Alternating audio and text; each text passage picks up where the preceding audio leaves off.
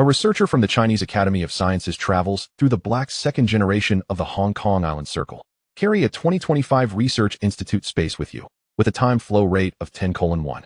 The road to the rise of black technology begins from this moment.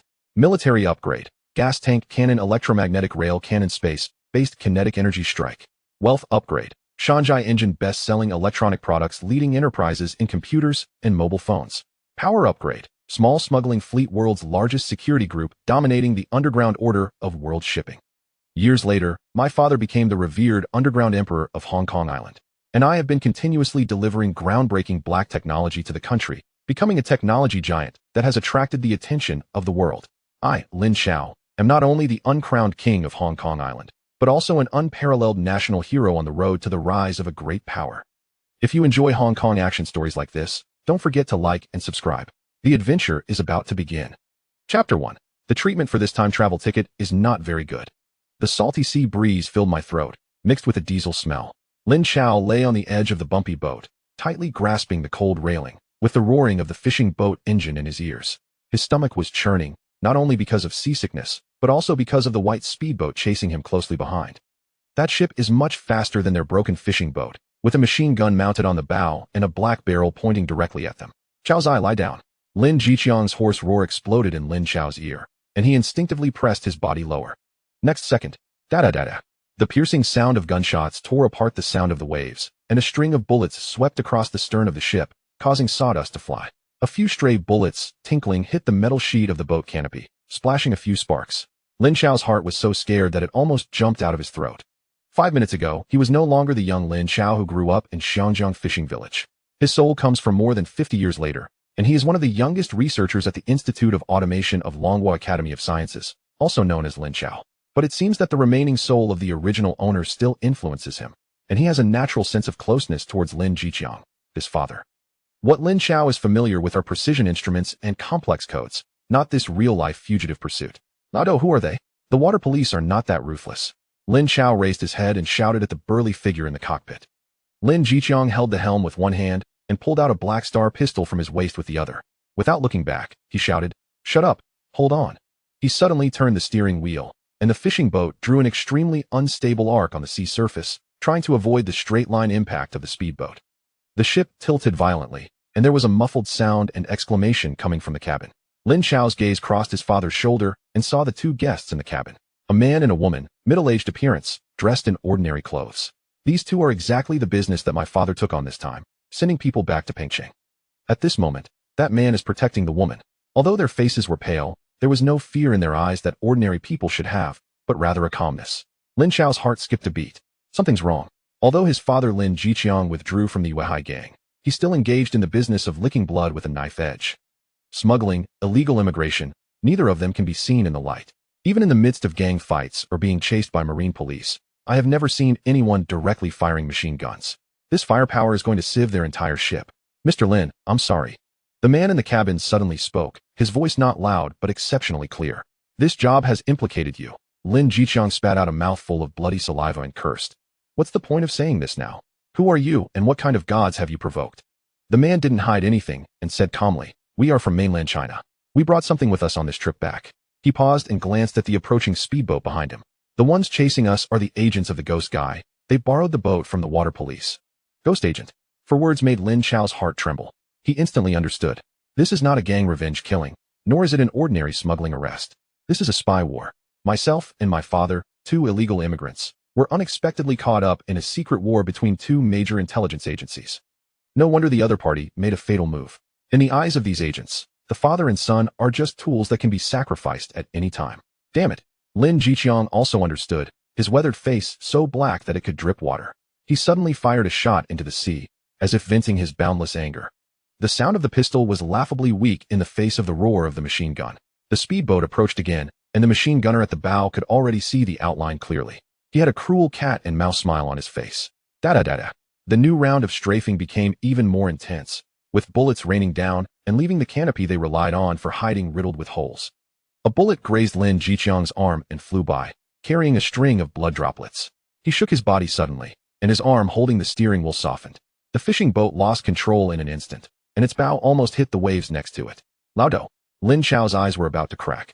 I'm fine. Lin Chao pressed his injured arm tightly with his other hand, grabbed the steering wheel again, and the veins on his forehead were bulging with intense pain and force.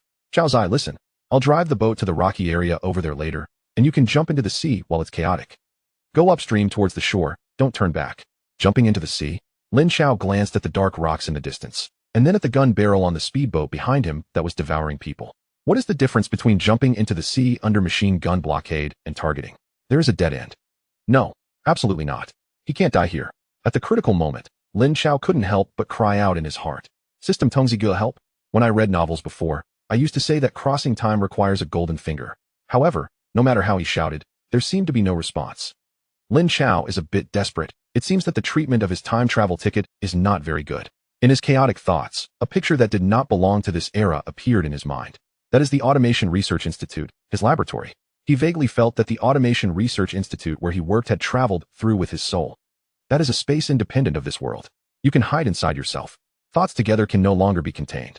Lin Chao's brain is rapidly running, calculating all possibilities. Only he can enter. What about the father? What would happen if his father saw him disappear out of thin air? We can't let him see. We must find a reasonable excuse, an opportunity to temporarily take him out of everyone's sight. Laudo, I'll go to the bottom cabin, where the wooden boards are thick and safe. Lin Chao shouted at the top of his voice, using all his strength. Don't go, it's dangerous. Lin Chao refused without hesitation. The bottom compartment is the lowest level of the fishing boat, dark and dirty, with only a narrow entrance and exit. Once the ship sinks, there is no chance to escape. Da-da-da-da. The machine gun roared again, and this time the bullet pierced through the cockpit glass directly. Lin Chao suddenly shrank down, and glass shards splashed his face and head. Right now. Lin Chao no longer hesitated. He used both hands and feet, and quickly crawled towards the entrance of the bottom cabin like a frightened gecko. That is a small square opening that only allows one person to pass through. Chao Zai, come back. Lin Jiqiang's anxious roar was drowned out by gunshots and waves. Lin Chao lifted the dirty wooden lid and was greeted by a strong smell of fish and oil, almost suffocating him. He didn't pause at all and plunged straight in. The body rolled in the narrow passage and fell heavily onto the sticky floor of the bottom compartment. The sound of bullets piercing through the deck and entering the water echoed above. The hull was shaking violently, as if it could fall apart at any moment. Lin Chao could hear his father's desperate roar, the suppressed breaths of the two agents, and even the footsteps of death getting closer and closer. He curled up in the dark corner and closed his eyes. Contemplate silently in your heart. Get into. In an instant, the deafening gunshot disappeared. The bumpy feeling of crossing the river and the sea has disappeared. The nauseating fishy smell has also disappeared. The whole world has become brighter. When Lin Chao opened his eyes again, he found himself standing in an incredibly familiar place. Underneath his feet was a shining marble floor, clean enough to reflect his figure. Above the head is a magnificent dome that is over 10 meters high, with a shining silver-white metallic emblem hanging from it. Surrounded by cold glass curtain walls and metal columns, the entire space is solemn and dignified. The air is filled with fresh air from the central air conditioning system. Lin Chao stared blankly at the familiar gilded characters on the background wall in front of him. Institute of Automation, Longwo Academy of Sciences. Chapter 2. This blast comes from 50 years later. Here lies the grand hall of the Automation Research Institute. He has returned. Or rather, he has brought it back.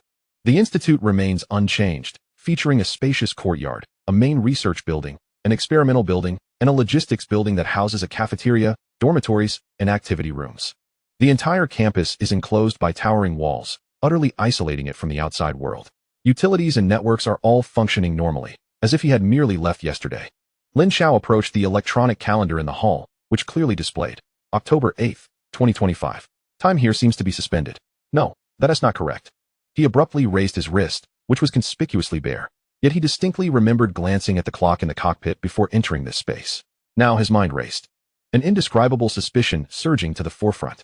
He dashed into his office, where the quartz clock on the wall ticked steadily. A strange realization dawned upon him. Time flows here at a rate tenfold that of the outside world. For every minute that passes outside, he experiences 10 minutes here. Marvelous. But this euphoria lasted merely 3 seconds before being extinguished by the chilling reality. Lin Jiqiang was still outside. There was no time to waste, even with tenfold the time. Every second outside was a matter of life and death. He must find a weapon. Lin Chao sprinted through the silent institute. The first place he burst into was the precision machining laboratory.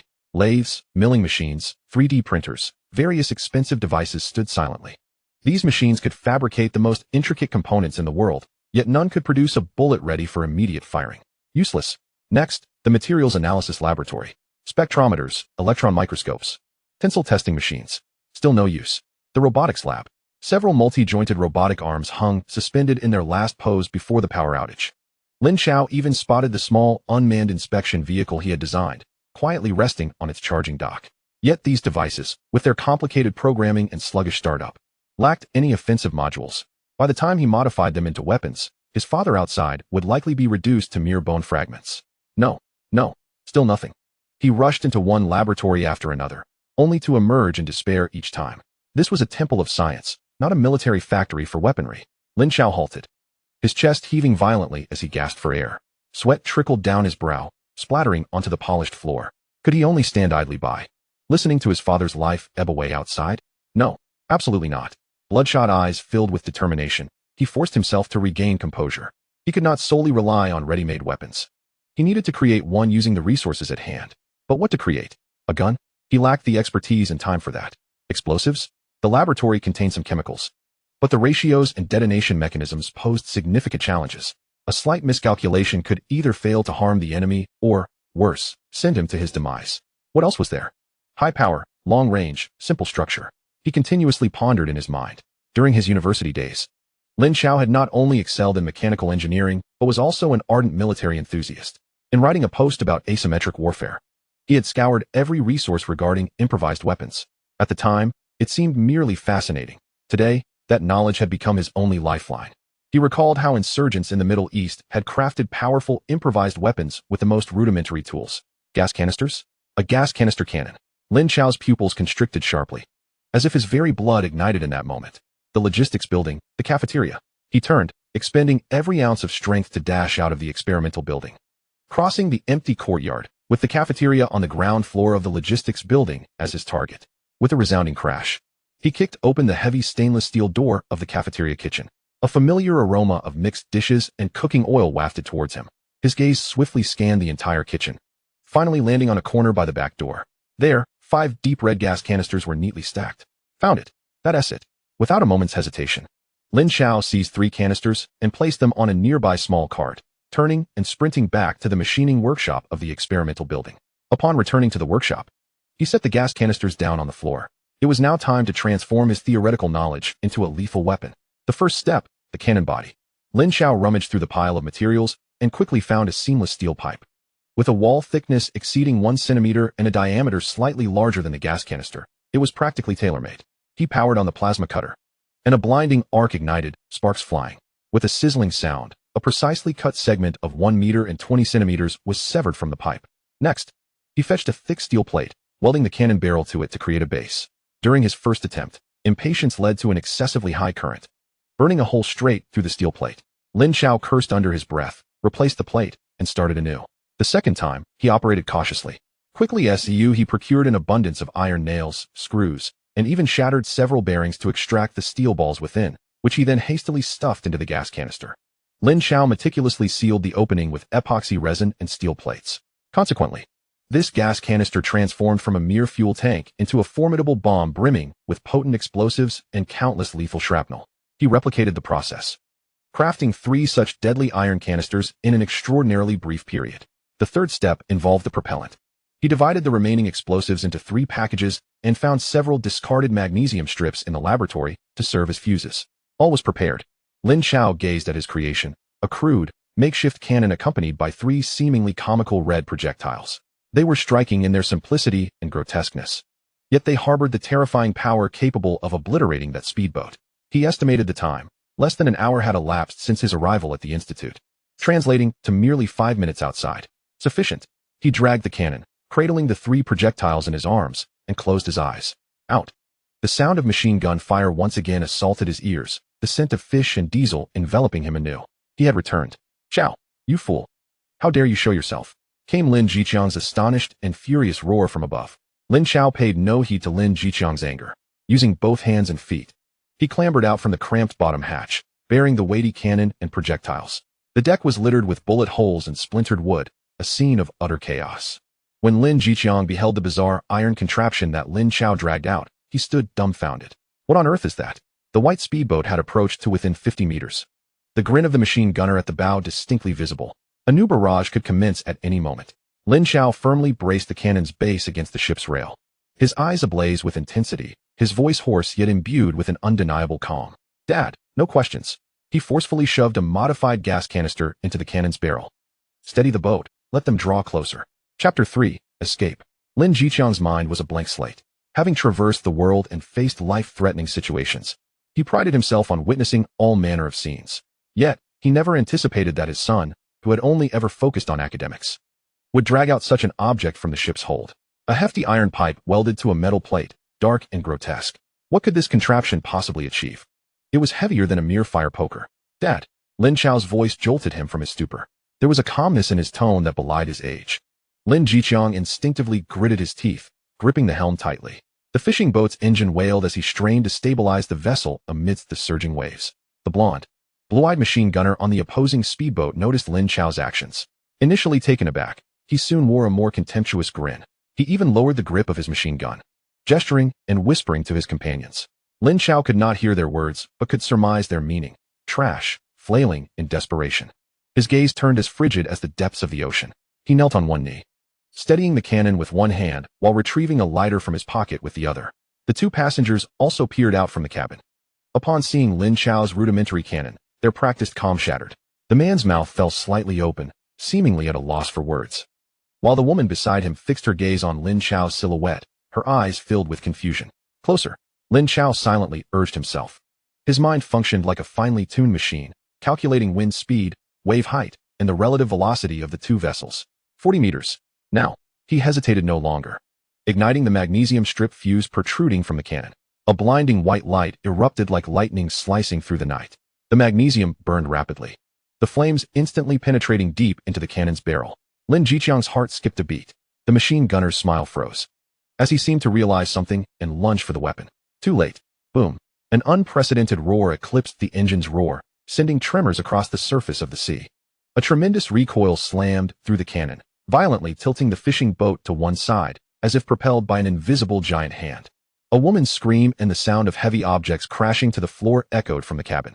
Lin Chao was also toppled by the force, his ears ringing as he temporarily lost his hearing.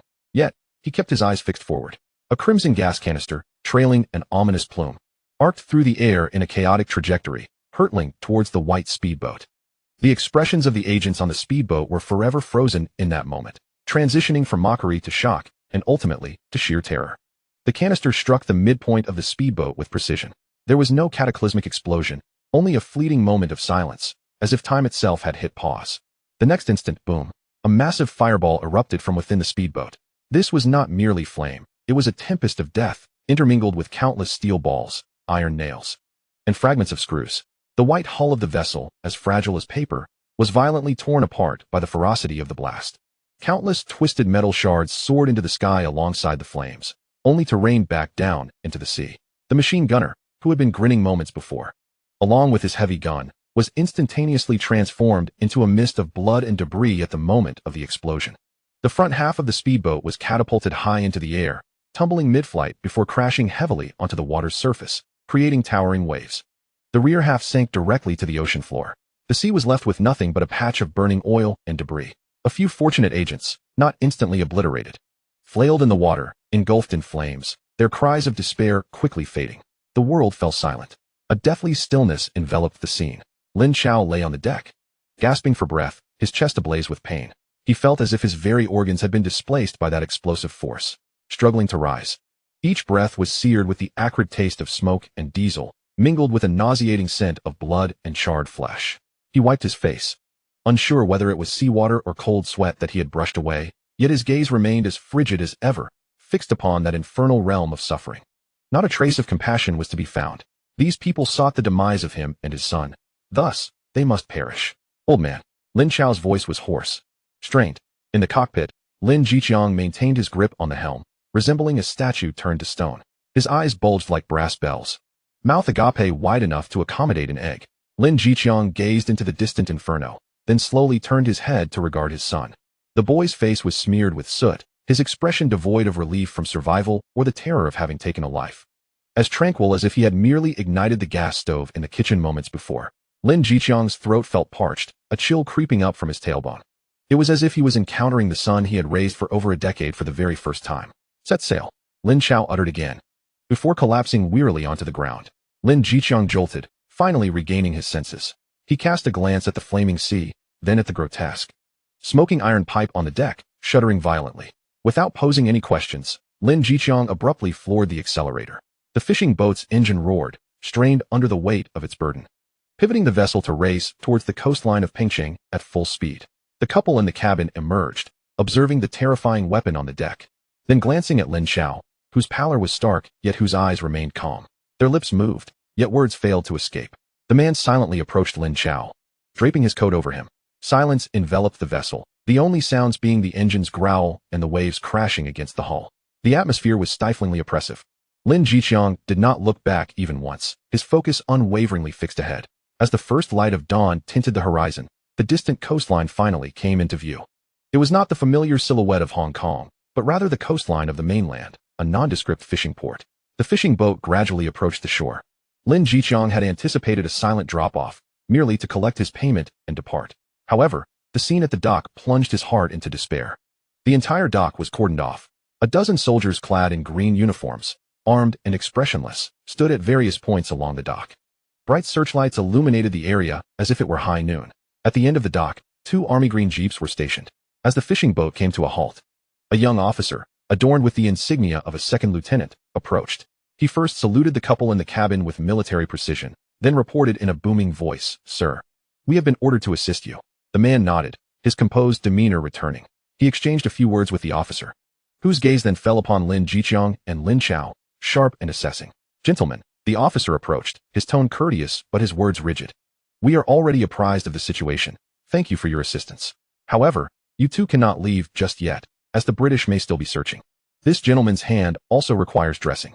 You both shall stay with us for a couple of days." Lin Jiqiang sensed the gravity of the situation, anticipating trouble. Father and son were escorted off the boat. The couple, surrounded by several officers, climbed into one of the jeeps, quickly vanishing beyond the dock's end. Another middle-aged officer led Lin Chao and Lin Jiqiang to a different vehicle. The car traversed a rugged dirt road for several minutes before halting in front of a small 2-story building that resembled a guest house. The middle-aged officer summoned a nurse, who administered a rudimentary bandaging to Lin Jiqiang, then guided them upstairs. "You may rest here for the time being." The officer opened the door to a room. It was simply furnished, featuring 2 single beds, a table, and 2 chairs, nothing more. "We will ensure your safety. Please do not leave this compound. Should you require anything, you may speak with the guard at the door." With that, he turned and departed. The door clicked shut softly. Inside the room, only Lin Chao and Lin Jiqiang remained. Lin Jiqiang sat silently at the edge of the bed, retrieving a pack of cigarettes, partially dampened by seawater, from his pocket. He pulled one out, but could not ignite it. Frustrated, he tossed the cigarette and lighter onto the table. The room fell into an oppressive silence, broken only by his labored breathing. He lifted his gaze, his bloodshot eyes locking onto Lin Chao. "Chaozi," his voice was somewhat hoarse. "Tell me the truth. What exactly was that thing on the boat?" Chapter 4, Presenting the Blueprint. Lin Chao did not shy away from his father's gaze. Meeting that stare, he spoke calmly. "Old man, have you forgotten what I studied at Xi'an University?" Lin Jiqiang was taken aback. The mechanical engineering department. This had always been his pride, raising a son who had become a distinguished graduate of a prestigious university, even though he himself was a scoundrel barely scraping by. But what did that have to do with the iron contraption capable of blowing a speedboat sky-high? Did they teach you how to make such a thing in school? Lin Jiqiang's tone dripped with incredulity and disbelief. Not entirely. Lin Chao shook his head. The textbooks cover theory, fluid mechanics, material mechanics, thermodynamics, introductory explosive engineering. With every term he mentioned, the confusion on Lin Jiqiang's face deepened. He recognized the words, yet could not comprehend their collective meaning. "I merely applied those theories to practice," Lin Chao stated matter-of-factly. "It was just a project experiment I had been working on at school, titled Research on High-Pressure Vessel Propulsion and Secondary Explosion Effects. I never anticipated it would be utilized in such a manner." High-pressure vessel? Secondary explosion? Lin Jiqiang felt his head spinning, abruptly interrupting his son's discourse. "Don't speak to me in terms I don't understand." He stood abruptly, pacing the cramped room. "An experiment? You think an experiment can obliterate the foreigner's ship? Can it reduce a person to mere blood and pulp?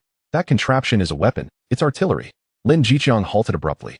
Turning to fix his gaze fiercely upon Lin Chao, he extricated himself from the mire, determined to prevent his son from treading the same path he had once traversed. He had believed his son to be a dutiful scholar, engrossed solely in his studies. However, the events of yesterday had utterly shattered that perception. The calmness in the face of death, the ingenuity in crafting lethal weaponry. Such capabilities were far beyond those of an ordinary student. Observing the complex emotions of concern and fear mingling in his father's eyes, Lin Chao felt a stir within. He recognized that his explanation would be difficult to accept. Yet it was all he could convey. Dad, I didn't tea. All I know is that they intended to kill us. I had to act. This was merely an experimental project I intended to refine during the holiday. Given the circumstances, I had no choice but to use it for self-defense. Lin Chao fell silent. The truth held little significance, for this was his son. Gazing at the young man before him, he suddenly felt an unprecedented sense of estrangement. Knock, knock, knock. At that moment, a knock echoed at the door. Lin Chao instinctively turned to face the entrance. The door swung open to reveal the same middle-aged officer, flanked by two armed soldiers. The officer did not enter but stood at the threshold, his gaze sweeping over the father and son before finally resting on Lin Chao. Comrade Lin Chao, he began, we have thoroughly inspected the boat. There are certain matters that require your cooperation for further clarification. Please accompany us. Lin Qiang's heart immediately raced as he stepped forward to shield Lin Chao. Comrade, my son is still a student. He knows nothing. The middle-aged officer glanced at him, his tone unperturbed. Mr. Lin, rest assured, we harbor no ill intentions. We merely seek to consult Comrade Lin Chao on some technical matters. Consult? Lin Qiang was taken aback. Lin Chao gently patted his father's arm, signaling for him to remain calm. Dad, it's fine. He followed the middle-aged officer out of the room, with Lin Qiang hesitating briefly before hastening to keep pace. The vehicle did not travel far, stopping at another small building within the compound. They were led into a room resembling a command center. The spacious chamber housed a long conference table in its center, adorned with a colossal military map on the wall. Several individuals were already present, including the pair from the boat yesterday. Upon their arrival, the man among them nodded in acknowledgement toward Lin Qiang. There was also a middle-aged man in military attire, whose rank caused Lin Qiang's eyelids to flicker. The young lieutenant stood rigidly nearby, while several others donned gray work uniforms, resembling researchers. In the very center of the room lay three items, the grotesquely designed handmade cannon and two modified gas canisters. Upon seeing these items, Lin Qiang's heart sank once more. All eyes were fixed on Lin Chao as he entered. The highest-ranking officer spoke first. Young comrade, there is no need to feel anxious. We have come to express our gratitude once more. You saved our lives and safeguarded significant state secrets. He paused, gesturing toward the gas canisters with an astonished expression. We also wish to inquire about this weapon. The word weapon was spoken with some hesitation, as if he were searching for an accurate definition. A gray-haired researcher adjusted his glasses, eagerly interjecting, young comrade, we have examined these two projectiles. The design concept is truly extraordinary. Utilizing readily available gas canisters as the projectile body, filled with homemade explosives and abundant shrapnel, this is nothing short of a genius idea. Simple, crude, yet astonishingly effective. Another researcher in work attire nodded in agreement. We cannot fathom how you conceived and constructed such a weapon under those conditions. According to our comrades on the vessel, a single projectile utterly destroyed a speedboat. This power exceeds our understanding of conventional homemade explosives. As Lin Chao listened to their discourse, he felt a sense of clarity dawn upon him. He recognized this as his opportunity, a chance to elevate both his and his father's standing, as well as to secure a formidable ally in this era. Lin Chao did not hold back. He recounted his earlier explanation to his father with greater professionalism and detail. The more elaborate his descriptions became, the more the expressions of the experts transformed, from initial astonishment to deep contemplation, culminating in a dawning realization and uncontainable excitement. Lin Qiang stood by, absorbing his son's terminology, which felt like a foreign language, as though he were caught in a dream. He could scarcely reconcile the articulate young man, commanding the attention of military experts, with the studious boy he had always known. Theory is foundational. Yet translating theory into reality necessitates meticulous design and craftsmanship. Lin Chao addressed them. If you require, I can produce the complete design schematics and manufacturing process. At this proclamation, an immediate hush fell over the room. The middle-aged man exchanged glances with several experts, each reflecting a profound exhilaration. Young comrade, are you serious? Absolutely. Lin Chao affirmed with a nod. Excellent. The middle-aged man slammed his hand on the table, promptly issuing orders. Bring paper and pencils. Moments later, a large sheet of drawing paper was unfurled on the conference table, accompanied by pristine pencils and erasers placed before Lin Chao. Without hesitation, he approached the table and picked up a pencil. All eyes converged upon him, their gazes intense with anticipation. Lin Chao's hand was steady as the pencil tip glided across the paper, producing a soft yet distinct scratching sound. He was not sketching a version crafted with precision instruments in a research facility, but rather a design that could be replicated with the existing industrial capabilities of the 1970s. He detailed the required thickness and material specifications for the steel tubing, the welding techniques for the base, and the reinforcement structures. He meticulously outlined the modifications for the gas canisters, including how to safely drill openings and fortify the canister to prevent premature detonation. Moreover, he provided the critical details regarding the explosive composition and the additional stabilizers he had included to enhance potency. Although the raw materials were commonplace in a chemical laboratory, they constituted an exceedingly sophisticated formula in this era. Lastly, he discussed the fuse, opting for a more secure and reliable delay fuse over the crude magnesium strip. His pencil danced rapidly across the paper, illustrating component diagrams, data, and procedural flows, all vividly laid out before the captivated audience. The room was enveloped in the sound of the pencil gliding over the paper. The researchers huddled closer together, their eyes wide with astonishment, their lips occasionally parting to emit suppressed gasps and whispers. So this is how the chamber pressure is increased. The proportions are remarkably clever, truly a stroke of genius.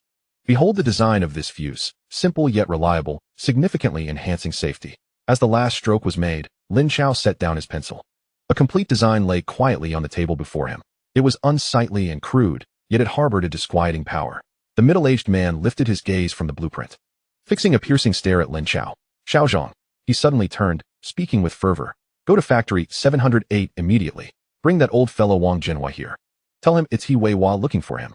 Have him bring the most skilled craftsman from the factory, and come here at once. Yes. The young officer stood tall, executing a sharp turn and hastily departing. Chapter 5. The Experiment. Lin Jiqiang stood in the corner, feeling like an outsider, bewildered by the unfolding events. Factory 708? He had heard of it vaguely. It was the largest military factory near Pengcheng. Lin Jiqiang watched as his son was surrounded by a group of officers and experts. A wave of dizziness washing over him. The progression of events had completely transcended all his life experiences.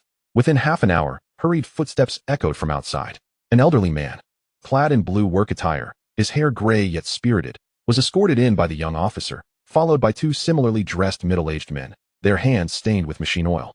This man was Wang Jinhua, the director of Factory 708. Upon entering, his gaze immediately fell upon the blueprint on the conference table. As a veteran who had spent his life dealing with steel and artillery, he was instantly captivated by the raw, striking beauty of the design.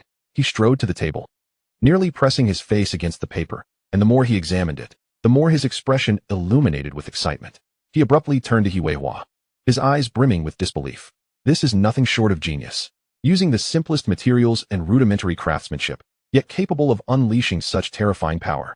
Minister He, grant me 3 hours. I shall produce 3 identical units. Good. He Wei Hua waved his hand decisively. Take whoever you need, use whatever materials you require. The entire factory is at your disposal. I want to witness the live-fire test before nightfall. The workshop at Factory 708 buzzed with activity. Director Wang Jinhua personally took charge, accompanied by the factory's finest machinists, all rallying around the blueprint to commence an urgent manufacturing process. The usually languid production line now surged with energy. The cutting machines roared with piercing noise, and welding torches spat forth dazzling sparks. Workers, drenched in sweat, exerted themselves to the utmost, their efficiency transformed. Director, we don't have steel pipes of the required thickness in stock. The closest is 1 millimeter thinner. A worker exclaimed, running up. Wang Jinhua furrowed his brow but quickly responded. No matter, use the thinner ones. Add 2 more rings of weld at the base connection and reinforce with angle steel. Lin Chao was also invited to the scene. He refrained from intervening, merely observing in silence. Lin Chao understood that this was not a simple replication. It was the realization of a concept that transcended time, crafted using the industrial capabilities of this era. Wang Jinhua and his team were diligently bridging the chasm between theory and reality with their expertise. In just 2.5 hours, 3 rugged yet pristine makeshift cannons were rolled out. They were unattractive but exuded a chilling aura of lethality. Wiping the sweat from his brow, Wang Jinhua gazed upon his creation, his eyes alight with exhilaration. Comrade, look, they're identical, even sturdier than yours, he said, slapping the cannon's body, which emitted a dull metallic sound. Lin Chao nodded, his eyes filled with admiration. On the outskirts of Pengcheng, in an abandoned quarry sealed off by the military, the setting sun painted the cliffs in hues of gold and crimson. The 3 freshly manufactured makeshift cannons were secured in position. Their muzzles, dark and foreboding, radiated an aura of primal savagery. Neatly arranged beside them were 9 modified red gas canisters. 200 meters away, a decommissioned liberation truck stood as a target. He Wei Hua, Wang Jinhua, and several researchers peered through binoculars from a makeshift observation post, their expressions tense. Lin Jiqiang was also brought here, watching the three iron monstrosities in the distance. His palms clammy with sweat. He felt as if trapped in an absurd dream, unable to awaken. Only Lin Chao stood at the edge of the observation post. His demeanor as tranquil as ever. Prepare. A soldier in charge of operations announced loudly. Fire. At the command, the soldier yanked the cord connected to the chemical fuse. There was no earth-shattering roar, only a faint hissing sound. All held their breath. 1 second, 2 seconds, 3 seconds. Boom. A sound, immensely resonant, erupted. A visible shockwave surged forth, sweeping up dust and debris in a wild frenzy. The glass of the observation post vibrated under the strain. A red shell, piercingly shrill, spiraled out of the cannon's mouth, hurtling towards the distant liberation truck. Time seemed to slow in that moment. Boom. A blinding sun, more radiant than the setting sun, erupted in the center of the quarry. The several-ton liberation truck was violently torn into countless flaming fragments amidst the ferocious blaze. The explosion's storm engulfed steel balls, iron nails, and remnants of the truck, creating a death zone with a radius exceeding 30 meters. Countless shards whizzed past the observation post, embedding themselves deeply into the rear cliffs. After what felt like an eternity, as the echoes of the explosion faded and the flames gradually extinguished, the quarry was left with a charred crater and a ground littered with still smoldering metal parts. The liberation truck had been utterly erased from existence. Silence enveloped the observation post. Wang Jinhua's binoculars clattered to the ground, yet he remained oblivious, his mouth agape, eyes glazed over, murmuring, "This is no mere makeshift cannon. Its power rivals that of a 122 mm howitzer." He Weihua slowly lowered his binoculars, his hands trembling slightly.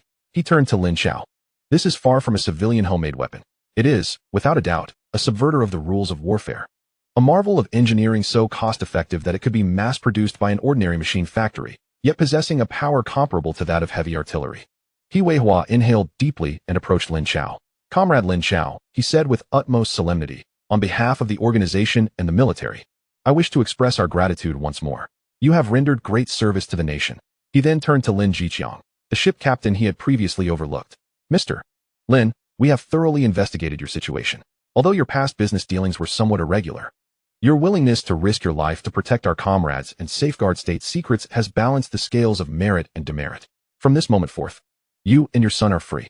Lin Jiqiang trembled, scarcely able to believe his ears. "As for your vessel," he minister paused, "it suffered significant damage during the combat. We cannot allow our heroes to suffer both bloodshed and tears." He glanced towards a young officer beside him. "Xiaozhong, come, escort them to dock number 3. "Yes, sir." The military jeep rumbled along the bumpy dirt road. Lin Jiqiang sat in the vehicle, his mind a blank slate.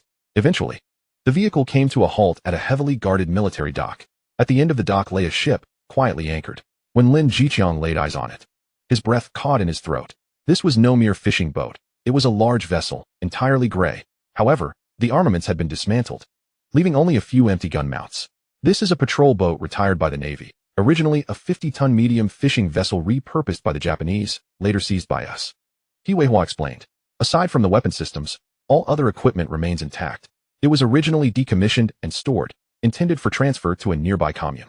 This vessel will now belong to you." Lin Jiqiang stumbled out of the vehicle, reaching out with trembling hands to caress the cold, hard steel hull. Throughout his life, he had dealt with boats, from small skiffs to fishing vessels. Yet, the disparity between those and the grand craft before him was immense. He abruptly turned and looked at his son. Lin Chao had also exited the vehicle. Instead of gazing at the ship, he focused on his father. The eyes of the father and son met in the air. Chapter 6. The Chao Yu. Lin Jiqiang regarded Lin Chao. His throat tightened, but he could not utter a single word. Having struggled through life in the mire, fighting for survival, his greatest dream had merely been to exchange for a medium fishing boat, to leave a little inheritance for his child. Yet, what lay before him surpassed all his desires. This was not merely a medium fishing boat, it was an armed vessel. He Weihua noticed Lin Jiqiang's dazed expression and presumed it was the ship's origins that unsettled him. "Mr. Lin, there is no need for concern. All records of this patrol boat have been destroyed, and the new documentation is complete and legitimate. It is now merely an ordinary civilian vessel." At that moment, Lin Chao spoke up. His voice was calm, breaking the silence of the dock. "Minister He, this ship stands out too much." All eyes turned towards him. Lin Jiqiang snapped back to reality, looking at his son. "We are but ordinary fishermen from Shanjiang," Lin Chao remarked, casting his gaze over the vessel's robust lines and vacant gun mounts. "If we return with such a ship, it is likely the water police will seize it by the next day." He Weihua raised an eyebrow, quickly grasping Lin Chao's implication. "What do you propose?" he inquired with keen interest. I would like to request the craftsman at Factory 708 for assistance. Lin Chao replied with a respectful yet assertive tone. Transform it back into a fishing vessel. Equip it with a winch, fishing nets, and a catch hold. Repaint it to resemble a high-powered deep-sea fishing boat. Factory Director Wang Jinhua, listening intently, nodded in agreement, his gaze filled with admiration for Lin Chao.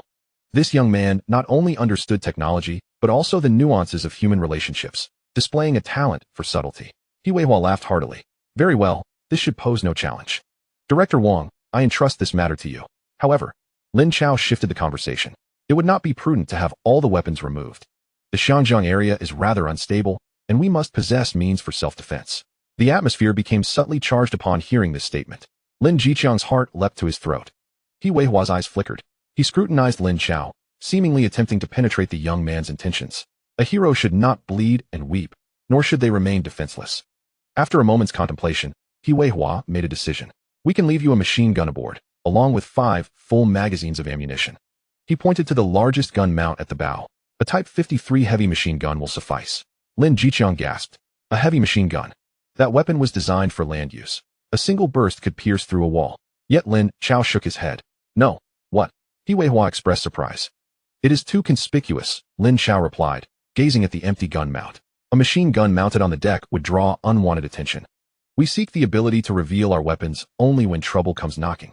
He turned to Director Wang Jinhua. Director Wang, I would like your assistance in designing a concealed folding machine gun mount. The machine gun and its support should be completely stowed away in the storage compartment beneath the deck, rendering them invisible from the outside. When needed, a single person should be able to deploy it within 10 seconds, ready for combat. Director Wang's eyes lit up instantly. This idea thrilled him even more than merely retaining a machine gun. Concealment, folding, rapid response. This transcended mere weapon storage. It was a tactical philosophy. No problem, Director Wang declared. I will personally oversee this task, ensuring it is executed flawlessly. He Weihua did not inquire further, simply nodding gravely. Let it be as you have said. Over the next 2 days, the dockyard at Factory 708 became the busiest place in the entire factory. Director Wang truly took the lead, bringing the finest craftsmen to commence the fervent transformation of the patrol boat. Lin Chao did not remain idle. He meticulously drafted detailed structural diagrams for the folding mount, even providing precise calculations for several critical mechanical nodes. Meanwhile, Lin Jiqiang did nothing but silently observe from the dockside, watching as the ship gradually transformed under the workers' skilled hands. The original paintwork was ground away by a grinding wheel, replaced with the familiar blue and white hues of fishing vessels. A massive fishing net winch and a hoisting arm were welded onto the deck. 2 days later, when all the modifications were completed, the once menacing gunboat had vanished entirely. In its place stood a brand new deep-sea fishing trawler. No one would suspect that this seemingly harmless fishing boat could swiftly transform into a maritime fortress. Beneath the concealed storage hatch at the bow, a formidable Type 53 heavy machine gun lay quietly in slumber. The moment of departure had arrived. Minister He and Wang Jinhua personally came to the dock to bid farewell. Comrade Lin Chao, should you have any needs or new ideas in the future, feel free to come to Pengcheng to find us. Minister He grasped Lin Chao's hand firmly and shook it vigorously. Then, he presented a brown paper envelope. Inside were all the documents pertaining to the vessel, along with a long-term pass for military docks. Minister He patted the back of Lin Chao's hand. This dock will always welcome your arrival. Consider it a second home. Standing nearby, Lin Jiqiang gazed at the envelope, filled with deep emotion. Old man, it's time to board. Lin Chao's voice cut through the moment. Lin Jiqiang snapped back to reality and nodded silently. The father and son ascended the vessel, which Lin Chao had named Transcendence. Lin Jiqiang stepped into the spacious and well-lit cockpit, placing his hand upon the cold, weighty helm. He turned the key. A low, powerful rumble resonated from the depths of the ship. The engine roared to life, a stark contrast to the lamenting wail of his previous decrepit boat. It was a roar filled with vigor. The Transcendence gently departed from the dock, slicing through the deep blue waters, leaving a pristine white wake in its path. Chapter 7, Maritime Discussion. The sea breeze, carrying a briny scent, tugged at Lin Chao's clothing. The hull of the Transcendence was sturdy and steady, cutting through the waves without a trace of the old fishing vessel's creaks and groans. Inside the cockpit, Lin Jiqiang gripped the helm tightly, feeling the surging power from the military-grade engine. Occasionally, he stole a glance at his son standing beside him, calm and gazing at the distant outline of Hong Kong, as if nothing had transpired before. Old man, Lin Chao's voice shattered the silence. How do we explain this boat when we return? Lin Jiqiang's body jolted. He suddenly realized that this question was the most pressing at hand. We'll say we went out to sea, the boat broke down, And we drifted for a few days, he replied hoarsely, yet swiftly. Fortunately, we encountered an old acquaintance from the mainland who had an old boat he no longer wanted. We purchased it at a low price and spent a few days repairing it before returning. This excuse was reasonable, accounting for their disappearance and the origin of the vessel. Lin Chao nodded. It will have to suffice. Yet, Lin Jiqiang couldn't fully relax, his brow furrowed even deeper. But this boat is too large, too conspicuous. Our previous decrepit vessel could barely be operated by the two of us. This one, just to haul nets and unload cargo, requires at least 3 to 5 people. His voice dimmed. Xiang has also left. Xiang, Zhao Xiang, had been his apprentice for 5 years and the only crew member aboard. A week ago, Zhao Xiang had bid farewell, stating he wished to work with the Yuehai gang. Lin Jiqiang hadn't stopped him, knowing he would eventually leave the boat to Lin Chao. Zhao Xiang would only ever be a helmsman under him, never the captain. The Yuehai gang, however, was different. That powerful syndicate within the Hong Kong circle had grown increasingly ambitious, unwilling to remain mere middlemen. They had acquired a mid-sized fishing vessel of 70 tons, planning to operate their routes in Southeast Asia, trafficking goods, to recruit manpower. The Yuehai gang had proclaimed that any skilled seafarer who performed well would be entitled to a share as shipowner. Zhao Xiang had been swayed by this promise. It was precisely because of Zhao Xiang's departure, leaving them short-handed, that Lin Jiqiang had summoned Lin Chao to help during his summer break. Who could have anticipated that this trip would nearly cost them both their lives? The waters of Hong Kong are far from tranquil, Lin Jiqiang spoke gravely. In the past, our little boat was overlooked by those big gangs. Now, with this new vessel, it's like a prime cut of meat, attracting countless hungry eyes. Lin Chao withdrew his gaze from the distant horizon, observing his father's weathered face etched with worry and concern. Old man, we can't operate independently as we did before. Call back some of your trustworthy old associates. We should form our own crew. This boat will become our own brand. Lin Jiqiang's heart raced. Forming a crew? Did that not imply gathering a group to establish their own foothold? He had spent his life serving others or struggling alone, never contemplating such a step. Running smuggling operations in coastal waters will yield substantial profits, Lin Chao continued. But we absolutely cannot engage in drug trafficking. Lin Jiqiang's pupils constricted sharply. And we can no longer operate as illegals. Lin Chao's gaze swept over the renovated equipment in the cockpit. Once we return, we should register a fishing company.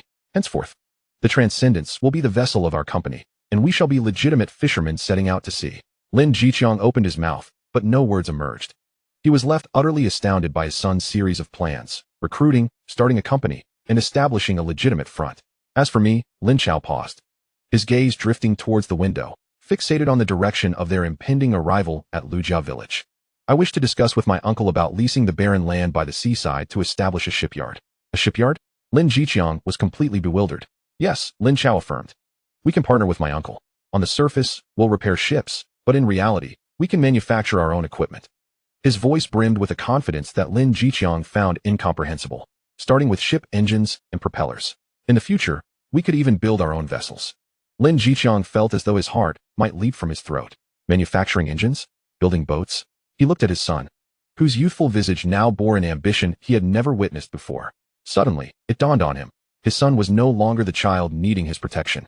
Lin Jiqiang remained silent for a long while before finally nodding gravely. He asked no questions, merely tightened his grip on the helm. The vessel moved swiftly. By the time the father and son had deliberated, the familiar dock of Legiacan had already come into view, before the ship could even berth. A commotion erupted on the dock. A figure burst forth from a small shack at the edge of the dock. It was Lin Chao's uncle, Lu Yaoming. He was followed by several young men from the village. For days, Lin Jiqiang and his son had been out of contact, causing Lu Yaoming to become so anxious that blisters formed on his lips as he stationed people at the dock daily. When he saw such a massive fishing vessel approaching, he was momentarily taken aback. Then, he spotted Lin Chao standing at the bow and Lin Jiqiang in the cockpit. Lu Yaoming's heart finally settled. Yet, the next moment, overwhelming shock obliterated the joy of their reunion. He pointed at the enormous Chao Yu vessel, larger than any fishing boat in the village, his mouth agape. Unable to utter a single word for what felt like an eternity, the fishing boat slowly docked and came to a halt. Lin Jiqiang turned off the engine and exited the cockpit. He leaped onto the dock and approached his brother-in-law. Observing Lu Yaoming's ghostly expression, Lin Jiqiang simply gave his shoulder a reassuring pat. Let us go home, he urged. Chapter 8. The Establishment of a Base. Inside the earthy dwelling of Legiacan, the air was so stifling it felt as though one could wring water from it. Lu Yaoming fixed his gaze on Lin Jiqiang, then glanced at Lin Chao, who was quietly peeling an apple beside him, his facial muscles twitching from shock. Brother-in-law, could you repeat that? He asked. We encountered good fortune. Lin Chao lifted a bowl of tea that had long gone cold and gulped it down. He reiterated the story he had concocted with his son during their journey. The ship had broken down, they had drifted at sea, and had encountered a fellow villager from the mainland, who had sold them an old boat at a bargain price. Lu Yaoming was no fool. His eyes fell upon Lin Chang's injured left arm, and disbelief flooded his mind. What kind of villager could possibly have such a vessel lying idle, let alone sell it for a pittance? What old boat could look so pristine? Brother-in-law, speak honestly. Lu Yaoming lowered his voice, leaning closer. Have you joined some major gang? His greatest fear was that Lin Chang had returned to his old ways. Lin Chang fell silent, unsure of how to respond. How could he disclose that his son had fashioned a cannon out of a gas cylinder and sent a boatload of foreign agents skyward? And that the military from the mainland had gifted them a gunboat in gratitude? Such revelations would surely have him branded a madman. Uncle, Lin Chao interjected at that moment, naturally extending the peeled apple towards Lu Yaoming. All the paperwork for the boat is in order, and its origins are legitimate. We have returned solely to live a stable life. His voice was calm, and his words carried a compelling weight that was hard to dismiss. Lu Yaoming accepted the apple, gazing into his nephew's eyes, but the words he had prepared faltered on his lips. He sighed heavily and ceased his inquiries. Very well. Lu Yaoming bit into the apple with a crunch. As long as you are safe, that's what matters. But the two of you won't be able to manage this ship alone. Lin Chang extinguished the cigarette in his hand. Yaoming, I need to step out for a moment and gather a few old comrades. Old comrades. Lu Yaoming's heart sank. He understood that the old comrades Lin Chang referred to were the very same individuals who had once followed him out of the Weihai gang, now scattered across the corners of Xiangjiang, toiling in menial labor. You still wish to associate with those people? It's different now. Lin Chang shook his head, determination gleaming in his eyes. Before, we labored for others. Now, we work for ourselves. With that, he rose, offering no further explanation, and strode out of the room. Under the nightfall, Kowloon walled city resembled a vast beehive. Lin Chang navigated through the narrow alleys, dodging the rainwater and refuse that fell from above. The air was thick with the noxious blend of cheap meals, tobacco, and mildew. This was a lawless zone, the hideout for his old comrades. He entered a smoky underground mahjong parlor, where the raucous sounds of tiles clacking and vulgarities assailed his ears. A tattooed man, bare-chested, intercepted him. Brother Chang? What brings you here? Lin Chang recognized him as one of his former subordinates. Are a Bao and Shanji around? The man hesitated momentarily before gesturing towards the inner room. Lin Chang pushed open the door. Inside, two weathered men, their eyes still fierce despite their aged faces, were engaged in a game, cigarettes dangling from their lips. Upon spotting Lin Chang, the cards in their hands clattered onto the table. Brother Chang? Without further ado, Lin Chang slapped a crumpled note onto the table. Lejai Kandak, 8 o'clock tomorrow morning. Anyone who wants to join me, be there. With that, he turned and departed, leaving no room for hesitation. The two men exchanged glances, each seeing the shock and excitement reflected in the other's eyes. They picked up the note, which bore nothing but an address. Yet they understood. The daring figure who had once led them to glory had returned. In the following 2 days, Lin Chang traversed the docks of Kuntong, the shanties of Sham Shui Po, and even visited the refugee camp in Tiu Konglong. He sought out his old brothers. Lin Chang made no promises of money nor painted grand visions of the future. He simply stated, I, Lin Chang, have returned with a new boat, and I need a few brothers. Meanwhile, Lin Chao was not idle. He sought out his uncle, Lu Yaoming, who was mending fishing nets at the village entrance. Uncle, I wish to discuss something with you. What is it? Lu Yaoming replied without looking up, continuing his work. I want to lease the abandoned salt alkali land at the eastern edge of the village. Lu Yaoming paused, lifting his head in astonishment to look at Lin Chao. What do you want that land for? It's so barren that even grass won't grow. The ground is too soft to build on. I intend to open a shipyard. Lin Chao's tone was steady. What? A shipyard? Lu Yaoming thought he must have misheard. Yes, Lin Chao affirmed with a serious gaze. In our village and the surrounding areas, there are over 100 fishing boats. Every time one breaks down, they must be taken to Aberdeen or Shao K1 for repairs. It's far and expensive. If we establish our own, we won't lack for business. Lu Yaoming fell silent, taken aback by Lin Chao's audacious idea. To open a shipyard would require substantial funds. What about the money? The skills? The workers? As for the finances, I will find a way. Lin Chao seemed to see through his uncle's concerns. I understand the technical aspects. Regarding manpower, with so many young people in the village idling their days away, it would be far more beneficial for them to acquire a skill that could sustain their families in the future. He paused, his voice laced with a hint of persuasion. Uncle, let us consider this factory as a partnership. You provide the land and the labor, and we shall share 40% of the profits. In the future, When villagers come for boat repairs, we will offer them the lowest prices. Any profits made will be distributed as dividends to the entire village at the end of the year. Liu Yaoming's heart raced with excitement, not for himself, but as the village head of Lijiakin, he felt the weight of his responsibility for the livelihoods of all. The vision Lin Chao painted was undeniably enticing, a venture that could benefit the entire village. Could this truly come to fruition? Liu Yaoming's voice was tinged with uncertainty. It can succeed, Lin Chao replied with unwavering conviction. We need not start on a grand scale. Let us first enclose the land, erect a simple workshop, and install a gantry crane. We shall begin with minor repairs, such as patching leaks and fixing engines. Eventually, we could even manufacture our own propellers and engines. Manufacture our own engines? Liu Yaoming felt overwhelmed. Why not? Lin Chao countered. As long as we have the blueprints, the equipment, and the materials, there is nothing we cannot create. His confidence profoundly inspired Liu Yaoming. As he gazed at his nephew, it was as if he were observing a marvel. It baffled him how a mere college student could possess such knowledge. Yet, he chose to place his trust in him. After all, they were family, and the barren land would otherwise remain neglected. Very well. Liu Yaoming suddenly tossed the fishing net to the ground. Let it be done. That very afternoon, he gathered a dozen young men from the village who had nothing to occupy their time. He pointed toward the desolate land to the east, his words animated. From this day forth, let us all get to work. Level this land and construct a wall. This will become our own boat repair factory in Lijiakin. As Chaozi mentioned, by year's end, the village will share in the profits, ensuring everyone has a stake in employment. The young men were initially skeptical, but when they witnessed their village head taking the initiative, wielding a hoe, they were stirred into action, rushing forward with enthusiasm. In no time, the long-abandoned saline land was alive with voices and clouds of dust. Lin Chao stood nearby, observing the fervent scene with a stoic expression. This was merely the first step. An industrial base of his own was quietly taking root in this arid land. 2 days later, in the evening, Lin Jiqiang returned, accompanied by 4 men. One was named Chen Bao, another Li Shanjiji, both of whom had once followed him from the Weihai gang. The other 2, Wang Datu and Shouho, were notorious figures who relied on brute strength at the docks. Each bore the marks of hardship, yet their eyes sparkled with renewed vigor. Liu Yaoming's wife laid out a simple meal inside the house. There was no wine, only meat. The men sat together, devouring their food ravenously. Lin Jiqiang watched them, then glanced at his son, who quietly ate nearby, feeling a tumult of emotions. He had ultimately returned to this path, but this time, he was no longer at the helm. At that moment, a hesitant figure peeked through the courtyard door. It was a young man in his early 20s, with dark skin and an expression of unease and timidity. Upon seeing Lin Jiqiang at the table, his eyes brightened momentarily before dimming again. Master. Lin Jiqiang looked up, his brow furrowing as he recognized the newcomer. It was Zhao Xiang, the apprentice who had bid him farewell a week prior to join the Weihai gang. What brought him here? Chapter 9. We are out of money.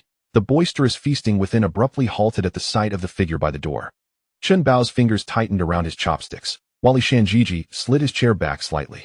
The atmosphere turned cold as several pairs of eyes became icy, hands discreetly moving towards their waists. The air thickened with tension. Zhao Xiang's face flushed and paled under the dim light, his legs feeling as heavy as lead. He dared not meet Lin Jiqiang's gaze, nor that of the men whose eyes were sharp as knives. Master. His voice was hoarse, tinged with desperation. Lin Jiqiang set down his chopsticks, his expression unreadable, betraying neither joy nor anger. He remained silent, simply observing the apprentice he had raised. Zhao Xiang felt an overwhelming dread under Lin Jiqiang's scrutiny, and finally, unable to bear it any longer, he collapsed to his knees at the threshold. Master. The leader of the Weihai gang, Long Go, wishes to invite you for a conversation. The Weihai gang? Chen Bao scoffed, rising from his seat, but was halted by a mere glance from Lin Jiqiang. Lin Jiqiang finally spoke. I have severed ties with the Weihai gang long ago. Long Go claims that the past is behind us. Zhao Xiang lowered his head even further. He said you, Master, are a senior figure. Now that you possess a large vessel, we are all brothers earning a living at sea and should draw closer together. Closer together? Lin Jiqiang lifted the teacup, blowing on the non-existent tea leaves. What exactly does that entail? Zhao Xiang swallowed hard, summoning his courage to speak. Long Ji's intention is that we can prosper together. He has access to numerous goods from the South Seas, with high profit margins. Brother Chong, your ship is large and powerful. One trip is equivalent to several for others. A deathly silence enveloped the room. Everyone understood precisely what Zhao Xiang was referring to. Lin Jiqiang's fingers tapped rhythmically on the rough wooden table, once, then again. He knew that the Weihai gang was not interested in him, but rather in the Chao Yu vessel at the docks. Currently, he lacked manpower and his foundation was unstable. A direct refusal would mean tearing the facade apart. Given the Weihai gang's influence in Xiangjiang, They could easily prevent his ship from setting sail the following day. Lin Chao, seated nearby, had remained silent throughout. After a long pause, Lin Jiqiang's tapping ceased. Go back and inform Long Xiaodian. Cooperation is possible. I, Lin Jiqiang, have spent half my life at sea, and I value friendship. Zhao Xiang's eyes brightened with a flicker of hope. However, Lin Jiqiang's tone shifted sharply, his gaze becoming piercing. This vessel cannot accommodate excessive cargo, nor can it travel great distances. Coastal trade can be arranged with me, but I cannot handle long-haul routes. He paused, enunciating each word. Also, I will not engage in the drug trade. The joy in Zhao Xiang's expression froze. He understood that this final statement was crucial. Lin Jiqiang was drawing his line in the sand. I will return to inform Long Gu. Zhao Xiang dared not say more. Stumbling to his feet and disappearing into the night. The atmosphere within the house remained oppressive. Brother Chong, that bunch from the Yuehai gang are untrustworthy. Chun Bao could no longer contain himself. I am aware. Lin Jiqiang picked up the chopsticks once more, but we find ourselves with little choice now. He requires time. Engaging in a facade with the Yuehai gang serves to buy him, and Lin Chao, some precious moments. The Yuehai gang stronghold is situated within a tenement building in Yaomati. The leader, known as Brother Long, whose full name is Long Xiaotian, is a man in his 40s, possessing a rugged and sharp visage. He is meticulously trimming his nails with a small knife. Zhao Xiang lowered his head and recounted Lin Jiqiang's words verbatim. No dealings with the powder? Brother Long's actions came to a halt. He lifted his eyelids to glance at Zhao Xiang. Did Lin Jiqiang still consider himself one of the 5 tigers of Ur? A confidant nearby leaned in and remarked, Boss, this old fellow is ungrateful. His ship's origins are dubious. I suggest we take direct action. The confidant made a gesture across his throat. Fool, Brother Long retorted sharply. With Lin Jiqiang suddenly emerging with such a substantial vessel, there must be intricate dealings behind the scenes that we are unaware of. He rose and paced the room. Let us proceed as he suggests. Give him some coastal business to handle. Have him transport electrical appliances, watches, and the like for us. A chilling smile crept across Brother Long's face. Keep a close watch on him. Once I ascertain his background, that ship will be mine, and he will obediently serve as my dog. In the days that followed, the dock at Lujia village became exceptionally busy. The Chaoyu set sail almost daily. Lin Jiqiang, accompanied by Chun Bao and others, began to accept smuggling jobs. There were familiar old clients, as well as orders relayed through Zhao Xiang from the Yuehai gang. They operated like a silent colony of worker ants, transporting boxes of radios, Dacron fabric, and other goods from the open sea, quietly distributing them thereafter. Using the first earnings he acquired, Lin Jiqiang paid for Chun Bao and the others' relocation expenses, leaving not a single cent for himself, which he entrusted entirely to Lin Chao. Lin Chao, in turn, devoted all his energy to the construction of the shipyard. The previously desolate saline alkali land at the eastern edge of the village had undergone a remarkable transformation. Walls had been erected, and the foundation laid. The blueprints drawn by Lin Chao were gradually becoming reality. Simple steel-structured workshops sprang up, and a massive gantry crane skeleton was beginning to take shape. The village's youth were invigorated, watching the site evolve day by day, as if glimpsing a promising future. Yet, Lin Chao himself grew increasingly anxious. Standing on the construction site, observing everything before him, his mind was consumed with a series of cold figures.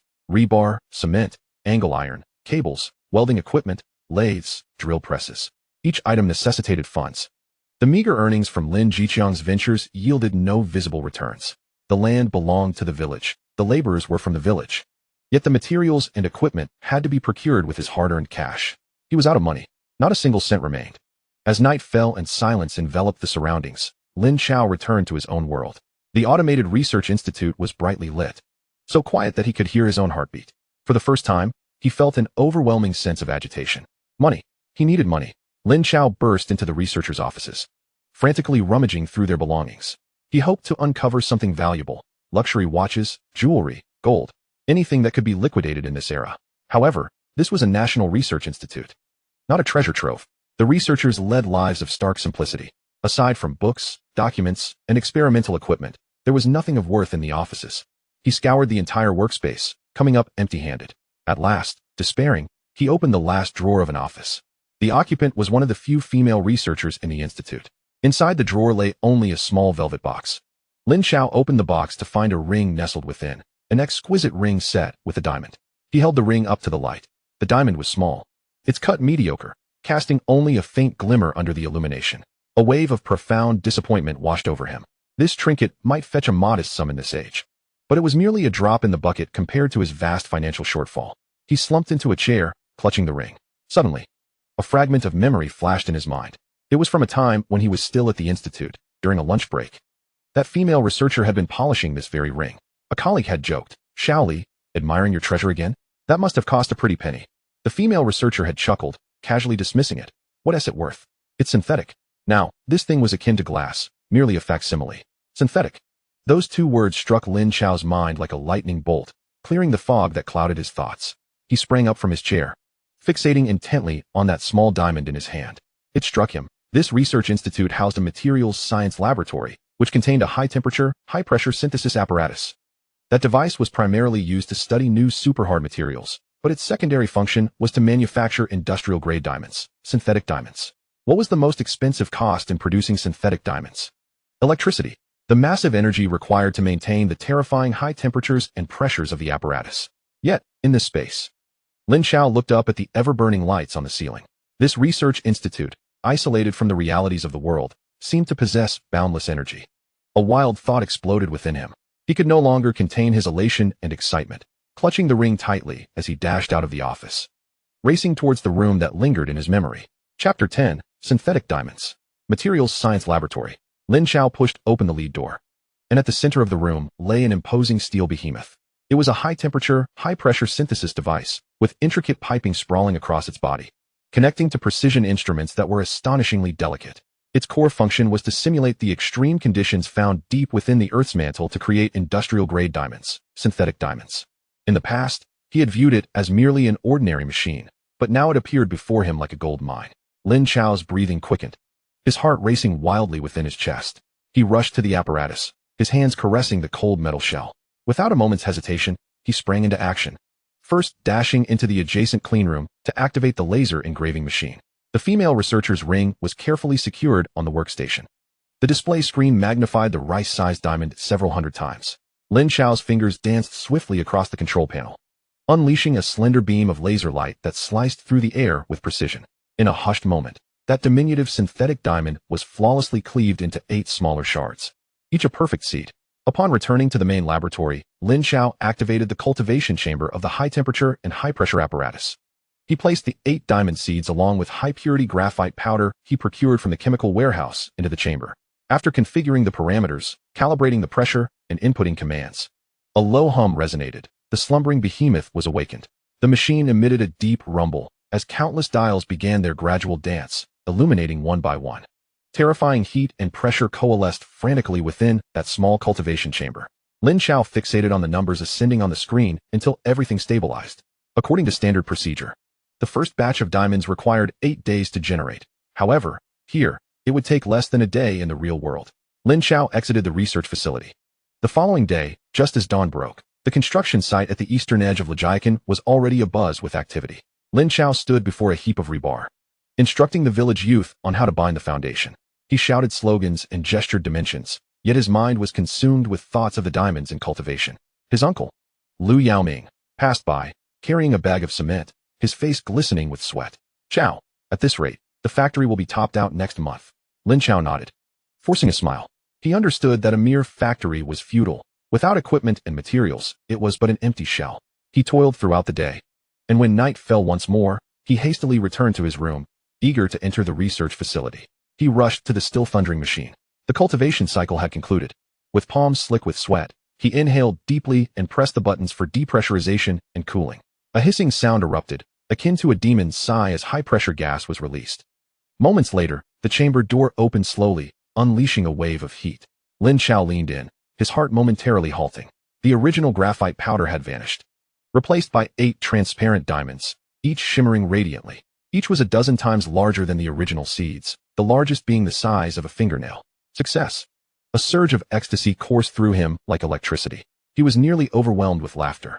In the ensuing days, Lin Chao resembled a fervent alchemist, engrossed in the joy of diamond creation. He recut the harvested diamonds into seeds and placed them back into the cultivation chamber. Once, twice, thrice, like a snowball effect. In just a few short days, he had amassed dozens of rough diamonds of varying sizes. Yet, gazing at the pile of glistening stones on his workbench, Lin Chao regained his composure. These were still just stones. To maximize their value, the most crucial step of cutting remained. He plunged once more into the machining workshop, setting his sights on a 5-axis laser apparatus designed for processing specialized ceramics. He spent 2 sleepless days and nights crafting over 1,000 lines of code to reconstruct the machine's motion logic. During this time, he inadvertently burned 2 rough diamonds due to parameter errors. By the 3rd morning, the machine was finally calibrated. Lin Chao placed the largest rough diamond into the fixture and initiated the program. Inside the machine, the mechanical arm moved with precision as the laser and ultrasonic cutter alternated in their work, fine diamond dust cascading down. Hours later, when the machine ceased operation, a flawless diamond with 57 facets lay quietly on the tray. Under the bright lights of the laboratory, it refracted light in a dazzling display, too brilliant to behold directly. Yet, as Lin Chao beheld this perfect artifact, he felt little joy. A new dilemma arose. How to convert these treasures into currency? Could he simply sell them? 1 or 2 might be manageable, but presenting dozens at once would surely draw the attention of various factions in the bustling metropolis of Xiangjiang. The Underworld's machinations were a common spectacle in this era. Moreover, he required an impeccable narrative for his windfall, an explanation for why a mere impoverished student could possess such an abundance of diamonds. Lin Chao sat at his desk, his fingers unconsciously tapping the surface, as a myriad of faces from Xiangjiang University flitted through his mind. The affluent local students, the wealthy offspring from Southeast Asia. Suddenly, a few dark-skinned figures flashed in his thoughts. Among the few African exchange students at the university, an idea sprouted wildly in his mind. Warlords, civil conflict, blood diamonds. A perfect script rapidly took shape in Lin Chao's imagination. He was not the producer of diamonds. He was merely an intermediary assisting his African classmates in disposing of stolen goods, claiming only a trivial commission.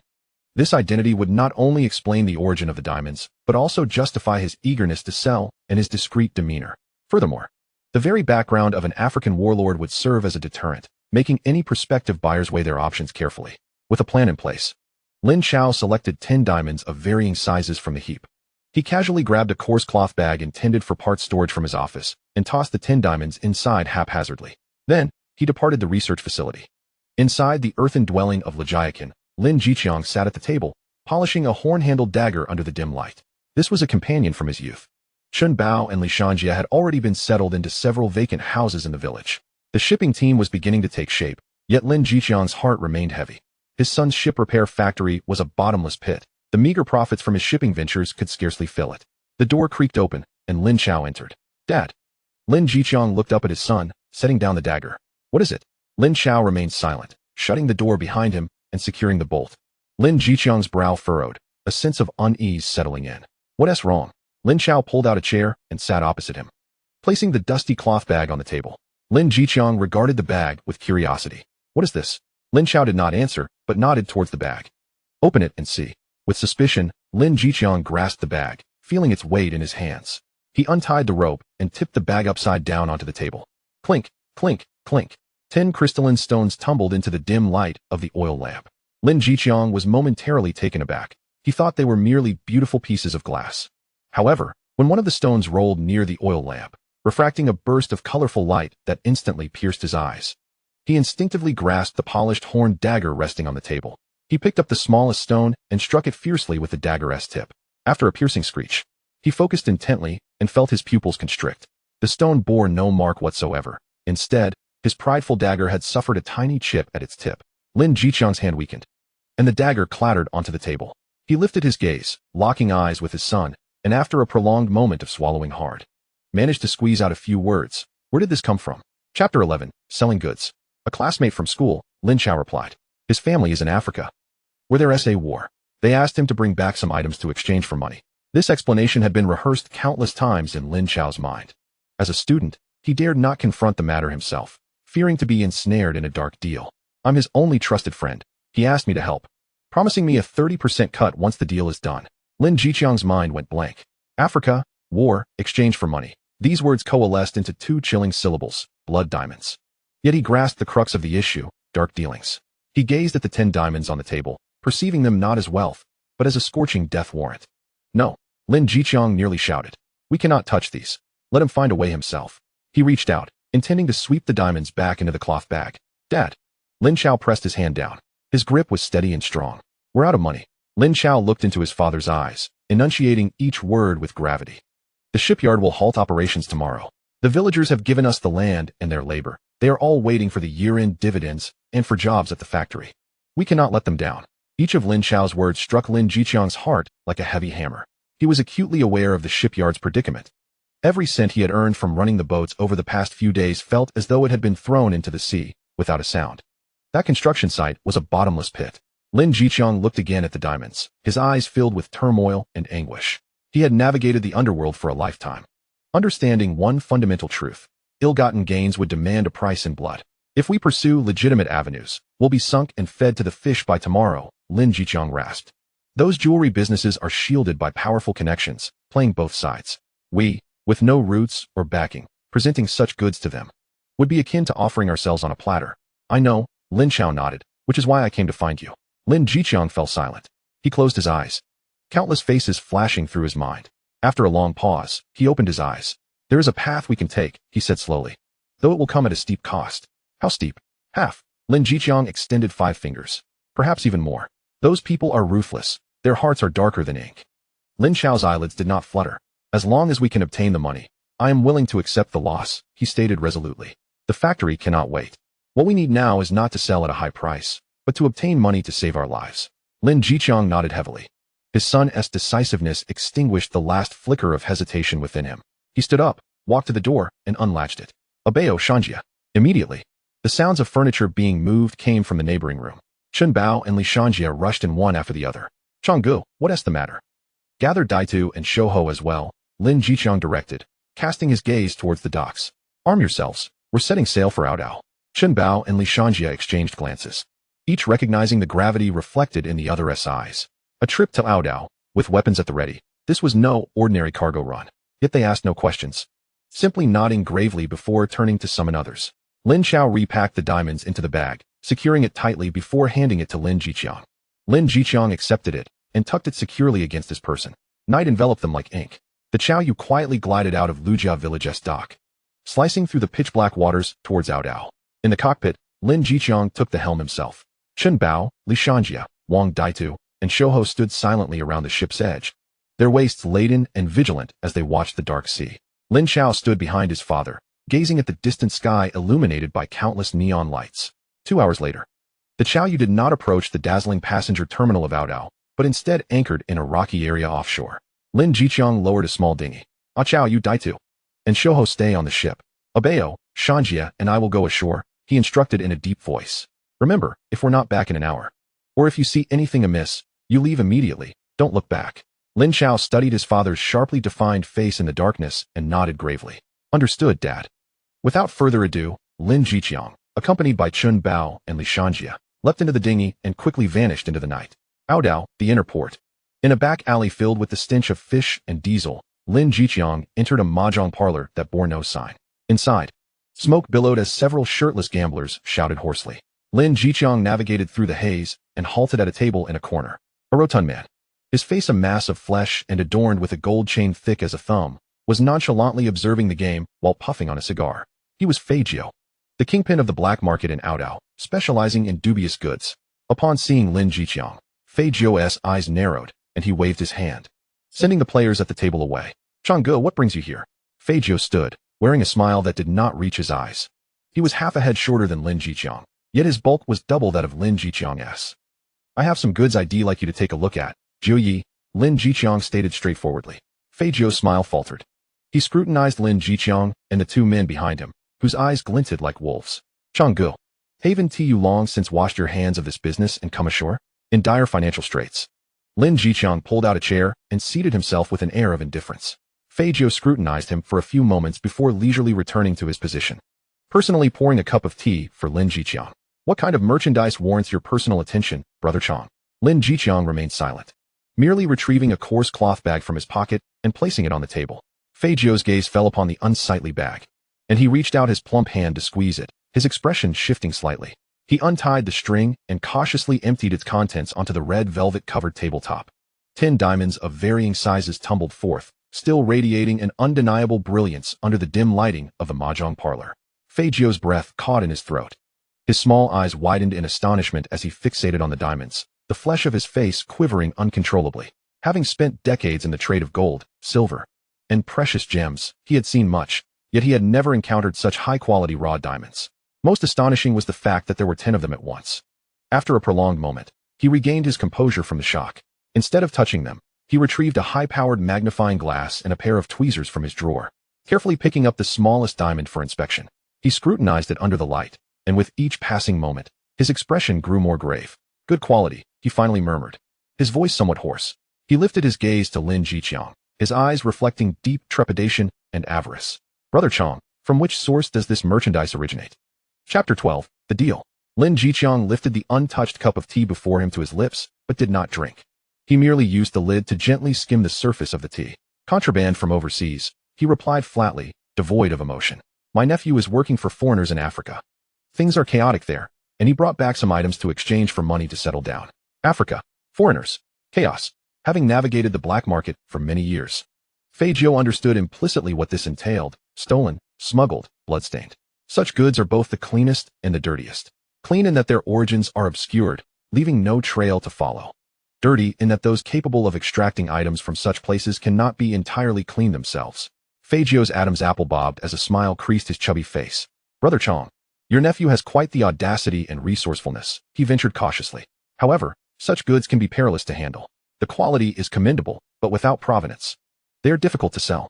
He picked up the magnifying glass again and pretended to inspect a few more diamonds. Look at this one, it has inclusions. And this one, the cut is not right, resulting in loss. If I take these and hold on to them, who knows how long it will take to clean them up and convert them into cash. Lin Chao remained silent, merely observing Fei Jiu's performance. Behind him, Chun Bao and Li Shanjiji stood like silent sentinels, their eyes radiating a chill that seemed to lower the temperature in the corner of the mahjong parlor. Fei Jiu was acutely aware of the stakes. Those who emerged from the Big Circle gang were all desperate men. The Lin Chao before him had once been one of the 5 tigers of the Weihai gang, a man with blood on his hands. It was not worth severing ties over this batch of goods. Yet, he could not bear to let go of the potential profit. Brother Chong, we are all sensible people here.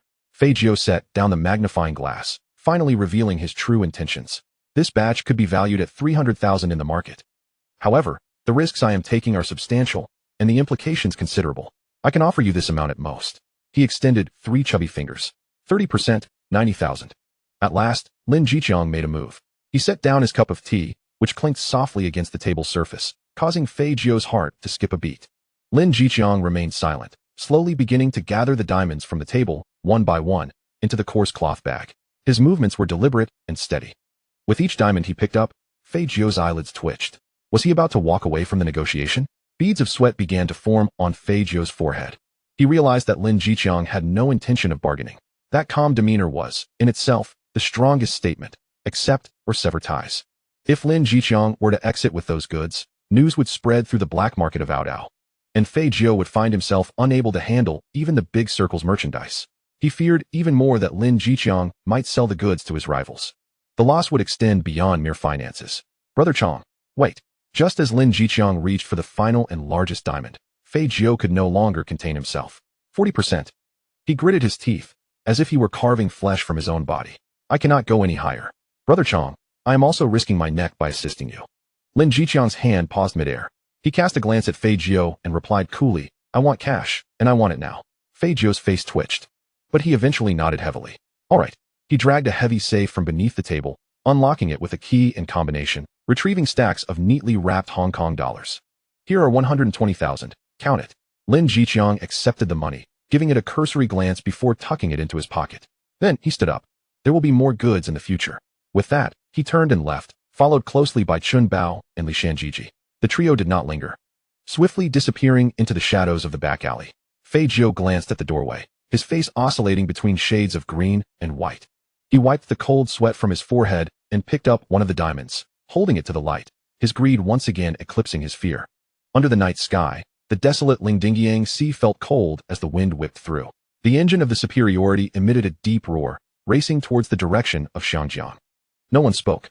The atmosphere in the cabin was stifling, almost suffocating. It was not until the familiar lights of Legiacan appeared on the horizon that everyone involuntarily exhaled in relief. The boat silently docked. Lin Chao was the first to leap off the vessel, securing the rope tightly to a wooden post.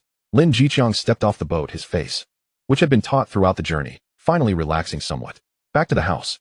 Inside the earthen dwelling, the dim oil lamp flickered back to life. Lin Chao tossed a heavy canvas bag onto the table, unzipped it to reveal neatly stacked banknotes. 120,000. Lin Jiqiang remarked, eyeing his son. Knowing they had lost more than half, Lin Chao's gaze fell upon the money. 120,000. In the year 1973, in the bustling harbor of Hong Kong. An amount sufficient to drive any ordinary individual to madness lay at hand. With such funds, his factory could survive. Enough. Lin Chao's voice was somewhat hoarse. He understood the immense risk his father had undertaken on this occasion. It was not a mere transaction. It was a gamble for life itself. Lin Jiqiang sifted through the pile of money, extracting $8,000 and pushing it aside. Bao, Shanji, Detu, Shouho, he addressed the four. Each of you take 2,000 to support your families. The group standing at the doorway, Chun Bao and the others, were momentarily stunned, their breaths caught in their throats. $2,000. They had previously risked their lives in perilous smuggling ventures, often returning with no more than a few hundred. Brother Chong, this is far too much. Chun Bao stammered, his lips trembling. Take it. Lin Jiqiang's tone brooked no argument. There will be plenty more occasions where lives are at stake. Chun Bao ceased to protest. Nodding gravely, he and his companions bowed deeply to Lin Jiqiang and Lin Chao before collecting the money and retreating.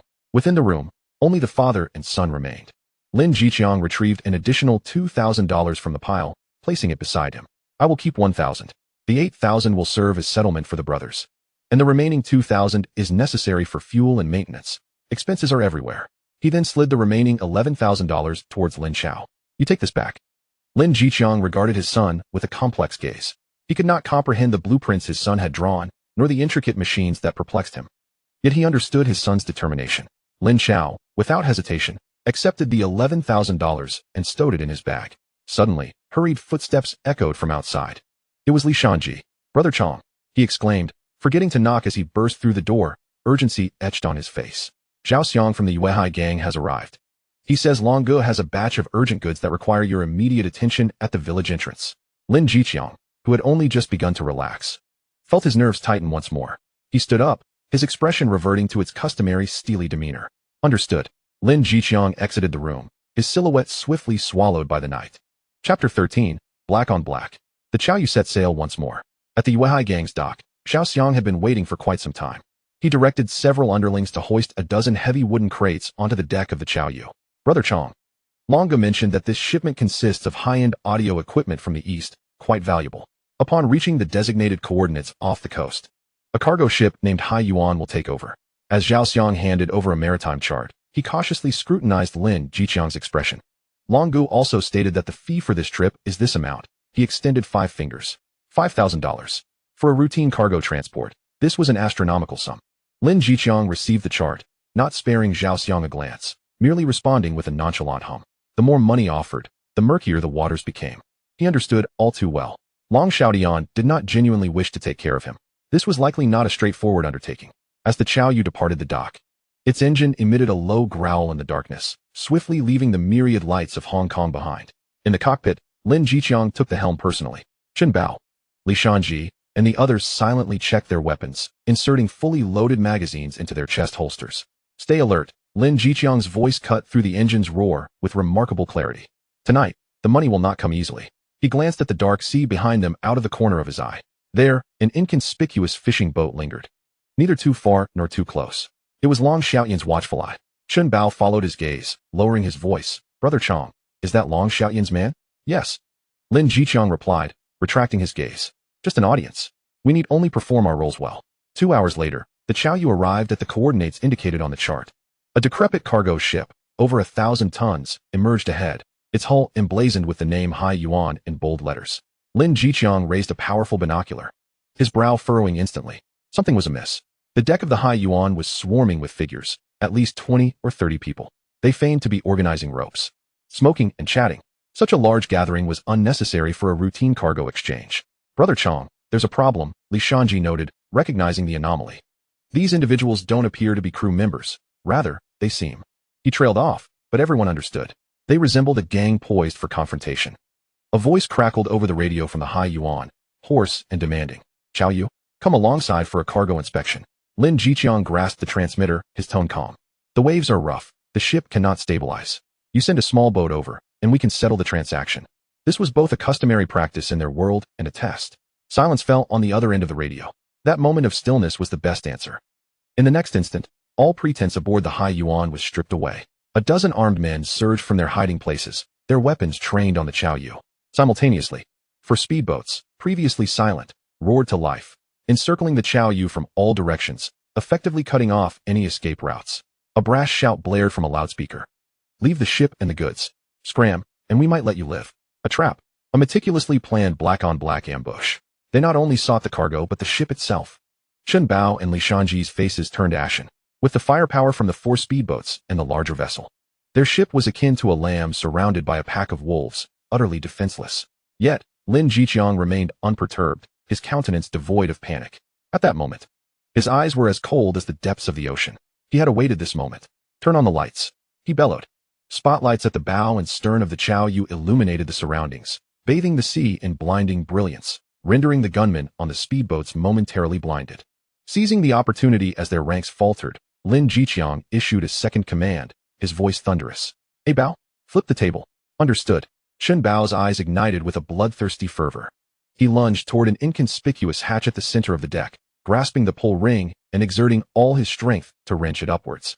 With a resounding clang, accompanied by the shrill release of hydraulic pressure, the disguised hatch was flung open, revealing a steel beast slowly rising from beneath the deck. It was a meticulously maintained, gleaming 53 type heavy machine gun, exuding an aesthetic of brutal violence. The black gun body, with its thick barrel, was connected to a golden-hued ammunition belt, radiating an aura of death under the glare of the spotlight. From the moment the deck was lifted to the machine gun being positioned, the entire process took less than 10 seconds. All the enemies stood dumbfounded, their minds utterly unable to comprehend the surreal scene before them. How could there be a heavy machine gun concealed beneath the deck of a fishing boat? This thought would be the last they ever entertained. "Fire at the one on the left," Lin Jiqiang bellowed. Chen Bao had already leapt onto the machine gun seat, gripping the butterfly trigger with unwavering resolve. He grinned, revealing a set of gleaming white teeth, and mercilessly pressed down on the trigger, aiming at the nearest speedboat. Rat-a-tat-tat-tat-tat-tat. The roar that tore through the air erupted instantaneously. A steel storm composed of 127mm bullets, infused with the scorching essence of death, traversed 100 meters in the blink of an eye, mercilessly striking the hull of the speedboat. The wooden vessel crumbled as if struck by a giant's iron fist, instantly reduced to splinters. Wood shavings, chunks of flesh, and the remnants of firearms exploded into a cloud of blood mist in the air. Following this, the speedboat's fuel tank detonated. Boom! A massive fireball shot skyward, casting half the night sky into a crimson hue. The wails of the dying never had the chance to escape. The world fell into a deathly silence. Everyone was left reeling in horror from this hellish spectacle. The gunners on the remaining 3 speedboats stared blankly at the raging flames, their weapons feeling as heavy as lead in their hands. "There's a heavy machine gun." A voice, filled with despair, pierced the air. Panic spread like wildfire. "Run! Quick, run!" They frantically turned their boats, desperate to flee this sea of death. "Want to escape?" Lin Jiqiang's gaze was icy. He abruptly shoved the steering wheel. "Shanji." The two. Free fire. The formidable power of the Chao Yu revealed itself in that moment. The vessel executed a graceful tailspin, charging towards the speedboats. Li Shanji and the other 2 comrades took cover behind the steel plating of the ship's side, their handguns unleashing furious tongues of flame. Meanwhile, Chen Bao's heavy machine gun was the scythe of death. He grinned maniacally as he pressed the trigger once more. Rat-a-tat-tat-tat-tat. Another barrage of death swept through. The stern of one speedboat was instantly reduced to a puddle of mush, the helmsman and steering wheel obliterated into a mist of blood. The out-of-control speedboat spun wildly on the surface of the sea. The gunners on another speedboat had completely broken down, tossing their weapons aside and screaming as they leapt into the frigid waters. Lin Jiqiang showed no mercy. "About, clean it up." Chen Bao licked his cracked lips, aiming the gun at the struggling figures in the water. The battle lasted less than 5 minutes from start to finish. The surface of the sea was littered with the wreckage of 3 speedboats and countless corpses, the overwhelming stench of blood mingling with the acrid scent of gunpowder, inducing nausea. The high yuan cargo ship had long since turned tail in terror, desperately seeking refuge in the darkness at the first gunshot. Lin Jiqiang did not pursue. His objective had already been achieved. In the distance, on a small fishing boat belonging to the Yu Hai gang, 2 underlings tasked with surveillance had dropped their binoculars. Their mouths agape, faces as pale as paper, their bodies trembled like leaves in an autumn wind. What had they witnessed? A massacre. A one-sided slaughter perpetrated by a fishing boat against 4 armed speedboats and a cargo ship. The hidden heavy machine gun, the terrifying firepower, the lightning-fast response, the merciless slaughter. One of the underlings shakily picked up the radio, his lips quivering as he struggled to convey a sobbing voice. "Longu, something terrible has happened." Chapter 14, Alliances. Kowloon. Yaomati. Deep within the hall of the Yuhai gang, in a room fragrant with incense before a statue of Guangdong, an underling clad in a white shirt stood before a military-grade radio, his face ashen, his hand trembling as he held the microphone. Longu, something terrible has happened. The trembling voice echoed painfully in the silent room. Seated in a grand armchair, Long Xiaotian furrowed his brow, his hands idly rolling two glossy walnuts, pausing at the sound. What is the panic? Speak clearly. His voice was low and grave. The high yuan is finished. The underling's voice was piercing. There's a heavy machine gun on the Chaoyu. As soon as it opened fire, the speedboats exploded. A heavy machine gun? Long Xiaotian's pupils constricted sharply. The other loyal subordinates in the room gasped in disbelief, their faces etched with incredulity. What fishing boat could possibly conceal a heavy machine gun? All four speedboats, along with their crew, were obliterated in mere minutes. The underling's voice trembled with fear. The high yuan turned and fled. Changge didn't even pursue. Long Xiaotian rose to his feet, his towering figure casting a shadow over the Guangdong statue on the table. The muscles in his face twitched slightly, his expression darkening. He had sent Lin Chao to test the waters, to gauge the strength of the high yuan gangsters, and to assess how much bite remained in the once mighty tiger that was Lin Chao. He had anticipated various outcomes, Lin Chao being at a disadvantage or stalemating and retreating, but he never imagined it would devolve into such a one-sided slaughter. He had underestimated Lin Chao. No, he had underestimated that ship. How could someone capable of concealing a heavy machine gun beneath a fishing boat be content merely being an ordinary ship captain? His original calculations had been somewhat naive. Longu, that confidant next to Lin Chao. One underling spoke in a hushed tone, eyes filled with apprehension. Prepare the vehicle. Long Xiaotian interrupted, slamming the walnuts down on the table with force. To the dock. I will personally go and meet Changge. He made a firm decision. Dealing with such a person, suppression and testing were futile and would only breed deep-seated enmity. The only course of action was to win them over, slowly and strategically. The Chaoyu slowly docked at the Yuhai gang's pier. Bloodstains and the soot of gunpowder still marred the ship's side. Lin Chao descended from the vessel with Chun Bao and the others. Though they bore no visible bloodstains, an aura of chilling malice surrounded them. Zhao Xiang gazed at Lin Chao, his lips quivering, unable to utter even a polite word. Just then, several black sedans sped toward them. Coming to a halt at the dock, Long Xiaotian, flanked by a retinue of loyal subordinates, approached briskly. Brother Chang, your efforts are commendable. Long Xiaotian wore a smile, yet it appeared rather contrived. He cast a glance at the Chaoyu, momentarily fixating on the scars of battle etched upon it, before his gaze returned to Lin Chao. I apologize, brother. I never anticipated that the buyer would act so unscrupulously, putting you in jeopardy. Lin Chao regarded him with a calm demeanor. There is not a single item missing from the cargo aboard the ship. I shall forfeit the payment. With that, he prepared to depart with his entourage. Wait. Long Xiaotian raised his voice. Brother Chang, you are slapping my face. He signaled to his subordinates, and one loyal aide promptly approached, carrying a leather suitcase. The agreed sum is 5,000, not a penny less. Long Xiaotian opened the suitcase to reveal neatly stacked bills. The additional 5,000 is a token of apology from a brother for the inconvenience caused. Let us consider this matter resolved. A total of $10,000, double the originally agreed amount. Chen Bao and Li Shan's chicken's breaths grew heavier. Lin Chao silently studied Long Xiaotian for several seconds. He understood that this was not merely an apology, it was an attempt to win him over, a silencing bribe. Long Xiaotian was using money to indicate that past grievances were to be forgotten, and that they were now allies. Very well. Lin Chao nodded, not declining further. Chen Bao stepped forward to take the suitcase. For future endeavors, Brother Long, feel free to summon us anytime. Lin Chao delivered this remark as he turned to leave, not casting another glance behind. Observing their retreating figures, Long Xiaotian's aide murmured, Brother Long, this man is exceedingly proud. He has the grounds to be so, Long Xiaotian replied, narrowing his eyes as he gazed at the quietly docked Chaoyu, his expression fervent. In Lujia village, within a humble abode, the flickering oil lamp cast shadows upon the faces of a father and son. Lin Chao tossed the $10,000 onto the table, his voice somewhat hoarse. This was given by Long Xiaotian. He recounted the events that transpired at sea in their entirety. Lin Chao listened intently, understanding the potential repercussions of the situation better than his father. The skirmish from the previous night had unveiled the armament of the Chaoyu, establishing their reputation. They had proclaimed their rise in the most violent manner possible, inevitably attracting more formidable foes. Those intimidated by the Chaoyu's display of power were mere trivialities. The true sharks, upon scenting blood, would only become more fervent. This time, their adversaries wielded rifles and speedboats. Lin Chao broke the silence. We caught them off guard this time. But any future encounters with other enemies will surely be met with preparedness. Indeed, Lin Jiqiang nodded, his expression grave. Lin Chao's gaze fell upon his father's calloused hands. How much longer could these hands steer the helm? How many more triggers could they pull? Father, we need to become faster and stronger. Lin Chao's eyes held a depth that Lin Jiqiang could not fathom. The speed of the vessel must be increased. If we cannot fight back, we must at least be able to flee. The weaponry must also be upgraded. There is a saying, one can be a thief for 1,000 days, but one cannot guard against thieves for 1,000 days.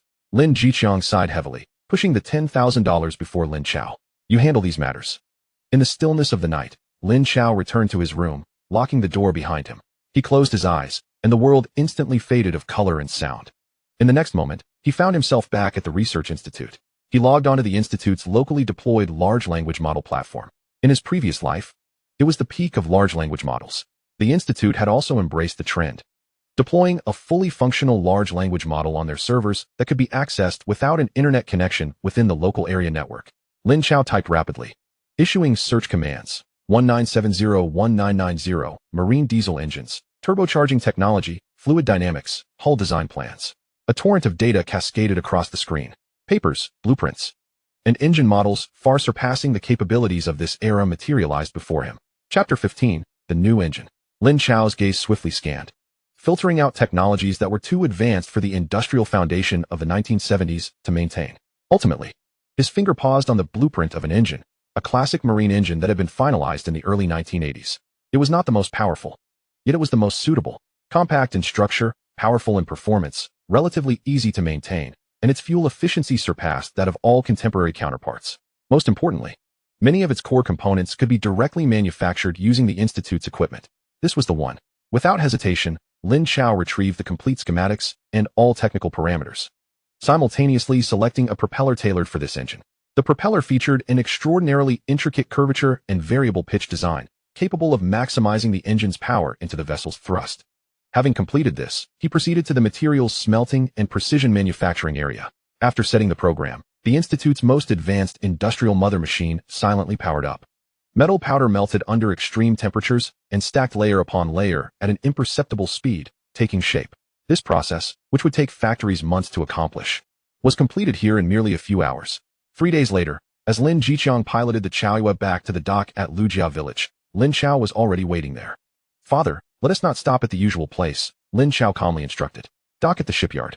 Lin Jiqiang was momentarily taken aback. The shipyard had only recently leveled the foundation and erected a few rudimentary metal shelters. Even the water and electricity were not fully operational yet. What purpose did it serve to take the ship there? However, he refrained from questioning further. During this period, the enigmatic aura surrounding his son had grown increasingly palpable, and he had grown accustomed to not probing for reasons, focusing solely on the outcomes. The massive hull of the Chaoyue gently approached the newly poured concrete dock at the shipyard for the first time. Lin Jiqiang turned off the engine and leaped ashore. Gazing at the nascent construction site before him, a medley of emotions flooding his heart. This place had consumed all the money they had earned at the cost of their lives, and it was still merely a skeleton. Ah Chaoyu. He was about to inquire, but Lin Chao interrupted him. Father, follow me. Lin Chao led him into the largest workshop at the shipyard. The workshop was dimly lit, but upon entering, Lin Jiqiang's attention was immediately drawn to two objects in the center. There stood a brand new engine, its lines smooth and exuding a sense of power. Every screw, every joint was perfect, resembling a work of art, starkly contrasting with the clunky industrial products of this era.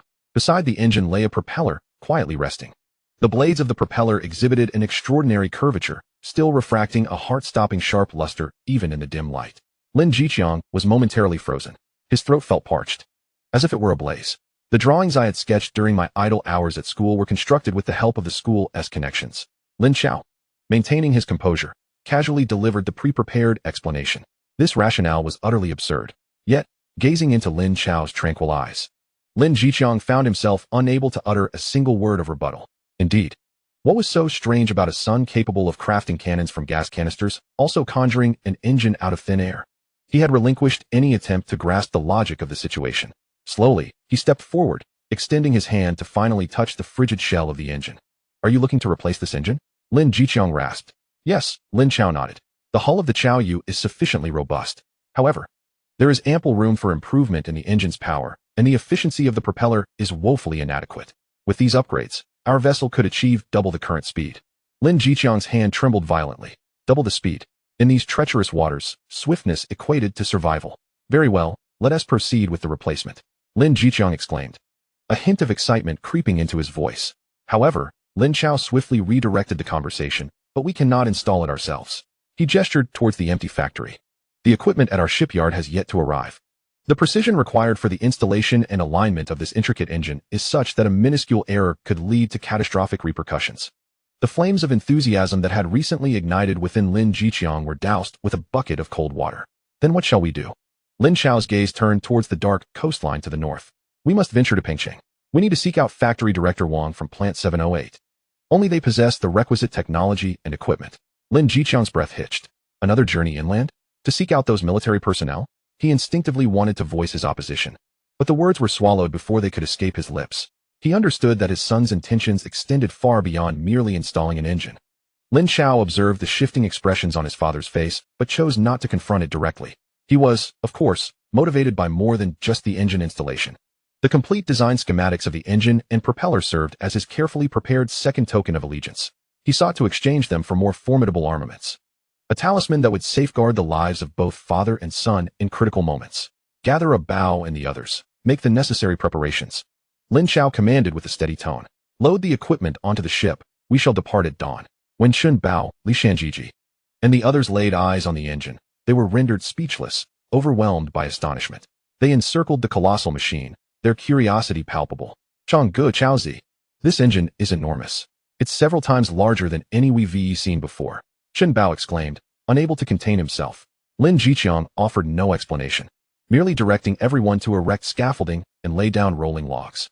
With sheer human effort and the aid of a winch, they laboriously maneuvered the several-ton engine and propeller onto the rear deck of the Chaoyu, covering them securely with heavy canvas. As dawn broke, the first rays of sunlight pierced through the sea mist. The bow of the Chaoyu turned, slowly departing from the dock. In less than an hour, the familiar military dock materialized on the horizon, transforming from a mere black dot into a clearer silhouette. Lin Chao gripped the helm, his palms slick with sweat. The last time they visited, they were prisoners. Now they were approaching as guests.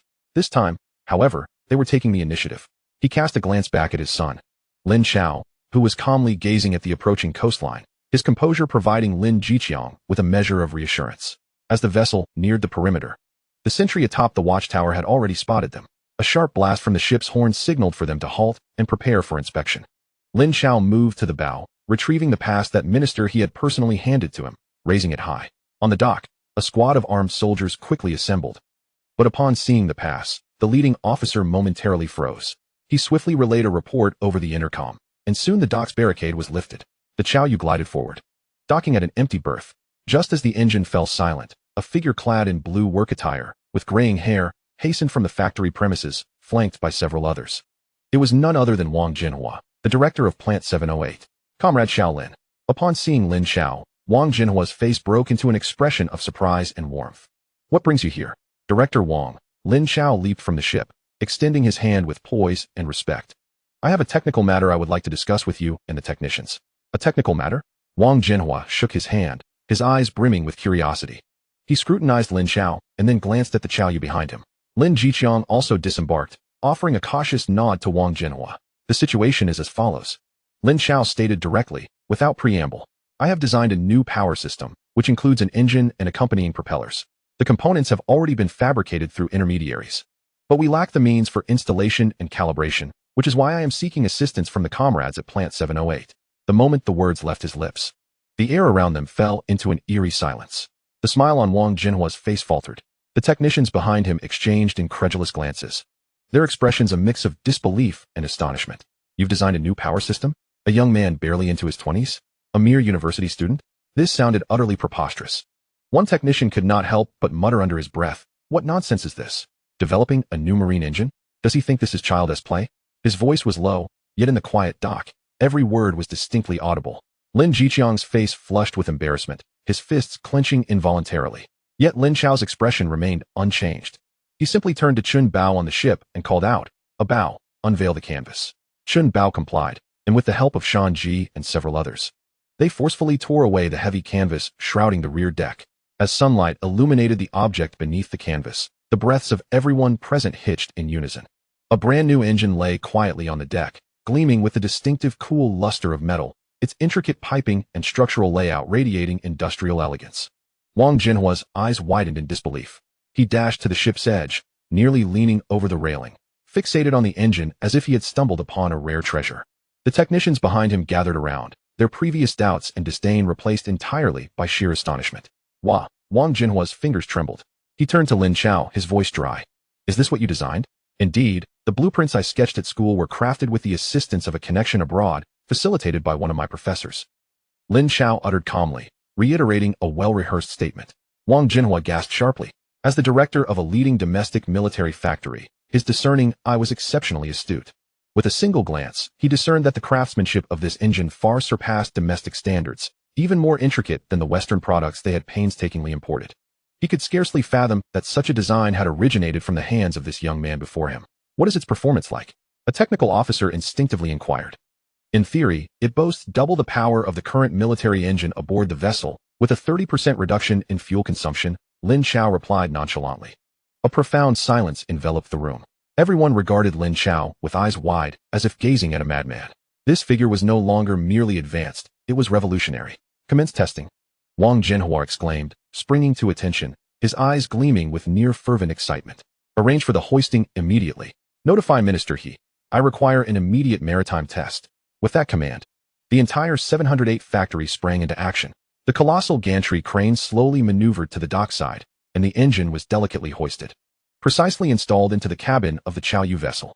The propeller was replaced and the power shaft calibrated. The efficiency at 708 factory was astonishing. In merely half a day, the modification was complete. When Minister He Weihua arrived at the dock, he found the Chaoyu transformed. Shaolin, what monumental stir have you created this time? He Weihua regarded Lin Chao with eager anticipation. Lin Chao merely smiled. The proof of the mule is in the pulling. Half an hour later, a military patrol boat accompanied the Chaoyu as it ventured towards the offshore testing zone. On board the patrol boat, He Weihua, Wang Jinhua, and a dozen core technical experts, each armed with binoculars, anxiously observed the Chaoyu in the distance. Let us begin, Wang Jinhua commanded through the intercom. Inside the cockpit, Lin Jiqiang's hand rested on the throttle lever, his heart racing. Old Bean, go ahead, Lin Chao's voice resonated from behind him. Taking a deep breath, Lin Jiqiang gradually pushed the lever forward. The engine let out a deep, resounding roar, akin to a mighty beast awakening. The Chaoyu's hull suddenly dipped, and the bow surged upward, charging forward with a terrifying velocity. Hurry, keep up, the captain of the patrol boat shouted. Yet, in mere moments, the Chaoyu had left them far behind. What speed are we achieving? Wang Jinhua shouted in urgency. Report. It's exceeded 30 knots and is still accelerating. 35 knots. 40 knots. Good heavens. Its speed continues to rise. The voice of the speed tester had completely changed in tone. Everyone aboard the patrol boat was left in a state of shock. A fishing vessel was outpacing a destroyer. How could this be possible? He Weihua's binoculars fixated on the distant white trail, his hands trembling with excitement. What he beheld was not merely a ship, but a multitude of possibilities, the hope for the future of the Navy. The testing persisted for an hour. When the Chaoyu returned, the patrol boat trailed behind like a subservient follower, struggling to keep pace. Inside the command room, the atmosphere was both oppressive and exhilarating. All the technical experts gathered around the freshly printed test data, their faces alight with fervor and disbelief. The maximum speed reached 42 knots, with a sustained cruising speed of 38 knots. Its fuel efficiency exceeds our best engine by 40%. The vibration and noise levels. This is nothing short of a masterpiece. Wang Jinhua held the thin data report, feeling its weight like 1,000 pounds. He lifted his gaze to meet Lin Chao's, seated opposite Minister He. His expression filled with utter reverence. Minister He regarded Lin Chao, and after a prolonged silence, spoke. Comrade Shaolin, you have truly bestowed upon us an extraordinary surprise. Lin Chao rose, retrieving a thick roll of blueprints from his bag, and extended it forward. Minister He, Director Wang. This engine and propeller were designed with our nation in mind. Here are the complete design blueprints and technical documents. Today, I present them to the state. This declaration stunned everyone in the command room. Such invaluable design documents were surrendered so readily. He Weihua abruptly stood, trembling hands accepting the weighty roll of blueprints. He gazed at Lin Chao, his lips moving yet no words emerged. Observing the profound emotional impact he had wrought upon the crowd, Lin Chao recognized the moment had arrived. A hint of bitterness and trepidation crossed his face. Minister, to be frank, my urgency in coming here was not solely for the installation of the engine. I also seek assistance. He succinctly recounted the recent incident where Lin Jiqiang had encountered a blackmail scheme on the high seas, besieged by 4 speedboats and a larger vessel. That time, we narrowly escaped using the heavy machine gun aboard through an element of surprise. But next time, should the enemy be prepared, He left his statement hanging, the implication abundantly clear. He Weihua's previously calm demeanor instantly shifted, his expression growing gravely serious. Lin Chao looked at him earnestly. Minister, the situation in Xiangjiang is far too chaotic. To safeguard myself and better serve our nation, I hope to receive more support. Chapter 17. A fishing vessel armed to the teeth. Upon hearing this, He Weihua's countenance darkened. A genius capable of designing such a national treasure. Yet needing to wield a heavy machine gun amidst the turmoil of Xiangjiang, what an irony. We have been remiss in our considerations. He Weihua's voice was hoarse. Comrade Shaolin, rest assured, the state shall never allow its heroes to bleed or weep. He abruptly turned to Wang Jinhua, his gaze sharp as a blade.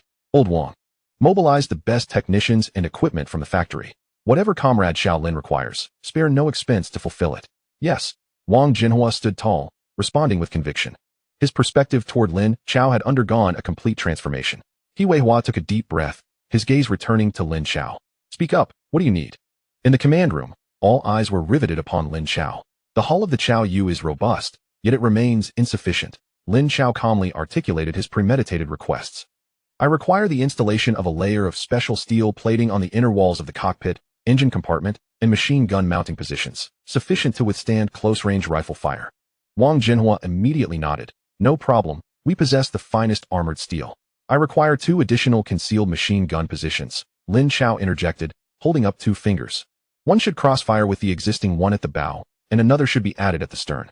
The hatches of the concealed compartments must operate in unison, rising with the push of a single button. A collective gasp escaped the breath of the technical staff present. A fishing vessel concealing 3 heavy machine guns? What purpose could this serve? Are we preparing for a maritime landing operation? Without pausing, Lin Chao continued regarding firepower, in addition to the shipborne weaponry. We require equipment operable by a single soldier. He paused, his gaze sweeping across everyone in attendance. 20 Type 5 and 6 automatic rifles, along with a corresponding 10,000 rounds of ammunition. 2 boxes of Type 6 and 7 grenades. Furthermore, Lin Chao's tone turned more measured, yet the content astonished all present. If feasible, I would like 2 Type 69 rocket launchers, along with suitable armor-piercing rounds. An oppressive silence engulfed the command room. Even He Weihua's breath seemed to halt. Rocket launchers? This transcended mere self-defense. It indicated the formation of a small military unit. A technical officer's lips trembled, instinctively wishing to voice that this was against protocol. But his words were silenced by a stern glance from He Weihua. Lin Jiqiang felt a chill run down his spine. His son intended to transform the Chao Yu into a mobile arsenal. The waters of Hong Kong were deeper than we had imagined. Lin Chao met He Weihua's gaze. His tone earnest. I require these not to stir up trouble, but to possess the capability to retaliate when others force us into a corner, to survive. More importantly, it is to safeguard ourselves, allowing us to continue contributing to our nation. He Weihua fell into contemplation. He regarded Lin Chao's clear and resolute eyes, then cast his gaze down upon the hefty blueprints in his hands. After a prolonged silence, he exhaled heavily. All right. His single word resonated with conviction. I shall grant your request. Lao Wang, you are to handle this personally. Ensure all weaponry is on board within 2 hours. He made his decision. What were a few guns and rocket launchers compared to the value represented by these blueprints? As long as it safeguarded this young man and enabled him to continue creating value for the nation, what harm would it be to equip him with an entire battalion's worth of armaments? Additionally, He Weihua added, this dock will henceforth serve as your supply station. You are always welcome to return, and do not hesitate to voice any needs. Over the following 2 days, the entire 708 factory operated at high speed for the sake of the Chao Yu. The finest welders, the most precise machine tools, and the most exceptional engineers all concentrated their efforts on this vessel. Heavy special steel plates were meticulously cut and seamlessly welded into the walls of the cabin. The bow was modified to conceal 2 brand-new machine gun platforms beneath the deck, while an additional platform was added at the stern. With the press of a single button, 3 formidable heavy machine guns could simultaneously rise from below deck, transforming the fishing boat into a bastion of warfare. During this period, the factory's technical personnel encountered numerous perplexing elements while studying the engine blueprints. Some designs blatantly contradicted their established understanding. Comrade Shaolin, why is the curvature of this turbine blade such? According to our calculations, this will induce tremendous centrifugal stress. Moreover, this fuel injection system has excessively high pressure. Our current materials cannot withstand it. In the face of these top-tier experts' inquiries, Lin Chao remained unflustered. He simply approached the blueprints and picked up a pen. This curvature is designed to alter the laminar flow state of the intake at ultra-high RPMs, forming controllable microvortices to maximize intake efficiency. The stress issue can be addressed by modifying the material's crystal phase structure at the blade's root. As for the injection pressure, it indeed requires specialized materials. But its advantage lies in achieving secondary atomization of the fuel, enhancing combustion efficiency by over 15%. He succinctly clarified each design challenge. The engineers listened, entranced. The last vestiges of doubt dissipated from their minds. Undoubtedly, these blueprints were the handiwork of the young man before them. On the evening of the second day, the setting sun bathed the sea in a golden hue. The newly revamped Chao Yu lay quietly moored at the dock. Its exterior still resembled an ordinary fishing vessel. Yet only those truly in the know understood the ferocious steel beast concealed beneath its innocuous facade. Lin Chao, Chen Bao, and Li Shanjia looked at the weapons being loaded onto the ship, their limbs feeling somewhat weak. Automatic rifles, grenades, and even rocket launchers. These were things they had never dared to dream of touching in their lifetimes. Brother Chong, is this a fishing boat or a warship? Li Shanjia gulped, his voice trembling. Lin Jiqiang did not respond, silently inspecting a brand new rocket launcher with a complex expression. He watched his son, who was bidding farewell to He Weihua and Wang Jinhua not far away, his heart filled with conflicting emotions. This vessel was no longer the Chao Yu of the past. It had transformed into a warship clad in the guise of a fishing boat. Take care. Be sure to stay safe. He Weihua firmly grasped Lin Chao's hand, reiterating his admonition. Rest assured, Minister. Lin Chao nodded. I will return should the need arise. The Chao Yu slowly departed the dock. The bow turned to face the fading sunlight, cutting through the waves towards the direction of Hong Kong. The vessel's speed increased, and the coastal line of the mainland soon vanished into the night. As the ship sailed deep into the night, still several nautical miles from Hong Kong, a few rapidly moving lights appeared in the distance. Brother Chong, there's a ship ahead, called out the lookout. Lin Jiqiang raised a high-powered military binocular towards that direction.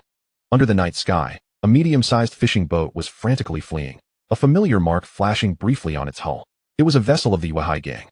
Behind it trailed 3 modified black speedboats, resembling hungry hounds, forming a V formation, tightly pursuing their prey. The speedboats unleashed a barrage of gunfire.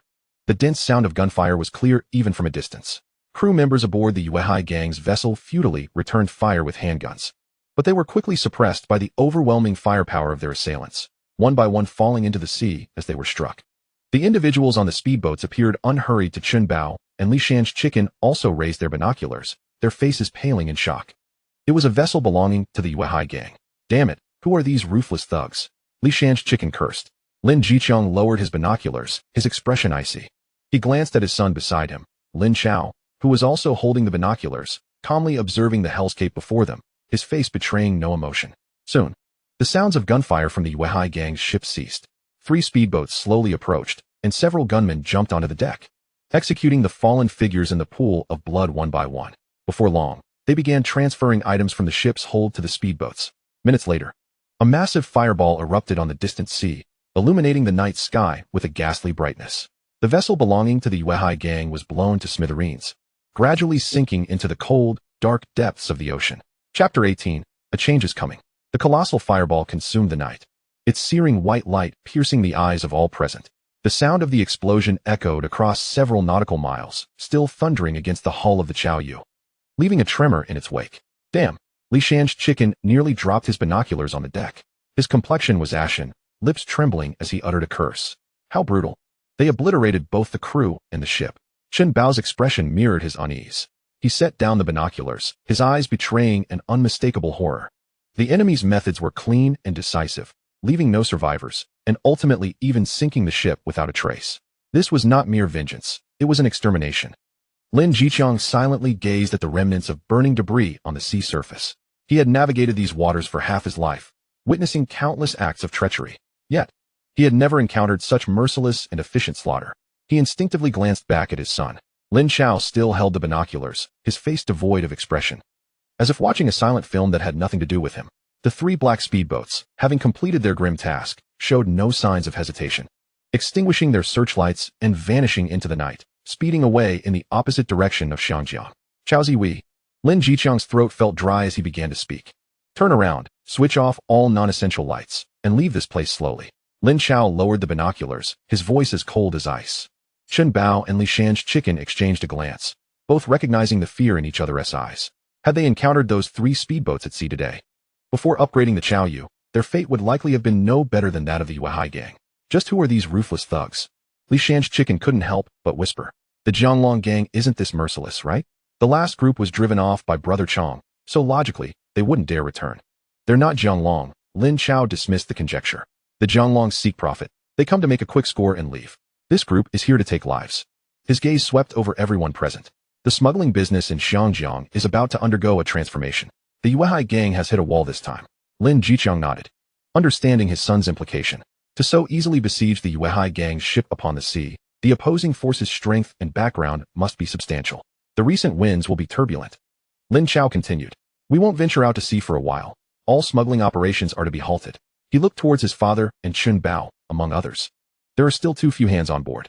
Relying solely on us is insufficient to manage such a large vessel or to utilize the equipment effectively.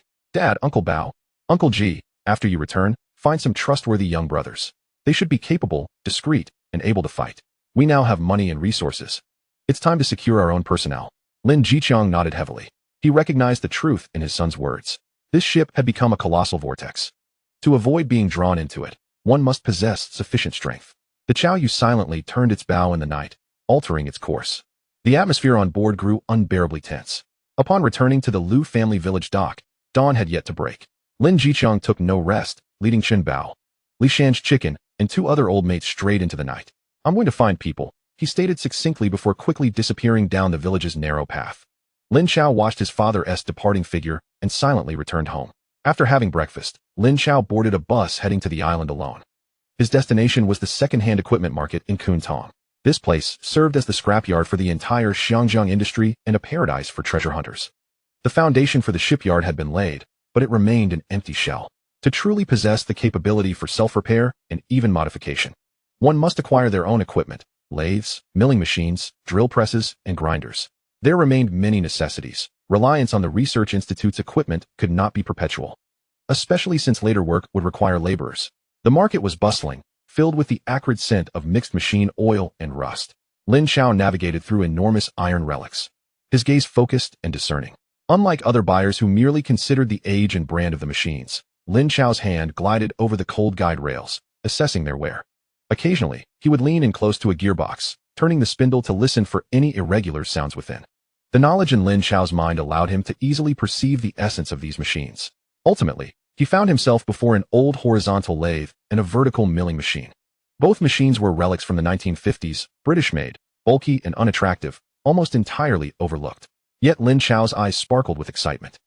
The cast iron bases of these machines were constructed with an extraordinary solidity, their stability far surpassing that of contemporary machines that skimp on materials.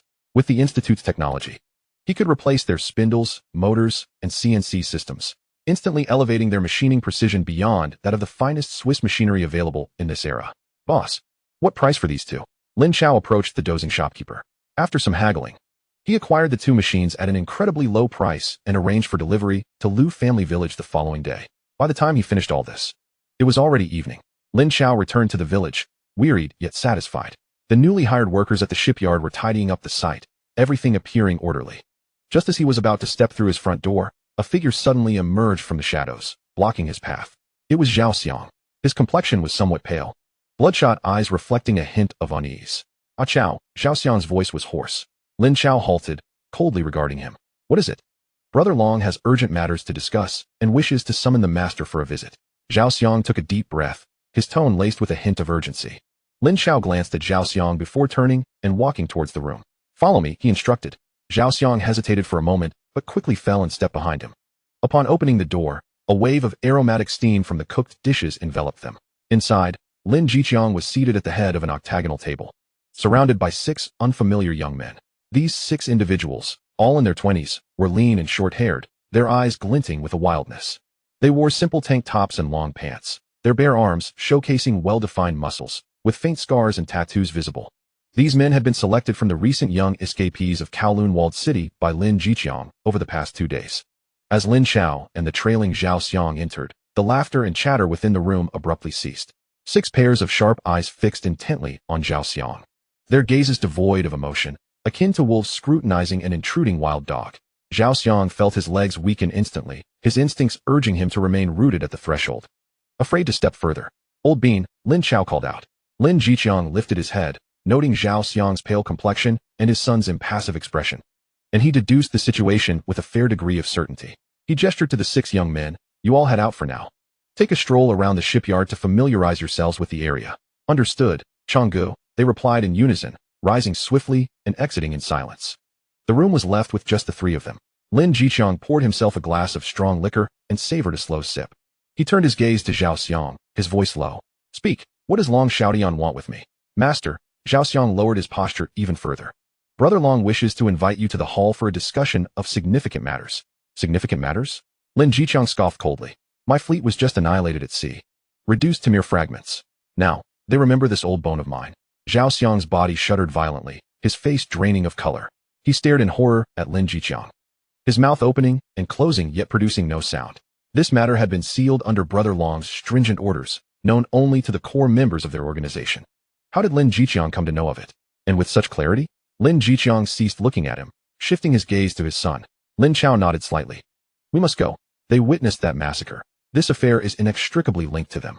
Rather than passively waiting for trouble to find us, it is better to actively explore the depths of this murky water and discern the identity of those stirring the storm. One must know both oneself and the enemy to survive. Return and inform Long Xiaotian, Lin Jiqiang commanded as he stood, retrieving his coat from the wall. I will arrive in an hour. Zhao Xiang felt as if a great weight had been lifted, scrambling out in haste. After his departure, Lin Jiqiang turned to Lin Chao. Chao, you stay here and keep an eye on the shipyard. Father, Lin Chao shook his head, his tone brooking no argument. You going alone makes me uneasy. He paused before continuing. Bring along Uncle Bao and Uncle Ji, as well as the 6 new brothers, and make sure to take your weapons. Lin Jiqiang's pupils constricted slightly, understanding his son's intent. This was not merely a negotiation, it was a display of power. Very well, he replied succinctly. An hour later, 2 somewhat worn pickup trucks silently departed from Lujia village. Lin Jiqiang occupied the front passenger seat of the lead vehicle, resting his eyes. Chen Bao drove while Li Shanji and 3 other new brothers sat in the back, each with a long canvas bag at their feet. Lin Chao, in the second vehicle, was flanked by 3 similarly taciturn young men.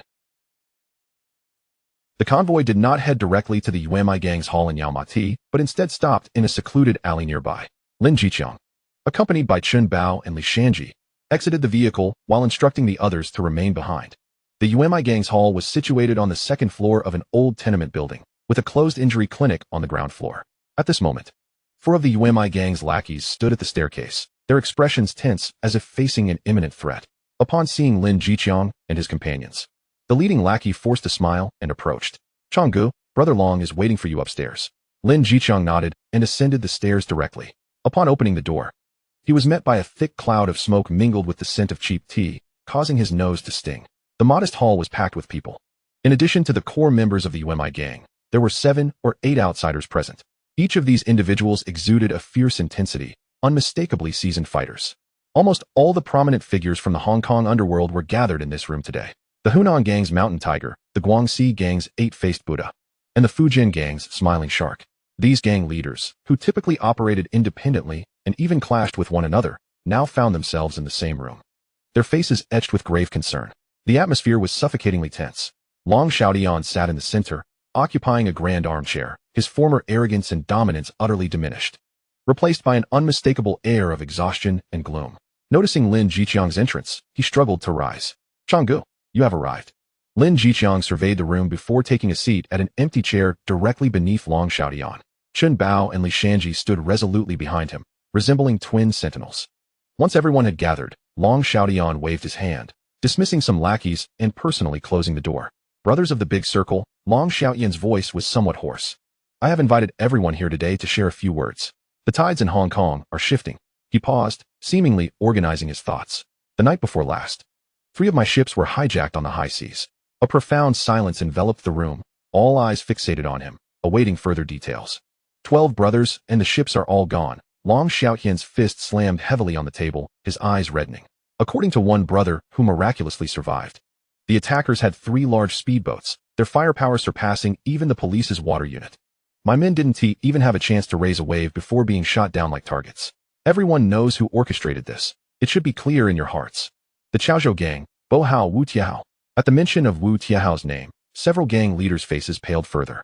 This name had recently become synonymous with death and terror throughout the underworld. That madman, the mountain tiger of the Hunan gang, a burly figure, slammed his palm on the table, causing the teacups to rattle. What does he intend to do? Does he truly believe the entire big circle is his playground? What does he want? Long Xiaotian laughed grimly. He aspires to unify the entire realm, compelling us all to serve him like loyal hounds, assisting him in peddling his wares.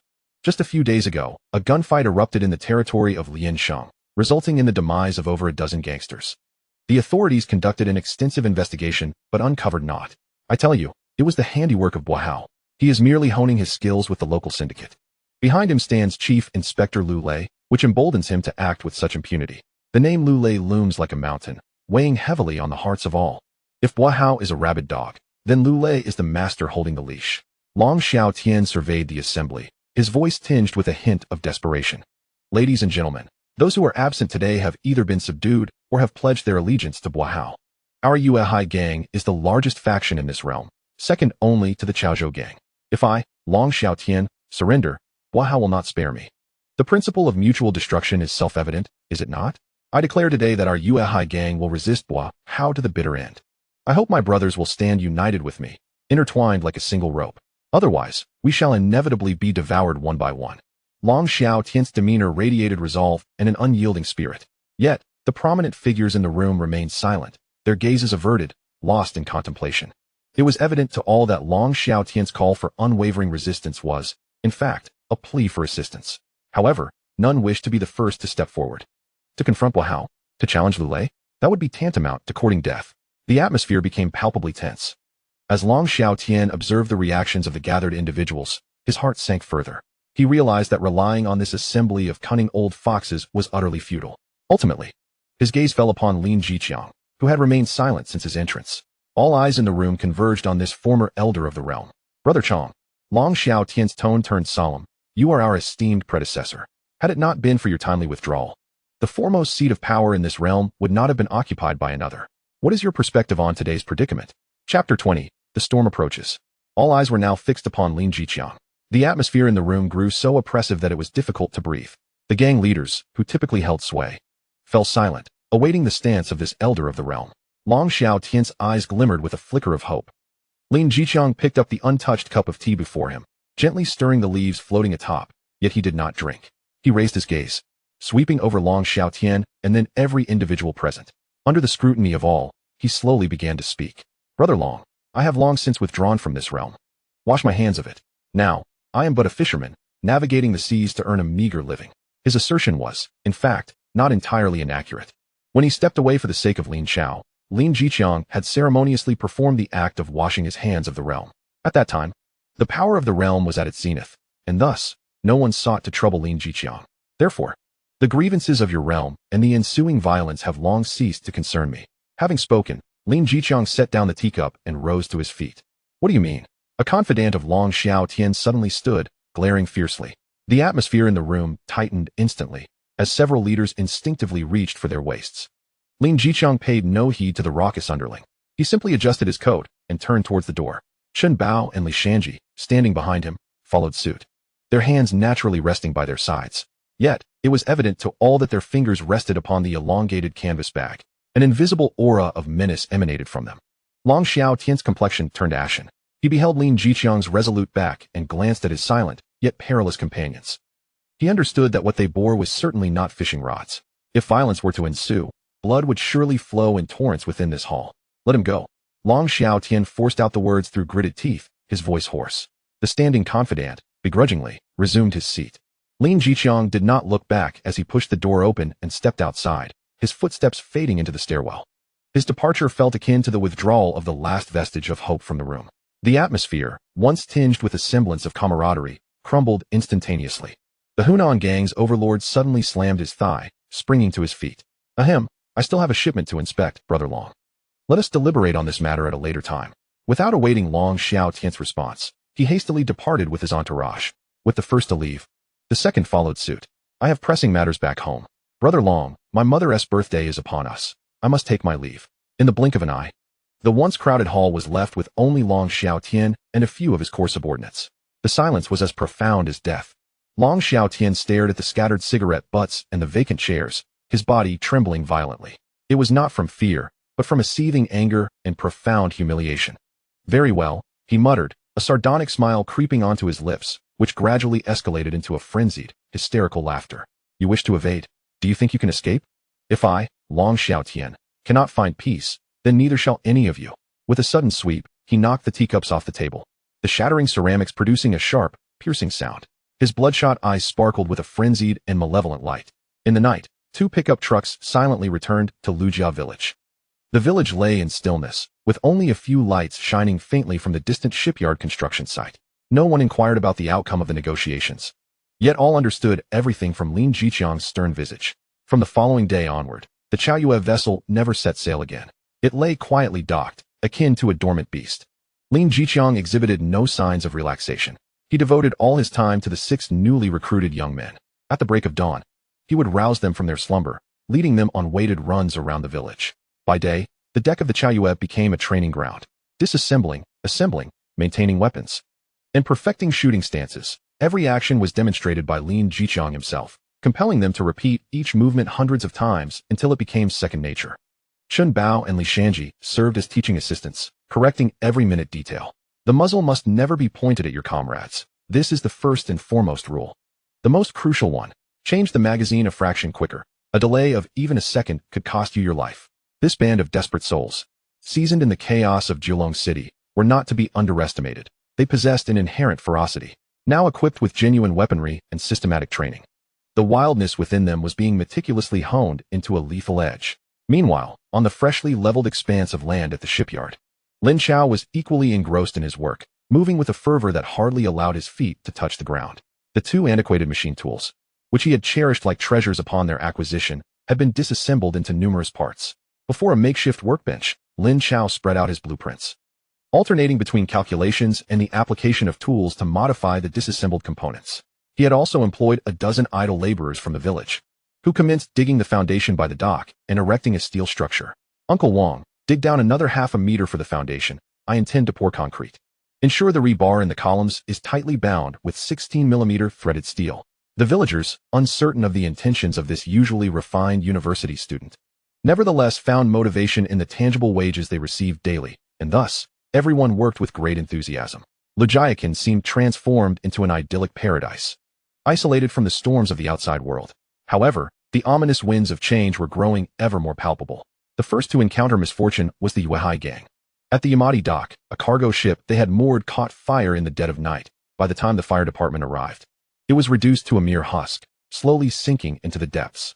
The following day in Kuntong, 2 enforcers of the Yuehai gang, while collecting protection fees, were brutally slain by 4 masked assailants in broad daylight, vanishing before the police could arrive. Soon after, a cascade of dire news followed. Smuggling fleets went missing at sea.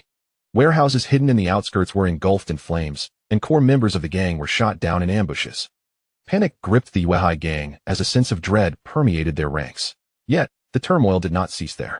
Within days, a vessel from the Hunan gang, laden with contraband, vanished without a trace on its way to Macau. The influence of the Guangxi gang at the docks was uprooted overnight, and an entire family of a Fujin gang leader was murdered. The underworld of Xiangjiang was shrouded in a blood-red cloud of despair. The attacks were erratic, ruthless, and left no survivors. Everyone suspected that the infamous Wu Tiehao was orchestrating a purge, and the atmosphere of fear spread like a plague among the various factions, plunging the entire community into chaos. Chapter 21. The Ambush. In the deep of night, the sea breeze, laden with the briny scent of the ocean, swept across the deck of the Transcendence. 6 freshly recruited young men had just concluded a grueling day of intense training and were sprawled out haphazardly across the deck. Their bones ached with fatigue, yet no one voiced a complaint. The youngest among them, Ahui, was tasked with the latter half of the night watch. Leaning against the ship's railing, he feigned sleep with his eyes closed, yet his ears remained attuned to the monotonous rhythm of the waves lapping against the hull. Suddenly, an incongruous noise pierced through the sound of the waves, invading his ears. It was a deep, ominous rumble of an engine. The sound was faint, emanating from the direction of the ship's stern. Ahui's eyes snapped open, and he became acutely alert. Silently, he rose to his feet and crouched down, gently rousing his slumbering comrades one by one. "Wake up," he whispered, his voice low and tinged with urgency. "We have a situation." The other 5 sprang to their feet almost in unison. They lay flat on the deck, peering into the darkness at the stern, following Ahui's pointing finger. The moonlight was obscured by thick clouds, rendering the sea pitch black. Yet, amidst the faint shimmering of the water, they discerned a distant shadow. It was a modified speedboat. All its lights extinguished, stealthily approaching the stern of the Transcendence. Several dark figures appeared to be on board. The intentions of the intruders were undoubtedly nefarious. The assailants aboard the speedboat seemed to believe the ship was unoccupied or that their presence would go unnoticed. Thus, their actions grew increasingly brazen. As the speedboat drew within mere meters, one of the shadows rose, receiving a glass bottle from a companion. He produced a lighter, igniting the cloth wick protruding from the bottle's mouth. A burst of orange flame flickered to life in the darkness, illuminating his face, contorted with exhilaration. It was a Molotov cocktail filled with gasoline.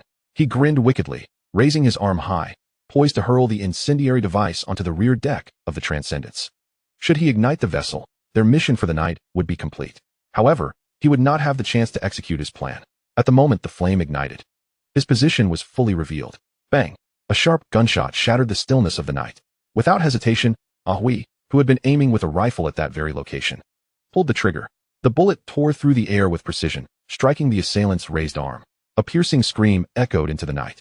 The Molotov cocktail slipped from his grasp, not soaring towards the Transcendence, but crashing down onto the deck of his own speedboat. The glass shattered instantaneously, gasoline splattered everywhere, ignited by the burning cloth. Boom! A massive fireball erupted on the speedboat, flames leaping high into the air, illuminating the surrounding. Two assailants were struck as they fled, their bodies violently thrown backward, akin to broken sacks, plunging into the icy depths of the sea. The hasty escape of the speedboat trailed a thick plume of smoke and flames, clumsily vanishing into the distant night. The deafening gunfire had already alarmed the entire Liu family village. Lights flickered on one by one, accompanied by the cacophony of barking dogs and startled human cries, creating a chaotic symphony. Lin Chao was the first to burst out of the house. Clad only in a tank top, he wielded a loaded Type 56 rifle. Following closely were Chun Bao and Li Shanjiji, armed to the teeth, their murderous intent palpable as they charged toward the dock. It was the men of Bumpy Hao. Li Shanjiji shouted as he ran, his eyes bloodshot. This was the foremost thought that surged in their minds. Upon reaching the dock, the battle had already concluded. The Chaoyu lay quietly at anchor, where 6 young men aboard gripped their firearms, vigilantly surveying their surroundings, each face a mixture of fear and exhilaration. Lin Chao leaped onto the boat, his gaze swiftly sweeping the scene. The air was thick with the acrid scent of gunpowder and burnt flesh. He glanced toward the distant flicker on the sea's surface, then at his untouched comrades, allowing a slight easing of the tension in his chest. Changgu, Ahui approached, his voice trembling. We drove them away. Lin Chao gave his shoulder a firm pat, silence enveloping them, yet the approval in his eyes spoke volumes. He moved to the edge of the boat, lifting a searchlight to illuminate the area where the gunfire had erupted. The beam pierced through the darkness, sweeping across the water's surface. Soon, he spotted a body floating, blood oozing from it. Bring the boat closer, Lin Chao commanded in a low voice. The vessel edged nearer, and Ahui used a hook to drag the still bleeding corpse to the side of the boat. The face of the deceased was contorted in terror, a gaping wound marring its chest. Lin Chao shone the searchlight upon that unblinking visage. The moment he recognized the face, his pupils constricted to pinpricks. He knew this face well, one of Long Xiaoyan's underlings from the Yuehai gang, nicknamed Sengo. Chapter 22. The defense must strengthen. Lin Jichang's mind buzzed. That name, that face, was all too familiar. Back when he was still in the big circle, Sengo had been a mere sycophant trailing behind Brother Long. Who would have thought that? After more than a decade, he had become the vanguard wielding a knife against him? Chun Bao and Li Shanjiji also gathered closer, their expressions darkening upon recognizing the corpse. It's that damned Yuehai gang. Li Shanjiji gritted his teeth. What does that bastard Long Xiaodian want? Lin Jichang remained silent. The light in his eyes dimmed as he casually switched off the searchlight. The body, along with that unyielding face, sank back into darkness. Throw it back into the sea, he said coldly. Ahui released the hook, and with a splash, the corpse vanished into the frigid waters. At the Lin family ancestral home, the place was brightly lit. Yet the atmosphere was as oppressive as a solid block of iron. Lin Jichang sat in the main seat of the hall, silent, rhythmically tapping his fingers on the table. Chun Bao, Li Shanjiji, and several other old comrades sat nearby, each face shrouded in a cloud of gloom. The 6 newcomers, having tended to their minor injuries, stood rigidly against the wall, silent as statues. The brief yet perilous skirmish had thoroughly stripped away their restlessness, replacing it with an authentic aura of menace. Damn it! Chun Bao finally could not contain himself, slamming his palm down on the table, causing the teacups to rattle. That son of a bitch Long Xiaodian. Back when Changgu ruled the roost, he wasn't even worthy to carry your shoes. Now he's grown wings and dares to bite back. Changgu, say something. Li Shanjiji's eyes were red. I can't swallow this. I'm heading to Yaomati right now to chop that bastard up. Chop him up? Lin Jiqiang finally halted his rhythmic tapping. He raised his gaze, his icy glare sweeping over each indignant brother present. And then what? His voice was low, yet it instantly silenced the room. If we chop up Long Xiaotian, will we then become the next targets for Bumpy Hao? Or will we be caught by the cops as typical gang rivals, each of us locked away in Stanley Prison? Long Xiaotian is now a rabid dog, a mad dog driven to the brink by Bumpy Hao. Why is he provoking us? It's not that he has lost his mind. He wants to drag us down with him. Lin Jiqiang stood up, pacing the room. Do you really believe all those recent incidents in the big circle, the missing ships, the burnt warehouses, the murdered leaders, were solely the work of Bumpy Hao? Let me tell you, Long Xiaotian has been stirring the pot behind the scenes, framing us. He wants to muddy the waters so that no one can distinguish friend from foe, so that everyone is drawn into the fray. That way, he has a chance to survive amidst the chaos. If we rush out now, we will play right into his hands and become cannon fodder in everyone's eyes. His words fell like a bucket of icy water, extinguishing the flames of anger in everyone's hearts. Indeed, they had only thought of revenge. Oblivious to the insidious intentions lurking beneath, Li Shanjiji's fists clenched and unclenched, ultimately falling in resignation. So we just let it go? He asked, unwilling to accept. Let it go? Lin Jiqiang scoffed. In my lifetime, I have never suffered such a great loss. He paused, his gaze shifting to his silent brother. Datu, you know a lot of people.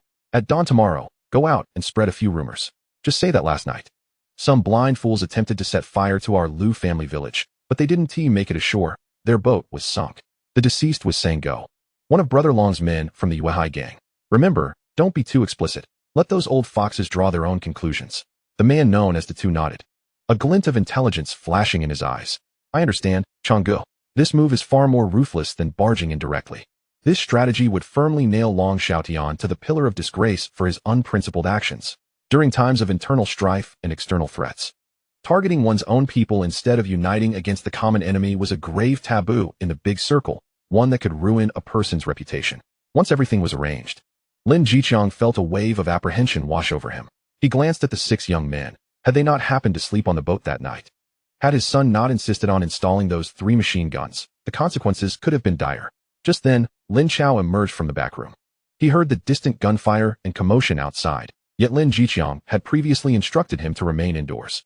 At this moment, as he surveyed the room filled with people and gazed upon his father's face, a tapestry of anger and fatigue, he began to grasp the gravity of the situation. When he learned from his father that the assailants were members of the Yuehai gang, an icy chill surged from the soles of his feet to the crown of his head. Just a hair's breadth. Just that infinitesimal margin. The shipyard, the Chaoyu, his father, these cherished elements of his life could very well be reduced to ashes this very night. He had always believed that possessing firearms and manpower would afford him the means of self-preservation. However, the stark reality of this evening delivered a stinging slap to his face. This era was far more chaotic than he had ever imagined. The security of his stronghold felt akin to a frayed fishing net, riddled with holes. It was imperative to elevate the level of defense. Old man, I'm feeling a bit weary. I think I'll retire for the night, Lin Chao remarked nonchalantly. Lin Jiqiang waved his hand dismissively, not giving it a second thought. Lin Chao returned to his room, locked the door, and his consciousness swiftly plunged into the depths of his mind. In the blink of an eye, he found himself standing in the lobby of the research institute. Without pausing, Lin Chao strode purposefully towards the materials storage area. His needs were distinctly clear. He required several high-powered wireless routers capable of encompassing the entirety of Legiacan and its surrounding waters. A dozen efficient flexible solar panels along with accompanying small batteries were necessary to provide independent energy. Most crucially, he sought over 20 outdoor surveillance cameras equipped with night vision and thermal imaging capabilities, powered by solar energy. He meticulously accounted for and packaged these devices before silently returning to his room. The night had deepened. Lin Chao donned a black outfit, vanishing into the shadows like a specter. He positioned himself at the summit of the tallest banyan tree on the village's rear mountain, on the rooftop at the village's entrance, and atop an unremarkable utility pole by the dock. Like a seasoned operative, he adeptly utilized each prime geographic vantage point to install the devices swiftly and discreetly. The router's signal was configured to a specially encrypted frequency, while the solar panels and batteries were cleverly concealed. One by one, he placed the surveillance cameras at each critical juncture. Once this was accomplished, the first light of dawn began to illuminate the horizon. Lin Chao returned to his room and retrieved a tablet computer. He powered it on and connected to the localized network he had established. Soon, a series of clear real-time images appeared on the screen. The village entrance, the dock, the back mountain, the shipyard construction site. For the first time, Legiacan was enveloped in a comprehensive, all-seeing surveillance network. He even devised a simple alert program, which would automatically sound an alarm if unfamiliar vehicles, vessels, or suspicious individuals lingered within the monitored area for an extended period. As he observed the streaming visuals, the tension that had coiled tightly within Lin Chao throughout the night finally began to ease. Yet, he understood this was merely the initial step. Technology could only provide warnings. True safety ultimately relied on strength. Meanwhile, in Yao Ma Ti, the atmosphere within the Yuehai gang's headquarters was stifling enough to draw moisture from the air. Long Xiaotian sat in a grand armchair, his expression dark and brooding, gripping a bill with knuckles turned white from pressure. Moments ago, a dance hall under his command had been raided by the authorities, ordered to cease operations for an inspection. In a desperate bid to reopen the establishment, he had to fork out a significant sum to smooth over relations. He was acutely aware that this was orchestrated by the Chaozhou gang's backing, Inspector Liu Lei. Yet, he felt utterly powerless. Long Xiaotian's connections with the police paled in comparison to those of Liu Lei. At that moment, he felt akin to a trapped insect ensnared in a spider's web. The harder he struggled, the tighter the strands constricted around him. Just as his frustration mounted, a trusted underling burst into the room, panic and terror etched across his face. He fell to Long Xiaotian's side, his voice trembling as he uttered a few words. "Brother Long, the operation at Legiacan has failed." The color drained from Long Xiaotian's face in an instant. He sprang to his feet, nearly losing his balance. Chapter 23. The Crippled Hero Strikes. A teacup was hurled to the ground, shattering into a myriad of porcelain shards. Useless. Long Xiaotian's chest heaved violently, his eyes bloodshot, resembling a wild beast trapped in a cage. The underling, having narrowly escaped from the sea, knelt on the floor, drenched and shaking like a leaf. The operation had failed. The elite team sent to set the fire not only failed to incinerate the Chaoyu, but was instead met with gunfire from the opposing vessel, resulting in chaos. The dog was dead. Even the body had been retrieved, only to be cast back into the sea. This was a blatant warning. What incensed Long Xiaotian the most was the news of the dog's death, along with the tidings of his failed assault on Legiacan, which spread like wildfire throughout the entire circle overnight. Now, everyone was aware that Long Xiaotian had stabbed his own people in the back. He felt like a laughingstock in the entire underworld. That damned old fool, Lin Jiqiang. Hatred surged within Long Xiaotian. He had been forced into a corner by the crippled hero, seeking refuge among the old-timers, only to have Lin Jiqiang be the first to stand against him, leaving him utterly humiliated and causing the alliance to collapse. He had attempted to stir the pot, employing the same tactics as the crippled hero to frame others.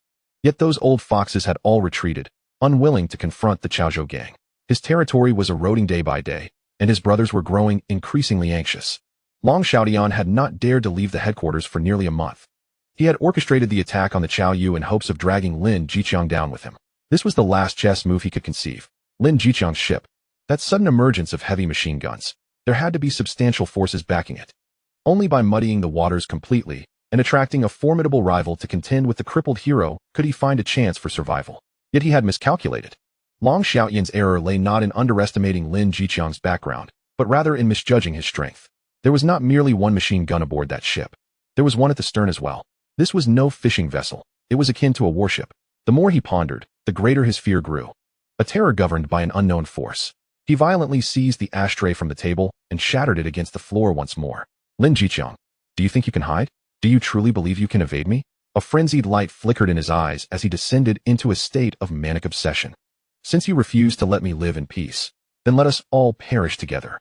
Meanwhile, deep within Kowloon walled city, in an extraordinarily spacious room filled with the fragrance of sandalwood, the crippled hero, Wu Tiehao, reclined on a large sofa, eyes closed, listening to a report from his subordinates. His legs were casually draped over the coffee table, swaying gently with the movement of his body. Brother Hao, the Yuehai gang has recently lost 2 more venues, and business at the docks has come to a near halt. Long Xiaotian has now become a turtle retreating into its shell. The Hunan gang's over-the-mountain tiger has also become much more subdued since their last shipment went missing, and our men have taken control of their territory. We have seized approximately 60% of the waterways in Xiangjiang, and 70% of the larger venues are now under our control. The reports are filled with excitement. As one of the 4 major drug trafficking families in Xiangjiang, the Chaozhou gang is the only outsider. Wu Tiehao's ambition extends beyond merely establishing a foothold. He aims to consolidate all major forces and ascend to the throne of Xiangjiang's foremost drug lord. He desires for the entire white powder market in Xiangjiang to heed solely his command. Bo Heo emitted a soft grunt from his nasal cavity, his eyes still closed. Everything is unfolding according to his plan. Just then, another subordinate hurriedly entered, respectfully leaning close to whisper in his ear. Brother Hao, we have discovered that the Yuehai gang possesses a significant shipyard in Lujia village. The overseer is an old fellow named Lin Chao, reputed to be one of the founding members of the Yuehai gang. Bo Heo's eyelids flickered. A shipyard? He gradually opened his eyes, and a glimmer of shrewdness flashed within his seemingly murky gaze. For those engaged in smuggling, ships are the legs. A shipyard is the lifeblood that enables these legs to run faster and steadier. Wu Tiao's current stature is due to his deeper understanding of this principle than others. He commands the finest vessels and captains in Shanjiang. He glanced at the reporting subordinate. Long Xiaotian is currently overwhelmed and likely has no time to oversee this matter. The subordinate nodded in agreement. Bo Heo pondered for a moment, gently tapping his fingers on the armrest of the sofa.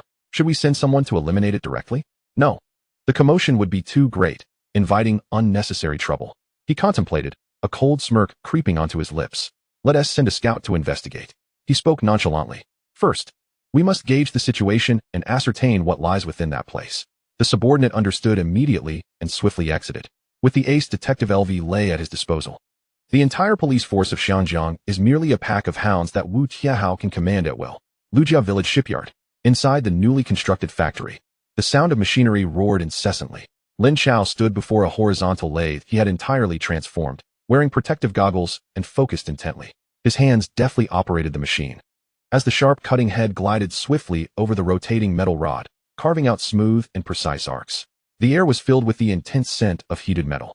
These two antique machines he salvaged from a scrap heap had undergone a metamorphosis due to his application of advanced technology, resulting in a remarkable enhancement in performance. Their processing precision would render any modern factory envious. What he aimed to accomplish now was to utilize these two super machines to manufacture more and more precise equipment for the shipyard. Just as he was immersed in the ecstasy of creation, his tablet in his pocket suddenly vibrated slightly. It was an alarm. Lin Chao's movements instantly halted, his expression sharpening. He discreetly turned off the machine, removed his gloves, and swiftly entered an adjacent empty tool room, locking the door behind him. He quickly retrieved his tablet. On the screen, a red alarm box was flashing incessantly. He accessed the live surveillance feed, and his pupils dilated sharply. The footage came from a highly concealed camera he had set up by the village entrance. In the frame, several armored vehicles bearing the insignia of the royal police were slowly coming to a stop about a kilometer from the village entrance. The doors opened, and over a dozen uniformed police officers disembarked, but instead of approaching immediately, they gathered together, binoculars in hand, pointing and gesturing toward the village. Their intentions were abundantly clear. A chill crept up Lin Chao's spine. He quickly exited the factory, maintaining an expression of calm. Old Bean. He dashed into the training deck. Lin Jiqiang and Chun Bao were supervising the new brothers as they practiced aiming with unloaded guns. Upon hearing Lin Chao's voice, everyone halted their movements. The cops are here. Right at the village entrance, and it seems they're coming for us. Lin Chao spoke rapidly. Lin Jiqiang's expression darkened instantly. So soon after Long Xiaotian's retaliation, Li Shanji cursed under his breath, instinctively reaching for the rifle at his side. It's not Long Xiaotian. He lacks the capability. Lin Jiqiang swiftly deduced it was Bo Heo. The mention of that name seemed to freeze the air on the deck. Dad, you need to take Uncle Bao and the others onto the ship immediately and leave at once. Exit via the waterway on the back mountain and do not return yet. Lin Chao commanded, his tone brooking no argument. And you? Lin Jiqiang grasped his arm tightly. I will stay. They are here to investigate the gang. I am a student of Xiangda, and they cannot touch me. Lin Chao locked eyes with his father. Once you leave, I have a way to handle it. Lin Jiqiang scrutinized his son, unable to discern a hint of panic in those calm eyes. He understood his son was correct. Their group and this ship were the prime targets. All right. Lin Jiqiang released his grip and turned to Chun Bao and the others, barking orders. Everyone, board the ship immediately. Stow the anchor, and prepare to depart. At the command, everyone sprang into action. Lin Chao, meanwhile, raced toward the back of the shipyard, to the small warehouse designated for weapons storage. He pushed open the door to find several large wooden crates neatly stacked inside, containing rifles, grenades, and even 2 rocket launchers from the last operation at Factory 708. If these items were discovered, they would all face a lifetime in Stanley Prison. Chapter 24, Bo Heo Strikes Again. Lin Chao swiftly locked the door behind him, surveying the lethal arsenal. His consciousness plunged into his mind, connecting with the Research Institute's space. In but a fleeting thought, the heavy military crates, along with all their weaponry and ammunition, vanished without a trace, as if they had never existed. After accomplishing this, Lin Chao let out a sigh of relief and hurriedly exited the tool room, racing toward his uncle Lu Yaoming's home.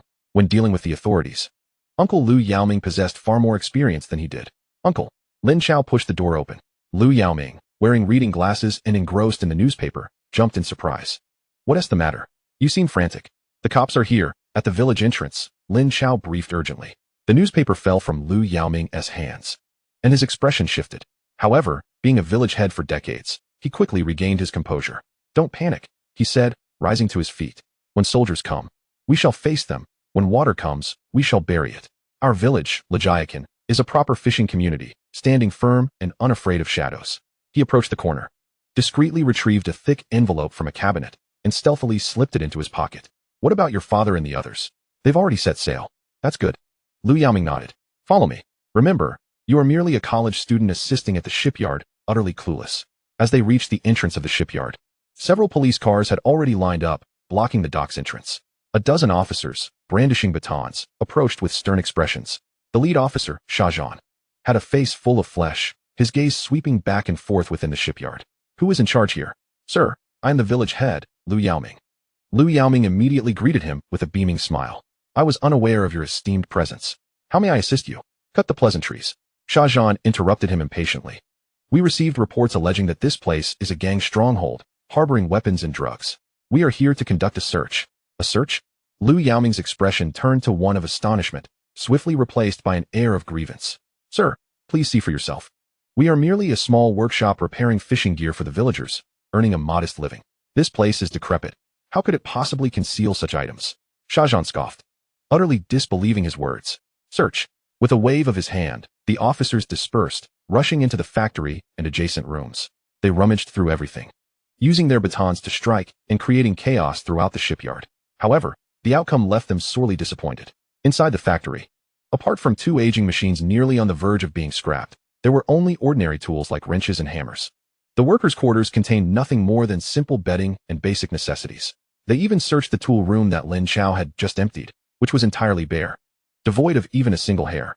Shajan, nothing found. Nothing here either. Each returning officer reported the same disheartening results. Shajan's expression grew increasingly grim. Lu Yaoming stayed by his side. Sensing the moment was ripe, he quietly approached and pressed the thick envelope into Shajan's hand. Sir, given the oppressive heat, my brothers have worked hard. This small token of appreciation is for them to enjoy a cup of tea. Shajan's fingers pinched the envelope's thickness, and the tension in his face eased slightly. He glanced around at the small factory with its few outdated machines and dozen workers, a flicker of doubt igniting within him. Is this all the manpower you have? Indeed, sir, Lu Yaoming replied with a pained expression. Fishing has become a challenging business. The village's youth have all gone out seeking work, leaving only the elderly, the infirm, and the weak. There is no organized crime here. Shajan nodded, having found some measure of belief in his words. It seemed the intelligence might have been faulty, or perhaps the suspects had already fled. Continuing the search would likely yield no further results. He cleared his throat and waved to his subordinates. Fall back. The officers arrived swiftly and departed just as quickly. As the police cars vanished from the village entrance, Lu Yaoming let out a long sigh of relief, his back already soaked with cold sweat. In Kowloon City, Bo Hao listened intently as his subordinate relayed information from the police station. No findings. He reclined on the sofa, picking at his ear with his pinky, his tone nonchalant. That's correct, Brother Hao. They reported it as a very small repair point, with rudimentary equipment and few workers, appearing to be quite unremarkable. Bo Hao let out a derisive laugh. It's hardly surprising they found nothing. I am the master of this game and know 1,000 ways to deal with police searches. However, the police's description diminished his regard for that location significantly. It was small in scale and equipped merely. It seemed like an ordinary repair point, incapable of causing any substantial trouble. Perhaps he had been overly sensitive. Brother Hao, what about tonight? Shall we send a few men to take care of that place? Bo Hao waved his hand dismissively, as if assigning an inconsequential task, just to avoid the nuisance. In the evening, Lin Jiqiang returned to the dock quietly with a crew. All the core members of the Lin family gathered at the old residence. After hearing Lin Chao and Lu Yaoming recount the day's events, the expressions of everyone present darkened ominously. The ability to mobilize the police indicates it cannot be the Yuhai gang, Chun Bao remarked solemnly. It is Bo Hao. He has set his sights on us. Damn it. That lunatic, Li Shanjia clenched his fists. What does he want? We haven't provoked him. It's not about what he wants. It's about him wanting to eliminate anyone who defies him. Lin Jiqiang, smoking a cigarette, appeared particularly grave as the smoke swirled around him. If he can send the police today, he can send assassins tomorrow. From this night forward, Everyone must take turns keeping watch. No one can leave the ship or the yard for even a moment. The atmosphere in the room became stifling. Everyone sensed an invisible net slowly tightening around them. They felt like fish caught in a net, with no choice but to struggle desperately. Lin Chao refrained from participating in their discussions. He understood that a passive defense would eventually lead to exhaustion. They could not afford to wait any longer. He needed to find a way to break the deadlock. Returning to his room, Lin Chao locked the door and delved into his thoughts. In the brightly lit research hall, he felt a bone-chilling cold for the first time. He hurried to the computer, clicked an icon, and activated a dialog box. Taking a deep breath, Lin Chao typed in several keywords. Wu Tiahao, Bo Hao, 1973, conclusion. Data streamed swiftly across the screen. Moments later, a detailed dossier appeared before him. Wu Tiahao, known as Bo Hao, the leader of the Chaozhou gang, one of the 4 major drug trafficking families in Hong Kong. In October 1973, following the establishment of the Independent Commission Against Corruption, his primary ally, Chief Inspector Liu Lei, was forced into early retirement, significantly weakening his influence. In September of the same year, his confidant, Chen Qi, betrayed him, providing substantial evidence of criminal activities to the newly formed commission. In October, Wu Tiahao fled to the island of Taiwan, only to be captured in March 1974. October. It is now June. Less than 4 months remain until Bo Hao's downfall. Lin Chao's heart raced. If he remained undetected and could weather these months quietly, the crisis would resolve itself. But now they were already in Bo Hao's sights. Today it was the police. What about tomorrow? The day after? Could they endure until 4 months later? They could not wait. Lin Chao's gaze transformed into an unwavering resolve. Since the wheel of history had begun to turn, he had no qualms about giving it a vigorous push from behind. He was determined to accelerate this process. Exiting the confines of the research facility, an overwhelming wave of exhaustion washed over him. His taut nerves had not relaxed for days. He cast a glance out the window at the profound darkness of the night and decided to take a brief respite. Even the most meticulous plans require a lucid mind for execution. Just as he lay down and closed his eyes, his tablet in his pocket vibrated urgently. It was an alarm. Lin Chao sprang from his bed, his heart racing as though it might burst from his chest. He seized the tablet and activated the screen. The night vision surveillance showed 3 black speedboats, their lights extinguished, slicing through the waves like 3 arrows loosed from a bow, heading straight for the dock at Lujia village. Chapter 25, Annihilation. Without a moment's hesitation, Lin Chao dashed out of his room, pounding on the door of the adjoining room. Old Bean, wake up. We've got company. The door swung open instantly, revealing Lin Jiqiang, clad only in a tank top, his eyes betraying no trace of sleep. How many? 3 boats. The father and son exchanged no further words and rushed towards the dock. On board the Chaoyu, 6 newly recruited young men were taking turns on night watch. Ahui and 2 others leaned against the gunwale, warily scanning the inky blackness of the sea. Yet human eyes, after all, are not machines. In the absence of moonlight, they could see nothing, only hearing the monotonous sound of the waves. The footsteps of Lin Jiqiang and Lin Chao startled them. Brother Chao, keep quiet. Prepare for battle. Lin Jiqiang's voice was low but brimming with lethal intent. The 6 men stiffened, instantly comprehending the gravity of the situation. The other 3 brothers, still resting in the cabin, were roused. Everyone moved swiftly, uttering not a sound, each retrieving the rifles concealed within the cabin, disengaging the safeties and chambering rounds. The cold metallic feel of the firearms instilled a measure of reassurance in them. Arm yourselves, Lin Jiqiang growled, plunging into the cockpit. Creak. The agonizing sound of metal grinding echoed from both the bow and stern of the boat. 3 ominous Type 54 heavy machine guns slowly ascended from beneath the deck, their menacing muzzles aimed at the dark expanse of the sea. Boom.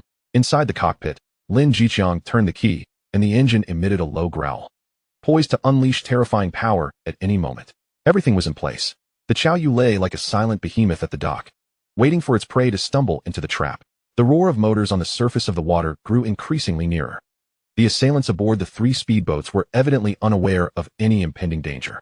They maintained their high speed, intent on reaching the dock in one swift motion, resolving the conflict as quickly as possible, then setting fire and fleeing. Just as they entered within a 200-meter range, whoosh. The military-grade high-intensity floodlights atop the Chaoyu suddenly blazed to life. The blinding beams pierced the darkness like divine swords, illuminating the 3 speedboats and rendering the faces of all aboard ghostly pale. Damn it, it's a trap. The leader of the speedboat, a scarred face, shielded his eyes instinctively from the glaring light.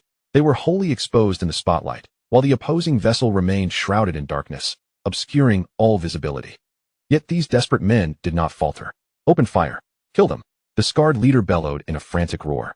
Fear can sometimes give birth to more frenzied violence. Rat-a-tat-tat. The submachine guns aboard the speedboat erupted first, bullets careening wildly toward the Chao Yu, striking the steel hull with a series of sharp clangs, sending up a few insignificant sparks.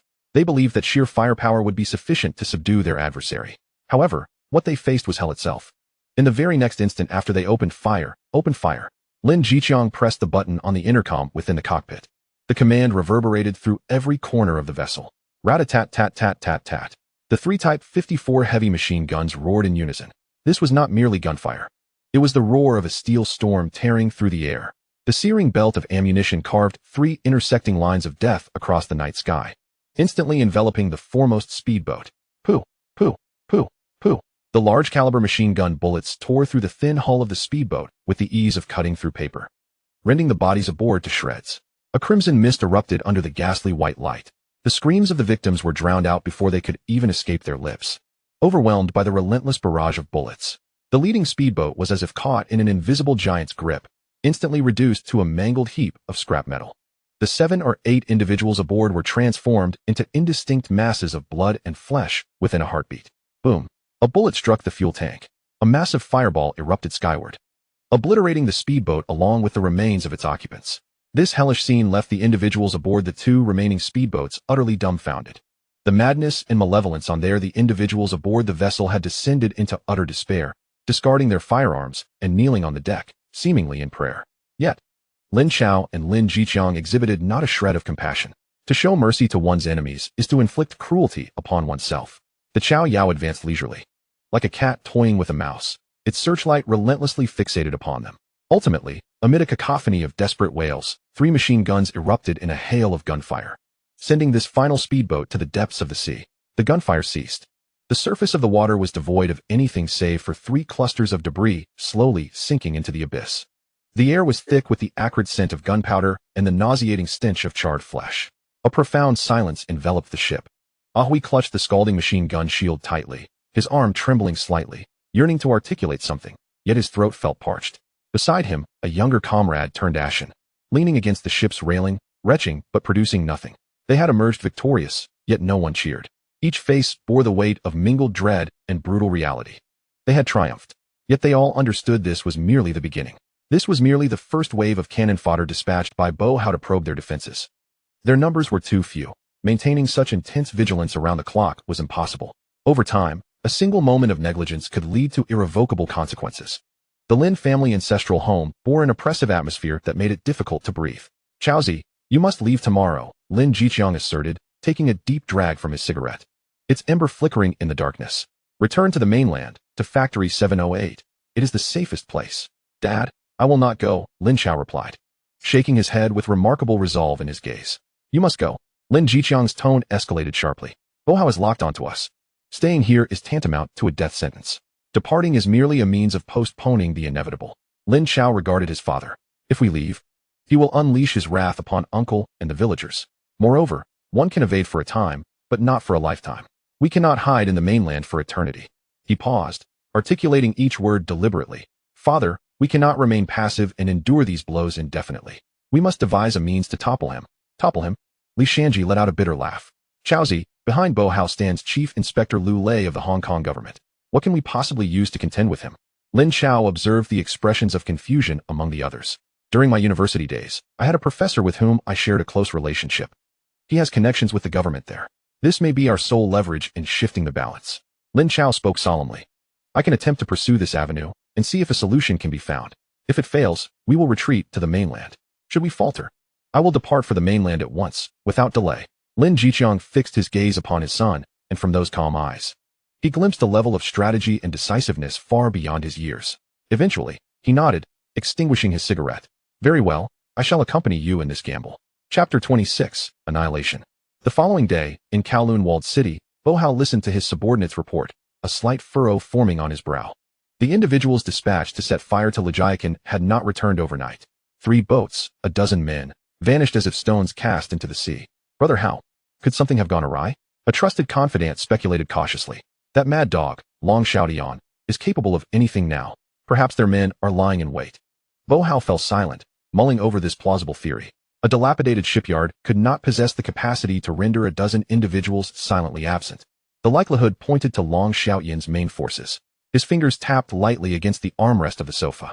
In that case, further entanglement with that small shipyard serves no purpose. Rather than squander time and energy on an inconsequential repair point, it would be more prudent to strike at the root. A glint of ruthlessness flashed in his eyes. Send a few men to Yao Mati. Bo Hao's voice was low. Confirm whether Long Xiaoyan is present at the hall today. We shall act directly by nightfall. No more delays. He intended to eliminate this troublesome mad dog with the utmost brutality. Meanwhile, in Yao Mati, the stronghold of the Yuehai gang, Long Xiaoyan was gathered around a table with several of his most trusted confidants, deliberating escape plans. He was acutely aware that he could not contend against Bo Hao. Continued conflict would only lead to his demise. In gang warfare, surrender was never an option. To capitulate was to invite a more gruesome fate. Is all the money prepared? Long Xiaoyan's voice was hoarse, his eyes sunken. Brother Long, most of the assets have been liquidated. Cash and gold bars are secured in the basement of the safe house. One confidant replied. However, the Chaozhou gang has been watching us too closely. We have yet to find an opportunity to transport the goods. Tomorrow. Long Xiaoyan slammed his hand on the table. Regardless of the means, we must move the items by tomorrow. I have already arranged matters in Siam. As long as we get our people there, we will have a chance for a resurgence. He was thoroughly desperate, wishing only to flee with the wealth he had accumulated over the years. Just then, a piercing scream suddenly echoed from outside. Long Xiaoyan's body tensed, and he sprang from his chair. Who is it? Before he could finish his sentence, the heavy wooden door was kicked open with tremendous force. Bang! Amidst the splintering wood, several men clad in black attire surged in like silent phantoms. They brandished silenced pistols, their eyes devoid of emotion, as if regarding a herd of already deceased livestock. The few confidants within instinctively reached for their sidearms, but they were far too slow. Bang! Bang! Bang! The muffled sounds merged into a single, chilling chorus. Those who had just contemplated a resurgence now bore blossoms of crimson at their foreheads, their bodies collapsing lifelessly to the ground, faces frozen in shock and disbelief. The entire sequence transpired in less than 3 seconds. It was suffocatingly swift. Long Xiaoyan felt as though the blood within him had been instantaneously drained, his limbs turning cold. He gazed at the brethren sprawled in pools of blood, then at the encroaching assassins. His legs weakened, and he crumpled to the floor. The former bravado and tyranny crumbled to insignificance in the face of death. Please, don't kill me. His voice quavered, laced with abject terror, tinged with a sob. I will give you all my money. All of it. I beg you, spare my life. The lead assassin approached him, looking down from a towering height. Eyes cold as they would be for an insignificant insect. He uttered no words, merely raised his hand slowly. Long Xiaoyan gazed at the ominous black muzzle, his pupils constricting to the size of pinpoints, all pleas for mercy lodged in his throat. He understood that the assailants were not there for riches. They had come to claim his life. With a soft thud, he suddenly arched backward, crashing heavily to the ground, a charred blood hole appearing in the center of his brow. He died with his eyes wide open.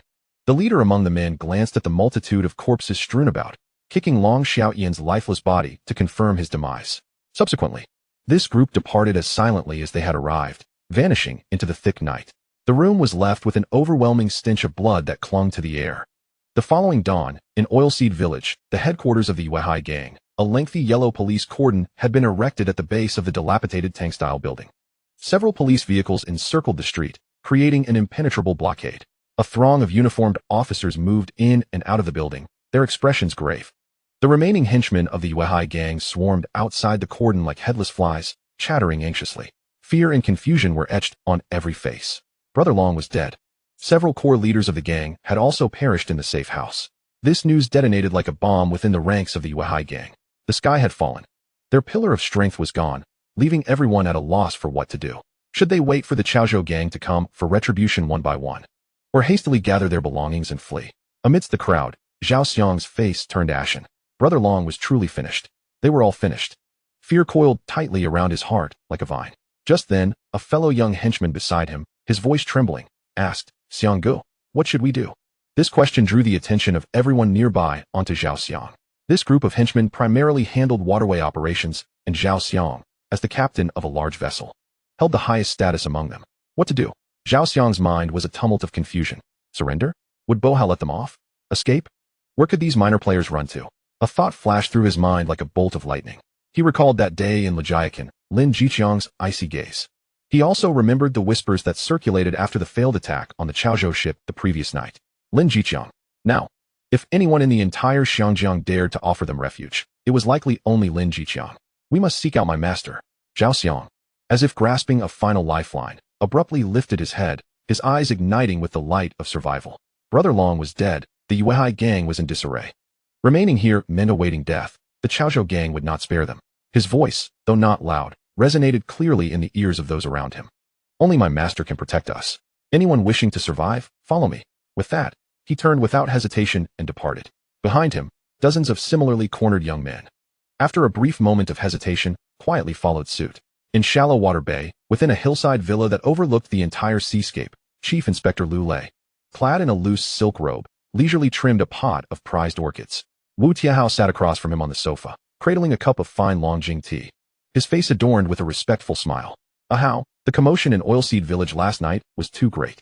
Lu Lei did not turn around, his tone flat, as if discussing a trivial matter. The police files are piling up higher than mountains. The reporters' calls are nearly overwhelming the department's lines. This makes my job quite difficult. Bo Hao quickly set down his teacup and rose. Uncle, it was my subordinates who mishandled things, causing you trouble. Trouble is secondary, Lu Lei replied, setting down his shears and fixing a profound gaze upon Bo Hao. The higher-ups are tightening their scrutiny. The British side may be planning significant actions. The worst thing to do at this moment is to draw attention. He approached the liquor cabinet and poured himself a glass of brandy. I am already retired. I only wish to spend a peaceful year in Canada with my grandson. Do you understand my meaning? A chill ran through Bo Hao's heart. He grasped the warning contained in Lu Lei's words. Uncle, rest assured, I understand. He bowed slightly. From today onward, I will instruct my men to be more restrained. We will first consolidate our venues and channels, ensuring we conduct business peacefully. Lu Lei nodded in satisfaction. That's right. Harmony fosters prosperity. After exiting the villa, Bo Hao slid into his Rolls-Royce, the respectful demeanor on his face swiftly replaced by a coldness. He realized that Lu Lei's ship was no longer seaworthy. He must seize complete control of the narcotics trade in Xiangjiang before Lu Lei departed, establishing a kingdom of his own. Upon returning to his lair, he picked up the phone. Notify everyone to keep a low profile, no more fatalities. We must seize the territory and waterways left by the Yuehai gang. Brother Hao, what about that shipyard in Lijiakan? Came a cautious voice from the other end of the line. A rundown shipyard can be disregarded for now. Bo Hao interrupted impatiently. He had more pressing matters to attend to. Chapter 27, Fisheries Company. At the Lijiakan dock, Lin Jiqiang surveyed the disheartened remnants of the Yuehai gang before him. Their heads hung low, resembling lost dogs, and remained silent for a long while. Zhao Xiang, accompanied by over 30 individuals, practically knelt before him in supplication. Upon hearing the news of Long Xiaoyan's demise at the hands of Bo Hao, even Lin Jiqiang, a man seasoned by storms, felt a chill creep up his spine. It was too swift, far too swift. Just days prior, the head of the Yuehai gang had convened a meeting with his followers, and now he had become a lifeless corpse. Bo Hao's ruthlessness exceeded his expectations, his methods more ruthless and decisive. An unprecedented sense of crisis loomed over everyone's hearts. The atmosphere in the Lin family's old residence was stifling to the extreme. Changgu, please accept them, Shun Bao said in a low voice. We are severely short-handed. An extra pair of hands would bolster our strength. Lin Jiqiang ultimately nodded. He understood that from this moment on, there was no room left for reconciliation with Bo Hao. As the group deliberated on how to accommodate these newcomers, Lin Chao approached his father alone. Dad, this cannot go on. We must accelerate our actions. Lin Jiqiang regarded his son, aware that he surely had some plan in mind. I wish to find someone. Lin Chao's gaze swept over everyone present before settling on his father's face. A trusted aide of Bo Hao, named Chen Qi. Chen Qi? Li Shan was momentarily taken aback. What could he possibly want with him? He was one of the most formidable enforcers under the notorious Bo Hao, infamous for his ruthless demeanor. A look of confusion spread across the faces of everyone in the room. At such a critical juncture, seeking out Bo Hao's right-hand man? Was this not akin to walking into a trap? Only Lin Chao understood the gravity of the situation. This Chen Qi would, in a few months, be the very person who would hand over all incriminating evidence against Bo Hao to the Independent Commission Against Corruption, leading to the catastrophic downfall of Bo Hao's empire. Lin Chao's expression remained inscrutable. Meeting the gazes of those around him, his voice was calm and unwavering. The professor I know has connections within the Hong Kong government. He paused, allowing the weight of his words to settle among them. He is not someone like L.V. Lei. He is genuinely committed to making a difference. They have been observing Bo Hao for a long time, but L.V. Lei's protective umbrella is too vast for them to penetrate. They require a breakthrough. Someone capable of tearing open this facade from within. Lin Chao's gaze swept across the group, ultimately resting on his father, Lin Jiqiang's face. They believed that Chen Qi was the key to that breakthrough. His words, half-truths and half-facts, struck the hearts of the assembly like a potent stimulant. The phrase power within the Hong Kong government, though seemingly abstract, carried an undeniable aura of authority. Lin Chao fixated intently on his son, searching for even a flicker of doubt or uncertainty in Lin Chao's eyes. But he found none. The gaze before him exuded a calmness far beyond his years. He was unaware of the identity of the professor his son referred to, or where those dedicated individuals might be. Yet, he knew that his son would not gamble with the lives of everyone present. I do not care who your professor is. Lin Chao extinguished his cigarette, his voice deep and resolute. I only need to know if this plan is reliable. It is reliable. Lin Chao responded with 3 succinct words. Lin Chao refrained from further inquiries. Rising, he addressed Chen Bao. Ah Bao, this matter falls to you. Utilize all our connections to locate this Chen Shi. I want to know his recent whereabouts. Understood, Changgu, Chen Bao nodded. With this decision made, the atmosphere in the room began to ease slightly. However, an even more challenging dilemma loomed before everyone. The remnants of the Yuehai gang who had just defected. Dad, how do we handle these individuals?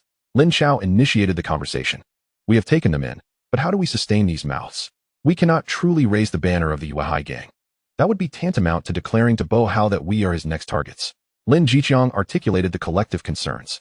Raising the flag of the Yuehai gang would signify an acceptance of the enmity between Long Xiaotian and Bo Hao, a burden they could not bear. We shall not fly any flag. Lin Chao's voice was clear and resolute. We are not a gang. He turned his gaze towards the group of former Yuehai gang members, led by Zhao Xiang, still waiting outside. From this day forward, they are no longer members of the Yuehai gang. They are employees of Linji Fisheries. We are not part of the Underworld. We are a legitimate business in the fishing industry. It is only natural for a company to support its employees. It is equally expected that employees safeguard the company's assets. This proclamation stunned everyone in the room. Even Lin Chao was taken aback. This maneuver was masterful. It severed all ties with the Yuehai gang, transforming this group of fugitives into legitimate employees within a lawful company. It was impeccably justified. Henceforth, even if the authorities came knocking, they would be recognized as law-abiding citizens. Excellent. Let it be so, Lin Chao exclaimed, slapping his thigh as the shadows of doubt lifted from his heart. Approaching the door, he addressed the anxious Zhao Xiang. Ah Xiang, you have followed me for 6 years. Leaving amicably. Today, as you return, I can accept you, but this is the last time. Moreover, you heard me. From this moment forth, there is no Yuehai gang. The brothers beside you will henceforth be known as employees of Linji Fisheries. Once you join us, I do not care what your past conduct was, here. You must abide by my rules. Return and gather any remaining brothers who can be summoned. Additionally, bring over any remaining vessels of the Yuehai gang that can still be sailed. We cannot allow Bo Hao's thugs to benefit from this.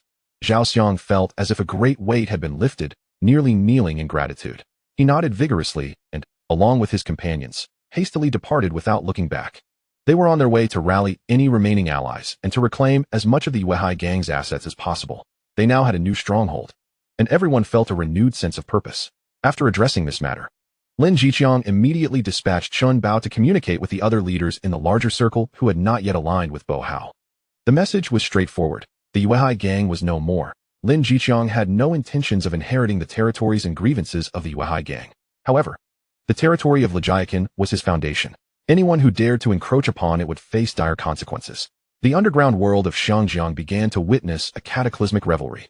With the elimination of Long Xiaotian, the last obstacle in his path, Bo Hao became increasingly audacious.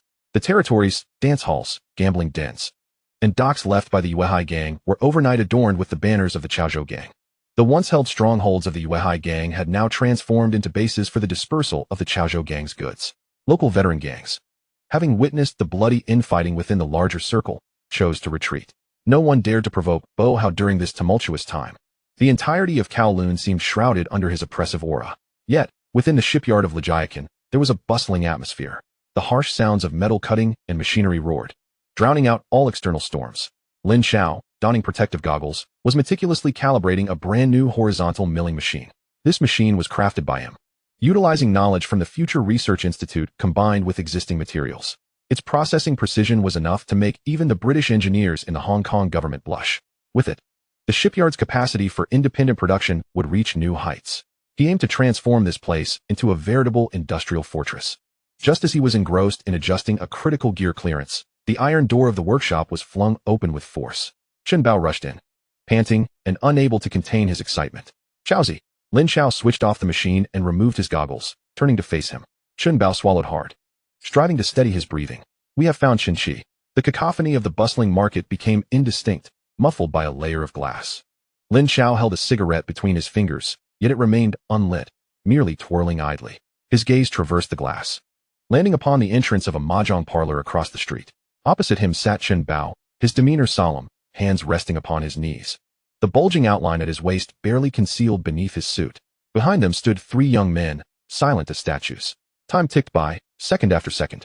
At last, a black Mercedes-Benz came to a halt outside the mahjong parlor. The door swung open, and a man clad in a floral shirt, with a robust physique, descended from the vehicle. A toothpick dangled from his mouth as he strutted with an air of arrogance. He was none other than Chen Qi, one of the most capable enforcers of the notorious Bo Hao. 2 equally formidable lackeys followed in his wake. He has arrived, Chen Bao murmured, his voice barely above a whisper. Lin Chao's expression remained unchanged. He retrieved a neatly folded note from his pocket and handed it to Chen Bao. Go take care of it.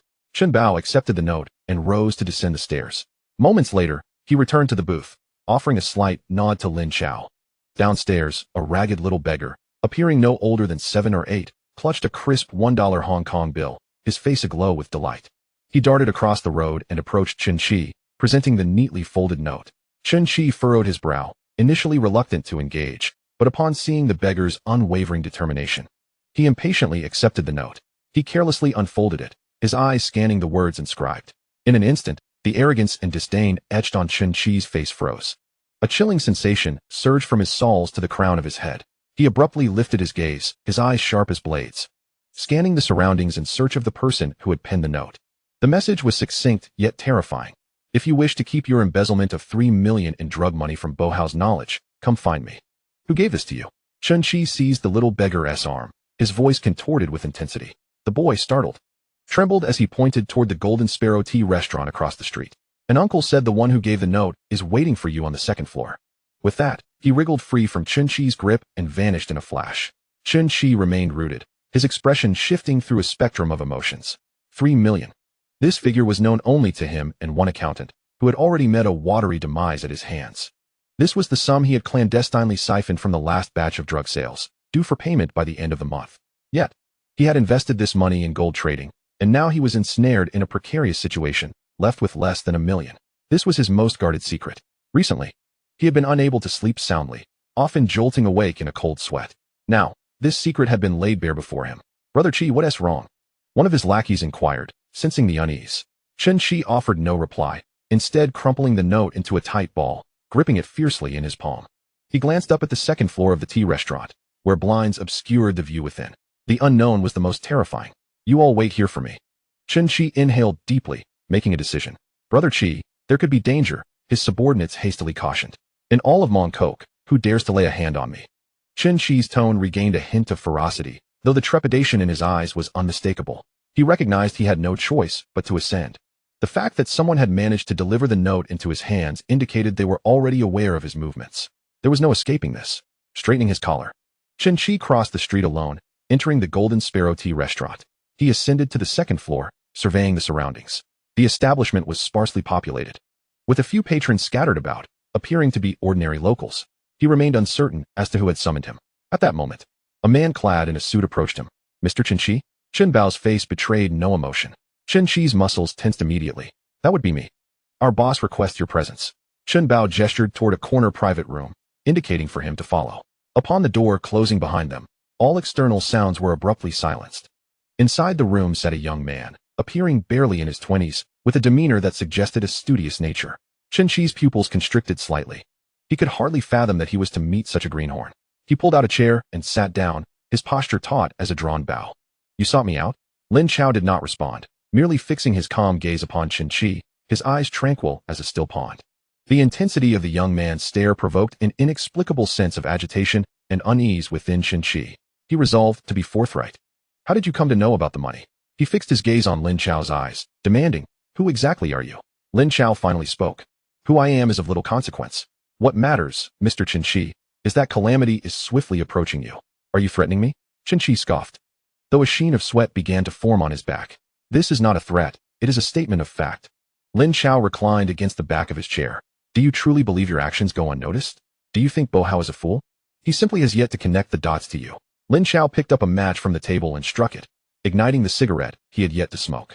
The rising smoke obscured his features. However, I can ensure that Mr. Bo Hao learns of this matter immediately. Chen Qi's heart sank heavily. He understood the gravity of what was being said. Should Bo Hao discover he had embezzled 3 million, his only fate would be to be cast into Victoria Harbor as fish bait. What exactly do you want? Chen Qi's voice turned hoarse.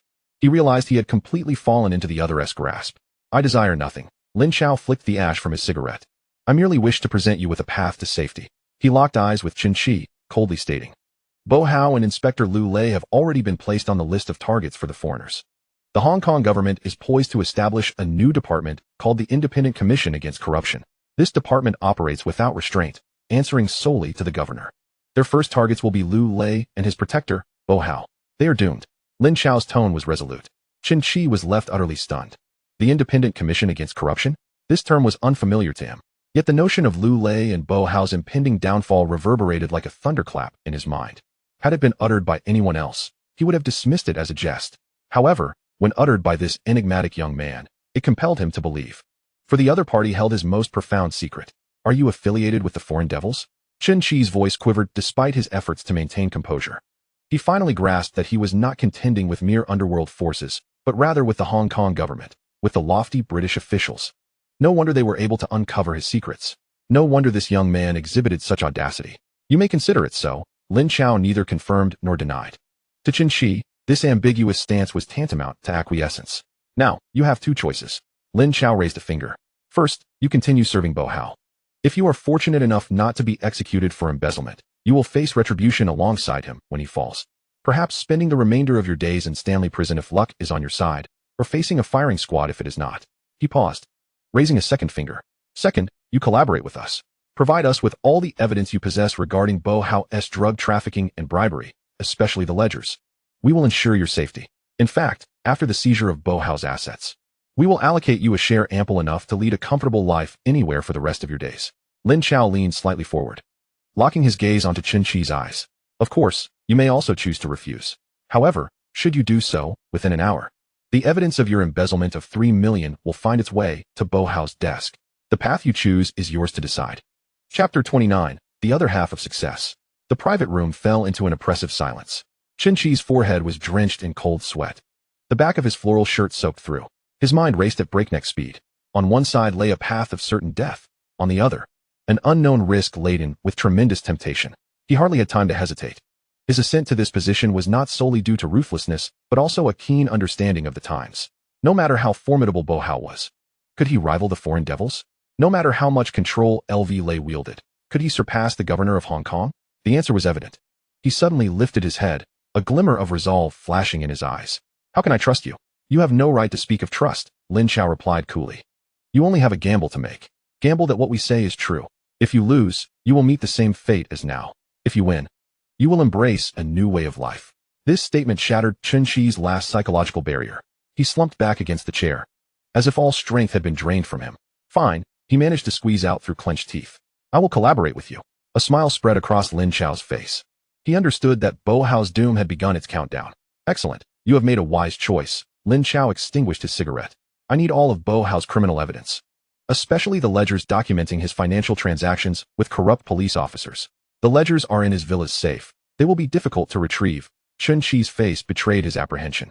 That is your problem. Lin Chao's tone turned frigid. I will give you 2 days. 5 days from now, at this very location, at the same time. I expect you to come with what I desire. Upon leaving the Golden Sparrow Tea restaurant, the cacophony and heat of the outside world rushed at them.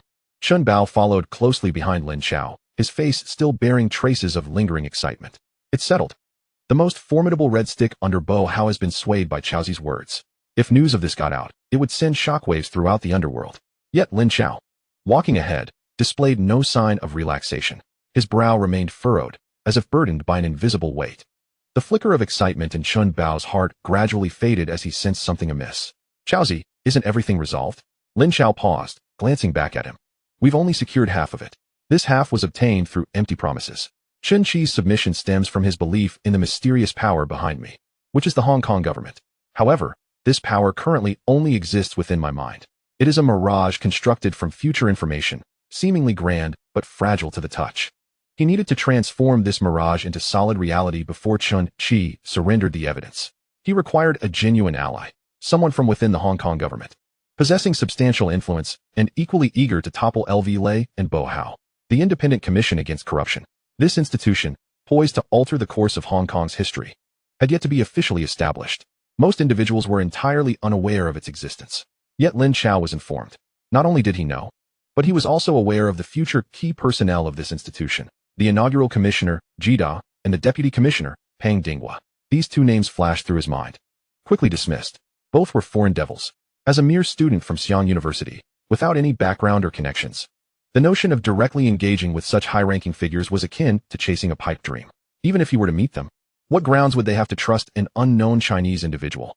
Establishing trust necessitates time and a shared cultural background, both of which he lacked. The only breakthrough could come from a Chinese individual, one who could ascend to the highest ranks within the future Independent Commission Against Corruption, Su Jiajie. This name surfaced from the depths of his memory. The future deputy director of the operations division of the Independent Commission Against Corruption, the highest position attainable by a Chinese individual. Yet at this moment, he was merely a sergeant in the police force's anti-corruption unit. Though still an official, he was far from inaccessible. Uncle Bao, you take the men back and keep an eye on the shipyard and the newcomers. Lin Chao calmly made arrangements. I have another, more pressing matter to attend to. Chen Bao gazed into Lin Chao's deep-set eyes, opting not to inquire further. He nodded. Be careful. Wanchai, police headquarters. Lin Chao stood across the street, gazing at the colonial-style building. He did not rush inside. Instead, he retrieved a few $10 banknotes from his pocket and approached the drowsy doorman at the entrance. Excuse me, could you direct me? The doorman blinked awake. Casting an impatient glance at him, Lin Chao casually slipped the bills into his hand. I am looking for Sergeant Su Jiajie from the anti-corruption unit. I have a personal matter to discuss. His voice dropped to a near whisper. I prefer not to attract too much attention, you understand. The doorman fingered the thickness of the bills, his expression shifting from impatience to an understanding smile. The young man showed initiative, pointing inside. Sir Su has yet to finish work. Please wait here. When he comes out, I will signal you. Lin Chao expressed his gratitude and settled onto a bench by the street, his patience unwavering. Time ticked by, each second a reminder of his resolve. As the sun dipped in the west, clusters of officers began to emerge from the building. Finally, the gatekeeper cast him a knowing glance.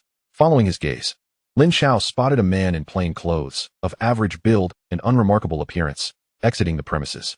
He appeared to be in his 30s, his sharp eyes scanning the surroundings as he walked with habitual vigilance. This was the one, Su Jiajie. Taking a deep breath, Lin Chao stood and approached him directly. Su Jiajie noticed the young man approaching almost immediately. Though his steps did not falter, his muscles tensed instinctively, his gaze filled with wariness. Who had sent this errand boy? Was he a reporter seeking information? A flurry of thoughts raced through his mind. Lin Chao halted before him, dispensing with pleasantries. Captain Su, are you interested in evidence of LV Lei accepting bribes? Boom. The word struck Su Jiajie's mind like a thunderclap, causing his pupils to constrict at once. His stride faltered, and he scrutinized the unfamiliar youth before him, his expression stiffening in shock. LV Lei? This name was a taboo within the police force. Everyone knew of his corruption and greed, yet none dared to investigate or confront him. Now, a mere youth had the audacity to claim he possessed evidence against LV Lei? This is not a place for conversation. Su Jiajie, a seasoned member of the anti-corruption unit, quickly regained his composure. Glancing around, he lowered his voice. Follow me. Half an hour later, they found themselves in a private room of an upscale Western restaurant. The soft lighting and soothing music created a serene atmosphere, isolating them from the clamor of the outside world. Su Jiajie picked up the coffee before him, but did not drink. His gaze remained fixed on Lin Chao. Now, we may speak, he said, setting the cup down. Who are you? Why did you seek me out? My name is Lin Chao, a student at Xiangda University. Lin Chao introduced himself, adopting a persona suitable for official discourse. His family owned a small shipyard in Lujia village and engaged in some fishing business. He recounted the narrative he had meticulously prepared, speaking in a measured tone. Recently, Bumpy Hao from the Chaozhou gang has taken an interest in our shipyard, sending people to cause trouble repeatedly. I've discovered that Bumpy Hao's backing comes from Inspector LV Lei. To persuade him to cease his harassment, we must first dismantle his protection. Su Jiajie listened intently, his expression inscrutable. Yet, internally, he harbored skepticism. A Xiangda student? He had encountered numerous students, yet none possessed the aura and gaze of the young man before him. There was a calmness, as if he had weathered storms and faced life and death. This lad was likely affiliated with some gang. The tale of being bullied at the shipyard was merely an excuse for gang conflict. However, Su Jiajie was indifferent to Lin Chao's true identity. What mattered was not who he was, but the evidence he could provide. He had been summoned multiple times by his foreign superior, who had informed him of impending changes. The governor was determined to establish an independent anti-corruption unit outside the police force, recognized by his superior. He was earmarked as one of the Chinese leaders of this new department, with transfer orders potentially arriving in the latter half of the year. What he desperately needed was a significant achievement, something monumental enough to secure his standing in the new organization and silence all critics. Toppling LV Lei would serve as the perfect credential. I'll tentatively accept your story, Su Jiajie said, lightly tapping his fingers on the table. But I'm primarily concerned about one thing. Is your evidence substantial enough? Can it ensure his incarceration in Stanley Prison? Books, are they sufficient? Lin Chao countered. Su Jiajie's breath caught. Which kind of books? The ledgers belonging to Bumpy Hao, which detail his bribery of LV Lei and other corrupt officers. Su Jiajie's eyes lit up at the prospect. If such documents existed, not only LV Lei but half of the Kowloon police force would be implicated. Yet mere documents were not enough. He suppressed his excitement, maintaining his composure. Witnesses will also be necessary. You needn't worry about that, Lin Chao replied with a smile. I can not only secure the ledgers, but also persuade Bumpy Hao's most trusted subordinate, Qin Shi, to testify against them. Su Jiajie could hardly contain himself. He abruptly raised his head, his eyes ablaze with fervor. Physical evidence combined with witness testimony. This would be an ironclad case. He envisioned the scene of personally escorting LV Lei and Bumpy Hao, handcuffed, into a police van. He fixed Lin Chao with a penetrating gaze and asked the pivotal question. What do you hope to gain from all this? I cannot fathom someone undertaking such efforts without ulterior motives. Is it wealth, status, or something else? Lin Chao met his gaze steadily and shook his head. Leaning back into his chair, he spoke with an air of nonchalance. I desire nothing. I merely wish to befriend you, Captain Su. Additionally, I hope for accelerated action against Bumpy Hao. Su Jiajie leaned back in his chair, exhaling slowly after a long silence. His expression transformed. His scrutiny of Lin Chao shifted to one of mutual respect. Su Jiajie was no fool. He recognized that Lin Chao was presenting a significant opportunity while also demonstrating his strength. A person capable of swaying Bumpy Hao's confidant and producing damning ledgers was certainly no ordinary student. The power he represented might far exceed Su Jiajie's expectations. Very well, Su Jiajie said, retrieving a notebook from his pocket. He tore out a page and inscribed a series of numbers upon it. This is my office number. Once you secure the ledgers, contact me at your convenience. He slid the note across the table. Mr. Lin, may our collaboration be fruitful. Lin Chao accepted the note and rose. May our collaboration be successful. After bidding Su Jiajie farewell, Lin Chao lingered alone in the private room for a moment. Feeling the tension within him ease slightly. It was done. The most critical step has already been taken. Utilizing a future information advantage. He successfully transformed himself from a mere pawn into a player capable of influencing the chessboard. By the time Lin Chao returned to Lu family village, twilight had already descended. The shipyard was ablaze with light, where Chun Bao was guiding dozens of newcomers to acclimate to their surroundings and assign tasks. In the Lin family's ancestral home, Lin Jiqiang sat alone in the courtyard, chain-smoking, with a multitude of cigarette butts strewn at his feet. Upon hearing footsteps, he abruptly looked up. All settled. Lin Chao entered the courtyard and immediately shared the outcome. Lin Jiqiang paused, his fingers gripping the cigarette, and the taut lines of his face gradually softened. That is good. The father and son exchanged a wordless glance, both acutely aware that from the moment they sought out Qin Shi, their war with Bo Hao had already entered a countdown. Now, their task was to tread carefully until the day Bo Hao fell from power. Old man, we currently face a significant problem. Lin Chao pulled up a chair, breaking the silence. Money. Lin Jiqiang had also contemplated this issue, his brow furrowing once again. Zhao Xiang had returned with over 50 remnants of the Weihai gang. The addition of these individuals to the existing brothers at the shipyard meant that merely providing meals constituted a tremendous expense. Previously, they had relied on smuggling and human trafficking for a considerable income. However, now the underground channels of the entire Xiangjiang had been muddled by Bo Hao, bringing all business to a standstill. They could not expect this group of ruffians, more skilled with knives than with nets, to genuinely venture out to sea and fish for their sustenance. Should we make another trip to Macau? Lin Jiqiang inquired tentatively. Lin Chao shook his head. No. The winds are too turbulent now. Bo Hao's informants are undoubtedly spread throughout Hong Kong and Macau. Furthermore, the amount of money we need is substantial. A sudden influx of diamonds would be too conspicuous and fraught with risk. Lin Jiqiang understood this reasoning as well, sinking into silence. Suddenly, Lin Chao's eyes lit up. A bold idea swiftly took shape in his mind. Old man, the underworld is in chaos now, and all smugglers are avoiding the spotlight, correct? Lin Jiqiang nodded, puzzled by his son's sudden inquiry. Then they must be sitting on a significant stockpile of goods that they cannot move. Lin Chao became animated. These goods are merely occupying space, and, given time, they will become more anxious than we are. Lin Jiqiang's eyes sparkled with understanding. You mean precisely, Lin Chao interjected. We will not sell diamonds for cash. Instead, we will trade diamonds for their goods. Who else in the entire Xiangjiang, apart from us, possesses the audacity and capability to absorb such a large quantity of goods? With diamonds as hard currency, we can acquire their stock at the lowest price. Lin Jiqiang's breathing quickened. This strategy was nothing short of a masterstroke. But once we obtain the goods, how do we transport them? Bo Hao's men are currently monitoring all bulk shipments. Chapter 31. What do you want? We will not utilize the channels of Xiangjiang, Lin Chao replied with a smile. We will sell directly to the mainland. The mainland is currently in need of everything. Radios, watches, and fabrics are all in high demand. We will provide them with these goods, but we will not accept money. Lin Chao gazed earnestly at his father. We will exchange for antiques, traditional Chinese medicinal materials, or even hardwood furniture, items that are cumbersome to handle on the mainland but are hard currency in Xiangjiang. This revelation completely opened up a new avenue of thought for Lin Jiqiang. He looked at his son, his eyes filled with complexity. This was vastly different from the gang mentality he was accustomed to. It resembled the tactics employed by those engaged in international trade. Just so, I intend to return to the mainland once more, Lin Chao continued. Our manpower has nearly doubled, but we are severely lacking in weaponry. I need to procure another batch of arms from Factory 708. He understood that this return could not be empty-handed either. The engine blueprints from last time had already yielded benefits for Minister He and his team. To garner even more substantial support, he needed to present something of greater weight.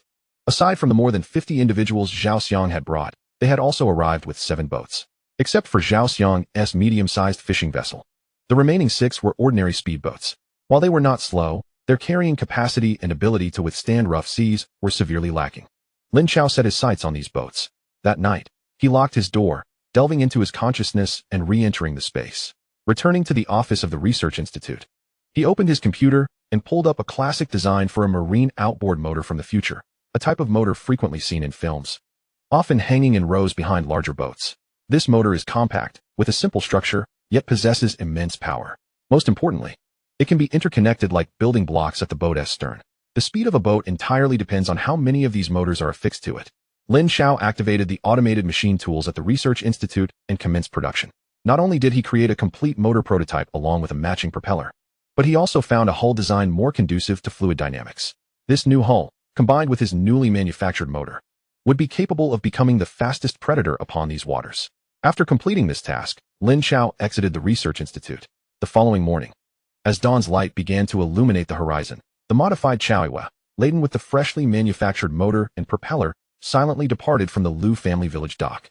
It did not head towards the open sea as usual, but instead turned its bow towards the rising sun, heading straight for the mainland.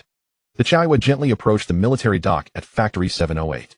This time, the atmosphere at the dock was markedly different. The sentry, spotting the silhouette of the Chaoiwa from a distance, exhibited no signs of tension. Instead, someone immediately ran off to make a phone call. As soon as the boat came to a halt, a hearty laugh echoed from afar. Comrade Lin Chao, you finally arrived. He Wei Hua strode forward, his complexion glowing, appearing a decade younger than the last time Lin Chao had seen him. Beside him, Wang Jinhua, while still stern-faced, could not conceal the excitement radiating from his demeanor.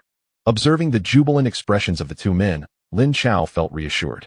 It seemed that the engine blueprints he had provided yielded benefits far beyond his expectations. With newfound confidence, he knew that any request he made today would proceed more smoothly. Minister He, Director Wang. Lin Chao leaped off the boat, greeting them with an air of respectful composure. He Wei Hua warmly patted Lin Chao's shoulder with such force that even the nearby guards were taken aback. Let us proceed to the conference room. This time, you have made an extraordinary contribution to our southern military district and to Factory 708. Lin Chao's crew was assigned to the guest house for rest, while he was personally escorted by He Wei Hua, smoothly entering the familiar conference room. As soon as the tea was served, He Wei Hua could no longer contain his excitement. Comrade Lin Chao, I must extend my heartfelt gratitude to you. He stood up, his expression grave. The set of shipborne power system blueprints you provided last time has attracted significant attention from the General Equipment Department of Huagua after we organized and reported it. The expert group at headquarters held an overnight meeting for evaluation, concluding that this power system is at least a decade ahead of the world. There was a tremor in He Wei Hua's voice. Because of this, both the Equipment Department of our Southern Military District and Factory 708 have been collectively awarded a third-class merit. Do you understand what this means? This is the first time in the history of our department that we have received a research merit directly awarded by headquarters. Wang Jinhua added from the side, his tone filled with emotion. I have dedicated my life to arms manufacturing, dreaming of producing something that would impress the higher-ups. I never expected to benefit from your brilliance just before my retirement. He Weihua sat down again, his gaze fixed intently on Lin Chao. Thus, you cannot leave tonight. I shall host a celebration, and we must indulge in a few drinks. You are the great fortune of Factory 708. Lin Chao smiled modestly. Minister He, you flatter me. I merely do my part for the country. It is my duty. He placed the large canvas bag he brought onto the conference table and unzipped it. Moreover, I have brought some new developments for you. Those words instantly silenced the previously vibrant atmosphere of the conference room. He Weihua and Wang Jinhua exchanged glances, their breaths involuntarily slowing. New developments? Lin Chao retrieved several rolled blueprints from the bag and slowly unfurled them on the expansive conference table. One was an intricately complex mechanical diagram, while the other was a design for a hull previously unseen. This is a small invention I have been working on. Lin Chao pointed to the mechanical diagram. A shipborne outboard engine. Compact, with a simple structure, yet powerful. The most crucial aspect is that it can be installed in parallel at the stern of the vessel like building blocks. Theoretically, as long as the hull can bear it. You can attach as many as you want. Wang Jinhua was the first to lean in closely, nearly pressing his face against the blueprints. His eyes sparkled with remarkable brilliance as his fingers traced the lines on the paper, murmuring to himself, "My goodness, this power conversion structure is ingenious." The modular design allows for quick replacement and maintenance. If this were used on border patrol boats. Although He Weihua was not as technically savvy as Wang Jinhua, he understood tactics well. He immediately grasped the terrifying potential of this innovation. It meant they could effortlessly convert any small boat into a high-speed pursuit vessel. Pursuit, infiltration, rapid evacuation, countless tactical scenarios flashed through his mind. And there's this. Lin Chao gestured towards the hull design. This is the hull designed to complement the outboard engine. I call it the Great Fly, optimized through fluid dynamics to minimize water resistance. It maximizes the outboard engine's power. He Weihua's gaze shifted from the blueprints to Lin Chao's face. His expression exceedingly complex. If the gas cannon was a stroke of genius, and the diesel engine represented technological dominance, then the combination of the outboard engine and the Great Fly was a mature piece of equipment capable of altering certain combat modes. What indeed fills the mind of this young man? Comrade Lin Chao, you. He Weihua stammered, overwhelmed with excitement, struggling to articulate a coherent thought. Speak plainly. What do you desire this time? Whatever we can provide, we shall not hesitate. Chapter 32, Supply and Marketing Cooperative. This was the moment Lin Chao had been waiting for. He did not mince words, but got straight to the point. Minister He, I require weapons, more weapons. He briefly recounted the recent turmoil in Xiangjiang, emphasizing the threat posed by Bo Hao and the downfall of the Yuehai gang. I have recently gathered over 50 individuals, but I only possess the 20 guns you provided last time. Against a lunatic like Bo Hao, this firepower is utterly insufficient. No problem. He Weihua slammed the table without a moment's hesitation. How many do you need? Just give me a number. Aside from heavy artillery and tanks, I can supply you with as many light weapons as you require. I also need a more stable mode of cooperation. Lin Chao revealed his true intent. He looked at He Weihua earnestly and said, Xiangjiang is currently lacking in many aspects, except for industrial products produced by Western countries, watches, radios, televisions, fabrics, and Western medicines. These items are in high demand in the mainland. I wish to trade these goods with you. He Weihua raised an eyebrow. How would we trade? We have no foreign exchange quotas, nor do we hold any foreign trade qualifications. I do not require your money. Lin Chao shook his head. We can engage in barter. We can accept any products currently exported from the mainland to Xiangjiang, preferably traditional Chinese medicinal materials, agricultural products, or handicrafts. This proposal left both He Weihua and Wang Jinhua momentarily stunned. They had never contemplated such a mode of cooperation. However, He Weihua's brow soon furrowed once more. Comrade Lin Chao, your idea is commendable. However, this matter is beyond the military's jurisdiction. A hint of difficulty appeared on his face. I, as the equipment minister, have the authority to grant special approval for weapons and equipment. Yet, the large-scale exchange of goods you propose exceeds the military's authority and falls within the realm of local commercial activities. He Weihua pondered for a moment. Very well. I will need to consult with the leaders of the local supply and marketing cooperative to negotiate this matter. He Weihua acted swiftly. Within an hour, a jeep bearing local license plates arrived at Factory 708. A middle-aged man in a Zhongshan suit, not particularly tall with a dusky complexion, stepped out. Yet, his eyes were exceptionally bright, exuding a shrewdness. This individual was Du Peng, the director of the Pengqing Supply and Marketing Cooperative. In the conference room, He Weihua offered a brief introduction. Du Peng's gaze fell upon Lin Chao, fully aware that this visit was not merely a simple business negotiation. The involvement of high-ranking military officials indicated the presence of unusual significance. As the head of the local supply and marketing cooperative, he was acutely aware of the mainland's insatiable demand for resources from Xinjiang and understood the challenges the authorities faced when unable to directly intervene in certain areas. Now, with the endorsement of the military, there is no doubt that it has bestowed upon him a political legitimacy for his involvement in the circulation of certain special materials. Boss Lin, you are indeed a promising young talent. Du Peng extended his hand voluntarily, shaking hands with Lin Chao. The way he addressed Lin as Boss Lin felt utterly natural, devoid of the official tone that he Wei Hua and his associates employed when referring to him as comrade. Lin Chao wasted no time in elaborating on the ideas he had previously shared with He Wei Hua. Director Du, I possess stable channels. As long as you need something, I can essentially locate the goods. Lin Chao, oblivious to the fact that his warehouse in Xinjiang was completely bare, began to boast. You are well aware of the value these materials hold in the domestic market.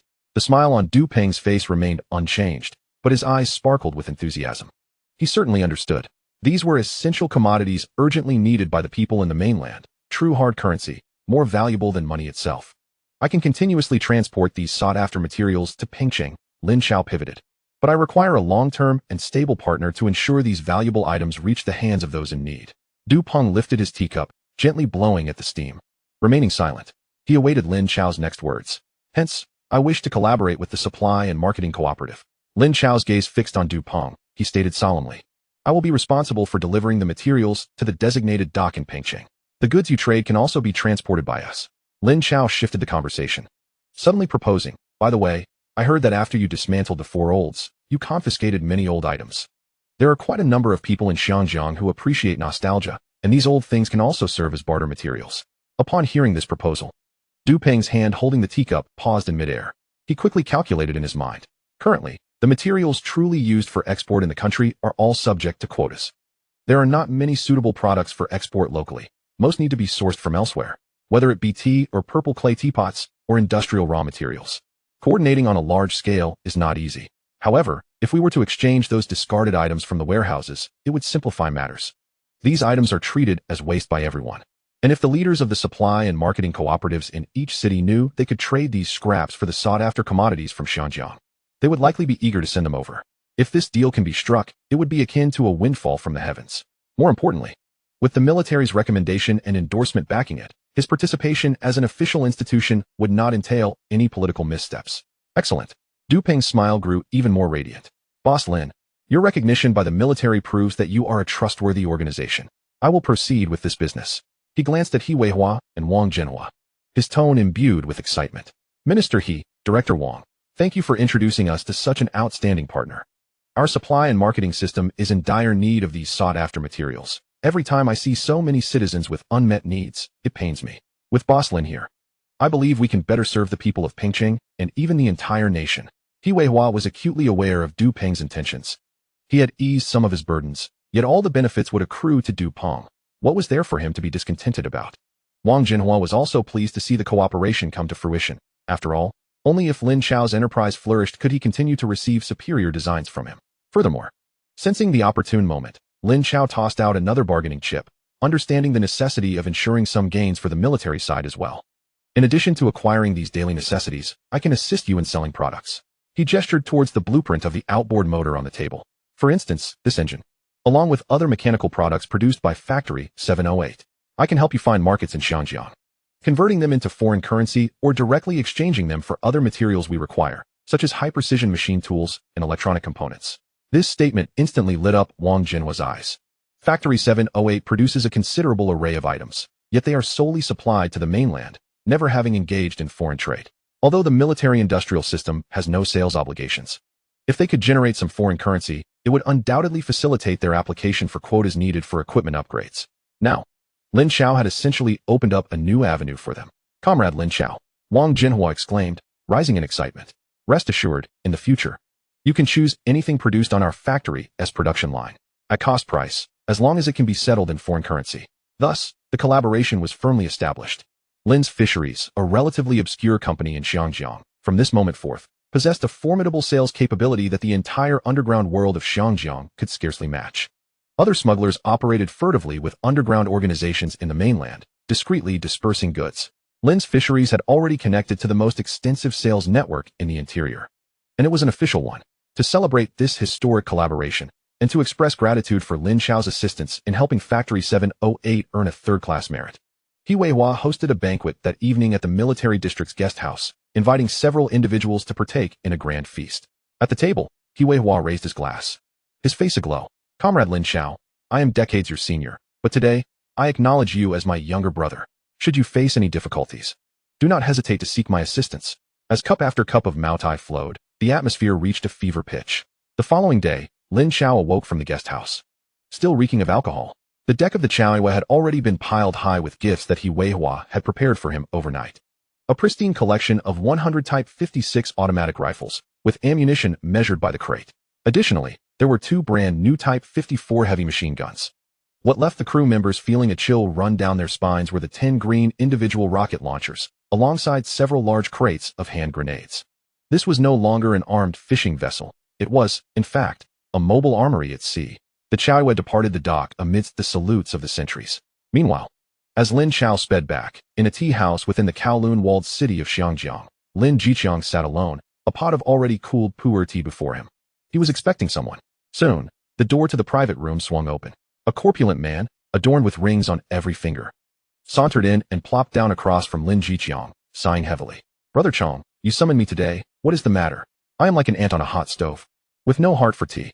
This hefty fellow, nicknamed Deep Fried Ghost, is a notorious smuggler of electronic watches and radios on the island. Lin Jiqiang remained silent, leisurely pouring him a cup of tea. A ghost? I've heard that your warehouse at the dock has recently become so overcrowded that there's hardly any room left. Deep Fried Ghost's face twitched, his expression souring. Brother Chong, please don't mock me. That scoundrel Bat Hao has completely cut off our waterways. I possess a vast inventory worth millions, and if I cannot move it soon, I may find myself in dire straits by year's end. Lin Jiqiang slid a teacup across the table towards him. I have a means to help you offload your goods. The eyes of the Fried Ghost sparkled momentarily, only to dim again shortly after. Brother Chong, do not jest. In this current climate of Hong Kong, who possesses the audacity to stand against the likes of Bo Hao? I never suggested confronting him. Lin Jiqiang's tone remained flat, yet it bore an undeniable authority. I merely ask you, do you not feel a pang of loss with your goods languishing in the warehouse? I have an entirely new avenue that can absorb all your inventory. Do you possess the courage to engage with me? Chapter 33, The Transaction. The Fried Ghost scrutinized Lin Jiqiang intently, his rotund face reflecting skepticism and scrutiny in his small eyes. He attempted to discern any hint of jest upon Lin Jiqiang's impassive visage, but he failed. Brother Chong, at such a critical juncture, you speak of having a solution? There was an absurdity in the Fried Ghost's tone. In this entire Hong Kong, who among us dares to set sail? My ship dares. Lin Jiqiang lifted the teacup, savoring a sip with deliberate calmness. This composure inexplicably soothed the Fried Ghost's agitation. Very well, even if Brother Chong possesses extraordinary skills to sell the goods, the question remains, what will you use to take on my inventory? Can you produce such a sum in cash? Lin Jiqiang set down the teacup and finally revealed his intentions. I will not pay in cash. He fixed his gaze upon the Fried Ghost, articulating each word with clarity. I will exchange diamonds for your goods. Diamonds? The Fried Ghost instantly grasped Lin Jiqiang's scheme. In this chaotic situation, cash is akin to a death knell. A few million, or even hundreds of thousands, once exposed, would attract hungry wolves the very next day. However, diamonds are different. They are universally recognized hard currency. Compact in size, yet high in value, they are convenient to conceal and transport. A small pouch of diamonds could easily surpass the worth of an entire warehouse filled with radios. More importantly, they are far easier to liquidate. Goods sitting idle incur daily storage fees while provoking anxiety. Yet, diamonds can be transformed into cash whenever the storm passes. Brother Chong is indeed a cunning strategist. The Fried Ghost licked his parched lips, his greed overpowering his caution. Lin Jiqiang observed his reaction keenly, a cold smirk forming within. My plan can absorb all your inventory. Lin Jiqiang extended 3 fingers. However, the price I offer is merely 30% of the market value. 30%? The Fried Ghost nearly leapt from his chair. Brother Chong, this is akin to robbery. If I were to sell this batch normally, I could at least double my investment. That was in normal circumstances. Lin Jiqiang's eyes hardened. As it stands, they are nothing more than refuse. Each additional day they remain unsold, you incur further losses. No one knows when Bo Hao will relent. By the time he does, your goods may well be obsolete, worthless. Each statement pierced the Fried Ghost's heart like a dagger. He understood this truth all too well. Moreover, Lin Jiqiang continued to raise the stakes. The diamonds I offer for exchange will not be valued at market price. He extended another hand, splayed open, then folded 2 fingers inward. 70%. I will exchange my diamonds at 70% of the market price. The fried ghost's breath caught in his throat. To acquire his goods at 30%, then sell his own diamonds at 70%. When he attempts to liquidate the diamonds on the black market, achieving 50% of their value would be a fortunate outcome. This transaction would effectively leave Lin Chao with nothing expended while he pocketed a significant portion of the fried ghost's wealth. Such treachery was darker than ink. The fried ghost's complexion turned a deep shade of liver, his chest heaving violently. Lin Chao did not rush him, merely sipping his tea in silence. The terms he presented, though harsh, were the fried ghost's only recourse.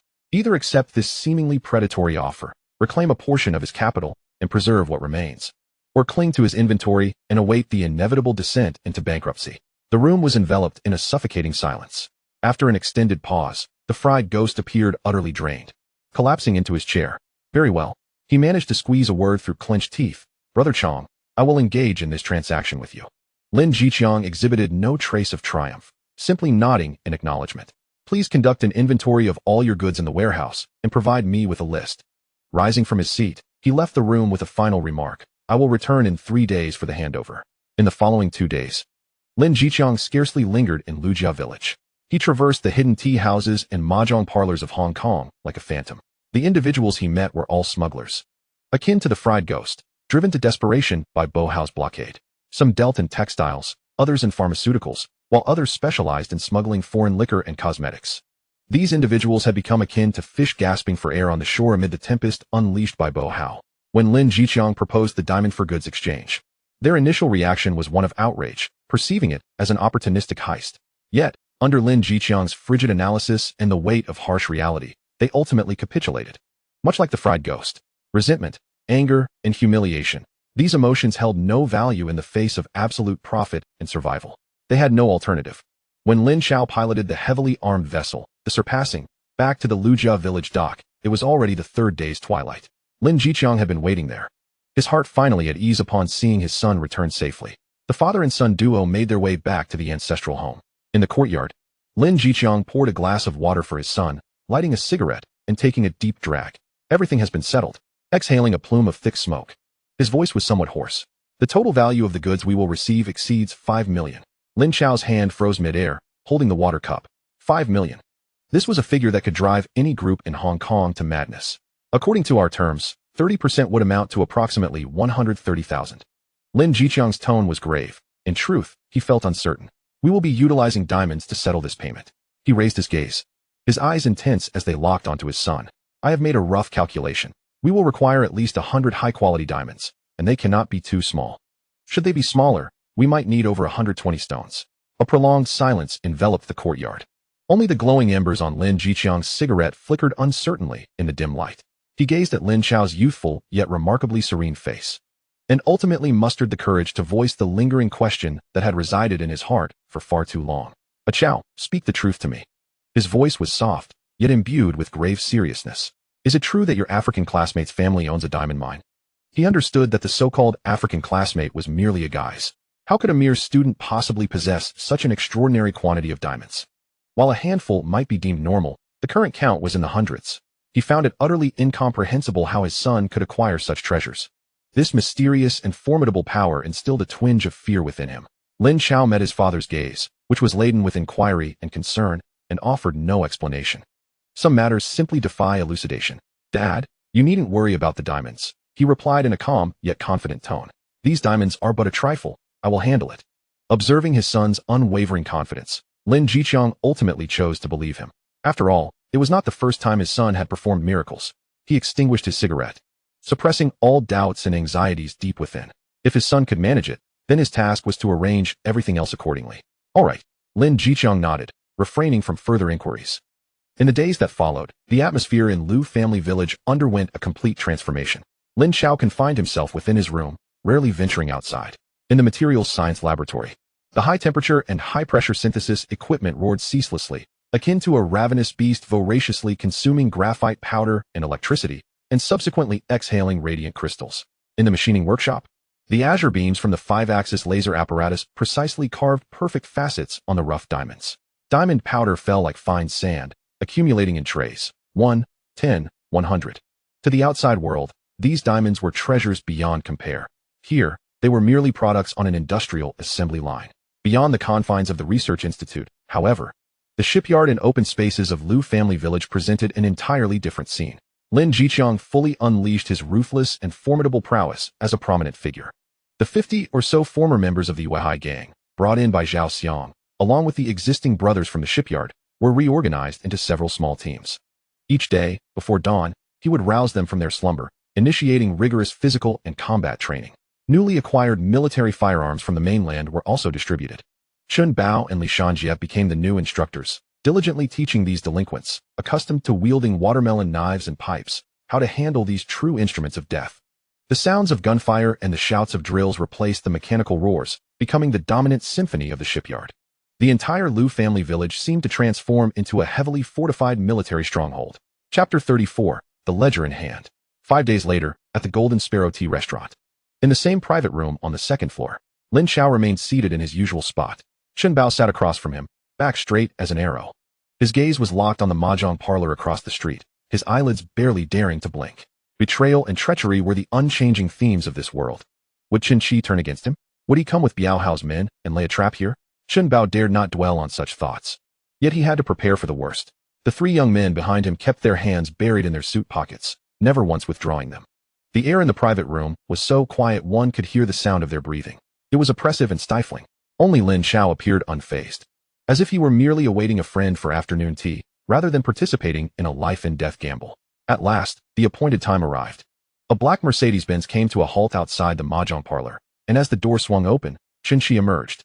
He wore a flamboyant floral shirt. Yet the arrogance that once radiated from him had vanished. His complexion was pale, with deep-set eyes and bloodshot veins, exuding an aura of exhaustion and tension. He did not linger downstairs, nor did he exchange a word with his subordinates. Instead, he strode directly across the street and entered the tea restaurant. Chun Bao's body tensed further. Soon, a knock echoed on the door of the private room. "Come in." Chen Qi pushed the door open and closed it behind him. He glanced around the room, swallowed hard, and then turned his gaze to Lin Chao in the main seat. He remained silent, pulling from his jacket a substantial package wrapped tightly in brown paper, placing it on the table. "Everything is inside." His voice was hoarse, trembling slightly. Lin Chao did not reach for the package, but simply regarded Chen Qi. "What's wrong? Biao Hao is starting to doubt me." Chen Qi's forehead glistened with fine beads of sweat. "The end of the month is approaching, and I've found excuses to delay for 2 days. Yesterday, he already sent someone to urge me. The implication is clear. If I cannot produce the money, my life is forfeit." He looked at Lin Chao, his eyes filled with desperation and urgency. "When shall we act? I can barely hold on." "Soon." Lin Chao's tone remained composed. "Once the items are in hand, I will make the necessary arrangements immediately." He offered Chen Qi a reassuring promise. "In the coming days, prioritize your safety. If you sense something amiss, disregard everything and lay low." Lin Chao added, "If it comes to the worst, seek refuge in Lu family village. If I send you there will be people to protect you." Chen Qi nodded vigorously. Lin Chao's assurance was his only lifeline at that moment. He dared not linger, flinging the door open and hastily departing without a backward glance. After Chen Qi left, Lin Chao picked up the package from the table. He weighed it in his hands. It was heavy. "Chaozi, what now?" Chun Bao leaned in, lowering his voice. "You all should return." Lin Chao placed the package into the cloth bag he had brought along. "I will handle the ensuing matters alone." Chun Bao wished to say more, but upon seeing Lin Chao's icy gaze, he swallowed his words. Understood. He hurriedly led his 3 subordinates out of the tea restaurant. Lin Chao did not leave immediately. He first locked the door to the private room. Then his figure vanished into thin air. In the next moment, he reappeared at the research institute. Lin Chao wasted no time. Retrieving a smartphone from the drawer of his office and meticulously extracting the ledger from the brown paper package, page by page. A thick stack of 3 volumes. Each ledger meticulously chronicles every illicit drug transaction orchestrated by the notorious Bo Hao from his rise to prominence to the present, alongside the monetary exchanges involved in bribing corrupt officers. Names, dates, locations, and amounts are all comprehensively documented. The details are nothing short of shocking. Lin Chao activated the camera function on his phone, capturing each page of the ledger methodically. The high-definition camera recorded every numeral and name with crystal clarity, storing them securely on his device. Once he completed this task, he carefully repackaged the ledger and departed from the research facility. Returning to reality, he adjusted his attire and exited the tea restaurant. Lin Chao made his way to a public telephone booth near the police station. He dialed the familiar number. The phone rang only once before being answered. "It's me," Lin Chao spoke in a subdued tone. "All right," came the single-word response from Su Jiajia on the other end. They agreed to meet again in the private room of the same Western restaurant. Su Jiajie was seated alone within. As Lin Chao entered the room and placed the hefty brown paper bag on the table, Su Jiajie's breath noticeably hitched for a moment. He did not immediately open it. Instead, he looked up and fixed Lin Chao with a deep gaze. Su Jiajie reached out to untie the package, revealing 3 ledgers before him. He picked up the topmost one and began to flip through its pages rapidly. With each passing moment, his expression grew increasingly animated, his knuckles whitening from the pressure of his grip on the ledger. Names such as Lu Lei, Han Sun, and Lan Gang, each one a notorious figure within the police force, were clearly documented. This was irrefutable evidence, a bombshell capable of uprooting the entire Kowloon police station. Splendid. With this, none of them could escape. Su Jiajie closed the ledger, his voice trembling slightly with excitement. He regarded Lin Chao with eyes full of admiration and elation. However, he quickly regained his composure. What about the eyewitness? He posed the crucial question. There are complications with the eyewitness, Lin Chao explained briefly regarding Chen Qi's situation. He had come under Bo Hao's suspicion and was in imminent danger. Thus, I hope you can act swiftly. The joy on Su Jiajie's face faded, his brow furrowing deeply. I have no certainty regarding the final action time from above, he said with a sense of resignation. This matter was far too significant. They require time to strategize. I can only do my utmost to urge them. He pondered for a moment, looking at Lin Chao. The safest course of action is for you to ensure the witness's protection first. Lin Chao shook his head resolutely. No, that is not an option. He firmly rejected the idea. Bo Hao is currently riding high, with the entire Hong Kong under his oppressive influence. If he discovers that I am harboring his associate, he will undoubtedly unleash all his forces against us. Lin Chao's gaze remained calm, but the weight of his words was profound. Lujia village is my foundation. Yet I am not prepared to engage him in full-scale war just yet. Witness protection should be your responsibility as law enforcement. Su Jiajie's expression revealed his dilemma. I understand your reasoning. However, I cannot risk deploying any police resources to protect him until Lu Lei is dealt with. His voice dropped even lower. There are Lu Lei's informants everywhere within the police force. If I dare to send anyone, it 1 TB an hour before the news reaches Lu Lei and Bo Hao. At that point, not only can we not protect the witness, but we will also be completely exposed. The private room fell into silence. It was a deadlock. Lin Chao needed the police to act swiftly to alleviate Chen Qi's crisis, while Su Jiajie required Lin Chao to ensure the witness's safety to guarantee the operation's success. Both parties had their concerns, neither daring to take a step forward. After a long pause, Su Jiajie finally broke the silence, his tone laced with determination. The only solution is for me to take this ledger to exert pressure from above, to expedite their approval for action. He fixed Lin Chao with a serious look. As long as the higher-ups make a decisive move against Lu Lei, then Bo Hao will simply be a mad dog that gets swept away in the process. At that point, all our problems will be resolved. That evening, in Tun Mun, at Lujia village, Lin Chao pushed open the door, placing a sturdy canvas tool bag on the stone table in the courtyard. The bag landed with a dull yet crisp thud. Lin Jiqiang, who was cleaning a handgun, paused mid-motion and glanced at the bag. Lin Chao remained silent as he untied the bag as strings and tipped its contents onto the table. Over 100 diamonds of varying sizes, each flawlessly cut, tumbled out like a heap of inexpensive glass beads. The cigarette dangling from Lin Jiqiang's mouth fell silently to the ground. He stared at the table strewn with diamonds, then glanced at his son's calm face. Swallowing hard, yet rendered speechless, fear, a fear born of the unknown, began to stir within him for the first time. Having navigated the underworld for a lifetime, he considered himself worldly and experienced, yet he could not fathom where his son had acquired such an abundance of diamonds. This transcended his understanding. Is it enough? Lin Chao broke the silence, shattering the stillness in the courtyard. Enough. Lin Jiqiang picked up the fallen cigarette, relighting it, and taking a deep drag, managing to quell the tumultuous emotions within. Enough, he repeated, his voice regaining its former steadiness. He chose not to dwell on the origins of these items. The following dawn, before daylight broke, 3 large trucks, procured from the second-hand market, silently parked in the vacant lot of the Lujia village shipyard. Lin Jiqiang personally led the operation. Chen Bao, Li Shanjia, and Zhao Xiang each took charge of a team, with a total of over 30 of the most formidable men silently climbing into the truck beds. Each man was bulging with hidden weapons, their faces set with an air of deadly intent. The trucks roared to life, departing Lujia village and vanishing into the darkness before dawn. Chapter 35, The Transaction. The entirety of Lujia village remained unusually quiet throughout the day. It was not until dusk that the 3 large trucks returned to the shipyard. The largest warehouse, which had previously been empty, was now filled to the brim with towering stacks of cardboard boxes. Lin Jiqiang stood at the warehouse entrance, surveying the bountiful stock. Yet his expression bore no signs of joy. The first batch of goods exchanged primarily consisted of electronic watches and radios. This represented the entirety of Yu Xiaogui's possessions. According to the black market pricing, these items were worth 1 million in Hong Kong. Lin Chao approached, casually tearing open a cardboard box and extracting a brand new radio. He turned the frequency knob, and static crackled to life. "Dad, prepare to load the ship." He tossed the radio back into the box. "We're heading to the mainland." The engine of the Chaoyue vessel emitted a deep, resonant roar as it once again cleaved through the route inland. This time, the ship's draft was noticeably deeper.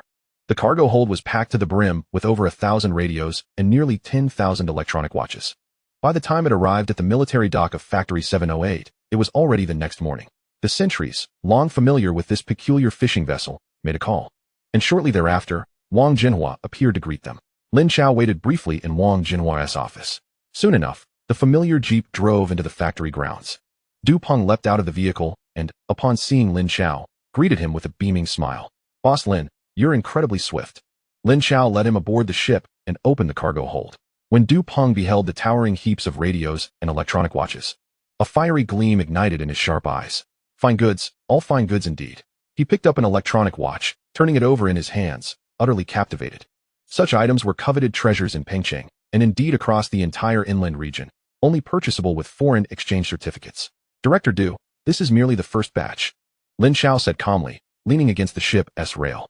"At the prices those smugglers usually fetch inland, this cargo is worth no less than 5 million.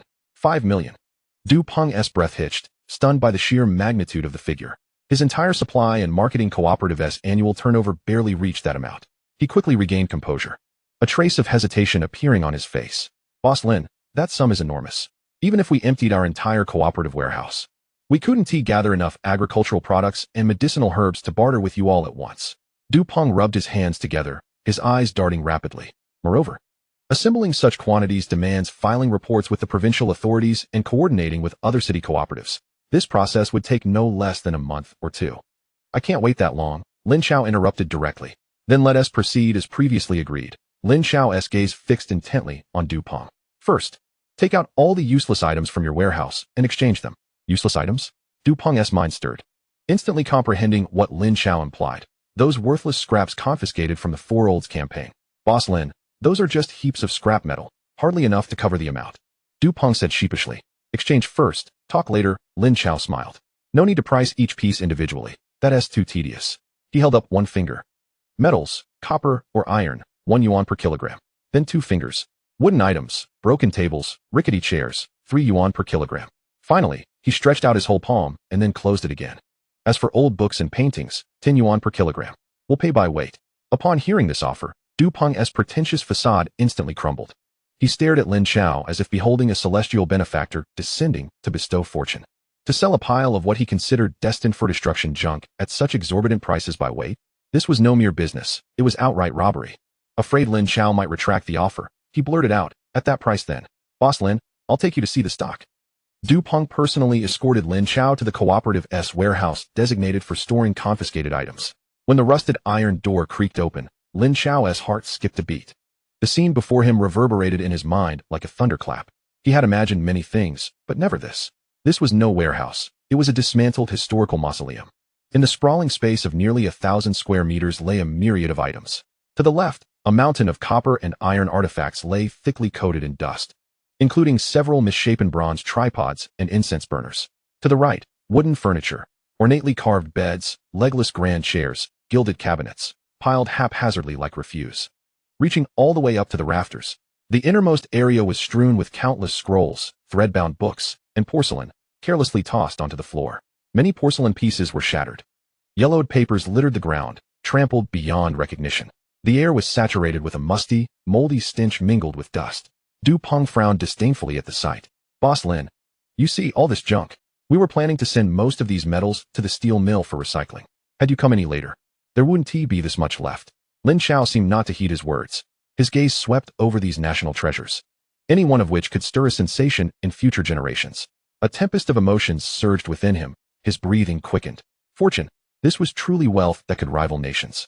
Suppressing the overwhelming joy swelling in his chest, he turned around, his expression still composed. "Director Du, I want all of these." Du Peng's face lit up with delight. Yet a hint of difficulty soon crept in. "All of them?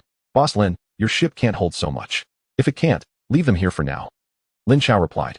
I'll rent several large warehouses specifically to store these items. Rent warehouses? Du Peng's face darkened. I can't make that decision alone.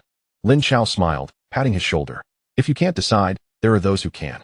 He then led Du Peng straight back to Factory 708. Upon hearing Lin Chao's request, He Weihua struck the table without hesitation. No big deal, just warehouses. Our military district has several idle wartime storage facilities on the outskirts. Not just your cargo, but even 10 times as much could fit. With a wave of his hand, he instructed a nearby guard. Go fetch old Zhang from logistics, and have him take Comrade Shaolin to choose warehouses immediately. He Weihua understood perfectly well. The larger Lin Chao's enterprise grew, the greater the benefits he could bring to both himself and Factory 708. Renting warehouses was a trivial matter that could earn goodwill. Why not? Thus, the matter was settled.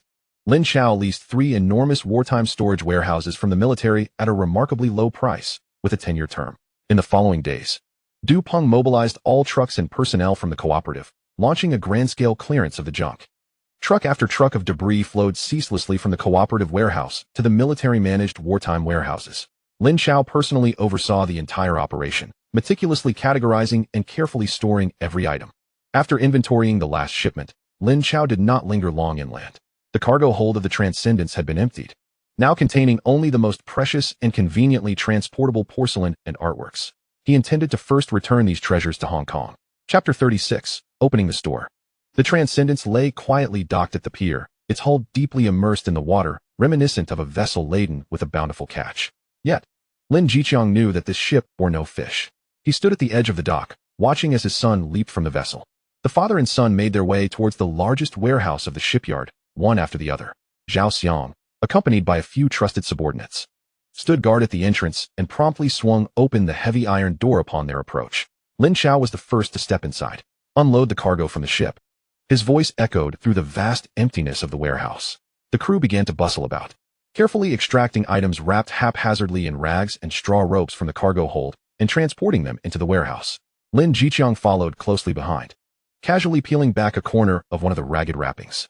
His gaze fell upon a cerulean porcelain vase, caked in mud, yet still revealing its exquisite contours. Though he lacked knowledge of antiques, the glaze of that vase shimmered under the dim light of the warehouse, warm and lustrous like a fine jade. Setting it aside, he approached another pile. It was a roll of yellowed scrolls, similarly encrusted with dirt, with frayed edges. As more items were brought in, an eerie atmosphere enveloped the warehouse. The porcelain, books, and scrolls exuded a weighty presence. They lay carelessly scattered on the ground like a heap of neglected refuse. Yet, Lin Jiqiang's heart raced with increasing fervor. In his lifetime, he had taken lives, engaged in smuggling, and witnessed mountains of cash as well as blinding diamonds. He had thought he would never again feel such a thrill. But now, confronted with this trove of antiques, fear gripped him. He abruptly turned and fixed his gaze intensely upon his son. That look was 100-fold more complex than the one he had worn when first beholding a table strewn with diamonds. Chaozi. Lin Jiqiang's throat felt dry. He could only utter a name, unable to articulate further. He had never imagined that so many treasures of immeasurable worth could be procured from the mainland. How would they convert these into currency? Lin Chao's calm voice interrupted his spiraling thoughts. His son appeared as tranquil as if inquiring about dinner for that evening. This tranquility slightly reassured Lin Jiqiang. A single, immediate transaction would be utterly imprudent.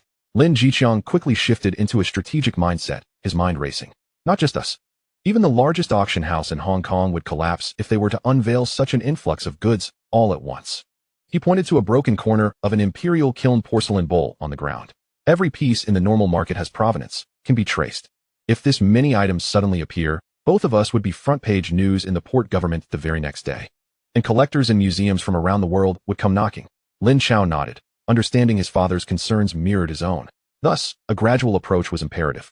Not just in batches. Lin Jiqiang shook his head. These items cannot remain here. He surveyed the surroundings. Although this warehouse was discreet, it was still crowded and prying eyes were aplenty. A whisper of information could turn Legiacan into the epicenter of a storm. I understand. Lin Chao dusted off his hands. Over the next few hours, he instructed Chun Bao to clear everyone from the warehouse, prohibiting anyone from coming near. Then, he and his father meticulously categorized all the items, using clean wooden boxes sourced from the shipyard to carefully pack them one by one. Once the last box was sealed, Lin Chao asked his father to leave the warehouse. Alone, he stood before the towering stack of wooden boxes, his figure flickering before vanishing from sight. In the next moment, he materialized in the Research Institute space. He transported the boxes brimming with national treasures into the Institute, neatly arranging them in a corner of the expansive hall. Having completed this task, he selected 2 boxes at random to bring back to reality. When Lin Chao re-entered the warehouse, he found nothing but the barren floor and 2 solitary wooden boxes left in the corner. His pupils dilated as he turned to his son, opening his mouth to speak, but ultimately swallowing all his questions. His son's secrets had multiplied to a point where he no longer dared to investigate further. Lin Chao brought the 2 boxes back to his room, casually sliding them under his bed. "Dad, we need someone knowledgeable in the field," Lin Chao stated. "A trustworthy and capable individual to assist us in evaluating and appraising these items. I have someone in mind." Lin Chao did not hesitate. Qin Wangshan, who previously served as the esteemed manager at the largest antique shop, Treasure House, on Hollywood Road for 30 years. His discerning eye is renowned throughout Hong Kong. "Is this person reliable?" "Absolutely trustworthy. I have aided him before," Lin Chao asserted with conviction. "He treasures antiques more than his own life. Provided the items are of sufficient quality, he would undoubtedly be willing to come out of retirement." The following day, Lin Chao personally drove to an old apartment in mid-levels on Hong Kong Island. He sought out Qin Wangshan, who, though over 60 with graying hair, retained a vigorous spirit. Dressed in a faded linen tang suit, he tended to several pots of orchids on the balcony.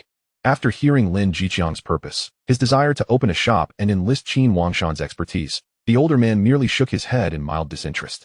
"Mr. Lin, I appreciate your esteem for this old body of mine, but I have already withdrawn from this world and wish to remain uninvolved in such mundane affairs."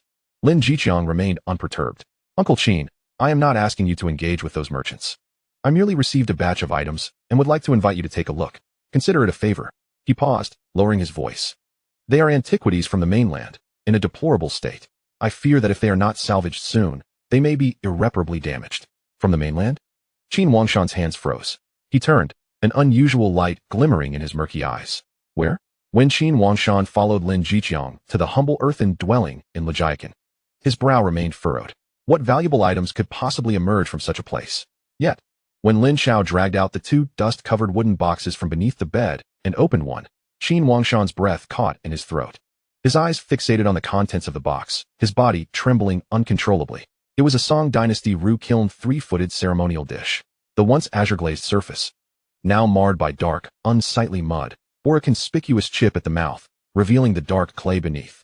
Beside it lay a scroll, waterlogged and beginning to mold, haphazardly stuffed into a corner. On the other side rested a bowl adorned with an enamel-colored depiction of spring swallows. Yet a long scratch severed the lifelike spring swallow in 2. Qin Wangshan's complexion turned pale as death. It was as though he had become oblivious to the presence of others in the room. He staggered toward the chest, extending his trembling hands in a desperate attempt to touch the treasures, only to hesitate mid-air, paralyzed by fear. "What a sin! What a sin!" His voice quivered with the weight of tears, his old eyes brimming with sorrow. "This is the roux-kiln bestowed by Emperor Huizong of Song. And this painting, this signature, it's the genuine work of Tang Bohu. How could it have come to this?" Like an enraged lion, he whirled around, glaring at Lin Chao. "Who has so desecrated these treasures?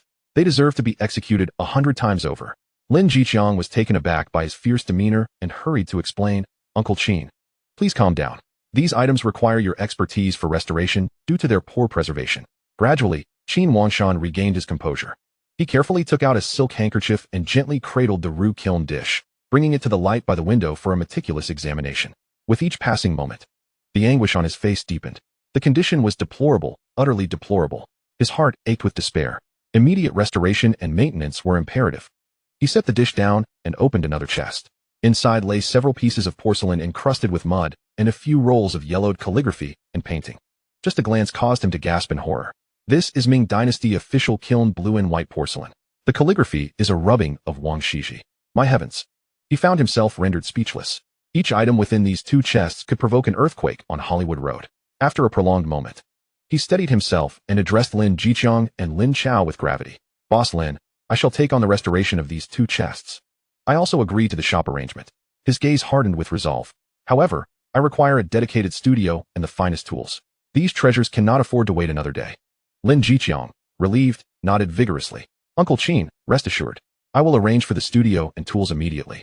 He turned to Lin Chao, exchanging a knowing glance with his son. Everything was proceeding according to plan. After bidding farewell to the still excited Qin Wangshan, who was consumed with thoughts of restoring the national treasures, Lin Chao wasted no time. That very afternoon, he drove back to Hong Kong Island, this time with a destination in mind, Hollywood Road. The entire street was lined with antique shops, art galleries, and auction houses. Lin Chao parked at the roadside, remaining in the car. He merely rolled down the window, lit a cigarette, and surveyed the various shops adorned with an array of signs. He was in search of a suitable storefront. Chapter 37, Strengthening Defenses. This was the hub of antique art and calligraphy in Hong Kong. A shop here, regardless of size, was a testament to one's credentials. Ultimately, his gaze settled on a closed shop. The modest establishment, a two-story wooden structure, appeared somewhat antiquated. A yellowed sign advertising the space for rent was affixed to the roller shutter, with the phone number rendered nearly illegible. It seemed to have been vacant for some time. Its location was impeccable, situated at a street corner, not far from several prominent auction houses. Most importantly, it was sufficiently discreet, unlikely to attract undue attention. Lin Chao noted the number and drove away. The following day, he returned with Qin Wangshan. Upon seeing the shop, the older man's graying brows relaxed slightly. A tranquil spot amidst the hustle and bustle. This is a good place, he nodded approvingly. This used to be a second-hand bookstore run by a well-read proprietor, but he closed it down 2 years ago due to illness. Lin Chao said little, finding a telephone booth to call the number on the sign. The negotiations proceeded smoothly. The owner seemed eager to let it go, asking for a remarkably low rent. Lin Chao promptly agreed and signed a 3-year lease. Standing in the empty shop, Qin Wangshan gazed at the dust-covered floor, yet a fire ignited in his eyes. Boss Lin, this shop needs a name. Lin Chao turned to him. Uncle Qin, you are the expert, you decide. After a brief contemplation, Qin Wangshan slowly declared, let us call it Bogus Studio. We do not seek wealth or status. We only wish to provide a sanctuary for these dust-laden treasures. Agreed, it shall be Bogus Studio. With the financial matters tentatively settled, Lin Chao's thoughts quickly shifted to a more pressing concern, security. Although the menacing presence of the Lame Hao had temporarily receded, Lin Chao understood that this was merely the calm before the storm. That rabid dog was merely distracted by the affairs of Long Xiaotian. Once he regained focus, the next assault would undoubtedly be thunderous. He sought out his uncle, Lu Yaoming. Uncle, I wish to purchase a few houses in the village. Lu Yaoming, engrossed in his calculations, looked up at the remark. What do you need houses for? Isn't your old home sufficient? I want those houses by the village entrance and the dock, Lin Chao replied, drawing circles on the map. They are the old houses of Uncle A Kai and his neighbors. Lu Yaoming furrowed his brow, instantly grasping the implication. Those houses were strategically positioned to control all access to Lu Village. They had been longtime neighbors for decades and were unlikely to sell. Offer them money. We can build new homes on that empty land in the western part of the village. I will foot the bill as a welfare measure for the village elders from the shipyard. Lin Chao spoke calmly. The new houses will be 100 times better than their current mud dwellings. I do not believe they will be unmoved. Lu Yaoming fell silent, recognizing that his nephew aimed to transform the entire Lu village into a fortress. I will talk to them. Ultimately, he nodded in agreement. The process turned out to be smoother than anticipated. When Lu Yaoming approached those families, proposing that someone was willing to pay for the construction of 2-story buildings if they vacated their old mud homes, they could scarcely believe their ears. In this era, the prospect of living in brick houses was beyond their wildest dreams. Within a day, several families joyfully moved to stay with relatives, eagerly awaiting the commencement of their new homes. Lin Chao received the keys to those houses. He immediately instructed Zhao Xiang to gather a trusted group of brothers and commenced the covert renovations. The interior walls of the house were entirely demolished, and the beams were reinforced with thick steel plates salvaged from a shipyard. The most critical modifications were made to the walls facing the village entrance and the dock. They discreetly created several unobtrusive openings near the beams at the top of the walls. From the outside, these merely appeared as natural cracks in the earthen walls. However, when the camouflaged wooden boards were lifted from the inside, they revealed an excellent vantage point for shooting. Elevated and with a broad field of vision, this position was strategic. The 253-style heavy machine guns brought back from Factory 708 were secretly transported into 2 of the largest rooms. One was aimed at the sole road leading into the village, while the other encompassed the entire water area of the dock within its range.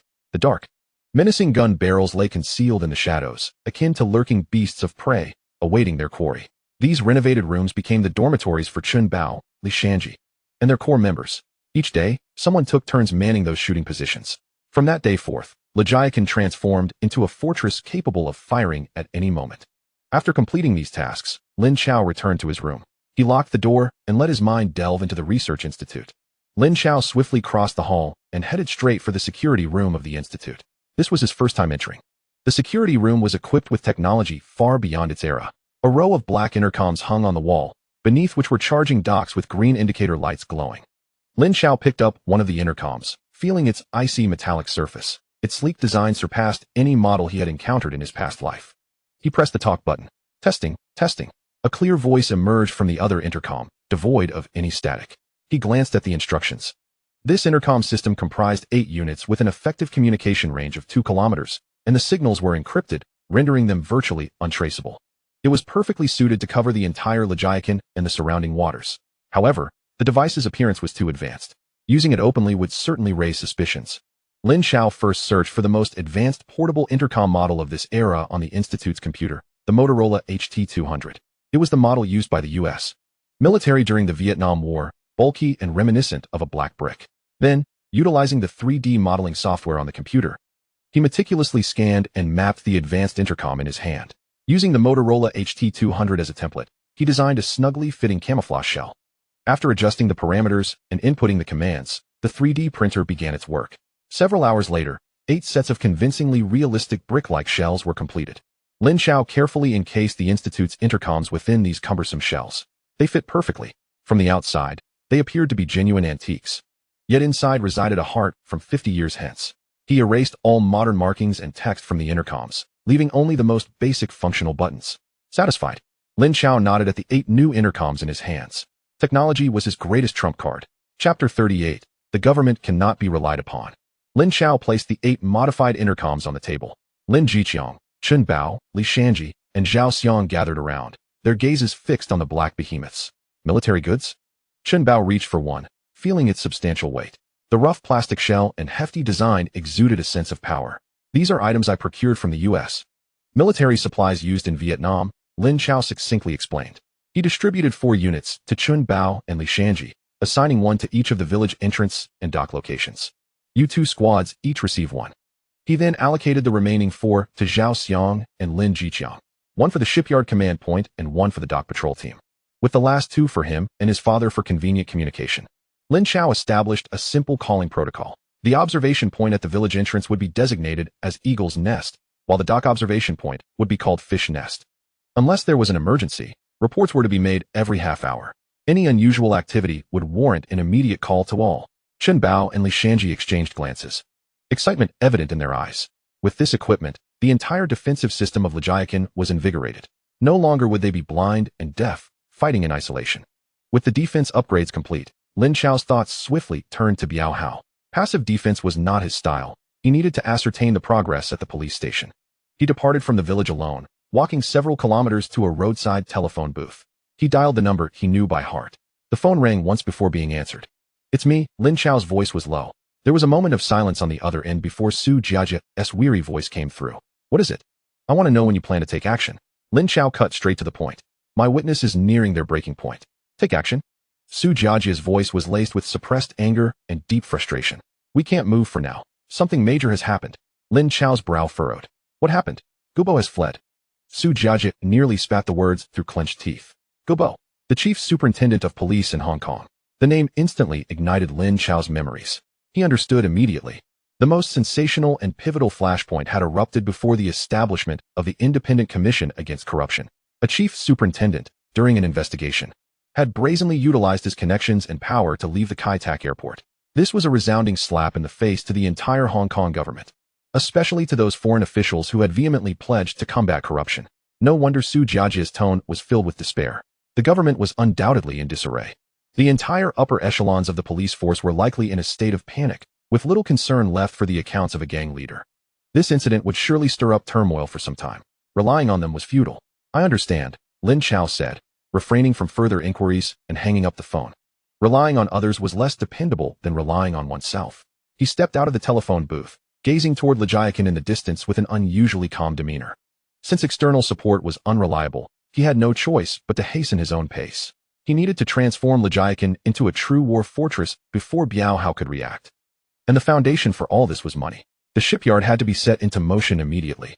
Upon returning to the village, Lin Chao sought out his father, who was overseeing the workers leveling the foundation at the shipyard. "Father, how much money do we have left?" Lin Jiqiang paused in his work, wiped the sweat from his brow, and shook his head. The purchase of those few houses, along with the advance for Uncle Chin's relocation expenses and the shop's rent, had nearly depleted their funds. The goods exchanged for diamonds still lay piled in Pengcheng, and the money from the antiques remained elusive. Once again, they found themselves in a dire financial predicament. What about the antique shop? Lin Chao inquired. The shop has just been taken over and is still being organized. It hasn't opened yet. Lin Chao's expression hardened. No more waiting, let us go now. At the antique shop, a faint scent of dust and aged wood lingered in the air. Qin Wangshan, wearing reading glasses, was meticulously cleaning the grime off a porcelain bowl with a delicate brush. His movements were gentle, akin to caressing a lover's skin. Upon noticing Lin Chao and Lin Jiqiang's entrance, he merely lifted his eyelids. Father, you step outside. I need to speak privately with Uncle Qin, Lin Chao said. Lin Jiqiang nodded and closed the door behind him. Uncle Qin, we are out of money. Lin Chao stated bluntly. The shipyard is awaiting payment. I need you to convert something into cash immediately. Qin Wangshan halted his actions, placing the brush down, removing his glasses, and rubbing his weary eyes. Which item do you wish to sell? It must not be of excessive value to avoid drawing attention, yet it should not be too low. We need at least 300,000. Lin Chao articulated his requirements. And it must be swift. I need the money today. Qin Wangshan fell into silence. He approached the corner of the room where 2 wooden crates, brought from the Research Institute by Lin Chao, were stacked. He opened one and rummaged through it for a considerable time. Finally, he extracted a scroll wrapped in oiled paper. Carefully, he unfurled the scroll on a dust-laden table. It was a piece of calligraphy, vigorous and grand in its strokes. Though the paper had yellowed and the edges were slightly tattered, the essence and spirit of the work remained undiminished. A rubbing of Wang Shiji, expertly crafted from the Tang dynasty, Qin Wangshan remarked, a hint of reluctance in his voice. This piece is relatively well preserved. It shouldn't raise any eyebrows in the market. There's an elderly gentleman named Mr. Hua in Xiangjiang who adores collecting calligraphy from various dynasties. He is discreet and generous in his purchases. I shall reach out to him. 300,000 should be feasible. Good. Lin Chao nodded approvingly. Let's proceed with that.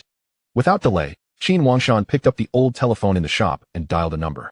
He spoke briefly, using familiar jargon, conveying that he had an interesting antique in his newly opened shop and invited the other party for an appraisal. Half an hour later, a black Bentley came to a halt outside the antique shop. A sprightly elderly man, clad in a Zhongshan suit and accompanied by 2 bodyguards, entered. What followed was entirely Qin Wangshan's performance.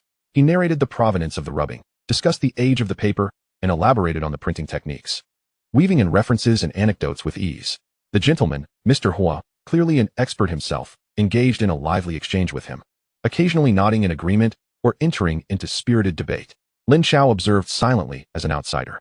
Ultimately, the price was settled at 300,000. Mr. Hua promptly issued a cash check. After bidding farewell to Mr. Hua, Qin Wangshan gazed at the check on the table, letting out a long sigh, his face reflecting a sense of loss. What a waste. This rubbing could easily fetch 500,000 at Sotheby's, Uncle Qin. There will be plenty of opportunities for you to present it at Sotheby's in the future, Lin Chao reassured him, gently patting his shoulder. For now, we merely require some initial capital. Clutching the 30,000 check, Lin Chao and Lin Jiqiang returned to Lujia village, feeling a significant weight lifted from their hearts. With this money, the procurement of raw materials for the shipyard could commence immediately. As their vehicle came to a stop at the dock, Zhao Xiang, who was on duty, hurried over with an unusual expression. Brother Chong, Chaozi, he whispered. Someone from the village is looking for Chaozi. Lin Jiqiang furrowed his brow. Who is it? I don't know. Zhao Xiang shook his head. But they look like someone from the underworld. A single person has been waiting at the old residence for nearly an hour. Chapter 39. Chen Qi arrives. Lin Chao and Lin Jiqiang entered the courtyard of the old residence one after the other. Under the dim yellow light, a figure sat on a stone bench in the courtyard, facing away from them, with a hunched posture. Upon hearing their footsteps, the person suddenly turned around. Bathed in the light streaming from the house, Lin Chao recognized the face. It was Chen Qi. In just a few days, the once spirited and confident figure from the tea restaurant had transformed entirely. His complexion was sallow, his eyes sunken, lips cracked and peeling, and his meticulously styled hair was now a disheveled mess. The expensive suit he wore was wrinkled and stained with mud. The moment he spotted Lin Chao, Chen Qi's bloodshot eyes ignited with a desperate glimmer akin to a drowning man grasping for driftwood. He tumbled from the stone bench, stumbling towards Lin Chao, and collapsed to his knees with a thud. Brother Chao, save me. His voice was hoarse and dry, tinged with a quaver of fear. This red stick, who could kill without a second thought in Kowloon City, now resembled a helpless child. Lin Chao remained silent, extending a hand to help him up. Lin Jiqiang's expression darkened instantly. He discreetly closed the courtyard door, his gaze sharp as he scanned the area beyond the walls, one hand instinctively reaching towards his waist. Is something wrong? Lin Chao led Chen Qi into the house, his tone calm. He knows. Chun Chi slumped into a chair, trembling uncontrollably, his teeth chattering. They discovered that I embezzled 3 million. Yesterday he confronted me, offering me two options. Either return the 3 million or take the fall for a murder case. A murder case? Lin Chao interjected coldly from the side. The 1972 dock shootout case. Chun Chi's voice quaked. At that time, the police were relentless, and 2 people died. He has never found a scapegoat, and now he wants me to take the blame. The air in the room felt as if it had solidified. If I refuse to choose, he will dispose of me. Chun Chi gulped down a large mouthful of water, struggling to continue. I pretended to agree to take the fall, telling him I wanted to see my wife and children before turning myself in. They had me restrained, but I managed to escape through the window when they weren't paying attention. He raised his head, his gaze brimming with despair. All the members of the Chaozhou gang within my safe havens are aware of my plight. I have nowhere to turn. The entirety of Hong Kong is hunting for me. I recalled your words, that in a dire situation, I should seek you out in Lujia village. Chao, you must save me. Lin Chao regarded him with an impassive expression. Yet his mind raced with calculations. Gobo had fled, and Su Jiajia was of no help. Chun Chi encountered trouble at this critical juncture. Initially, he had hoped to remain an observer, letting the Independent Commission Against Corruption wield its sword against Bo Hao, allowing him to escape the tempest unscathed. Yet now, it appeared he had been irrevocably swept into the eye of the storm, sinking deeper. There was no escape. Since evasion was futile, he resolved to endure the onslaught. He cast a glance at his father, who stood at the doorway with a grave expression, and a determination began to form in his mind. Zhao Xiang. Lin Chao called out towards the door. Zhao Xiang, who had been vigilantly stationed outside, promptly entered. Chao, please escort Mr. Chen to the vacant room in the back to rest, Lin Chao instructed coolly. Prepare some food and clean clothes for him. No one is to approach that room without my express command. Understood, Zhao Xiang nodded, moving towards the disoriented Chun Chi. Mr. Chen, please follow me. Chun Chi looked at Lin Chao, his lips moved as if to speak, but ultimately he said nothing, merely nodding heavily before following Zhao Xiang out. The room was left with only the Lin father and son. The atmosphere was suffocatingly tense. Chao, do you realize what this signifies? Lin Jiqiang approached the table, pouring himself a glass of water, his voice somber. To harbor him is tantamount to formally declaring war on Bo Hao, though he was unaware of his son's complete plan. Having navigated through the underworld for a lifetime, he understood this much. We have no choice. Lin Chao met his father's gaze. Chun Chi is the pivotal witness to topple Bo Hao. If he were to perish, Bo Hao could erase all traces, rendering even the most divine intervention powerless. Lin Jiqiang fell silent, aware that his son spoke the truth. A mad dog like Bo Hao would never relent once fixated on a target. Rather than passively awaiting the adversary's approach, it was better to take the initiative. I understand. Lin Jiqiang consumed the water in one gulp, as if solidifying a resolution. I shall make arrangements immediately. From this moment forth, everyone must remain armed, maintaining a 24-hour watch. Lin Chao's voice was as frigid as ice. Inform the brothers at the docks that all boat engines must remain running, prepared to set sail at a moment's notice. Lin Jiqiang cast a deep glance at his son, uttering no further words, before striding out with purpose.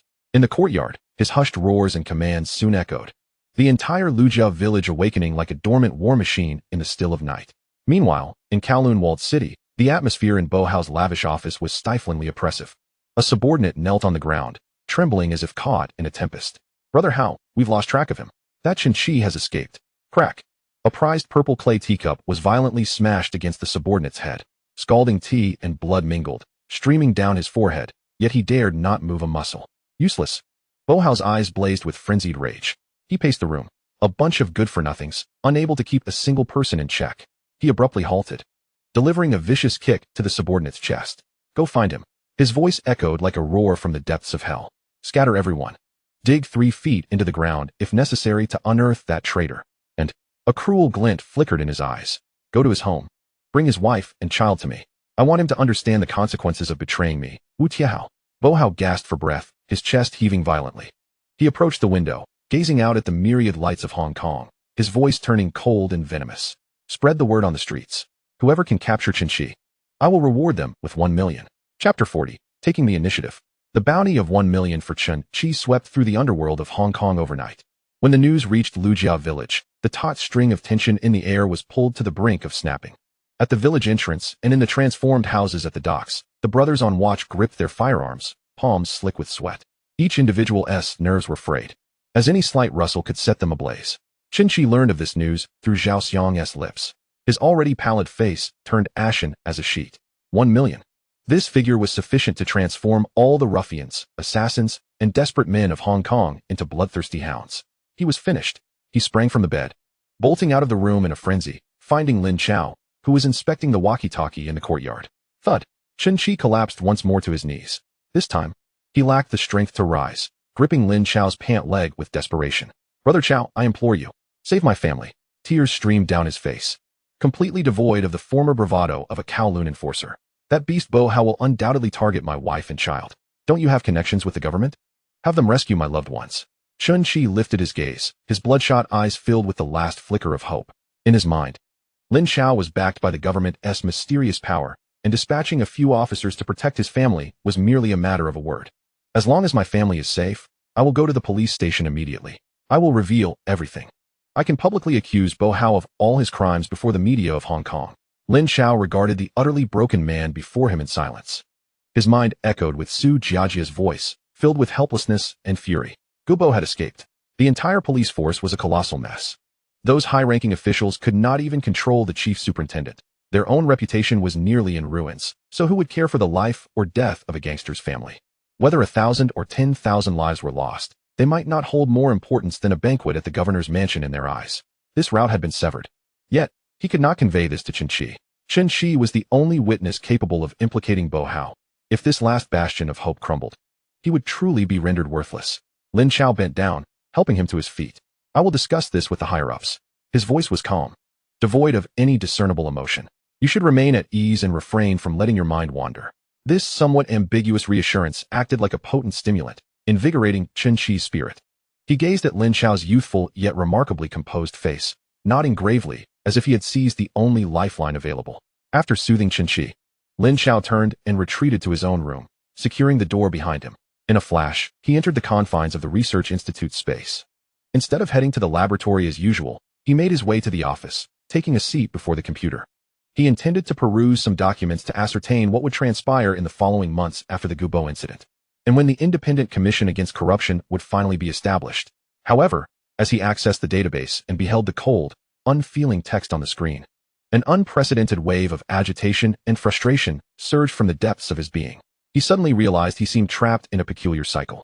Since his rebirth, nearly every action he had taken felt like a passive response.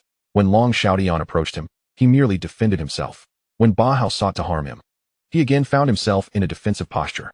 He had pinned his hopes on swaying Chen Qi, on Su Jiajia, and on that yet-to-be-formed Independent Commission Against Corruption. He resembled a mere pawn, pushed forward step by the unfolding circumstances. Absurd. Utterly absurd. Lin Chao stared out at the unchanging sky of the Research Institute space, a self-deprecating smile gracing his lips.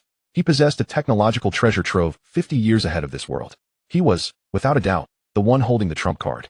Why then did he live like a hapless gambler, clutching a pair of threes, perpetually poised to flee? Why fret over when Ba Hao might strike? Why contemplate evasion? A fierce, defiant spirit surged within Lin Chao's chest. He abruptly rose from his chair. If he could not rely on others, he would depend on himself. If escape was impossible, then he would not hide. He would take the initiative and resolve this issue with his own hands. Lin Chao's gaze turned frigid and piercing. He strode purposefully out of the office, making his way to a laboratory deep within the Research Institute. The drone laboratory. Pushing open the heavy metal door, a vast expanse unfolded before him. Various drones of diverse shapes stood silently on their racks. Lin Chao's eyes scanned the futuristic reconnaissance drones and fighter aircraft, ultimately settling on a massive agricultural drone nestled in the corner. With an octocopter structure and a sleek black carbon fiber body, its wings spanned over 3 meters, resembling a colossal spider poised to spring into action. Its design boasted a payload capacity of 50 kilograms. Sufficient indeed. Lin Chao wheeled the drone to the workbench and connected it to the computer. The screen erupted with a flurry of code, scrolling rapidly. Rather than utilizing the existing program, he began to modify the drone's core control code, stripping away all agricultural functionalities to transform it into a more aggressive flying platform. Subsequently, he opened a 3D modeling software, retrieved the structural diagram of the drone's body, and commenced the design of a brand new mounting and control system. Several hours later, the industrial-grade 3D printer in the corner of the laboratory whirred to life. A deep blue laser beam moved with precision through the liquid resin, swiftly crafting a series of complex components. A custom mounting bracket, a remotely controlled electric firing mechanism, a shell that could snugly fit onto the drone's belly. Having completed these tasks, Lin Chao exited the laboratory and proceeded to the armory. From a dark green wooden crate, he unearthed a rocket launcher. 40 millimeters, simple, brutal, effective. Embracing this cold behemoth, he returned to the drone laboratory. He firmly secured the rocket launcher to the 3D printed mounting bracket, connecting the electric firing mechanism to the launcher's trigger and integrating the wiring into the drone's central processing unit. Finally, he procured a small mobile signal base station. This device would ensure a stable, high-bandwidth encrypted data link between the drone and the controller, even amidst the complexities of a 2-kilometer urban environment. Once all modifications were complete, Lin Chao surveyed the menacing war machine before him, his face betraying no emotion. He transported both the drone and the base station to the main hall of the research institute. In the next moment, he returned to his room in Lejiakan. He stepped outside and found Chen Qi, who had been anxiously waiting in the backyard. "Where's Bahao's lair?" Lin Chao's voice was calm, yet it carried an icy undertone. Chen Qi hesitated for a moment before responding. "Kowloon Walled City, number 36 Launching Road. A 7-story building. He occupies the top 3 floors. His routine. He fears for his life and is often unpredictable. However, he generally returns there every night between 11 and 2. As his most trusted mistresses and his drug stash are located within that building." Chapter 41. A gift from the skies. Having acquired the address and schedule, Lin Chao uttered not another word, turning to leave the backyard. He required a guide. Kowloon Walled City was a dark tumor on the map of Hong Kong. Its labyrinthine alleys forming a world unto themselves, buildings interlocking like the fangs of a beast. Without an acquaintance to lead the way, entering would render him a headless fly. He sought out his father, Lin Jiqiang. "Dad, I need someone familiar with Kowloon Walled City." Lin Jiqiang was currently orchestrating efforts to fortify the defenses at the dock when he heard his son's request, pausing his actions. He scrutinized Lin Chao, seemingly attempting to discern something from his expression, but the youthful visage remained an icy calm. After a few moments of silence, Lin Jiqiang merely nodded. "Zhao Xiang. Summon Ahui." Moments later, a tall, slender young man hurried over. This was Ahui, a recruit Lin Jiqiang had identified in Kowloon Walled City during his early years, who had spent many years navigating its terrain after fleeing from the mainland. "Brother Chong, young Master Chao," Ahui greeted respectfully. "Aren't you familiar with the routes in the walled city?" Lin Jiqiang inquired. Ahui replied with deference. "Yes, Brother Chong. I have spent a few years in the walled city, so I am somewhat acquainted with the paths there." "Excellent." Lin Chao regarded him. "Change into some more worn clothing and accompany me." Ahui hesitated, uncertain of the young master's intentions, but promptly acquiesced. "Understood." Half an hour later, a dilapidated truck came to a halt on a dimly lit street at the outskirts of Kowloon Walled City. Lin Chao and Ahui disembarked from the vehicle. Both individuals donned filthy work attire, their faces smeared with grime, resembling laborers who had just finished a grueling shift. A pungent melange of putrid refuse, the acrid scent of sewers, and greasy food fumes assailed their senses. Above them, a labyrinth of illegal structures obscured the sky, slicing it into narrow slivers of light. Countless electrical wires tangled chaotically like rampant vines between the buildings. The walls were streaked with damp stains, the origin of which remained a mystery. This was the Kowloon Walled City, a realm devoid of light and law. "Chaozi, what are we doing here?" Ahui inquired, casting a glance at the familiar surroundings as he sought clarity from Lin Chao regarding their next move. "We need to find a place." Lin Chao's gaze swept the vicinity, his tone utterly unperturbed. "Number 36, Launching Road." Upon hearing this address, Ahui's expression shifted dramatically. That was the territory of Boha. He lowered his voice, nearly pleading. "Chaozi, we can't go there. It's crawling with his men. Lin Chao turned to him, his calm demeanor silencing the rest of Ahui's words. "Lead the way," he instructed succinctly. Ahui dared not utter another word, steeling himself to guide Lin Chao into the shadowy alley that resembled the gaping maw of a beast. The pathways within the walled city were more intricate than a labyrinth. Narrow corridors barely accommodated 2 people side by side, with dripping pipes and haphazard bamboo poles overhead. The ground was slick and treacherous, threatening to ensnare them in unknown filth with a single misstep. The air was thick with nauseating odors, while a cacophony of sounds filled their ears: clattering mahjong tiles, women's shouts, the distant strains of Cantonese opera from a radio, and the barking of dogs. They were like 2 droplets of water merging into this murky sea of filth. Ahui clearly navigated these streets with familiarity, leading Lin Chao through dim and secluded paths, skillfully evading several intersections guarded by members of the Chaozhou gang. After approximately 10 minutes, Ahui halted at a corner, pressing his body against a moss-covered wall. He gestured towards a structure slightly ahead. "Chaozi, look, that's the one." Lin Chao followed his finger to a 7-story concrete building that stood out amidst the chaotic jumble of surrounding structures, taller and newer than its neighbors. Its walls bore the marks of time, yet it was evident that it had been constructed with greater care than the adjacent shanties. At that moment, lights illuminated the top 3 floors, casting a warm yellow glow that pierced through the oppressive darkness of the slum. That was Boha's stronghold. Lin Chao silently noted the building's features and its surroundings. Let us go? Without a moment's pause, he turned and walked away. Ahui hesitated briefly before quickly following suit. They retraced their steps, slipping away from the Kowloon walled city without a sound.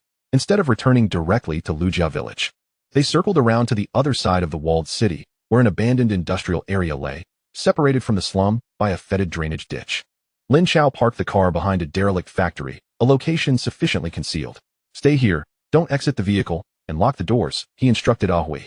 Uncertain of Lin Chao's intentions but having witnessed the earlier events, Ahui nodded vigorously, too apprehensive to inquire further.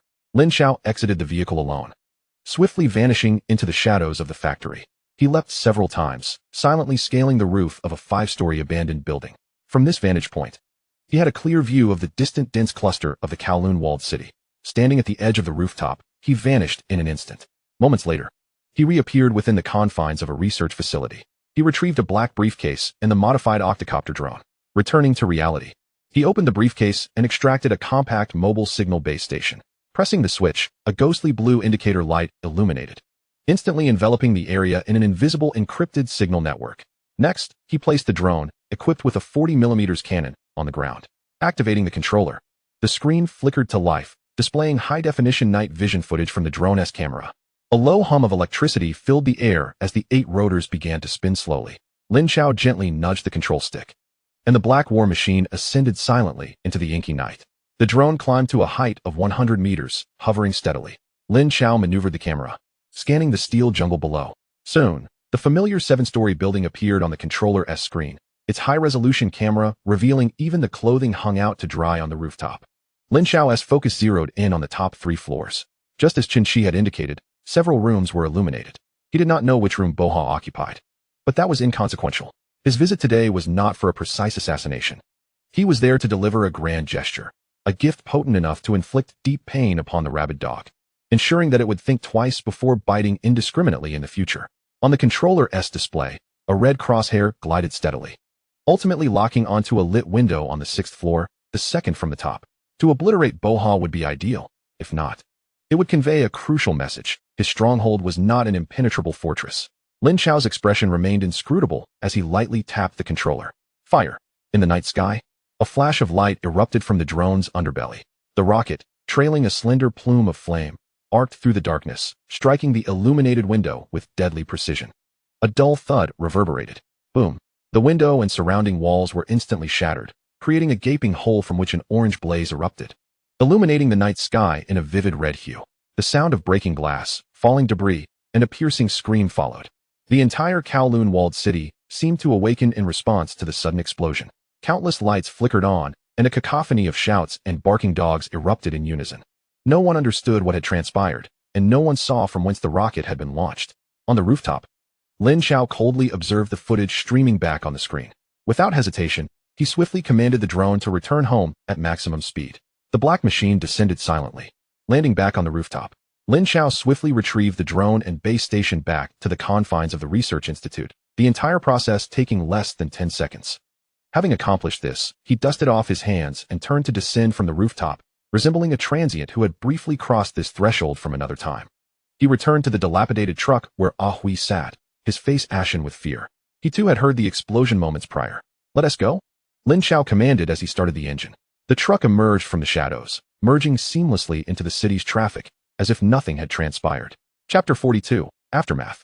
The following day, the underground world of Xiangjiang was set ablaze by what seemed an absurd piece of news. The stronghold of the Chaozhou gang had been bombarded. The information spread like wildfire through every hall, every mahjong parlor, and every smoke stall, akin to an epidemic. It was said that when the explosion occurred, Biao Hao was inside the building, his fate now shrouded in uncertainty. The already chaotic underworld was plunged into an even greater state of alarm. Everyone felt as though they were chickens with their necks grasped, terrified and speculating about which formidable deity had dared to employ such weapons, typically reserved for the battlefield.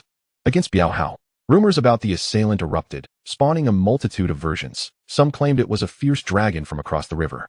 Others suggested it was a vengeful enemy driven to desperation by Biao Hao, and some even speculated it was the military conducting a covert cleanup. Inside the dilapidated truck, Ahui felt his limbs turning to jelly. He couldn't shake the feeling that the explosion that had nearly scared his soul out of his body the previous night was orchestrated by this young master. Just as he had pinpointed the location, Biao Hao's stronghold had been obliterated. What kind of coincidence could be so uncanny? Yet, he dared not utter a word. Not even a single syllable. The extraordinary nature of such methods instilled a primal fear deep within him.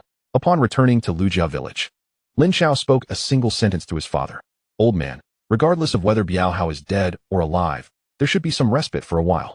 Lin Jiqiang gazed at his son's face, eerily calm, yet terrifying, and a tempest of emotions surged within him, indescribable by words. After a prolonged silence, he asked in a hoarse voice, "Did you do this?" Lin Chao smiled faintly. "I launched a rocket at his headquarters." The cigarette, but dangling from Lin Jiqiang's lips, flickered violently. He realized that his son had indeed brought back military-grade weaponry from the mainland. Yet the pressing question remained, how was it deployed? He was acutely aware of the nature of Kowloon walled city. The very idea of carrying a rocket launcher inside was absurd. Even entering with a long knife would scarcely allow one to traverse 2 streets. Finding a location outside to launch, it was even more ludicrous, with spies and patrolling lackeys lurking within several kilometers of the fortress. Lin Jiqiang felt that the situation was far more complex than his son had conveyed. However, he refrained from probing further, casting a deep gaze at his son, suppressing all his doubts and shock deep within. In the best private hospital in Xiangjiang, atop the VIP ward, the pungent scent of disinfectants could not mask the oppressive stench of blood in the room. Biao Hao lay upon the hospital bed, half his body from shoulder to thigh swathed in thick bandages, resembling a mummy freshly exhumed from its grave. He was alive, yet the blast wave and shrapnel had inflicted severe injuries upon him. His most beloved concubine had perished by his side, her body reduced to mere fragments. The one functioning eye of Biao Hao brimmed with a wild fury and an unacknowledged fear. The fortress he had painstakingly constructed was surrounded by vigilant sentinels, ensuring no unfamiliar face could approach within 500 meters. This attack defied all logic, as though executed by phantoms. If it was a long-range artillery strike, only the military possessed such capabilities. Who had he angered that was so formidable? The door to the ward swung open, and Lu Lei entered briskly, clad in casual attire. His expression turned grim as he beheld Biao Hao's dire condition. "Ahao, hold on," he urged, pulling up a chair and speaking with an ominous tone. "My men have investigated. There are no unusual movements from the military. The British garrisons in Hong Kong and Kowloon didn't even stir last night." "Not the military?" Biao Hao's voice rasped like a broken gong, each word sending jolts of pain through his wounds, causing his facial muscles to twitch. "The army of Xiangjiang would not intervene in such matters." Lu Lei shook his head. "Those foreigners adhere to their own rules. No one would dare take responsibility for bombing civilian areas." The two men locked eyes, both recognizing the gravity and confusion reflected therein. If it wasn't the military, then who could it be? "Perhaps it's some dragon from across the river," Lu Lei speculated, "who has brought over some unknown weaponry. Whoever it is." Biao Hao's single eye ignited with a predatory glare. "Once I recover, I will hunt him down and have him minced to feed the dogs." "Now is not the time for bravado," Lu Lei retorted calmly. "You must immediately circulate the word that you are fine, merely sustaining minor injuries, to reassure your subordinates. However, the news of your stay here must not leak. Otherwise, those eager to capitalize on your weakness will swarm in like locusts." Biao Hao gasped for breath and nodded. He turned to his bodyguard stationed by the bedside and commanded, "Inform everyone to scale back operations. From now on, we will defend rather than attack. We will discuss matters further once I have healed." Thus, an unusually eerie peace descended upon the underworld. The gangs that had once clamored for blood and territory suddenly fell silent overnight. A palpable tension hung in the air, as all sensed something was amiss. Even a wild dog like Biao Hao had been driven back to his lair by a single cannon blast. Who would dare to show their face at such a precarious moment? Lujia village thus received a rare opportunity for respite. Lin Chao could confidently advance his plans for the construction of his base. Financial constraints remained the primary issue, yet they were no longer as pressing as before. The smuggling operations that had been stifled under Biao Hao's reign quickly sprang back to life. Consequently, Lin Jiqiang's endeavors came to a halt. However, taking advantage of the chaos, he had already seized a considerable amount. The limited resources that Pingqing Supply and Marketing Cooperative could exchange would require some time to digest. Lin Chao instructed Qin Wangshan to contact several reputable auction houses, sending over a few moderately valuable collectibles from the 2 crates, which also had relatively easy-to-explain origins, awaiting their auction to gradually recoup funds. This money would suffice to support the initial operations and expansion of the shipyard. However, Lin Chao was acutely aware that relying solely on the auction of antiques was far from sufficient. The shipyard needed to commence operations, acquire equipment, and sustain an ever-growing workforce, all of which incurred daily expenses. He must discover a venture that can swiftly generate income while also possessing the potential for long-term growth. Ship repair? That merely serves as a pretext to fortify his crew. Relying on it for profit would be akin to waiting for a bus that has already left. His current scale is ill-suited for any grandiose undertakings. He can only manage small-scale enterprises with exceedingly high profit margins. In the afternoon, Lin Chao reclined in his chamber, listening to the dulcet melodies of Teresa Tung wafting through the walls from the neighbor's radio. The gentle strains were like a bolt of lightning, igniting a spark in his mind. The entertainment industry, one of the most lucrative and flourishing sectors in Hong Kong for the decades to come. Yet, this industry still languished in its nascent, chaotic stage. A smile curled at the corners of Lin Chao's lips as an exquisite business idea took shape in his mind, producing pirated cassette tapes. The Research Institute could effortlessly fabricate the most efficient masters and production equipment, ensuring that his pirated products could even surpass the original in audio quality. Moreover, the smuggling team under his father's command, which had already attained a certain scale, would serve as the ideal distributors. This venture would not only alleviate his immediate financial woes, but also further hone the skills of his team. In his past life, Hong Kong's piracy industry had catered to the entire Greater China region and Southeast Asia, boasting a massive scale. He could follow this trajectory to establish a distribution network. It was a business that promised both profit and team development. A fire ignited in Lin Chao's eyes as he promptly entered the Research Institute. Chapter 43. The Art of Superior Piracy. The following morning, Lin Chao embarked on a solitary journey aboard a bus to Mong Kok. By the 1970s, Mong Kok had already begun to exude the essence of a future metropolis. The throngs of people surged, and neon signs layered upon one another painted the sky in vibrant hues. Lin Chao navigated through the crowd, deaf to the cacophony of street vendors, making a beeline for several of the largest record shops, Sam Hui, Teresa Tung, and the Winners. The booming speakers within the stores unleashed popular hits, bombarding passersby with sound. Lin Chao casually purchased a few boxes of popular cassettes from a music store. Subsequently, he veered into a narrow alley dedicated to electronic components, where he bought 10 boxes of blank tapes from a nondescript stall.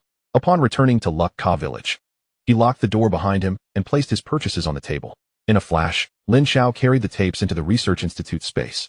Striding directly into the audio laboratory, he inserted a legitimate cassette of Teresa Tung into a sophisticated audio capture device, which housed a high-precision audio acquisition card coveted by recording studios worldwide. Pressing the start button, the green waveform on the computer screen began to pulse.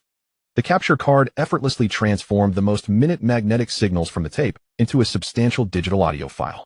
The first step was complete. Next, Lin Chao launched specialized digital signal processing software.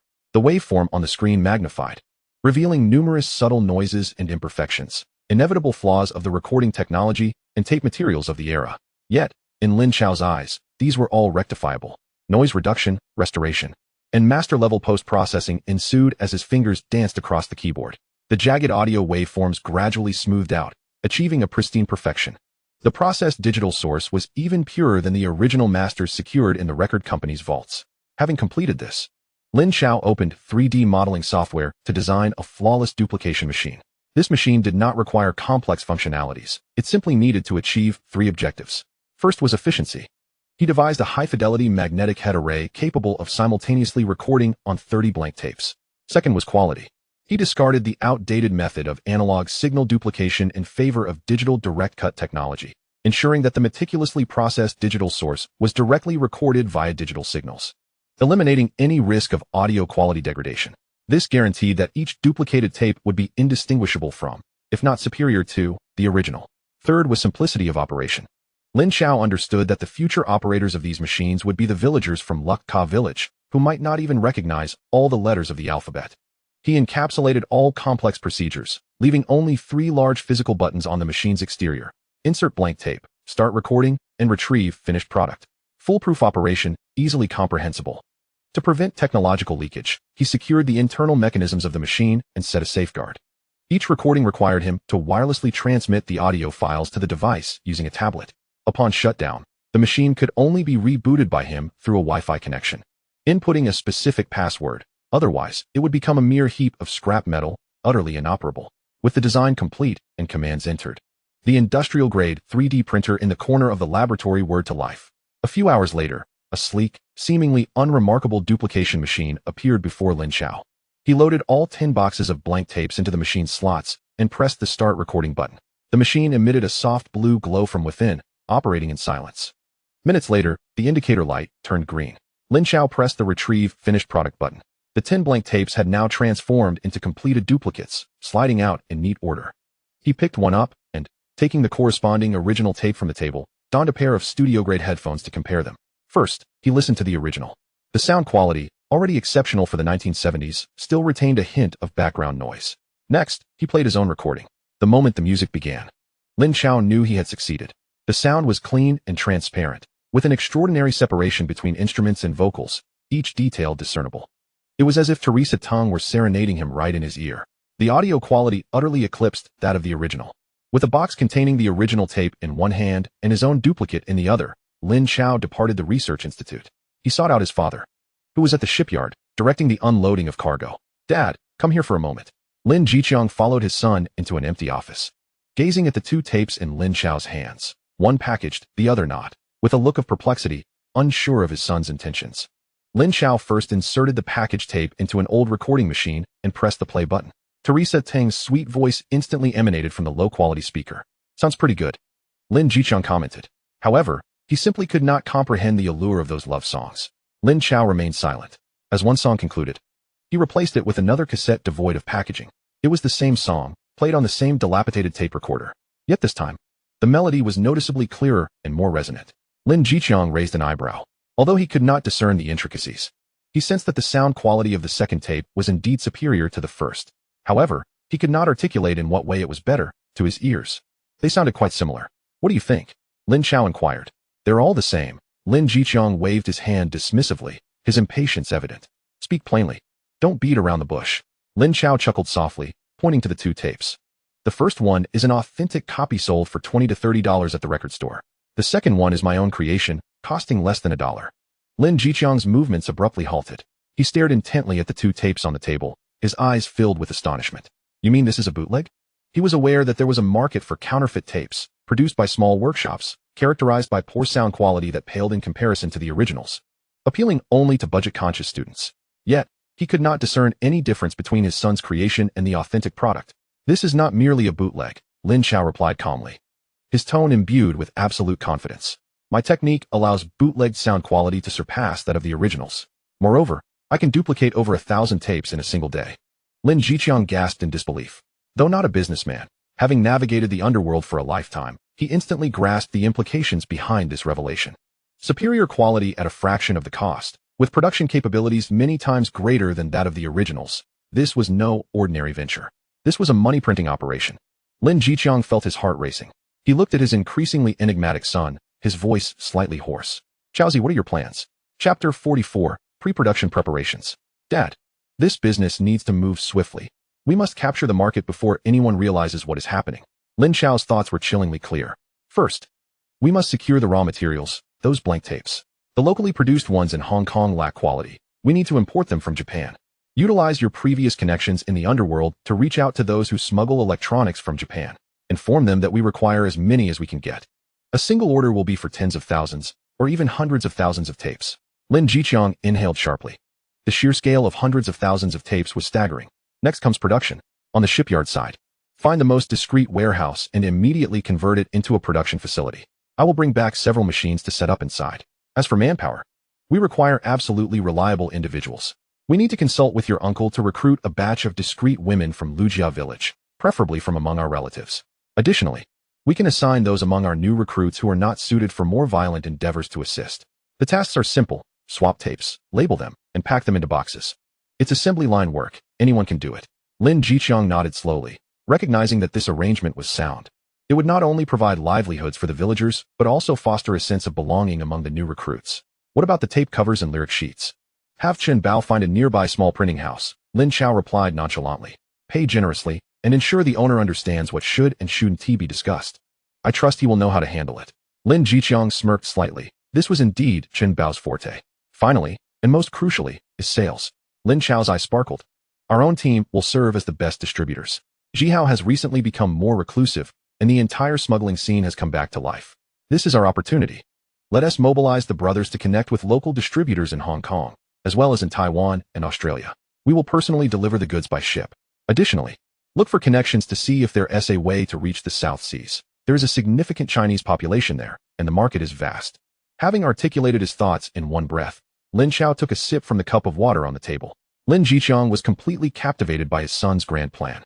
From raw material procurement to production processing, and finally to the distribution network, a complete industrial chain had been meticulously outlined by his son in just a few minutes. Also, Lin Chao set down his cup and added the most critical point. Our products will not compete with the low-quality goods sold for $3 to $5 on the streets. We need to establish our own brand. Our tapes will boast superior sound quality compared to the originals, priced at $10 per box, cheaper than the authentic ones, yet more expensive than all other bootlegs on the market. We will inform distributors that we offer the sound quality of originals at the price of bootlegs. Once they've heard it, they will know what to choose. Enjoy the sound quality of originals at bootleg prices. Lin Jiqiang repeated this phrase in his mind, his eyes growing brighter with each recitation. It was a potent statement, striking at the heart of everyone's desires. Who wouldn't want to achieve great things for a small expense? I understand now. Lin Jiqiang extinguished his cigarette, but forcefully in the ashtray, springing to his feet. I will contact the smugglers in Japan immediately. This man, who had spent his life in the underworld, now resembled a tiger that had caught a whiff of blood. His drive astonishing. Without a moment's hesitation, he strode out of the office with great purpose. Lin Chao watched his father's retreating figure and stood up as well. He found his uncle, Lu Yaoming, who was inspecting the dock. Uncle, I need to use that old warehouse at the far east of the shipyard. Lin Chao got straight to the point. I intend to seal it off completely and convert it into a workshop. Furthermore, please help me select 20 nimble-fingered women from the trusted aunties in the village. Lu Yaoming studied his nephew's serious expression and did not inquire about the nature of the business. He simply nodded in agreement. How will we calculate their wages? Pay them by the piece. The more they work, the more they earn, ensuring they make more than they would assembling screws in factories. All right, I'll find the workers. Lu Yaoming readily agreed. Lin Chao then sought out Chen Bao. Brother Bao, I have a task for you. He handed him a note detailing the printing requirements. Find a nondescript printing shop and negotiate a long-term deal with the owner. Pay generously, but with one condition. He must not inquire about what we are printing, nor can he disclose it to anyone. Chen Bao took the note and grinned, revealing a bright smile. Don't worry, Chaozi. Leave this to me. The arrangements for production have been meticulously organized, causing the entire Legiacan to operate swiftly like a finely tuned machine. Lin Jiqiang, leveraging his extensive network, swiftly reached out to a well-known smuggler in the underworld. Upon hearing of the substantial demand for blank tapes, coupled with a cash transaction and reasonable pricing, the smuggler immediately committed to delivering an initial batch of 100,000 within a week. He also provided Lin Jiqiang with 2,000 boxes of magnetic tapes at a reduced price as sample tests. Meanwhile, Chen Bao successfully secured a struggling printing factory on the brink of collapse. Upon witnessing a substantial stack of Hong Kong dollars and the intimidating scar on Chen Bao's face, the owner promptly vowed to keep his mouth shut. Everything was progressing in an orderly fashion. The following day, Lin Chao ventured into the city alone once more. He needed to conduct a more in-depth market survey to ascertain which artists and albums were currently the most popular, in order to finalize the list for the first batch of recordings. This time, he avoided Mong Kok and chose to explore the youth-centric areas of Central and Causeway Bay. He settled in a street-side cafe on the second floor, sipping coffee while observing the foot traffic at a large record store across the street. He meticulously noted down several names in his notebook, reflecting the results of his morning research. Without a doubt, Teresa Tung, Sam Hui, and the 5 members of the winners were the current top attractions. There were also artists who were quite popular on the island but had yet to gain traction in Hong Kong, such as Feng Feifei and Lu Wenjing. These were indeed potential stars. Just as he was about to close his notebook and depart, a sudden cacophony erupted from the street below. Lin Chao furrowed his brow and moved to the window for a better view.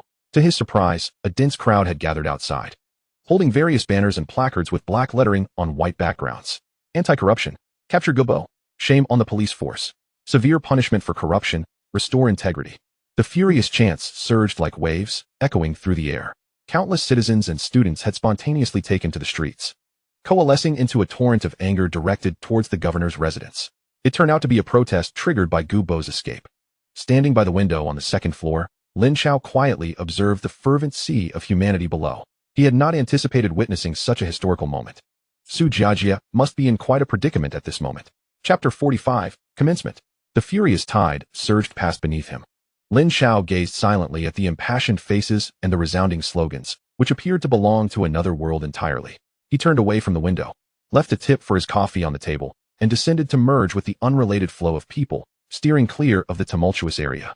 His destination was the hub for audio and videotapes, located on Duck Lane in Sham Shuepa. Here, politics were absent, replaced solely by commerce. Stalls brimmed with vibrant tape covers, and powerful speakers blasted the latest hits without restraint. Various melodies intertwined, creating a cacophonous symphony. Lin Chao paused before the largest stall and, after visiting several others, had a clear idea of the market. He pulled out some cash and purchased 5 boxes of tapes. Sam Huey's Iron Tower Soaring, Teresa Tang's A Thousand Words, the soundtrack from the film The Dragon and the Tiger, a collection by Su Xiaofeng, and a Mandarin album by Luo Wan. These 5 tapes encompassed nearly half of the current landscape of popular music in Hong Kong. Upon returning to Lijiakan, he went directly to find Chun Bao. Lin Chao carefully removed the colorful outer packaging from the 5 tapes and placed them before Chun Bao. Brother Bao, have the printing factory you contacted replicate these exactly. Chun Bao picked up a cover of Teresa Tang's album, nodded in agreement. However, Lin Chao extended his finger to a blank space on the cover and pointed, instructing that these 3 characters be added in this location. He took a pen and wrote, "Beautiful Sound Edition. From now on, these 3 words will be our brand." Chun Bao stared at the 3 characters, momentarily taken aback, before a smile broke across his face as understanding dawned. Without further inquiry, he took the 5 thin sheets of paper and turned to leave. Lin Chao then retreated to his room with the 5 bare tapes, locking the door behind him. He quickly entered the research space. He methodically placed the tapes into a high-precision audio capture device, with the 5 segments of analog signals flawlessly converted into vast digital files. Subsequently, he sat before the computer to begin the processes of noise reduction, repair, and enhancement on these digital audio sources. Before long, he completed the digital versions of the 5 tapes. It was only in the afternoon that his father, Lin Jiqiang, returned, visibly fatigued. "Chaozi, the first batch of goods has arrived," he said, his voice tinged with excitement. The smuggler mentioned that things have been tight recently, and he didn't have much stock on hand, so we only managed to get 2,000 boxes back for now. He has already arranged for someone to procure more from Japan, but the next large shipment won't arrive for at least another week. 2,000 boxes were better than nothing. What about the factory? Lin Chao inquired.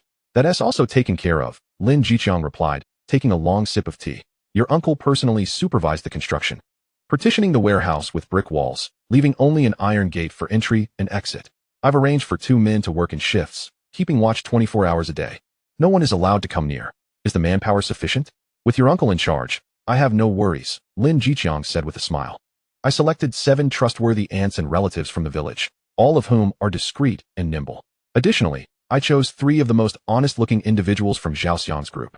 Lin Chao nodded, satisfied that this would suffice for the initial phase. Then, let the 7 women handle the packaging and cutting. Those are delicate tasks. The 3 young men can learn to operate the machines and record the tapes. I will teach them. He stood up and said to his father, "Let's go take a look." The father and son arrived at the transformed warehouse, where 2 robust young men stood at attention before the heavy iron door. Upon seeing Lin Jiqiang and Lin Chao, they immediately greeted them with respect. "Brother Chang, young Master Chao." Lin Jiqiang pushed the door open, revealing a nearly 100 square meter, spotless workshop. Lin Chao surveyed the space and remarked to his father, "Since the factory is ready, I'll go get the machines." "Right now?" Lin Jiqiang asked, glancing at the darkening sky outside with some hesitation. Lin Chao offered no further explanation, merely nodding in affirmation. He stepped out of the village alone and rented a truck. Half an hour later, an old truck slowly entered Lijiakan and stopped at the back door of the renovated warehouse. Lin Chao jumped from the driver's seat and called to the young men stationed at the door, "Come help me. The items are a bit heavy." Lin Jiqiang and several sturdy men rushed over in response to the call. In the cargo hold of the truck lay 3 machines, meticulously wrapped in canvas, their size substantial. With a concerted effort, the crowd labored to unload the 3 machines from the vehicle and into the workshop. Lin Chao instructed his father and the guard to wait outside. He stepped into the workshop alone, closed the door, and then unveiled the canvas from the machines, revealing their sleek black exteriors. He connected the machines to power, linked them to a tablet to boot them up, and uploaded a digital version of a tape's music file to each machine. Exiting, he addressed the 10 workers waiting at the door, "Please, come inside." As they entered the workshop, curiosity illuminated their faces upon seeing the 3 elegantly designed black machines. "You 3, Lin Chao pointed at the 3 young men, "step forward." He began a straightforward training session, devoid of complex theories, focusing solely on direct demonstrations of action. "This slot is for the blank tape. Press this red button to start recording. Once the green light illuminates, press this green button to eject the completed tape. Is that clear?" The 3 exchanged glances, vigorously nodding in understanding. It was simpler than moving bricks at a construction site. U7, Lin Chao turned to the women. Once the tapes are ejected, you will be responsible for affixing the printed covers and placing them into the empty boxes. Be swift and nimble, but do not damage anything. A chorus of affirmations rang out. 3 days later, Chun Bao returned with the first batch of printed covers. They were of superior quality, vibrantly colored, nearly indistinguishable from the originals he had taken. The only difference was the addition of 3 bold characters in the lower right corner of the cover, Liang Sheng Ban. With everything in place, Lin Chao issued the command to commence production. The 3 machines roared to life simultaneously. Initially, the young men fumbled, but they quickly acclimated to the process. Insert, press, wait, retrieve. Blank tapes were transformed into finished products brimming with melodious harmonies. Meanwhile, the 7 women skillfully surrounded the table, engaging in the packaging. The workshop resonated solely with the faint hum of machinery and the gentle clinks of tapes and plastic cases. The first batch of 1,000 tapes was swiftly completed, 5 distinct albums, 200 copies of each, neatly stacked on the table. Lin Chao picked up one authentic tape and one of their self-produced Liang Sheng Ban versions, inserting them into a spare tape recorder in the workshop. First, he played the original. The familiar melody emerged, clear and crisp, meeting the standards of the era. Then, he swapped it for the Liang Sheng Ban. The moment the first note erupted from the speakers, everyone present was momentarily stunned. The sound seemed to transform, becoming incredibly transparent, clean, and resoundingly vibrant. The intricacies of the instruments, the singer's breaths, were rendered with exquisite clarity, as if the singer stood within the room, serenading them. All were entranced. The women responsible for packaging halted their tasks, incredulously staring at the antiquated tape recorder. The 3 young men operating the machines gaped, their eyes filled with awe. Having spent their lives in toil, they had never witnessed such a spectacle. The very items they had crafted surpassed even the most expensive originals on the market in terms of auditory richness. All gazes instinctively converged on the 3 black machines silently standing at the center of the workshop. Their expressions were fervent, greedy, and reverent. They were not mere machines. They were 3 relentless money-printing devices. Chapter 46, Market Domination. The astonishment within the workshop had yet to dissipate when Lin Jiqiang initiated his plan. The following day, he summoned Chun Bao and Zhao Xiang, driving an aging truck directly towards Yao Mati. Their destination was an inconspicuous mahjong parlor nestled in the back alleys of Temple Street. The parlor was thick with smoke, where several bare-chested men were engrossed in their game. As Lin Jiqiang stepped inside, one rotund man, who had been shuffling tiles, paused and lifted his head. He was Fei Lao Biao, one of the 3 major distributors of counterfeit tapes in Hong Kong, controlling over half of the piracy market in Kowloon. Brother Chong, what brings you here? Fei Lao Biao rose with a forced smile. Though he and Lin Jiqiang were acquainted, they were not close, and he recognized Lin as a ruthless character. Lin Jiqiang wasted no words, directly instructing Chun Bao to place a portable tape recorder and 2 boxes of tapes on the mahjong table. Listen to the goods. A flicker of disdain crossed Fei Lao Biao's eyes. He had seen countless counterfeit tapes, all merely competing on price and inferior sound quality. Lazily, he inserted the beautifully packaged original tape into the recorder. The soulful voice of Su Guanjia filled the air, clear and melodious. Original tapes sell for about $20 to $30 a box. Brother Chong, what do you mean by playing this for me? Fei Lao Biao scoffed. Lin Jiqiang remained silent, simply gesturing with his eyes for him to switch to the other box. Fei Lao Biao picked up the tape marked with the bold characters Liang Sheng Ban, his face etched with derision. Another gimmick from some insignificant workshop. Yet, the moment he pressed play, his expression froze. It was the same song, but the sound that erupted from the speakers was as if it had been cleansed, crisp, transparent, and powerful. Every instrumental detail, the signature quiver of Su Guanjia's voice, was rendered with astonishing clarity, as if it were right beside him. The entire mahjong parlor fell silent. The men who had been playing paused, incredulously staring at the old tape recorder. Fei Lao Biao abruptly stood, his corpulent frame trembling with excitement. He fixated on the recorder, clutching the Liang Sheng Ban tape, flipping it over and over as if trying to see through it. Is this a counterfeit? His voice wavered. The sound quality surpassed that of the originals. We could sell it for $5, and you can market it for $10, undercutting the originals by half, yet still pricier than any other counterfeit on the market. Lin Jiqiang exhaled a puff of smoke, his tone unruffled. $10. In the realm of piracy, that price was indeed on the higher side, yet for consumers, the allure compared to the original's $20 to $30 was immense. I'll take the goods. Fei Lao Biao's breath quickened. I want as many as you have. Let us start with 500 boxes to test the waters. Lin Jiqiang extinguished his cigarette, but, if they sell well, come back to me. He refrained from revealing the entire stock at once. He wanted to incite a rush, making them aware of the product's value. That afternoon, Lin Chao, employing the same method, visited two other prominent figures who controlled the piracy markets of Hong Kong Island and the New Territories. Without exception, the moment the superior audio quality of the Liang Band version resonated, everyone was utterly captivated. Each of the three left behind several hundred sample tapes, poised to immediately launch into the market. A tempest was quietly brewing within the depths of Hong Kong's piracy market. At a stall in the Sincere Center in Mong Kok, a student named Ah Chong, clad in his school uniform, hesitated before a vendor selling pirated tapes. "Boss, how much for this copy of Teresa Tong's album?" $5. The vendor replied without looking up. "And the Liang Band version?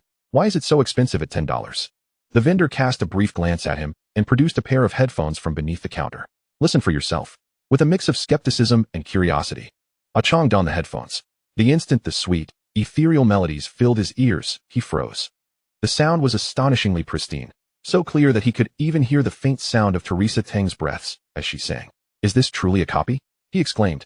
"Boss, I'll take a box of the Liang Band version." Without hesitation, he fished out all the change from his pockets.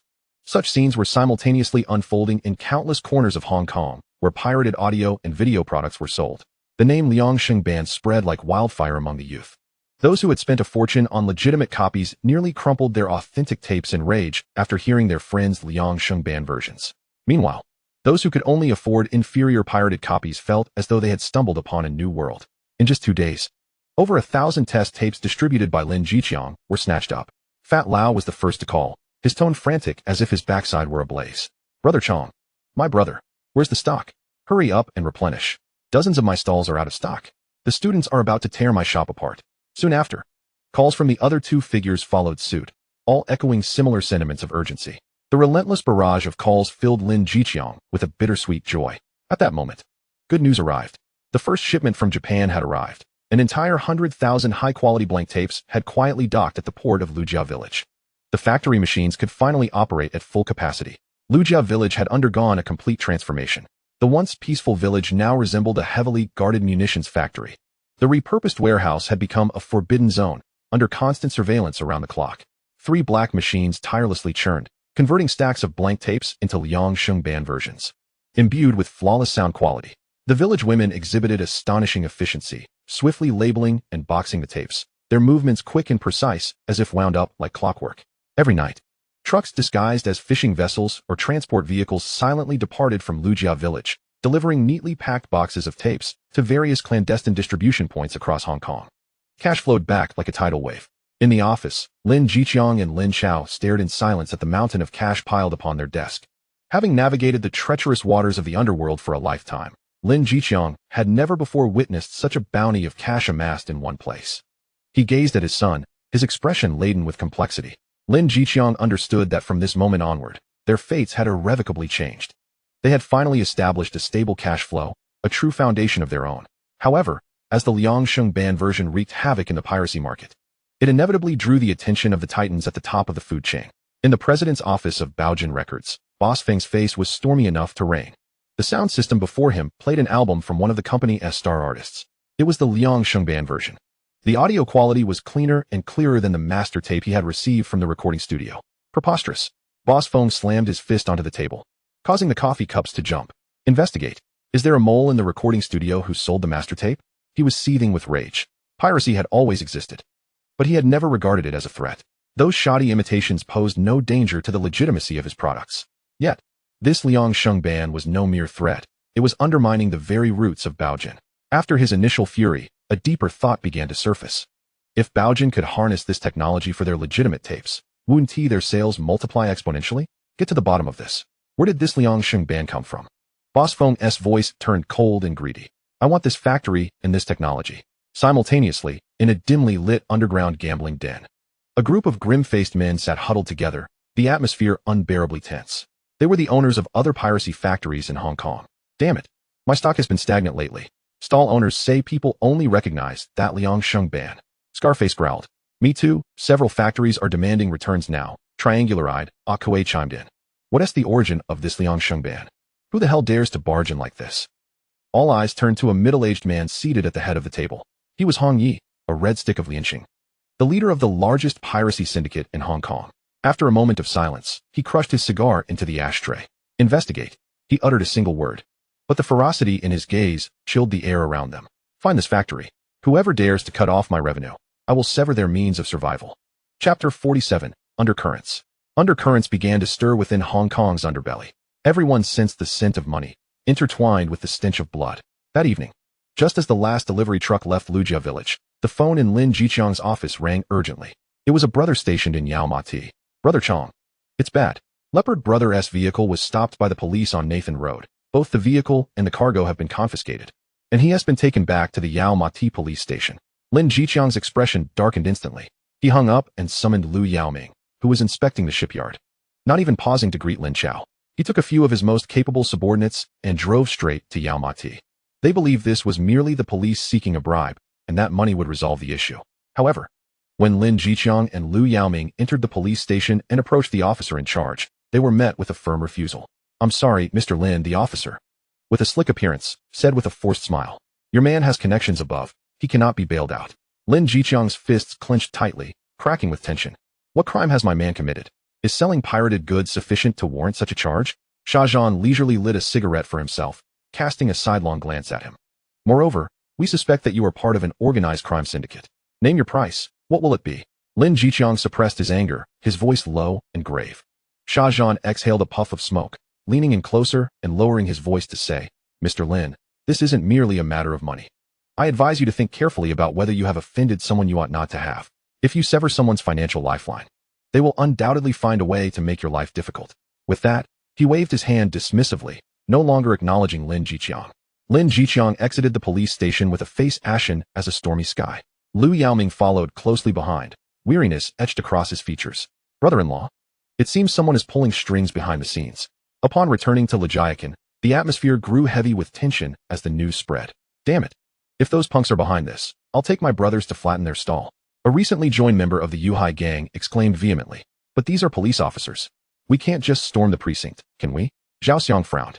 If we do that, we might as well give up on making a living in Shanjiang. A profound silence enveloped the group.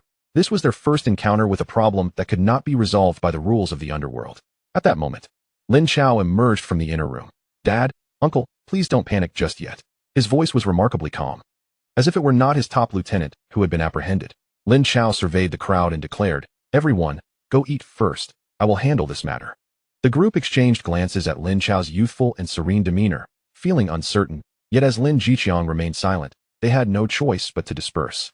In the office, only the father and son were left. Lin Jiqiang gazed at his son. Chaozi, do you have a plan? Lin Chao did not respond, but walked straight to the newly installed telephone, deftly dialing a series of numbers. After a few rings, the call was answered. This is Lin Chao. There was a moment of silence on the other end before Su Jiajia's slightly fatigued voice came through. What is it? My men have been arrested by the Oilmady police station, and the goods have been confiscated. Lin Chao's tone was remarkably flat, as if discussing a trivial matter. I need your assistance to inquire about this. Su Jiajia furrowed his brow on the other end. He had been overwhelmed with issues related to Gobo and truly lacked the bandwidth to deal with such underworld troubles. However, he could not afford to ignore it. With Qin Shi still in Lin Chao's hands, should anything go awry on Lin Chao's end, it could jeopardize the witness protection plan, thus derailing his plot against LV Lei altogether. Understood, Su Jiajia replied in a grave tone. I will inquire and get back to you. After hanging up, Lin Chao leaned back in his chair, silent. Observing his son's composed demeanor, Lin Jiqiang felt a sense of unease dissipate slightly. After approximately half an hour, the phone rang again. It was Su Jiajia. I've clarified the situation for you, he said with a serious tone. The owner of Baijin Records has sent someone to the Oilmady police station, paid a sum, and specifically instructed them to target you. However, I've already spoken to my contacts there. On my account, they can release your men, but it won't happen again. I advise you to resolve the root of the problem swiftly. This time it's the Oilmady police. Next time it could be Mong Kok or Wan Chai. As long as they want to come after you, there will always be a police station willing to take a bribe. Thank you. Lin Chao expressed his gratitude before hanging up. He turned to his father and said, Dad, it's all sorted. You can go to the police station now. They will release them. Lin Jiqiang paused momentarily, then quickly realized, a look of joy spreading across his face as he promptly stood up to gather his men. However, once he left, the calm that had graced Lin Chao's face vanished, replaced by an icy demeanor. That evening, Chen Bao was brought back. Although he had not suffered much inside, his expression remained grim. Lin Jiqiang arranged a feast to ease his distress. After several rounds of drinks, Lin Jiqiang sent everyone away, leaving only Lin Chao in the office. Chaozi, This time we owe it all to you. But Officer Su is right. This is not a long-term solution, Lin Chao said, his gaze sharpening. Baijin records. We need to devise a way to ensure they dare not trouble us again. Dad, think about this. Why are there so many counterfeiters in Xinjiang, yet Baijin targets us specifically? Lin Chao tapped rhythmically on the table with his fingers. Lin Chao pondered for a moment before replying. Because we've encroached on their business, and the other counterfeiters are affiliated with major gangs whom they cannot provoke. Partially correct. Lin Chao interrupted his tapping. They may fear those established gangs, but they think we are soft targets, easily manipulated. What we need to do now is to show them that we are not to be trifled with. We are tougher and more formidable than those old gangs. A glint of cold determination flickered in Lin Chao's eyes. The entertainment industry in Xinjiang has never been a pristine realm. It is commonplace for gangs to extend their reach for a piece of the pie. Now, we too must partake, and we must instill fear in them, compelling them to willingly offer us a share of the cake. Thus, we must employ force to make them recognize the harsh reality. Meanwhile, in a dimly lit underground casino in Tuen Mun, the atmosphere had grown unbearably tense. Master Hong sat in the main seat, expressionless as he puffed on a cigar. Surrounding him were prominent figures from the counterfeit scene in Xinjiang, each wearing a troubled expression. In front of him stood a sweating, rotund man. Master Hong abruptly stubbed out his cigar in the ashtray, plunging the casino into silence. Fatty Biao, speak up. Why are our goods not selling? Master Hong's voice was hoarse and chilling. Fatty Biao trembled, forcing a smile that resembled a grimace. Master Hong, I've distributed the goods to each of my men, and I am actively urging them to sell. Is that so? Master Hong rose, slowly approaching him, the overwhelming sense of pressure causing Fatty Biao's legs to weaken. My sources tell me that your stall in Kowloon has been moving the fastest lately. You're selling that premium version, aren't you? Fatty Biao's cold sweat instantly soaked through his back. Master Hong, I have no choice, he pleaded, his voice tinged with desperation. Those customers only recognize this brand. If I don't sell it, someone else will. I'm just trying to make a living. Who supplied you with the goods? Master Hong leaned in, locking onto his eyes, asking each word with deliberate intensity. Feeling the predator-like gaze, Fatty Biao's mental defenses crumbled. He knew that if he did not speak the truth today, he would not walk out of this door. It's Lin Chao. Lin Chao from Lejiakan. Lin Chao? Master Hong straightened up, repeating the name as if recalling something. Beside him, a subordinate immediately leaned in to remind. Master Hong, it's the ex-double flower red stick from the Weihai gang, the one who withdrew. Later, after Long Xiaoyin's demise, a band of remnants shrank back to Lujia village. Ah, so they are the remnants of those big circle boys, Master Hong thought. A trace of disdainful cold laughter appearing at the corner of his mouth. He had expected a formidable rival, yet it turned out to be merely a pack of stragglers. In his view, such a group without a backing was the easiest to manipulate. Abi, Master Hong commanded the head horse behind him. Take a few brothers to Lujia village. Bring that Lin Chao to me. I wish to see who gave him the audacity to snatch a meal on my turf. Inform him that Master Hong wishes to discuss rules and take a look at his factory. Chapter 48, Intimidation. At Master Hong's behest, Abi promptly stepped forward. Rest assured, Master Hong, I shall bring that old fellow here at once. A cruel smile flickered across Abi's face. In his estimation, dealing with a washed-up double flower red stick and a pack of stragglers was merely child's play. He summoned over a dozen robust subordinates and set off in 2 flatbed trucks, stirring up a cloud of dust as they sped towards Lujia village. As evening descended upon Lujia village, wisps of smoke curled into the air. Fishing boats bobbed at the dock, the sea breeze carrying a salty tang. The 2 trucks rumbled into the village entrance, the jarring screech of brakes shattering the tranquility. Several stone barricades, towering at human height, obstructed the road. A few villagers mending fishing nets by the roadside lifted their heads, their eyes warily scanning the newcomers. Abi leaned out of the window, a hefty gold chain hanging around his neck. He brazenly shouted, "Have Lin Chao, the one in charge, come out. Tell him that Master Hong of Lianqing requests his presence." The villagers remained silent, merely regarding him with cold stares. One middle-aged man turned and walked back into the village. Abi cursed under his breath, flung open the car door, and jumped out. Behind him, his dozen or so subordinates followed suit, brandishing machetes with fierce expressions. Before long, Lin Chao ambled out with his hands clasped behind his back, clad in a faded tang suit. His face bore no excess expression. He glanced at the 2 trucks and the gang of thugs that had emerged, his gaze unwavering. "I am Lin Chao. What is it?" he inquired calmly. "We, Master Hong, wish to discuss rules with you, and also take a look at your tape factory," Abi said, stepping in front of Lin Chao and pointing at his chest with an arrogant tone. "If you know what's good for you, come with us." Lin Chao did not even look at his finger, merely responding indifferently, "I have no time. You may leave." "What the hell did you just say?" Abi's expression darkened instantly. He reached out to grab Lin Chao by the collar. "Don't push your luck. However, before his hand could touch Lin Chao, a synchronized sound of footsteps erupted. From the stone houses flanking the village entrance, dozens of individuals surged forth from the alleyway. Each bore fierce expressions, weathered faces, and weapons in hand. Their dark gun barrels pointed squarely at Abi and his men. The air grew thick with tension. The once boisterous Abi and his subordinates froze, their expressions stiffening. They stood before the dozens of guns like lambs awaiting slaughter. Cold sweat trickled down Abi's forehead. Struggling to maintain his facade, he shouted, "Lin Chao, do you wish to wage war against us at Lianqing?" Lin Chao paid him no mind, merely waving his hand. Those dozens of individuals stepped forward in unison. Abi's mental defenses crumbled entirely. He scrambled back to the truck, trembling as he pointed at Lin Chao, his voice quivering. "Fine. You wait." The two trucks made a hasty U-turn, fleeing Lujia village in disarray. Upon receiving Abi's embellished report back at the Tunman gambling den, Master Hong, enraged, hurled the purple clay teapot in his hand to the ground. The fragments scattered. "This is insurrection. Truly insurrection." Master Hong rose abruptly, pacing back and forth in the dimly lit underground casino. "An obsolete old fool, accompanied by a band of scoundrels, dares to wreak havoc on my territory." His eyes burned red, akin to a furious beast. "Those who do not heed my goodwill will face dire consequences." I approached him in good faith for a conversation. Yet he chose to be obstinate. Since he does not wish to converse, then let it be.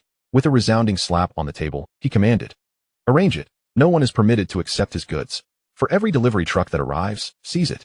Inform the smuggler that if he dares to supply that old fool with tapes again, I shall have his head." As Abi reached Lujia village, Chen Bao was crouched in a dilapidated van across from the Baoqin Record Company with two subordinates. A cigarette dangled unlit from his mouth, his gaze sharp and unwavering as he focused intently on the company's entrance. Night fell, and the city's cacophony gradually overshadowed the daytime clamor. Boss Feng of Baoqin Records emerged, beaming amidst a throng of subordinates. His corpulent form squeezed into a black Mercedes-Benz. "Follow him." Chen Bao spat out the cigarette, and started the engine, which roared to life. The Mercedes sped towards a high-end nightclub, its opulent sign glimmering in the night. Chen Bao parked the van at a street corner, patiently awaiting his moment. Time ticked by, and at 2 a.m, a drunken Boss Feng was assisted out by his driver, swaying as he climbed into the car. The van followed closely behind, ultimately stopping outside a lavish villa with a garden nestled in the hills. The villa was ablaze with light, exuding an air of decadence. As the lights within the villa extinguished one by one, plunging the entire residence into darkness, Chen Bao exchanged glances with his two brothers. Like phantoms, the trio silently scaled the wall. Their movements were graceful, not a sound escaping their passage as they landed upon the lawn. Woof, woof. A deep bark shattered the night's stillness. A towering German shepherd lunged from the shadows, baring its teeth and growling menacingly, its eyes glinting with ferocity in the dark. One of the subordinates, unfazed, retrieved a piece of jerky with a peculiar odor from his pocket and tossed it toward the dog.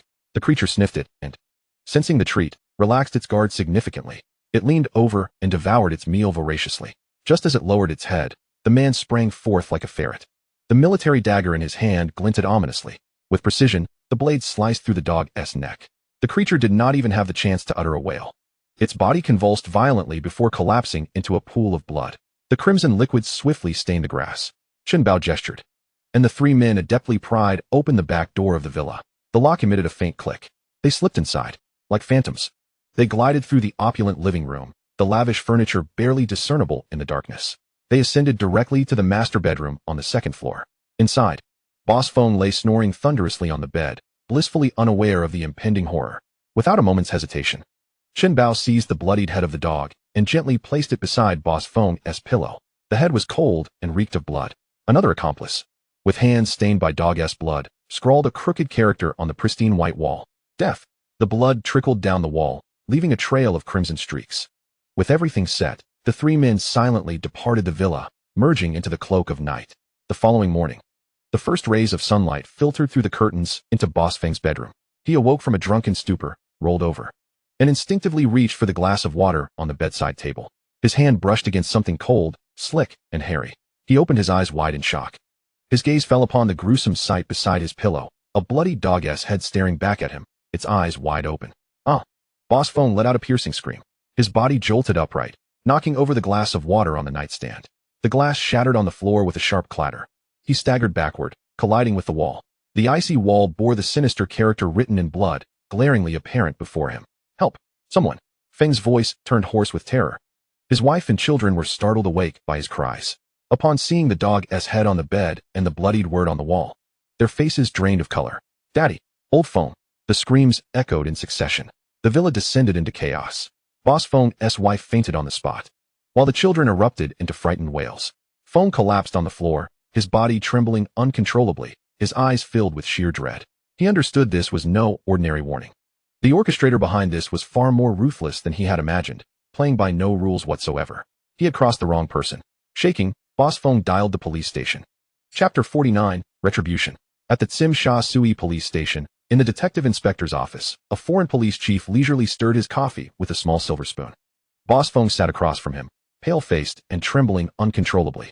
"Inspector Galvin, I beg you, you must catch those murderers. They are utterly ruthless." He recalled the cold dog's head beside his pillow, the bloodied character on the wall causing his stomach to churn violently. Galvin set down his coffee cup and replied in halting Cantonese, "Mr. Feng, we have already opened a case and will investigate." His tone lacked any semblance of seriousness, resembling more a dismissive response to an inconvenient citizen. Desperation overtook Feng. He pulled out a pre-prepared check from his pocket and pushed it forward. "This is $50,000. If you can help me." Galvin glanced at the amount on the check, his eyes flickering momentarily, yet he shook his head and returned the check. "Mr. Feng, it's not about the money. Those who resort to such means are desperate individuals. We, as police, must also consider the safety of our families." He stood, patting Feng's shoulder.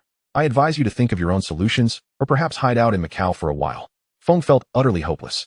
He stumbled out of the police station, observing the bustling street, feeling as though the world was spinning around him.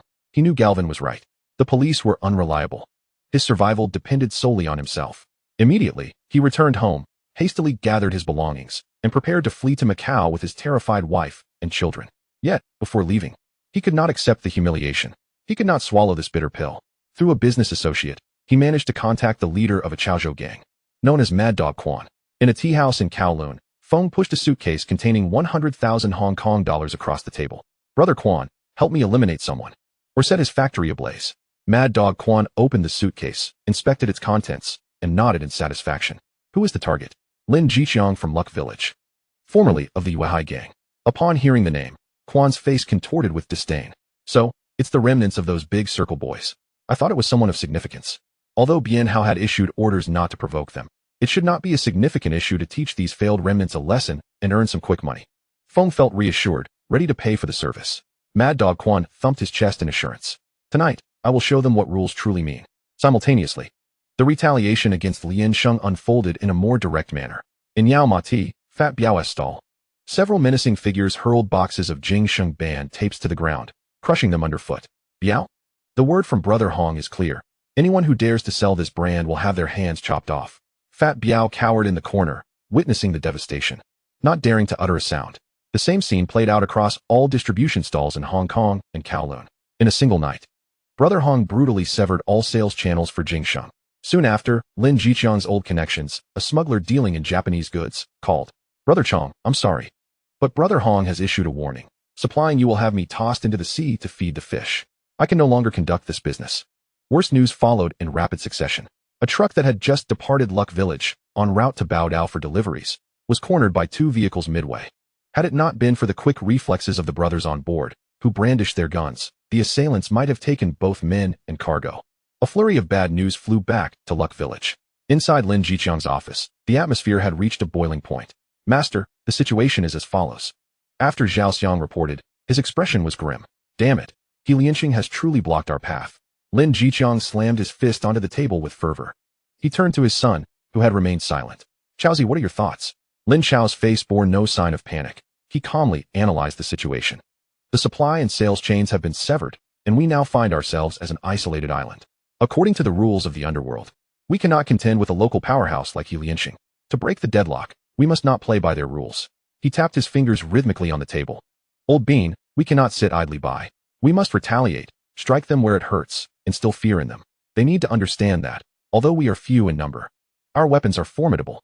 Lin Jiqiang gazed into his son's eyes, where a cold flame flickered, reigniting the fury within him.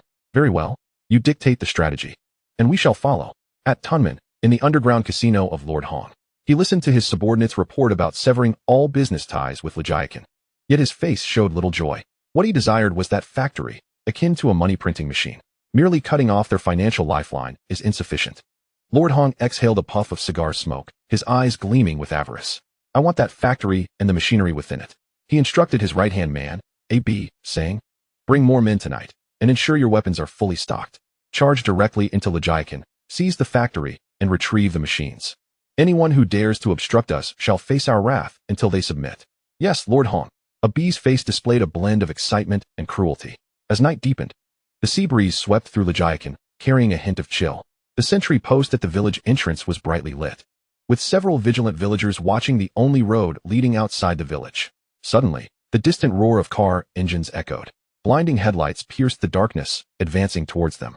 3 sedans halted before the stone barricade at the village entrance. The doors swung open, and more than 20 men armed with machetes and handguns leaped out. At the forefront was the notorious Mad Dog Quan. With a cigarette clenched in his mouth, he swaggered to the barricade and shouted towards the sentry post behind. Listen up. We are the Chaos Show Gang. Have Lin Chao come out to see me. Chaos Show Gang. Inside the stone house, shrouded in mystery, the guarding brothers' expressions shifted sharply.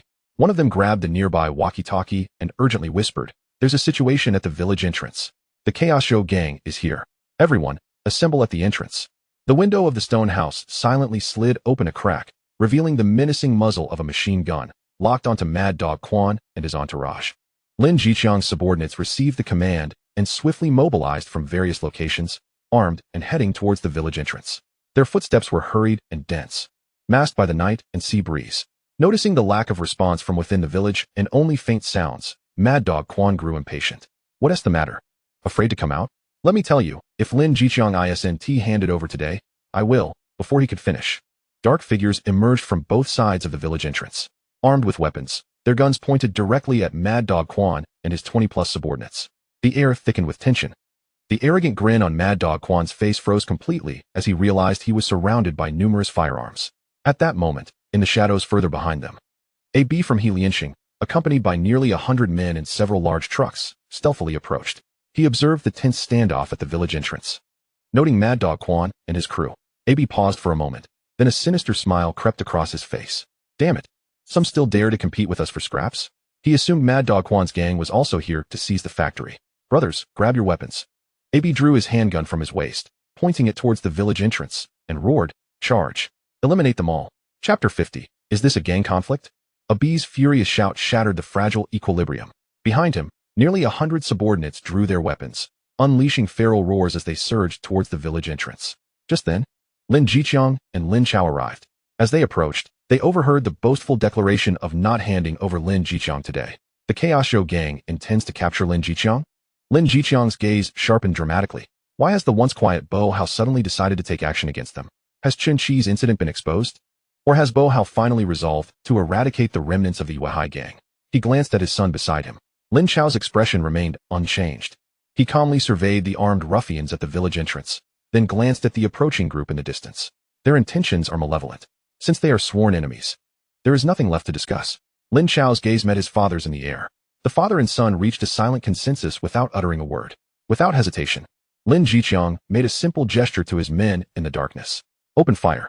Mad Dog Quan was busy cursing at the village. He dismissed the group cowering in the village as inconsequential, believing that his men would disperse them with ease.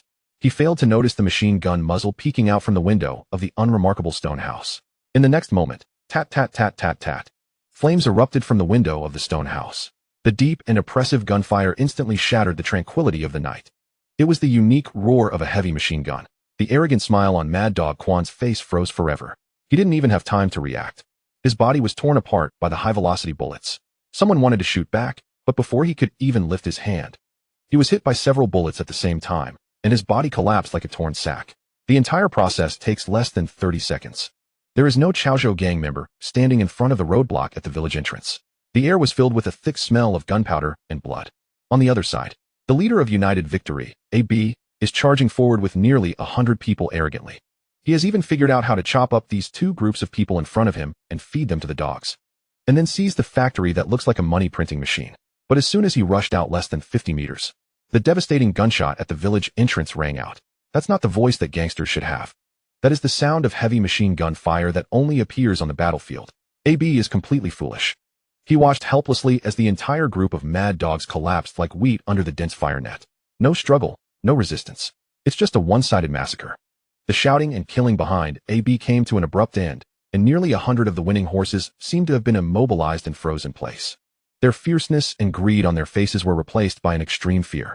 Who is this person? This is not a mafia. This is the military. AB's mind went blank, and a chill shot up from the soles of his feet into his mind. The gun in his hand feels as heavy as 1,000 pounds at this moment. Run away. This thought instantly occupied all of his thoughts. He didn't even give any orders, turned around, and ran wildly in the direction of the truck. His subordinates behind him reacted and let out a strange scream, throwing away their knives and guns and turning around to run away. A team of nearly 100 people arrived with a fierce momentum, but when they left, they were as disheveled as lost dogs. They climbed onto the truck with both hands and feet. The driver didn't even have time to turn the front of the car. So he shifted into reverse gear, pressed the accelerator all the way down, and frantically fled from this place that made their souls tremble. Entrance to a village. Lin Chao frowned slightly as he watched several trucks fleeing in panic in the distance. That group of people shouldn't be from the Chaozhou gang. Who the fuck is it? Lin Jiqiang spat out saliva with the smell of gunpowder, and his eyes were cold. If you dare to come, bury it together. He glanced at the corpses on the ground and instructed Zhao Xiang. Clean up, don't leave any hair behind. Drag all the bodies onto the ship and take them to the open sea for disposal. Yes, Changgu. These people in the big circle have long been accustomed to this kind of scene and are quickly starting to clean up the battlefield. This is the most remote seaside in Tunmun, with no signs of human habitation for several miles around. The village is full of our own people, so there's no need to worry about someone reporting to the police. In the office, Lin Jiqiang poured himself a glass of strong liquor and drank it all in one gulp. Chao Zai, I always feel that things are not that simple. How could the people from Chaozhou gang come at the same time as another group? No matter what conspiracy they have, it doesn't matter anymore. Lin Chao's voice was very calm. Lao Do, we only killed a small character tonight. I will deal with Mr. Hong from Lianxing tomorrow. Lin Jiqiang looks at his son. How should he handle it? A hint of coldness appeared at the corner of Lin Chao's mouth. Perhaps I should fire another rocket. Tunmun. In the underground casino of Lianxing, Hong Yi is leisurely savoring the newly arrived pu'er tea, waiting for AB to bring back good news. In his opinion, dealing with a group of big circle kids who have lost their backing and occupying their factory is nothing but a matter of hand. The casino door was forcefully pushed open. AB rushed in, rolling and crawling, with no trace of blood on his face and trembling all over. Hong, something has happened. Hong frowned. What's so flustered about? They're all dead. AB's voice was trembling. When we went, there was another group of people on the scene who were all killed. They have machine guns. There are still dozens of long guns. As soon as we approached, they opened fire. That's not a fight at all. It's a massacre. Machine gun? Hong Ye's hand holding the teacup trembled suddenly, and the hot tea spilled out, but he didn't notice at all. He suddenly stood up and stared at AB tightly. What did you say? Machine gun? Yes, Lord Hong. I saw it with my own eyes. It's exactly the same as the war in the movie. It's to his mother scary. The casino instantly fell into a dead silence. Everyone was shocked by this news.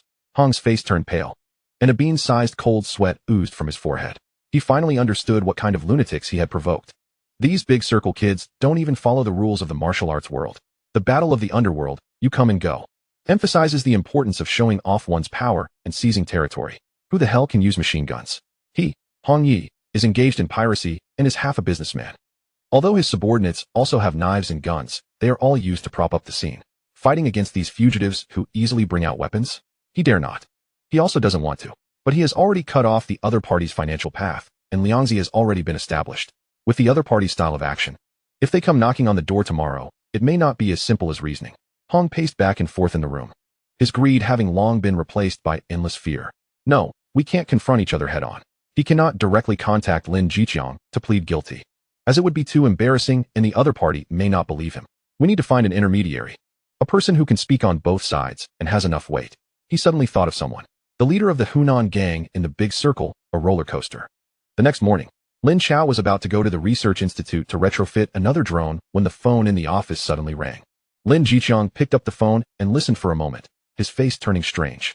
Chapter 51, Monopolizing the Pirated Market. In the office, the phone receiver was heavily returned to its original position by Lin Jiqiang. He looked at his own son. The phone call was personally made by the roller coaster. Lin Jiqiang's voice was somewhat hoarse. He said that Hong Yi from Lianxing wants to offer us drinks and make peace. Seeking peace? Lin Jiqiang furrowed his brow. Last night, someone even cut off his sales channels and robbed his truck. Today, we are going to shake hands and make peace. He thought of the group of people who ran away yesterday, and it seemed that they should be the ones from Lianxing. Hong is afraid. I was scared by the 30-second massacre. But he hired the roller coaster as a lobbyist, and this move was very tricky. Roller Coaster Tiger, the leader of Hunan Gang and one of the oldest seniors in the Big Circle Gang. At that time, Lin Jiqiang and his group had just arrived in Xiangjiang and had received the care of mountain tigers. This face cannot be denied. Lin Chao's expression betrayed no hint of surprise. War was merely a means to an end, and that end had now been achieved. Old man, we are here to make money, not to fight. Lin Chao's voice resonated with tranquility.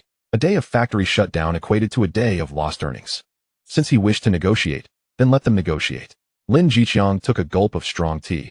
The scalding liquid coursed down his throat, momentarily quelling the bloodlust that had stirred within him. His son was correct. Violence was ultimately a last resort. Selling the tapes for a stack of Hong Kong dollars was the foundation of their livelihood. Very well, Lin Jiqiang declared, placing the teacup down with conviction. Let us proceed to meet him. However, the banquet must be a feast of treachery. We must be fully prepared, both in numbers and armament. In Tsimsha Sui, an esteemed establishment named Fu Lin Lu awaited their arrival. This venue did not operate publicly, catering exclusively to familiar clientele, making it a favored locale for many influential figures in the underworld to convene for discussions. 3 black sedans halted at the entrance. As the doors opened, Lin Jiqiang, clad in a black tang suit and bearing a stern countenance, stepped out. Lin Chao followed closely behind, maintaining his student-like appearance and calm demeanor. Chen Bao and Zhao Xiang flanked them, their oversized suits betraying the concealed weapons they bore. The remaining dozen or so of their most formidable brothers disembarked silently, dispersing to secure all critical positions outside the establishment. A manager, attired in a long gown, had been awaiting their arrival at the door. Upon sighting Lin Jiqiang, his face instantly transformed into a mask of humble servitude. Brother Chang, Tiger Brother, and Lord Hong are waiting for you in the private room upstairs. Lin Jiqiang nodded slightly and ascended the staircase with Lin Chao in tow. Upon pushing open the heavy wooden door, the scene in the private room unfolded before them. A robust man in his 50s, with prominent temples, sat at the head of the table sipping tea. He was none other than the Overmountain Tiger. Beside him sat a pallid middle-aged man, the red stick of Heilianqing, Lord Hong. Next to Lord Hong stood A.B., the fortunate survivor from the previous night's massacre. As A.B. noticed Lin Jiqiang and Lin Chao enter, he instinctively trembled, hastily lowering his gaze, too intimidated to meet their eyes. Brother Chang, it has been a while. You still possess your remarkable presence, the Overmountain Tiger remarked, setting down his teacup with a smile as he rose. Tiger Brother, Lin Jiqiang replied with a respectful clasp of his fists, acknowledging the greeting. Allow me to introduce. The Overmountain Tiger gestured towards Lord Hong. This is Lord Hong of Heilianqing. He then pointed to Lin Jiqiang and Lin Chao. This is Lin Jiqiang, Brother Chang. And his son, Lin Chao. Lord Hong immediately stood, forcing a grimace that resembled a painful smile towards Lin Jiqiang, presenting a cup of pre-poured tea with both hands. Brother Chang, I previously failed to recognize your stature and am here to offer my apologies. I will punish myself with 3 cups. With that, he raised the glass and downed 3 shots of liquor in quick succession, choking and turning even paler. Lin Jiqiang remained silent, merely pulling out a chair and sitting down, his gaze coldly fixed on Lord Hong's performance. Lin Chao followed suit, pouring himself a cup of tea, seemingly detached from the proceedings unfolding around him. Observing this, Lord Hong felt a chill run down his spine and quickly signaled to A.B. Trembling, A.B. placed a black leather case on the table and opened it. Neatly arranged within were stacks of Hong Kong dollars, exactly 500,000. Brother Chang, Chao Xiao, Lord Hong's voice quivered. This is a token of my sincerity, meant to compensate for your losses. Moreover, I have already dispatched the previously withheld goods back to you. The atmosphere in the office remained tense. The Overmountain Tiger, sensing the need for diplomacy, attempted to ease the situation. Hong, you were indeed in the wrong this time. Brother Chang's business is still business. We all seek our livelihoods in Hong Kong, and maintaining harmony is essential for prosperity. Lin Jiqiang snorted coldly, offering no response. Just as Lord Hong began to sweat profusely, barely able to stand, Lin Chao, who had remained silent until then, finally spoke. Lord Hong. His voice was soft, yet sent a jolt through Lord Hong's heart. And then, the simplicity of the 3 words momentarily stunned Lord Hong, before he swiftly grasped Lin Chao's intent. Apologizing and offering compensation was merely the first step. They sought a subsequent resolution. Lord Hong's posture lowered further, his face plastered with sycophantic smiles. Chao Xiao, I have a proposal. From now on, I would like to manage all your operations for the Jingsheng brand in Hong Kong. I will act as your exclusive agent here. You supply the goods, and I will handle the sales. Whether it's distribution or dealing with suppliers, I will take care of everything. All you need to do is collect your money in Legiacan. As for the payment, I will settle it promptly with every batch sold, without delay. He glanced at Lin Chao's expression, then quickly added, "Moreover, I am aware that your blank tapes are sourced from the gray market. I have numerous dealings with the gray market suppliers, and I assure you that I can lower the price by 10% from the original rates." This was no longer a mere proposal for peace. It was an offer to pledge allegiance. Lord Hong intended to abandon his own piracy enterprise in favor of becoming the distributor, having realized that his small-scale counterfeit operations paled in comparison to the Jingsheng brand. Rather than facing annihilation through unreasonable means, it was far wiser to submit and cling to such a formidable ally. By managing the sales, he not only sought a share of the profits, but also aimed to monopolize the entire piracy market in Hong Kong. All eyes in the office turned to Lin Chao. Yet he focused on his son. He understood that this decision belonged to Lin Chao. Lin Chao lifted his teacup, gently blowing away the floating tea leaves, and hesitated before responding. Lord Hong's heart raced in his throat. After a prolonged silence, Lin Chao finally brought the cup to his lips and took a delicate sip. Very well. Chapter 52. Take the initiative. The banquet at Fu Lin Lu concluded, and the tumult within the underworld momentarily subsided. Lord Hong of Lianxing ended this brief, yet perilous conflict with an almost capitulatory gesture. The counterfeit production workshop in Lejiakan was once again aglow with activity. 3 black duplication machines operated tirelessly, akin to printing presses. High-quality blank tapes were fed into the machines, and upon their emergence, they boasted sound quality that surpassed even the originals.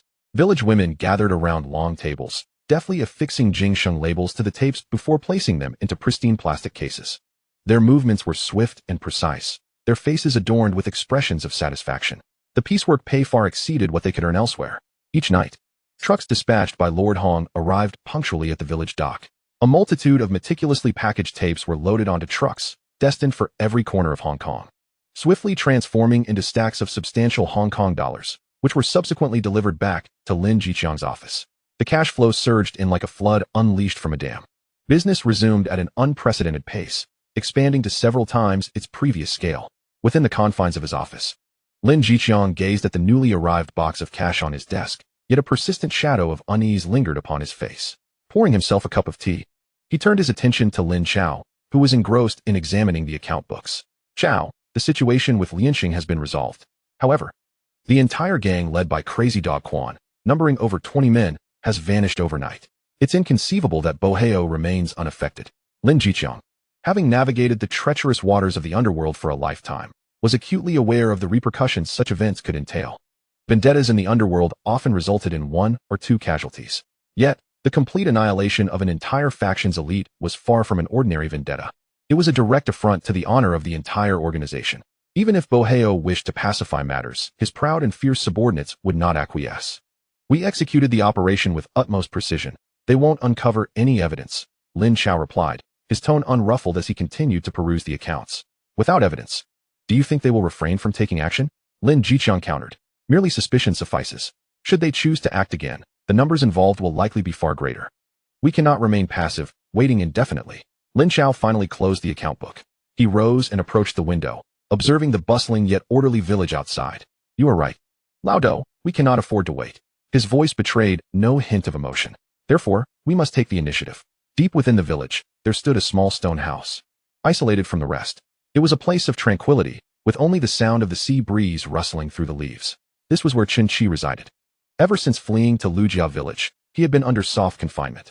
His needs were met, and he was assured safety, yet he was devoid of freedom. The door creaked open as Lin Chao entered. Chen Qi sat languidly in a chair, idly perusing a martial arts novel. Upon seeing Lin Chao, he instantly rose, his face adorned with a servile smile that concealed a flicker of trepidation. "Chao Xiao, you have arrived." Lin Chao wasted no time, tossing a newspaper onto the table before him. "Take a look." The newspaper was from today, featuring an inconspicuous missing persons notice for someone named Quan Ge. Chen Qi looked up, puzzled.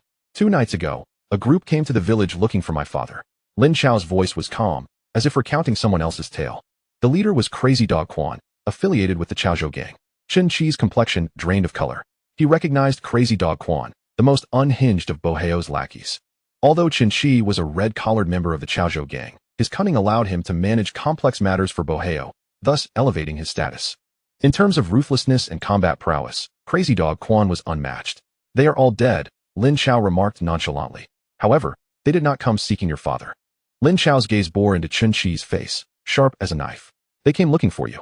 Boheo must have discovered your whereabouts through some channel." A thunderous realization struck Chen Qi as if a bomb had detonated in his mind. He staggered back a couple of steps, colliding with the wall, his body sliding down to the floor. Overwhelmed by sheer terror, he trembled uncontrollably, his teeth chattering. He understood that if Bo Heo's men found him, a fate more agonizing than death awaited him. Chao Xiao, save me. You must save me. He nearly crawled to Lin Chao's feet, clutching his pant leg, his voice tinged with desperation. Save you? Lin Chao looked down at him, towering.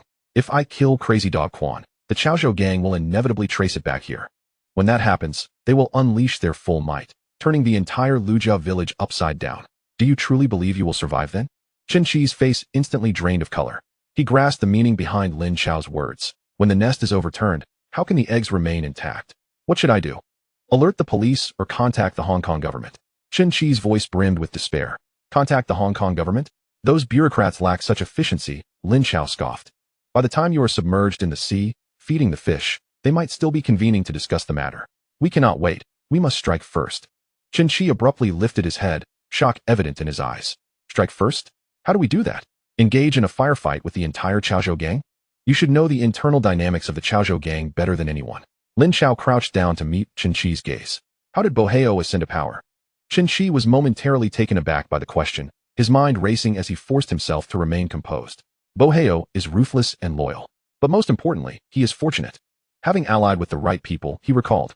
Years ago, he and several brothers rose to prominence through the trade of powdered substances, employing brutal methods to quickly secure their foothold. However, his current position is largely due to his connection with LV Lei. Within the Chaozhou gang, there are many who support him, yet equally as many who do not. However, his current strength, bolstered by LV Lei's backing, intimidates those who might otherwise oppose him. Now that Bo Heo has been severely injured and lies in a hospital bed, his control over the gang is undoubtedly weakened, Lin Chao gently guided. After all these years, has not the wealth he amassed made his subordinates envious? In such circumstances, is there not someone capable of challenging his authority? Chen Qi's eyes suddenly lit up as if he had grasped a vital insight. Yes, there must be, he exclaimed with excitement. Before Bo Heo rose to power, his greatest rival was Ma Shikuan, known as Ma Chao. This man is shrewd and ruthless, with a reputation within the gang that rivaled Bo Heo's. In the ensuing struggle for dominance, he was outmaneuvered and lost to Bo Heo, with many of his followers absorbed by Bo Heo's faction. For years, he has maintained a low profile, safeguarding his territory in Mongkok, appearing indifferent to the world around him. Yet, everyone knows he harbors resentment. He has been waiting for an opportunity, a perfect pawn. Lin Chao's face broke into a chilling smile. This was precisely the kind of ambitious, capable individual with a grudge against Bo Heo that he sought. Excellent, Lin Chao rose. The opportunity has now arrived. Chen Qi also stood, his expression a mix of confusion and anticipation. Lin Chao regarded him steadily, slowly saying, I want you to contact Ma Shikuan. Me? Chen Qi pointed to himself, disbelief etched across his face. Yes, you, Lin Chao's tone brooked no argument. But not in your own name. You must assume a different identity, one that he cannot refuse and would not dare to question. A glimmer of insight sparkled in Lin Chao's eyes. You are to inform him that the senior officials of the Hong Kong government have resolved to eradicate the malignant tumor that is Bo Hao.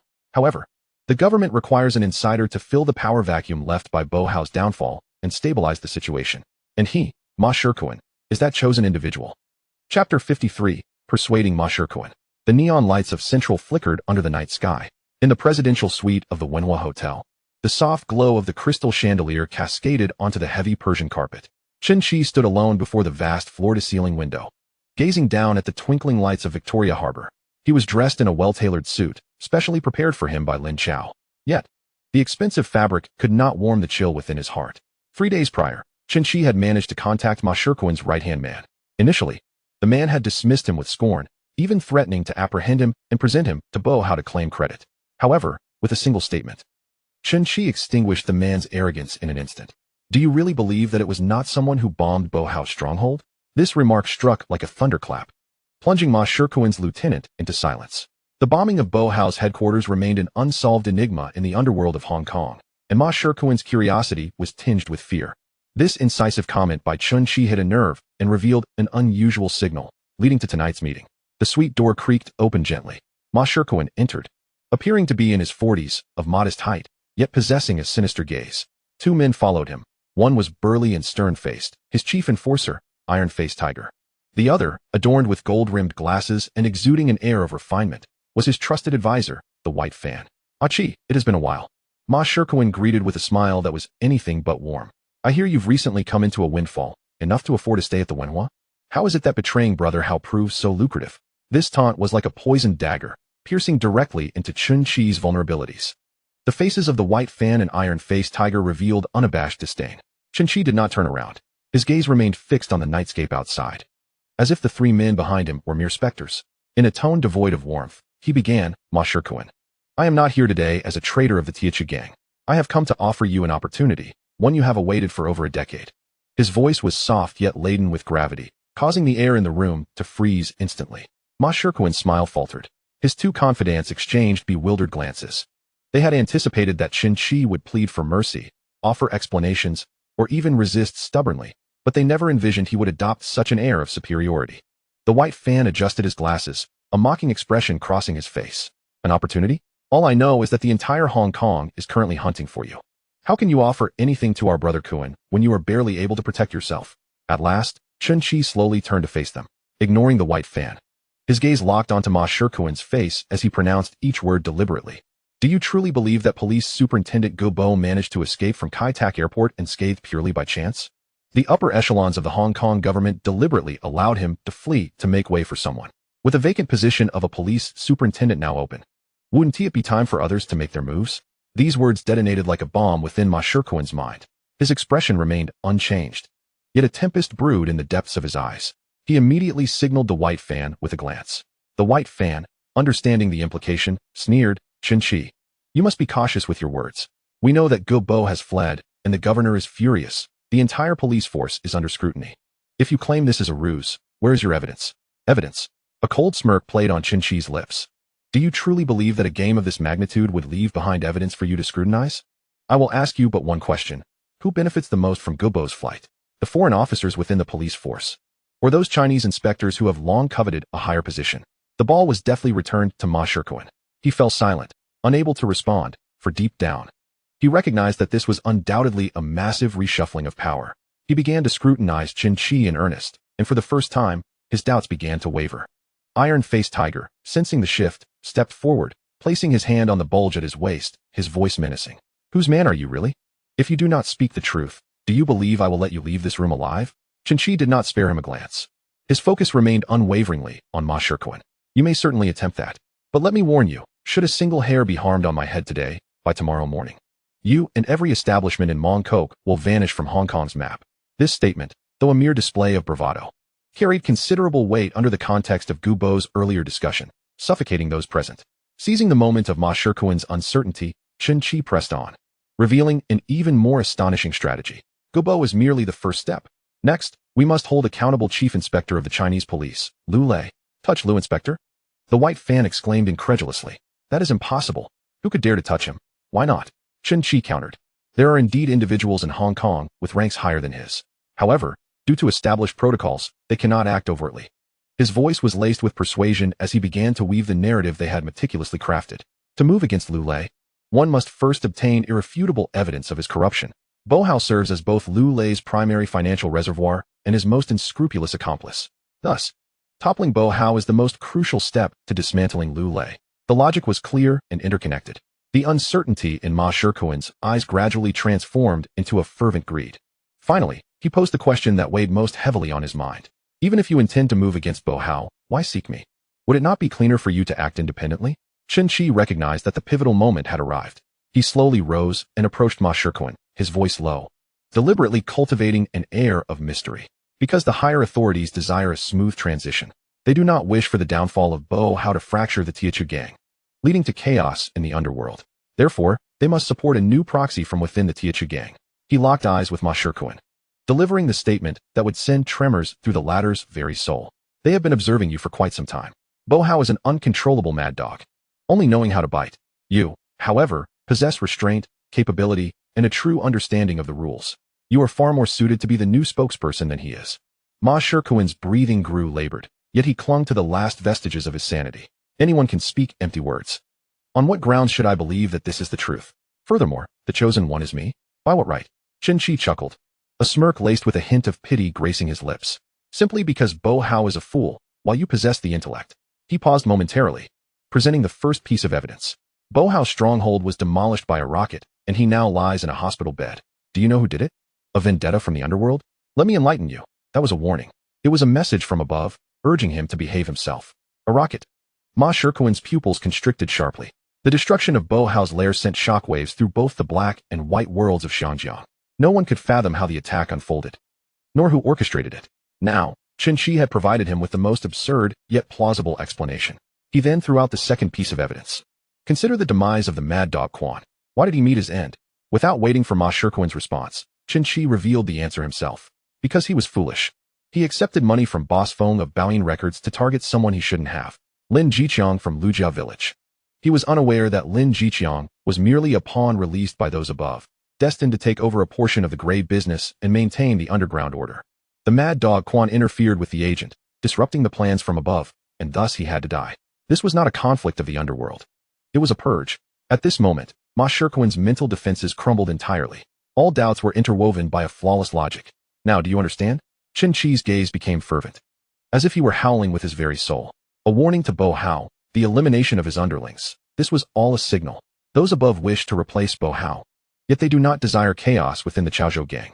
Hence, they require a compliant agent to take control of everything. He pointed his finger decisively at Ma Shirkuan's chest. And you are the chosen one. Chapter 54. A pledge that allows retreat and advance. Ma Shirkuan's body swayed slightly. His legs weakened, and he could no longer maintain his balance, staggering back 2 steps before collapsing heavily onto the sofa behind him. Cold sweat poured down his forehead like rain. He lifted his gaze to Qin Shi, and his expression had utterly transformed. Perhaps moments ago he was skeptical, but now he believed. The fates of Bo Hao and the mad dog Quan were not mere underworld skirmishes. While he was still fighting for territory with knives and guns, others had already resorted to military-grade weaponry. Without the support of the Hong Kong government, who would believe such a tale? I believe it. Ma Shirkuan suddenly sprang from the sofa, rushing forward and gripping Qin Shi's arm tightly with both hands. What does the Hong Kong government specifically want me to do? He had completely cast aside all dignity and pretense, intending to hitch himself to the grand vessel of the Hong Kong government. Just as Ma Shirkuan anticipated the next instructions, Qin Shi abruptly withdrew his arm. He regained the haughty demeanor from their first encounter, not even sparing Ma Shirkuan a glance as he turned to leave. Iron-faced Tiger and White Paper Fan watched their boss, who appeared utterly lost, and then glanced at the transformed Qin Shi, not daring to breathe. Qin Shi halted, turning back. I shall give you 3 days to contemplate. You must demonstrate your stance through action. Should you decide to refuse or attempt any tricks, I will seek out Fan Zirong for a discussion. I have heard he has a keen interest in Bo Hao's position. With that, he no longer lingered, his figure vanishing completely from the doorway. Ma Shirkuan stood frozen in place. The name Fan Zirong sent a chill coursing through him. In a private room of a nightclub in Mong Kok, the sultry melodies and the uproar of revelry were completely blocked out by the heavy soundproof door, leaving the room in a profound silence. The air was thick with swirling smoke, acrid and nauseating. The only illumination came from a dim table lamp. Ma Shirkuan's whiskey had sat untouched for an eternity, the ice long melted, yet he had not taken a single sip. He merely rubbed his temples in frustration. Brother Kuan, that Qin Shi is a traitor. Not a single word he says can be trusted. Iron-faced Tiger finally could no longer contain himself, shattering the oppressive silence. His knuckles turned white from clenching his fists, his voice dripping with malice. This is undoubtedly a trap. An attempt to use us as pawns to eliminate us all in one fell swoop. Sitting beside Ma Shirkuan, White Paper Fan, adjusting his gold-rimmed glasses, calmly polished the lenses. He paid no heed to Iron-faced Tiger's outburst, merely speaking in a measured tone. Whether we believe it or not is inconsequential. What matters is whether we can gamble that he is entirely lying. White Paper Fan replaced his glasses, and the gaze behind the lenses appeared exceptionally sharp in the dim light. The rocket strike on Bo Hao's stronghold. Dozens of elite members of the Chaozhou gang turned to minced meat by machine gun fire. Ahu! Tell me, which society employs such tactics? Iron-faced Tiger's expression stiffened, his throat constricting, unable to utter a word. White Paper Fan continued. These methods are indeed military in nature. Qin Shi's narrative may sound absurd, yet it is the sole explanation capable of tying all these events together. Ma Shirkuan abruptly lifted his head, his eyes bloodshot. He grasped the glass, then slammed it down heavily. So what? Are we to leap into this? If we guess wrong, and Bo Hao hasn't fallen, we shall be the ones ground to pieces and fed to the dogs. Years of restraint had long since eroded his courage. He feared death, but more so, he feared living a life worse than death after losing everything. Thus, we cannot leap. White Paper Fan's tone remained devoid of any tremor. We can dip a toe in first, test the waters. He leaned slightly forward, lowering his voice. Qin Shi's family remains in Bo Hao's grasp. This is the last card Bo Hao holds over Qin Shi, And it also serves as our best bargaining chip for pledging our allegiance. Ma Shirkuan's eyes flickered. A glimmer of insight flashed in White Paper Fan's gaze. We shall find a way to rescue Chen Qi's family. If what Chen Qi says is true, then by saving his family, we demonstrate our sincerity and capability to the powerful figures behind him. If Chen Qi is lying, then what we rescue is merely the family of a traitor. Bohao would be angered if he found out, but with the leverage in our hands, we would effectively hold Chen Qi at bay. We can advance or retreat at our leisure. The heavy, labored breaths of Ma Shirkuan resonated with piercing clarity in the stillness of the room. Greed and fear clawed at his heart with wild abandon. The risks of this plan were manageable, yet the potential rewards were nothing short of dominion over the entire Chaozhou gang. After a prolonged silence, he finally managed to squeeze out a few words through clenched teeth. Proceed. Execute it thoroughly. Leave no trace behind. The following night, at the Kowloon dock, the sea breeze carried a briny, damp chill that swept over the rows of rusted warehouses. Inside and outside warehouse number 13, several lackeys of the limping Hao were huddled around a card game, their raucous curses echoing in the air, completely devoid of vigilance. Tasked with guarding Chen Qi's wife and daughter, they were convinced that no one would dare to come to this desolate place to abduct them. A few hundred meters away, behind an inconspicuous, dilapidated transformer box, a slender figure clung to the wall like a gecko. His name was Asan, a thief well-versed in circuitry. Yesterday, he had been captured by Ma Shirkuan's men and had been given his orders. Asan deftly opened the iron door of the transformer box, retrieving tools from his pocket as he began to perform a delicate operation on the tangled wires within. Moments later, crack, crack, the sharp sound of electrical sparks erupted. The entire western section of Kowloon dock was plunged into an abyss of darkness. All searchlights extinguished. What the hell is going on? The card game was abruptly interrupted, and several guards rose, cursing as they fumbled for flashlights, just as they were engulfed in confusion from the sudden blackout. A flicker of flames emerged from a pile of discarded fishing nets and oilcloth beside the warehouse. The sparks had traveled from the transformer box, spreading along overloaded, short-circuited wires. Those items had already been quietly soaked in kerosene. As the flames licked the greasy fishing nets, they erupted into a towering inferno. With a gust of the sea breeze, the fire surged, fueled by the wind, transforming into a blazing conflagration in the blink of an eye. Thick smoke billowed, and flames shot up into the sky. From any angle, it appeared to be a tragic accident caused by aging wiring, a perfectly ordinary case of a fire breaking out. Fire! Quickly, put it out! The guards were thrown into a state of panic. On one side loomed darkness so thick it obscured their hands, while on the other, a consuming inferno threatened to engulf all. Their leader, Dian Goqiang, hoarsely shouted, "Stop dawdling. Hurry, fetch water to extinguish the flames. If the goods are burned, Hao Gu will flay us alive."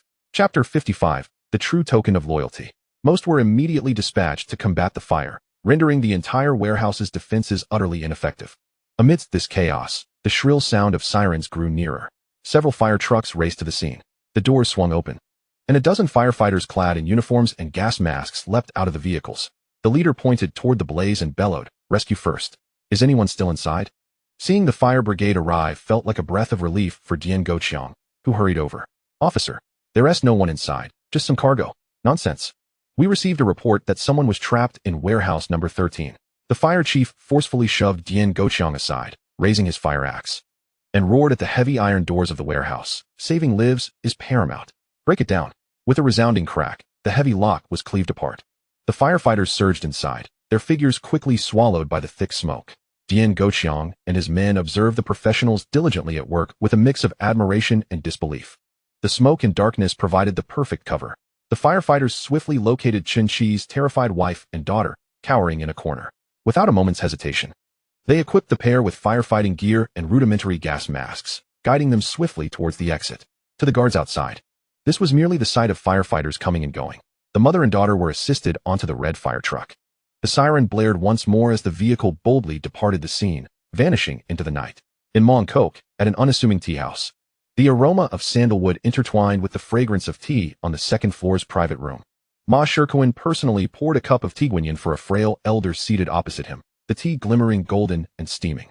"Ronggu, recently Hao Gu has been unwell, and those beneath him are becoming increasingly undisciplined.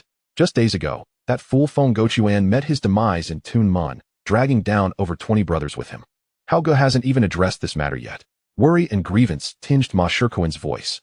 The elder across from him was none other than Fun Zhairong, one of the most seasoned leaders in the Chaozhou gang aside from the limping Hao and Ma Shirkuan himself.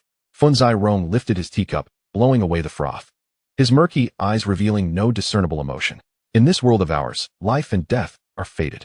Feng Gochuan was always reckless. His death is of little consequence. Ma Shikuan sighed. Yet I worry.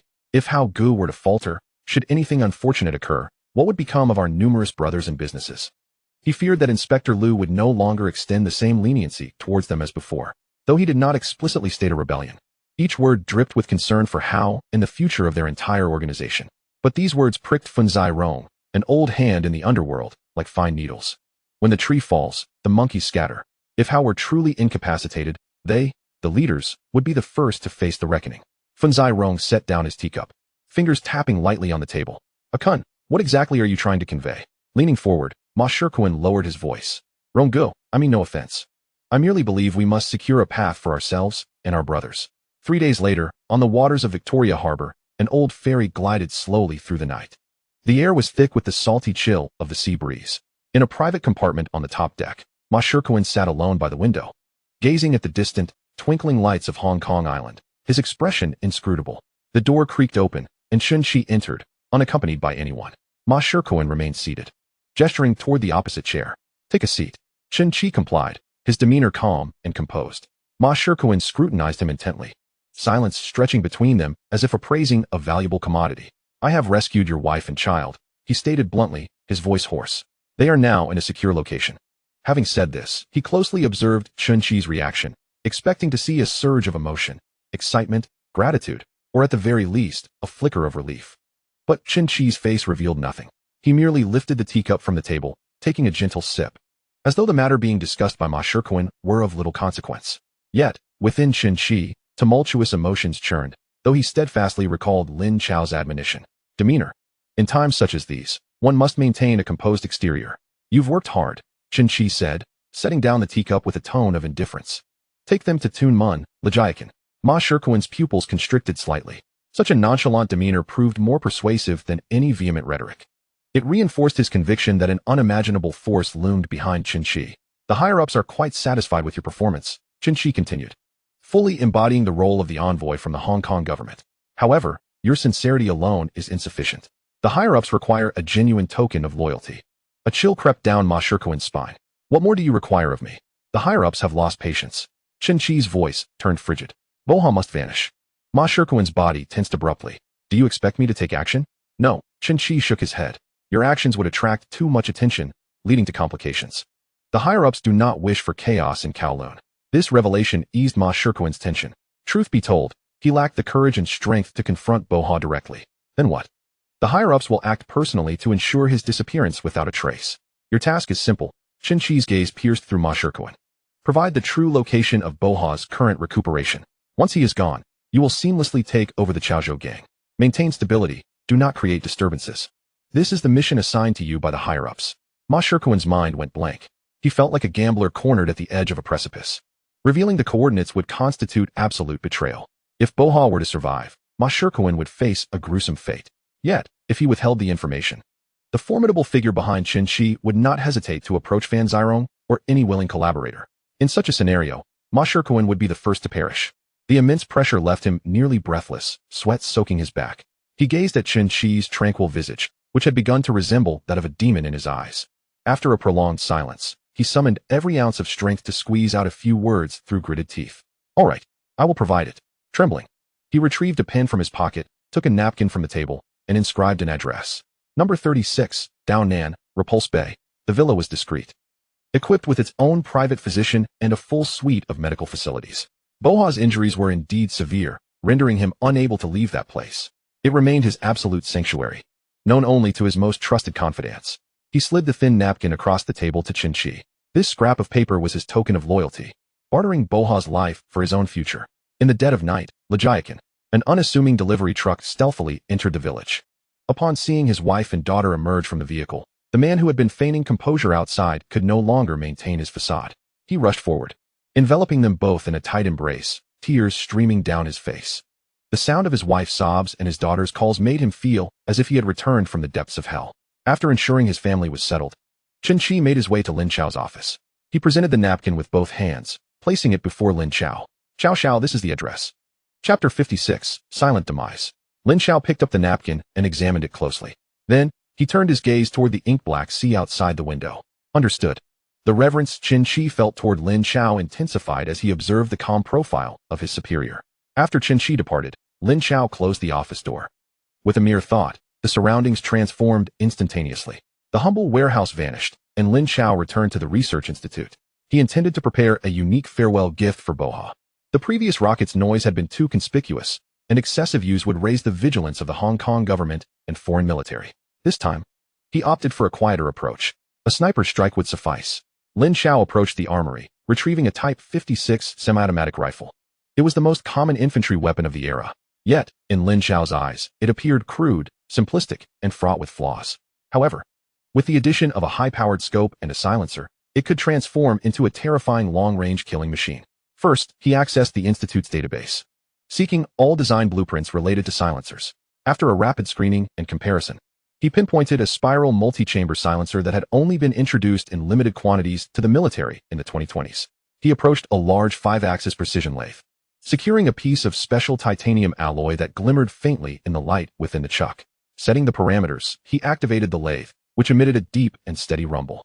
The sharp cutting tool, controlled by computer programming, precisely machined the metal. Sparks flew, and shavings scattered. Both the spiral rifling of the interior and the dimensions of each buffering chamber were meticulously maintained at the micron level. An hour later, a perfectly fitting deep black silencer for the Type 56 rifle lay quietly on the workstation. Its intricate and precise internal structure was capable of dissipating the immense noise generated upon firing into a mere muffled thud. Next came the scope. Lin Chao entered the optical laboratory. He intended to create not just a simple magnifying telescope of this era, but a killing terminal integrated with future technology. He personally ground the lens assembly, applying multiple layers of anti-reflective coating in a vacuum environment. The most critical step involved encapsulating a miniature laser rangefinder module and a simplified ballistic computer within the body of the scope. In this era, snipers relied on experience and reference points to estimate distance and windage. However, the state-of-the-art scope Lin Chao was crafting would only require aligning the crosshairs with the target. The internal system would instantly calculate the precise distance, wind speed, humidity, and directly provide correction points within the field of vision. Lin Chao secured the modified rifle onto the specially designed gimbal of an upgraded octocopter drone.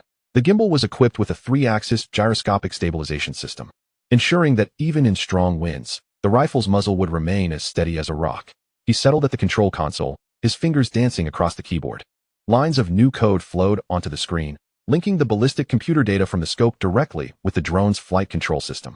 This suggests that he can lock onto a target with the controller, and the drone will automatically fine-tune the angle of the muzzle based on real-time environmental data, theoretically achieving the terrifying effect of a lock equating to a hit. This marks a dimensional strike that spans half a century. In the dead of night, at Repulse Bay, a black sedan silently comes to a stop at the end of a secluded road. Lin Chao exits the vehicle alone, opens the trunk, and retrieves a black military-grade briefcase. Bathed in moonlight, he strides swiftly into the mountain forest by the roadside. The sea breeze rustles through the treetops, masking his footsteps. Lin Chao chooses a hillside with an unobstructed view, where he can clearly overlook the brightly lit villa district below. He quickly locks onto a 3-story villa concealed within dense woods. Surrounding the villa, lights blaze as several men in black suits patrol the yard. Lin Chao opens the briefcase and assembles the drone controller and signal amplification station. He dons a monocular display visor and presses the activation button. The octocopter drone ascends silently, merging with the profound night sky. On the high-definition screen of the controller, the villa's image is rapidly magnified. Switching to thermal imaging mode, the scene transforms into a world composed of varying colored blocks. The sentinels, previously hidden in the shadows around the villa, now emerge as orange-red figures radiating heat. Their positions, numbers, and patrol routes are laid bare before Lin Chao. There are 12 individuals in total. 8 visible sentinels patrol the yard, while 4 concealed sentinels guard several critical entrances of the villa. The defense is indeed formidable, yet regrettably, they are guarding against threats from the ground. The drone continues to ascend, hovering at an altitude of over 300 meters. Lin Chao maneuvers the drone, scanning room by room. In the living room on the first floor, 2 thermal imaging figures, likely bodyguards, are watching television. In the kitchen, 1 figure, possibly a cook or servant, is present. On the second floor, Lin Chao's gaze halts. On the balcony of a bedroom, a distinct human-shaped thermal outline is lounging in a relaxed position on a deck chair. A bright light point near his mouth flickers in rhythm with his breathing. He is smoking. Judging by his posture and location, this individual is none other than Bo Hao. Lin Chao slowly moves the crosshair on the controller until it encompasses the head of the thermal outline. A series of data instantly appears in the corner of the screen. Distance, 3,474 meters. Wind speed, 21 meters per second, northeast by east. Ballistic correction, applied. Everything is set. Lin Chao's expression remains impassive. His gaze as calm as a still pond. He takes a deep breath, then exhales slowly. His finger gently presses down on the firing button of the controller. High above, 300 meters in the air, the drone, appearing as a mere black, sees the rifle's bolt, fixed to the gimbal, move silently. A soft sound, almost negligible, escapes. The gunshot, processed with a specialized suppressor, vanishes into thin air, swept away by the sea breeze halfway up the hill before it can travel a few meters. The bullet slices through the night sky at over twice the speed of sound. In the image relayed to the visor connected to the controller, the figure slumped in the deck chair suddenly throws his head back. Instantly, the heat signal from his head dims and disperses like a punctured water bag. The entire outline collapses, losing all semblance of life. The bright point representing his cigar rolls off him, tracing a brief line of light across the balcony floor. There is no explosion, no fire, no alarms. Bo Hao, a formidable figure who has dominated for decades, meets his silent demise in what he believed to be the safest of havens. The patrolling bodyguards in the villa's yard continue their duties, oblivious to the assassination occurring hundreds of meters above them. Lin Chao watches the gradually cooling corpse on the screen with an expressionless demeanor, waiting an additional 10 seconds to confirm there are no unusual movements. He commands the drone to return home. A few minutes later, the drone descends silently at his feet. He deftly disassembles all the equipment, returns it to the briefcase, and turns to walk towards the road. The entire process is executed with precision, leaving not a trace behind, as if he had never been present. The forest regains its tranquility, with only the sea breeze remaining. The black sedan starts, gliding slowly down the slope to merge into the distant, dazzling flow of traffic. Chapter 57. A dramatic shift in the underworld. The next day, just as dawn breaks, news spreads through the underbelly of Hong Kong like ice cubes thrown into boiling oil. The leader of the Chaozhou gang, Bo Hao, is dead. The official statement presents a dignified facade. Old injuries have recurred, and despite efforts to revive him, he passed away suddenly in a private hospital late last night. Yet, even a fishball vendor on the street finds this explanation hard to believe. Who is Bo Hao? He is a fierce dragon that has clawed its way out of a sea of corpses and blood, only days ago. Reports indicated his condition was stable. How could he have declined so rapidly overnight? In the mahjong parlors of Kowloon walled city, the underground casinos of Yao Ma Ti, and the brothels of Mong Kok, whispers and hushed tones exchange glances in every shadowy corner, the air thick with a mix of excitement and fear. This still pond has been stirred. At the Chaozhou gang's headquarters, the funeral hall is yet to be properly arranged, but the atmosphere is already rife with tension. Ma Shirkuan, clad in black, sits in the grandmaster chair that only Bo Hao had occupied, his expression as cold as water. Before him stand several high-ranking members of the gang, including the loyal follower known as Fatty Biao, whose face betrays palpable anger. Ma Shirkuan, with Brother Hao's remains still warm, how dare you occupy his seat? Do you wish to rebel? Fatty Biao accuses, jabbing a finger at Ma Shirkuan's nose. Ma Shirkuan does not even blink. He silently observes the tea leaves swirling in his cup, as if appreciating a farcical play that has nothing to do with him. After a long pause, he finally sets down the cup with a soft clink. The sound, though quiet, silences the entire hall. Ma Shirkuan lifts his head, his gaze piercing through every individual present. I do not seek to rebel, he states calmly, though his voice carries an icy chill. I have come to clear the way for Brother Hao. Suddenly, he stands up and slams a document onto the table. This is the testimony from Brother Hao's personal physician. His condition was stable. But after Fatty Biao and a few others visited yesterday afternoon, his health took a sudden downturn. The doctor suspects that someone has tampered with Hao Ji's medication. Fatty Biao's face instantly turned a shade of liver red. You are talking nonsense. I did not. Whether it's true or not is not for you to decide. Ma Shirkuan's gaze was as frigid as ice. With Hao Ji's demise, you, Fatty Biao, would attain the highest position within the gang, reaping the greatest benefits. Who else could it possibly be but you? He offered no chance for rebuttal, gesturing to his loyal confidant behind him. Seize him. Who dares? Fatty Biao attempted to resist. However, several formidable figures, who had been colluding with Ma Shirkuan, stepped forward simultaneously, their subordinates swiftly surrounding Fatty Biao and his trusted aides. Biao Gu. We are also concerned for the future of the gang. Hao Gu cannot die without reason, said Funzai Rong, his expression devoid of emotion. This statement extinguished the last flicker of hope within Fatty Biao. As he gazed upon Ma Shirkuan's cold visage, the realization dawned upon him. This was a trap, a meticulously orchestrated scheme, leaving him utterly defenseless. Ma Shirkuan, I shall haunt you as a ghost. With Fatty Biao's anguished curse echoing, he and several of his core members were forcibly dragged away. Ma Shirkuan resumed his seat in the grand armchair, his hands resting on the armrests. Savoring the chilling sensation that accompanied the pinnacle of power, he had ascended to the foremost position within the Chaozhou gang. Yet, deep down, he understood better than anyone that he had merely exchanged one lavish doghouse for another. An invisible blade hovered above him, poised to descend at any moment. He had become the new leader of the Chaozhou gang, yet he was still but a pawn to those above him. In the office at Lejiakan, Lin Chao managed to contact Officer Su Jiajia. On the other end of the line, Su's voice was laden with fatigue, clearly still grappling with the fallout from Gubo's incident. Lin Chao, what is it? Officer Su, I have a significant piece of news for you. Lin Chao replied with an air of nonchalance. Oh, Biao Hao is dead. A prolonged silence enveloped the conversation.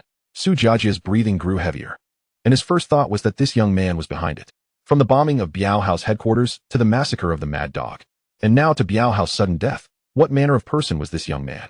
I've received word that it was a recurrence of an old injury, Su Jiajia ventured cautiously. Just rumors from the Underworld, Lin Chao chuckled lightly. The truth is that it was an internal conflict within the Chaozhou gang. Someone eliminated him to seize the leader's position. The new head is Ma Shirkuan, and I have some connections with him. He has captured several culprits responsible for Biao Hao's death. These individuals were also among Biao Hao's most trusted confidants, handling the financial dealings with Inspector L.V. Lei for years. I believe their testimonies would be invaluable to your plans. Officer Su. Su Jiajia's heart skipped a beat. His hand clenched the phone tightly, veins bulging. He had not anticipated that Lin Chao would procure more witnesses beyond Qinqi. Moreover, with Biao Hao's fall, these witnesses would be even more emboldened to testify. Excellent. This time, L.V. Lei cannot escape his fate. As for the internal strife and connections, Su Jiajia believed not a word of it. This was clearly Lin Chao's orchestration. He had eliminated Biao Hao and installed a puppet in his place. The ruthlessness and far-reaching calculations of this young man sent a shiver down his spine. What do you need me to do? Su Jiajia's tone turned grave. It's quite simple. I will arrange for Ma Shirkuan to hand the individuals over to you. However, not at this moment. You need to coordinate with your superiors to ensure everything is foolproof. Understood. Su Jiajia inhaled deeply. If this works out, I owe you a great favor.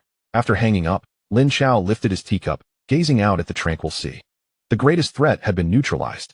Not only had he disposed of Biao Hao, but he had also embedded a compliant pawn within the Chaozhou gang, the most significant malignancy. A few days later, a black Mercedes-Benz quietly came to a halt at the entrance of Lejiakan. The car door opened, and Ma Shirkuan, holding a white folding fan, stepped out alone. He adjusted the hem of his suit, wearing a humble and respectful expression as he walked towards the office deep within the village. Inside the office, Lin Jiqiang and Lin Chao were present. Upon entering, the white fan bowed deeply to Lin Jiqiang. Brother Chong. Then, he turned towards Lin Chao, lowering his posture even further. Young Master Chao. Lin Jiqiang regarded this refined scoundrel with mixed emotions.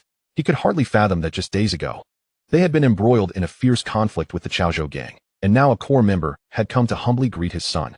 After Brother Kuan took office, he conducted a thorough audit of the gang's previous accounts. The white fan stated straightforwardly, his tone sincere. He discovered that the Chaozhou gang had wrongfully encroached upon territory that rightfully belonged to the Yuanhai gang due to some misunderstandings, which is unacceptable. Brother Kuan has said that mistakes must be acknowledged and corrected. He produced several land deed documents from his briefcase, presenting them with both hands. All the territories and businesses that the Yuanhai gang had in Kowloon and Hong Kong Island now rightfully returned to their original owners. Lin Jiqiang stared at the documents, his breath momentarily hitching. These represented the territories and assets that the Yuanhai gang had fought for over the years, and he had played a part in that struggle. He never expected that, in his lifetime, he would see them returned. However, the subsequent words from the white fan stunned him even further. Additionally, to demonstrate the sincerity of future cooperation, Brother Kuan has gifted the seafood market located 2 kilometers outside the village, along with the accompanying small dock, to Brother Chong and young Master Chao.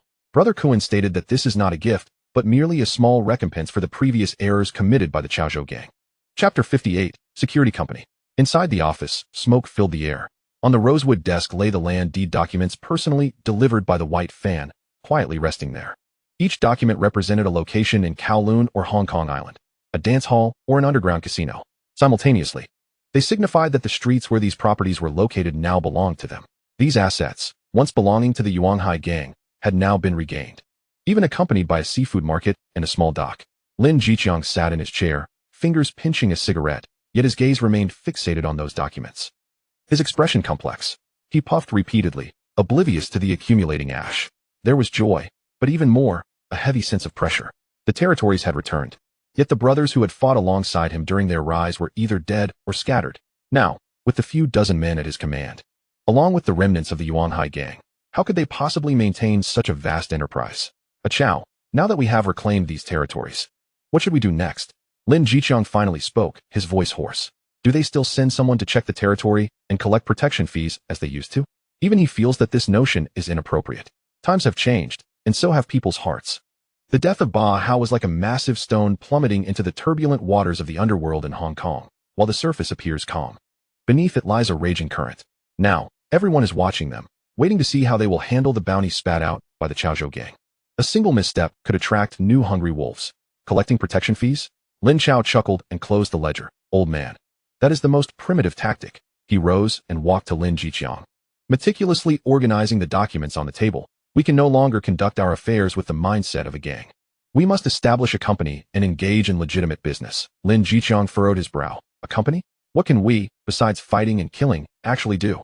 Therefore, we must learn, Lin Chao replied in a calm tone. These venues, dance halls, and markets can continue to be operated by us.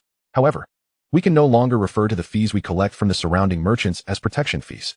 We will register a security company. A security company? Lin Chao found this term quite unfamiliar. Yes, Lin Chao articulated with remarkable clarity. We will charge these shops for security services, property management fees, and sanitation fees.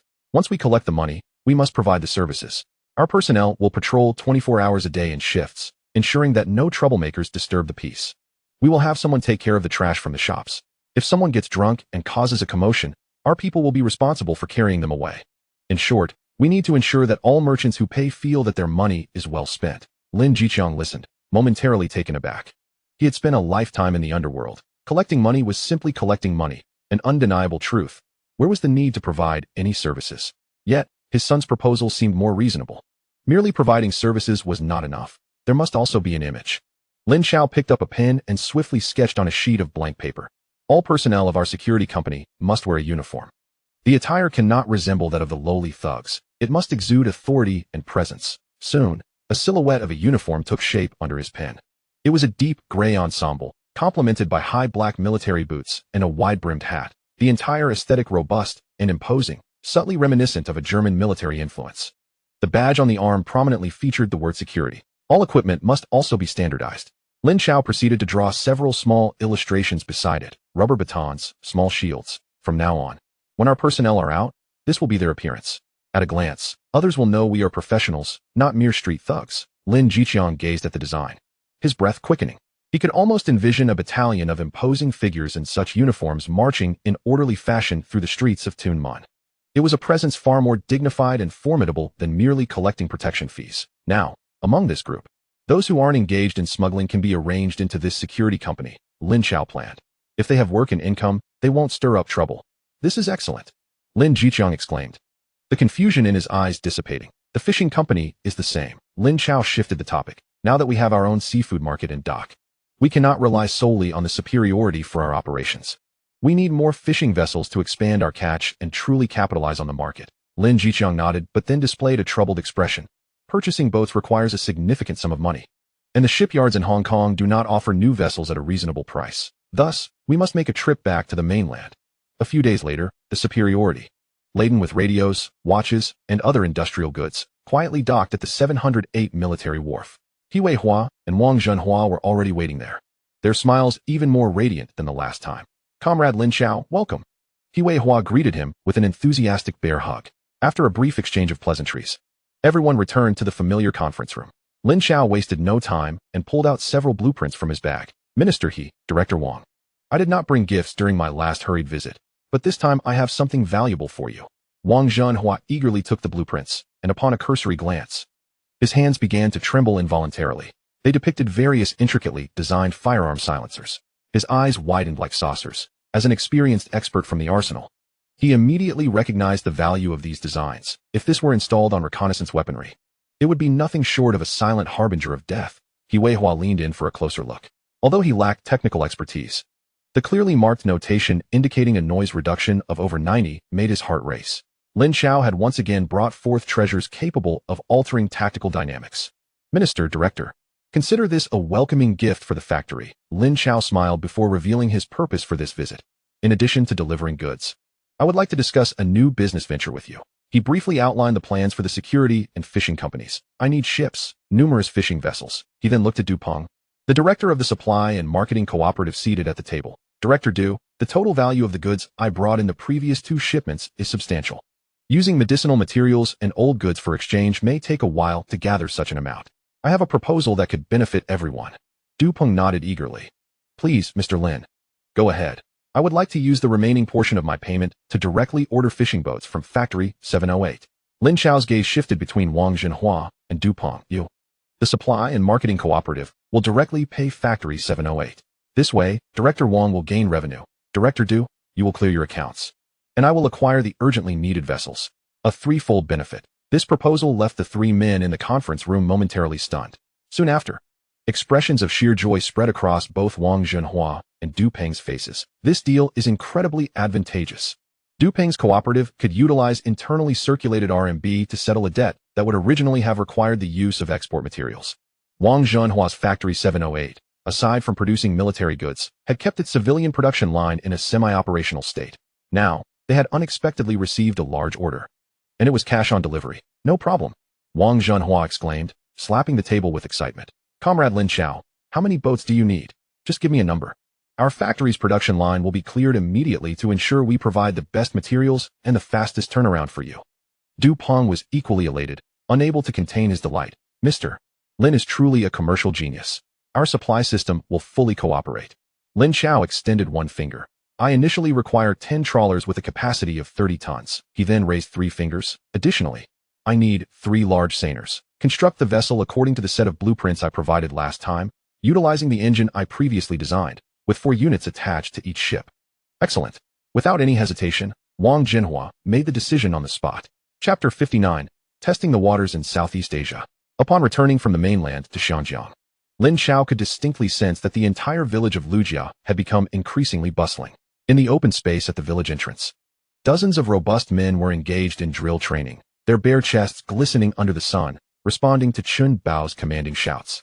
These men exhibited a myriad of expressions. Some wore the slyness of seasoned veterans, while others radiated the defiance of newcomers. Yet, under Chun Bao's cold gaze, they stood upright, adhering to discipline. Lin Jiqiang was seated beneath a makeshift wooden shelter, with a table before him displaying several thick registers. A cigarette dangled from his mouth. His brow furrowed as he diligently marked entries in the register with a red pen, resembling a beleaguered construction foreman rather than a gang leader. This rascal had once been a notorious figure, ruthless in his dealings, now tasked with leading the night patrol. Another had previously run a gambling den, sharp-witted, now sent to the seafood market to learn the ropes of collecting debts from his uncle. As Lin Jiqiang muttered to himself, he scribbled notes. The news of the downfall of Bian Hao and the ascension of Ma Shikuan, who voluntarily returned territories, spread like wildfire throughout Xinjiang. Those remnants of the Yuehai gang, scattered by Bian Hao, along with individuals scraping by in the cracks, sensed an opportunity and flocked to him. Lin Jiqiang welcomed them, but only those whose pasts could be verified. He outright rejected the rootless. Within just a few weeks, his ranks swelled from a mere few dozen to nearly 200. With an increase in personnel came an influx of complications. Lin Jiqiang found himself daily mediating conflicts between the newcomers and the old guard, or establishing rules for this unruly bunch, his pace relentless. The moment he saw Lin Chao return, the weariness in his eyes lessened somewhat, and he tossed the register to a subordinate. Chaozi, your timing is impeccable. The sample garments from the clothing factory have arrived. Please assess their suitability. The father and son made their way to the office. Hanging on the coat rack in the center of the room was a deep gray uniform, sharply tailored with sturdy epaulets, paired with high military boots and a wide-brimmed hat, exuding an air of formidable authority. Lin Jiqiang reached out to feel the rigid fabric, his eyes sparkling with uncontainable excitement. After a lifetime in the underworld, he had never felt that earning money could be so dignified.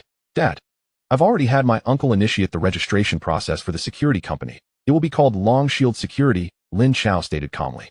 Excellent. Long Shield is a splendid name, Lin Jiqiang exclaimed, slapping his thigh. Simultaneously, business at the replica tape factory continued to thrive. After securing the general agency for Xiangjiang with Master Hong from Lianxing, he had become exceedingly obedient, delivering monthly profits punctually to Lujia village without daring to withhold a single cent. Yet, challenges soon emerged. The market in Xinjiang had been thoroughly devoured by Master Hong and his subordinates, reaching near saturation. The factory's daily output began to exceed the local demand.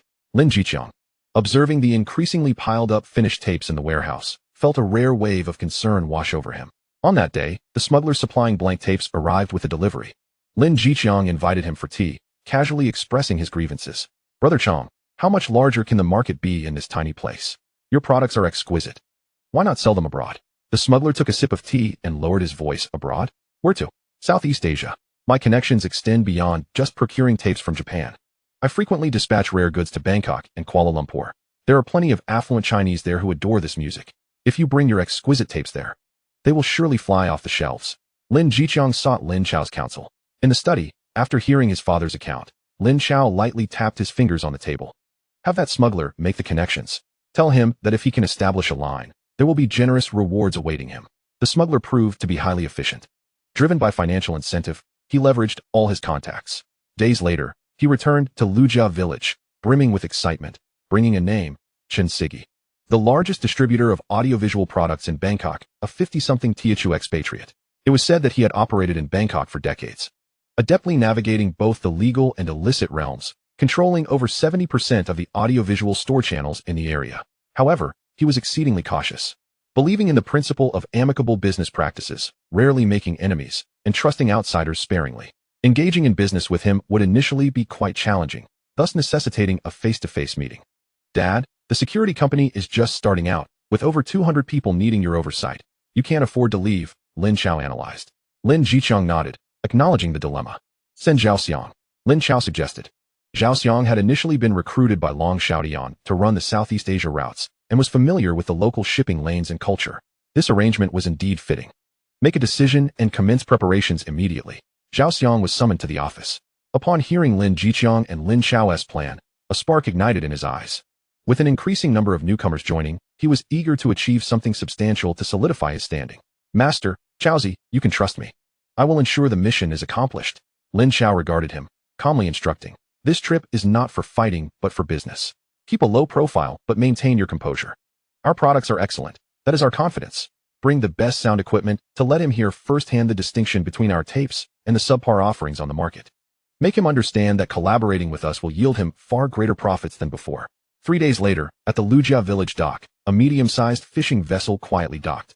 Zhao Xiang, accompanied by a dozen capable brothers, carefully loaded box after box of tightly wrapped exquisite tapes, along with the latest sound system imported from Japan, onto the ship.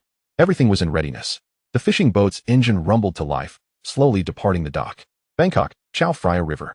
The murky waters foamed with yellow bubbles, mingled with water hyacinths and refuse, exuding a pungent odor under the tropical sun. On the dock, shirtless laborers shouted unintelligible chants as they hoisted bags of rice marked with Thai script onto the cargo ship. The air was thick with noise and heat. As Zhao Xiang and his brothers disembarked from the fishing vessel, they were immediately enveloped by a wave of heat. The humidity of Xinjiang was maritime, while the heat here bore the fierce intensity of an inland rainforest, as if it sought to extract every last drop of moisture from their bodies. Guided by informants left by the smuggler, they wound their way deep into a narrow alley in Bangkok's Chinatown. The alley was constricted, flanked by weathered, time-worn shop houses, with a tangle of wires overhead resembling a spider's web, and beneath their feet lay a damp cobblestone path. Ultimately, they halted before an unremarkable tea house named Four Seas Spring, where 2 faded lanterns hung at the entrance. Inside, the light was dim, revealing a few octagonal tables occupied by leisurely patrons sipping tea and perusing newspapers. A slender, middle-aged man dressed in a white tang suit approached, greeting them in heavily accented Cantonese. "From Hong Kong?" Zhao Xiang nodded in affirmation. "Follow me." Chapter 60, An Unexpected Confrontation. The man led them through the main hall, exiting through a back door into an adjoining building. This place resembled a warehouse, the air thick with dust. At the far end of the warehouse sat a man in his 50s behind a large tea table made of fragrant rosewood. He was impeccably attired in a neatly pressed linen tang suit, his hair meticulously styled, and a substantial jade ring adorned his finger. He was Chen Sire. Without rising, Chen Sire lifted his eyelids to glance at Zhao Xiang, his gaze calm and unperturbed, as if appraising a piece of merchandise. Behind him stood several similarly aged men, each exuding an air of arrogance. They were his most knowledgeable associates, the Golden Ears. "Please, have a seat." Chen Sire gestured toward the chair opposite him, his tone unremarkable. Zhao Xiang took a seat without hesitation, adopting a relaxed posture. His comrades quietly dispersed, positioning themselves around the room with vigilant eyes. Friends from Hong Kong. What business do you wish to discuss with me? Chen Sire personally picked up a Yixing teapot, rinsing the cups with deliberate slowness. Pirated tapes, Xiao Xiang stated plainly. Chen Sire's actions momentarily halted, followed by a soft chuckle as he slid a cup of tea towards Xiao Xiang. Young brother. My warehouse is filled to the brim with pirated tapes from Hong Kong. As for the quality, well, they merely make a sound. His tone was polite. Yet the underlying disdain was unmistakable. The golden ears behind him sneered, their faces etched with contempt.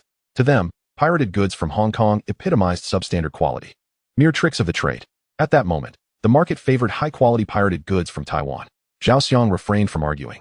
He recalled Lin Chao's advice. In the presence of such seasoned veterans, a single experience spoke louder than 1,000 words. He signaled to his two brothers, who promptly stepped forward to unveil a heavy box, extracting a brand new Japanese Pioneer speaker and expertly connecting it to the power supply. The expressions of Chen Sire and his seasoned associates shifted subtly. This equipment was considered high-end in Bangkok, a commodity not easily acquired, suggesting that their visitor was no ordinary character. Xiao Xiang retrieved 2 tapes from his pocket. One was an authentic release from Baogold Records, while the other bore a label marked Beauty Sound Edition, a pirated version. He placed the legitimate tape into the player and pressed play. The melodious voice of Teresa Tung filled the room, the sound quality commendable, reflecting the standards of the era. Chen Sire and his associates nodded in acknowledgement, their expressions unchanged. They had encountered such wares before. After the song concluded, Xiao Xiang switched to the Beauty Sound Edition. As he pressed play, the first note of the prelude reverberated, causing the air in the room to become palpable. The clarity of each guitar string's vibration and the faintest rustle of the shaker were so vivid they seemed to dance at their ears.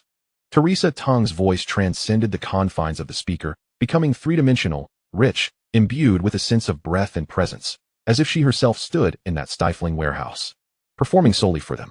The previously aloof golden ears sprang from their seats, their faces reflecting shock akin to encountering a ghost. They leaned toward the speaker, their ears nearly pressed against the grill, their eyes wide as saucers. How can this be possible? One of the seasoned veterans stammered. The voices and instruments were perfectly separated, with the highs ringing clear and the lows grounding solidly, devoid of any noise. This was not merely a pirated version. It surpassed the original by tenfold. Chen Sire's hand, clutching the teacup, froze midair. Having navigated the music industry for decades, he prided himself on his experience and discerning ear. Yet today, his esteemed expertise was utterly upended. This was no mere transaction. It represented a veritable goldmine. As the song concluded, a profound silence enveloped the warehouse, broken only by the creaking of an old ceiling fan. Chen Sire slowly lowered his teacup. His gaze toward Xiao Xiang transformed entirely. The prior disdain and scrutiny had vanished, replaced by an expression of greed and reverence. This young brother, he cleared his throat, even altering his form of address. This item. I am unaware. Before he could finish, a loud crash erupted as the warehouse's door was forcefully kicked open. Blinding sunlight flooded in, revealing a tall, muscular figure in the doorway.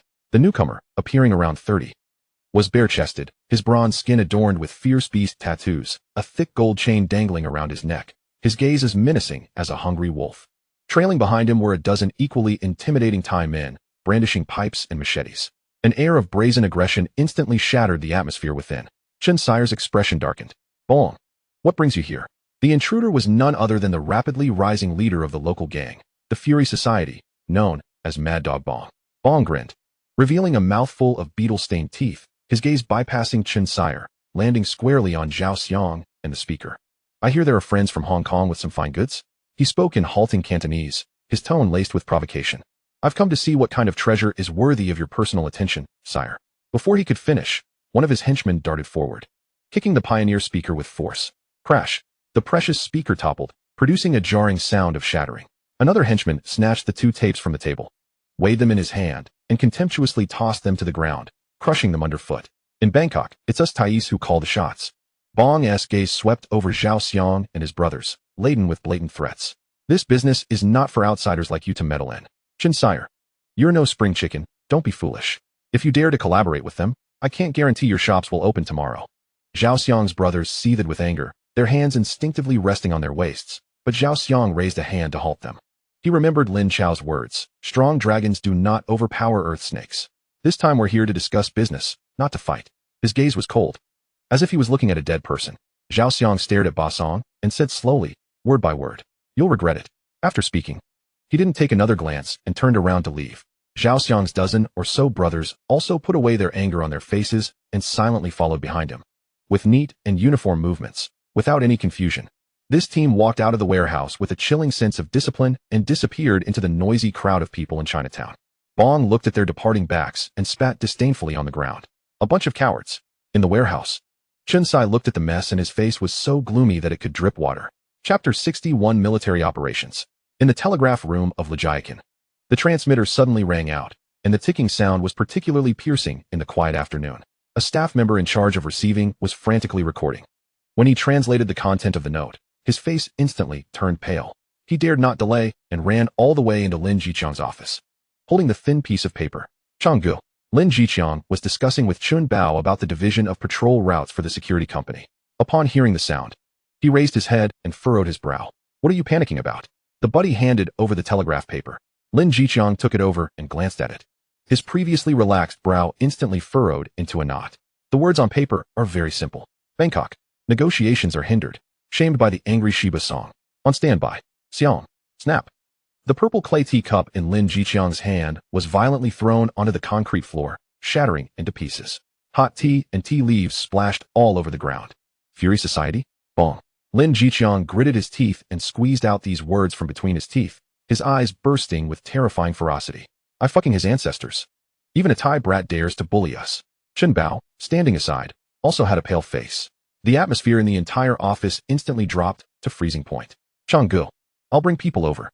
Chun Bao took a step forward with a low voice. Twist out that Basong's head and turn it into a night pot. You stay and watch over the house. Lin Jiqiang waved his hand, and his aura was as strong as substance. I will personally handle this matter. I'd like to see what his mother anger club is. He has already started calculating. Picking out 100 of the 200 newly recruited people who are the best at fighting, and sailing over to destroy the entire Chinatown in Bangkok. At this moment, the office door was pushed open. Lin Chao walked in. He glanced at the mess on the ground, then at the uncontrollable anger on his father's and Chun Bao's faces. With no change in expression. Lado, what's wrong? Lin Jiqiang patted the telegraph paper on the table. Lin Chao picked it up and looked at it once. Then casually put the note aside. Dad, you can't go. Why can't we go? Lin Jiqiang is like an enraged lion. Xiang's face was stepped on outside. It's stepping on all of our faces. If we don't take this breath, someone will dare to reach out of the territory we just took back. That's why we need to fight even harder. Lin Chao's tone was calm, but his voice was full of strength. But it's not your style of play. He walked up to Lin Jiqiang and looked straight into his father's eyes. If you take 100 people to Bangkok, even if we chop off that bong, we will still suffer a lot of damage ourselves. Who will come to see the stall at home? Long-done security has just been established, and people's hearts are unstable. As soon as you leave the Sea God Needle, the backyard will immediately catch fire. Lin Chao's words poured like a bucket of cold water on Lin Jiqiang's burning heart. Do you still remember, crazy dog? Lin Chao's voice was lowered a bit. Several dozen people are at the village entrance, which is not enough for us to fight in 30 seconds. Having too many people is useless. Lin Jiqiang fell silent. The gunshots and flames of that night still leave a lingering fear in his heart. My son's methods have long exceeded his decades of wandering in the martial arts world. What do you think we should do? Is that it? Lin Jiqiang's anger is still not going well. Of course not. Lin Chao's face showed a cold smile. This is our first stop at sea. We must fire a shot. Not only do we need to fight, but we also need to show off our strength, so that all the cross-river dragons in Southeast Asia feel weak when they hear our names. He paused for a moment and revealed his plan. Lao Do, you sit in Xiangjiang. I'll bring a team over. Lin Jiqiang was taken aback for a moment, then firmly refused. No way. It's too dangerous. I only bring 20 people with me. Lin Chao's eyes were very quiet. We are not going to fight. We are conducting military operations and relying on powerful firepower to quickly eliminate them. Looking into his son's eyes, Lin Jiqiang suddenly felt that the familiar martial arts world had really passed. He finally nodded, his voice hoarse. Caution. That night, Lin Chao walked into the warehouse alone. The iron gates slowly closed behind him. With one step, the surrounding scenery instantly changes. He returned to the Research Institute space. Lin Chao first built 20 muzzle silencers. He walked into another laboratory again.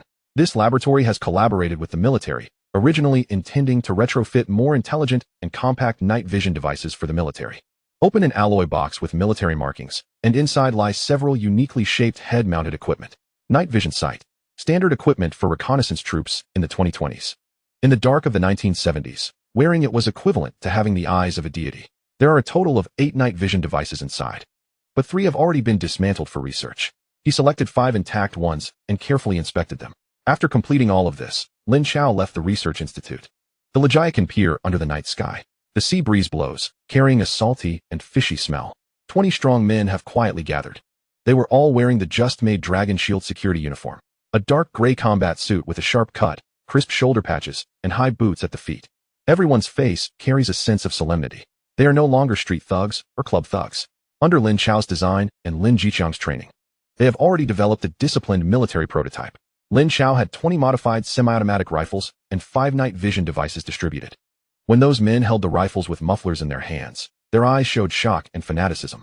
And those 5 who were picked out to wear night vision goggles were so excited that they trembled all over. As the switch was pressed, the previously pitch-black world before them was instantaneously transformed into a vivid and ominous shade of green. And their gazes towards Lin Chao were imbued with a reverence akin to that reserved for deities. This contingent was unlike any armed force from Hong Kong. They resembled phantoms hailing from the future. Lin Chao conveyed instructions to Zhao Xiang in Bangkok via radio, instructing him to ascertain the location of the Fury Society's stronghold, the distribution of personnel, and the daily routines of Bong. He also set a time for his arrival and the method of rendezvous.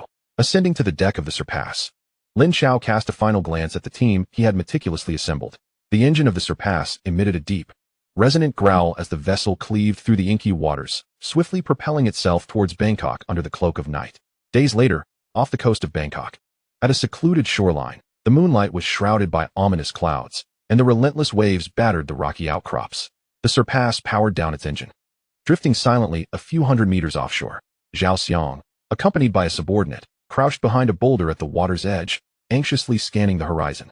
At last, 3 small assault boats emerged from the looming shadow, slicing through the water and racing towards the shore. As the boats reached land, Lin Chao was the first to leap onto the soft, sandy beach, followed closely by 20 fully armed members of the Long Shield security team, who disembarked in unison and swiftly fanned out, establishing a temporary perimeter. Zhao Xiang approached briskly, but was momentarily stunned upon seeing the uniforms of Lin Chao's team. With their formidable weapons adorned with menacing suppressors, and the 5 individuals donning peculiar one-eyed dragon gear, a dryness crept into his throat. This was no mere gang. This was an army. Chao Xiao, he said, stepping before Lin Chao, his voice slightly wavering. Lin Chao's gaze transcended him, fixated on the distant outline of the city. His expression as cold as ice. What is the situation? Chapter 62, Dimensional Strike. Bangkok, late at night. The air was oppressively humid, clinging to the skin like a damp cloth. Zhao Xiang led the way through the labyrinthine alleys of Chinatown, with Lin Chao and the 20 members of the Long Shield security team closely following, their high-heeled combat boots making only a muted sound against the slick stone pavement. They felt utterly out of place amidst the cacophony surrounding them. Eventually, Zhao Xiang halted before a dilapidated 3-story building. Chao Xiao, this is a prearranged safe house. The rooftop offers a clear view of the Fury Society's stronghold. Lin Chao nodded in acknowledgement, remaining silent. He ascended to the rooftop alone, instructing the others to maintain vigilance below. The rooftop was barren, cluttered with discarded debris, and a musty odor permeated the air. Finding a secluded corner, he ensured the area was secure before focusing his intent. The scene before him transformed instantaneously. The rudimentary rooftop vanished, replaced by an expansive space imbued with futuristic technology. He hastened to a control console, retrieving a black military-grade briefcase. Opening it revealed a sci-fi-styled octocopter drone nestled within. This model was specifically chosen for reconnaissance, smaller in size and quieter in operation. Returning to reality, Lin Chao extracted the drone from the case. With the press of a button, it ascended silently into the night sky, seamlessly merging with the inky darkness. He donned a headset display, and the live feed from the Fury Society's headquarters materialized before him with crystal clarity. It was a sprawling Thai-style 3-story structure, its exterior resembling a ballroom, ablaze with light. Switching to thermal imaging mode, the scene transformed into a world composed of vibrant color blocks. The positions of visible and concealed sentries, along with their patrol routes, were laid bare under the thermal scan. A total of 28 individuals were present. Lin Chao maneuvered the drone meticulously, scanning room by room. The first floor hall was teeming with revelers and dancers. The second floor primarily housed private booths. On the third floor, Lin Chao's gaze halted. In the innermost, largest room, soundproofed yet illuminated by thermal imaging, 3 figures were entangled in a vigorous embrace, their movements exaggerated. Based on the intelligence provided by Zhao Xiang, this was identified as Basong's bedroom. Lin Chao etched the structural layout of the building and the precise positions of the sentinels deep into his mind. The operation was about to commence. As night deepened, 21 shadowy figures glided through the alleys like wraiths. In the rear alley of the Fury Society's headquarters, two Thai guards leaned against the wall, smoking and boasting in Thai about their exploits from the previous night. One of them had just discarded his cigarette, but, extinguishing it underfoot, suddenly, a muffled sound echoed, akin to a small bubble bursting in the distance. A tiny puncture appeared in his forehead, and his body slumped lifelessly to the ground. The other guard, caught off guard, felt a chill at his neck before being plunged into eternal darkness. A Long Shield team member, equipped with night vision goggles, emerged from the shadows, lowering his rifle and signaling for advancement. To him, the world appeared in a haunting green, while the adversaries presented themselves as vividly illuminated orange-red targets. A massacre had officially commenced, a dimensional strike from another realm. The sentinels of the Fury Society, in their final moments, remained blissfully unaware of their attackers' origins. Whether dozing, gambling, or idling in the darkness, they were met with a cold bullet, precisely ending their existence. The entire assault unfolded without resistance, devoid of any cries for help. Only death silently reaped its harvest in the night. Within 5 minutes, all external defenses of the Fury Society headquarters were utterly dismantled. On the third floor, in Bosong's bedroom, the thunderous rock music drowned out all external sounds. Bong, bare-chested, poured a glass of liquor over the woman in his embrace, letting out a primal laugh. Suddenly, the heavy door was kicked open with a resounding crash. Bosong's laughter abruptly ceased. Blinking through his intoxication, he gazed towards the entrance, his curses lodged in his throat before they could escape. Standing in the doorway was a cadre of demons, clad in matching uniforms and wielding fearsome firearms. Their most terrifying feature was their faces. Many bore only 2 chilling green eyes, coldly fixated upon him. In that instant, the alcohol-induced haze evaporated, replaced by a chilling dread that coursed from his feet to the crown of his head. What manner of beings were these? An army? Ghosts? Before he could contemplate further, a shadow darted towards him like lightning. Zhao Xiang seized his hair, yanking him forcefully from the bed. Several other team members lunged towards the remaining loyalists of Bong, who had rushed out upon hearing the commotion. There was no struggle, only the sickening sound of bones shattering and suppressed cries of agony. In the blink of an eye, Bosong's most formidable lieutenants lay on the ground, limbs broken, wailing like dying dogs. Who are you? Bong trembled violently, his body shaking like a leaf. Zhao Xiang offered no reply. His face remained inscrutable, yet his eyes blazed with the pent-up fury and humiliation of countless days. He raised his rifle, bringing the hard but down mercilessly onto Bosong's mouth. Thud! Blood and shattered teeth erupted. Bong emitted a heart-wrenching wail, his mouth instantly reduced to a mangled mess. Zhao Xiang discarded the rifle and produced a tape from his pocket, brutally prying open Bosong's mouth to force the plastic-wrapped cassette inside. Swallow it. Zhao Xiang's voice was colder than the frigid night outside. Bong, choking on his own blood and the tape, gazed at Zhao Xiang's face, which resembled that of a malevolent spirit, and finally succumbed to utter despair. He knelt on the ground, desperately bowing his head, making muffled pleas for mercy. The following morning, in Bangkok's Chinatown, at the Sihai Chun Tea House, Master Chen Si had not slept a wink and was nursing a cup of bitter tea, his face etched with worry. Suddenly, a commotion erupted outside. A waiter burst in, scrambling as he exclaimed, "Master, that mad dog Bong has come." A wave of dread washed over Chen Si, fearing trouble was at hand. Yet, when he reached the entrance, the sight before him rendered him speechless. Kneeling at the tea house entrance was none other than the once arrogant Bong. He was battered and bruised, his face swollen like that of a pig, and his mouth a gruesome mess, as if ravaged by a beast. Behind him, his subordinates, some with severed hands and others with broken feet, were supported by their fellow lackeys, all kneeling in submission, too terrified to raise their heads. Before Bong lay an array of precious gifts. Upon seeing Chen Si emerge, he immediately began to whimper. His words slurred as he repeatedly knocked his head against the stone pavement, producing a dull thud. The entirety of Chinatown was in uproar, as all eyes were glued to this extraordinary scene. In a single night, Bangkok's most ferocious anger society had been dismantled. Just then, a black sedan came to a slow halt at the tea house entrance. Lin Chao stepped out, clad in a pristine white shirt, his countenance refined and his demeanor calm, reminiscent of a visiting student. However, the moment he appeared, Bong trembled even more violently. Chapter 63, The Banquet of Fate in Bangkok. A deathly silence enveloped the entrance of Sihai Chun Tea House. The crowd that had gathered to witness the spectacle had been driven back by an invisible aura of menace. Yet they could not tear their gaze away. They watched the young man emerge from the black sedan. His immaculate white shirt, cultured visage, and serene gaze made him appear as an outsider in this gritty neighborhood. Yet, the moment he arrived, he became the focal point of the entire scene.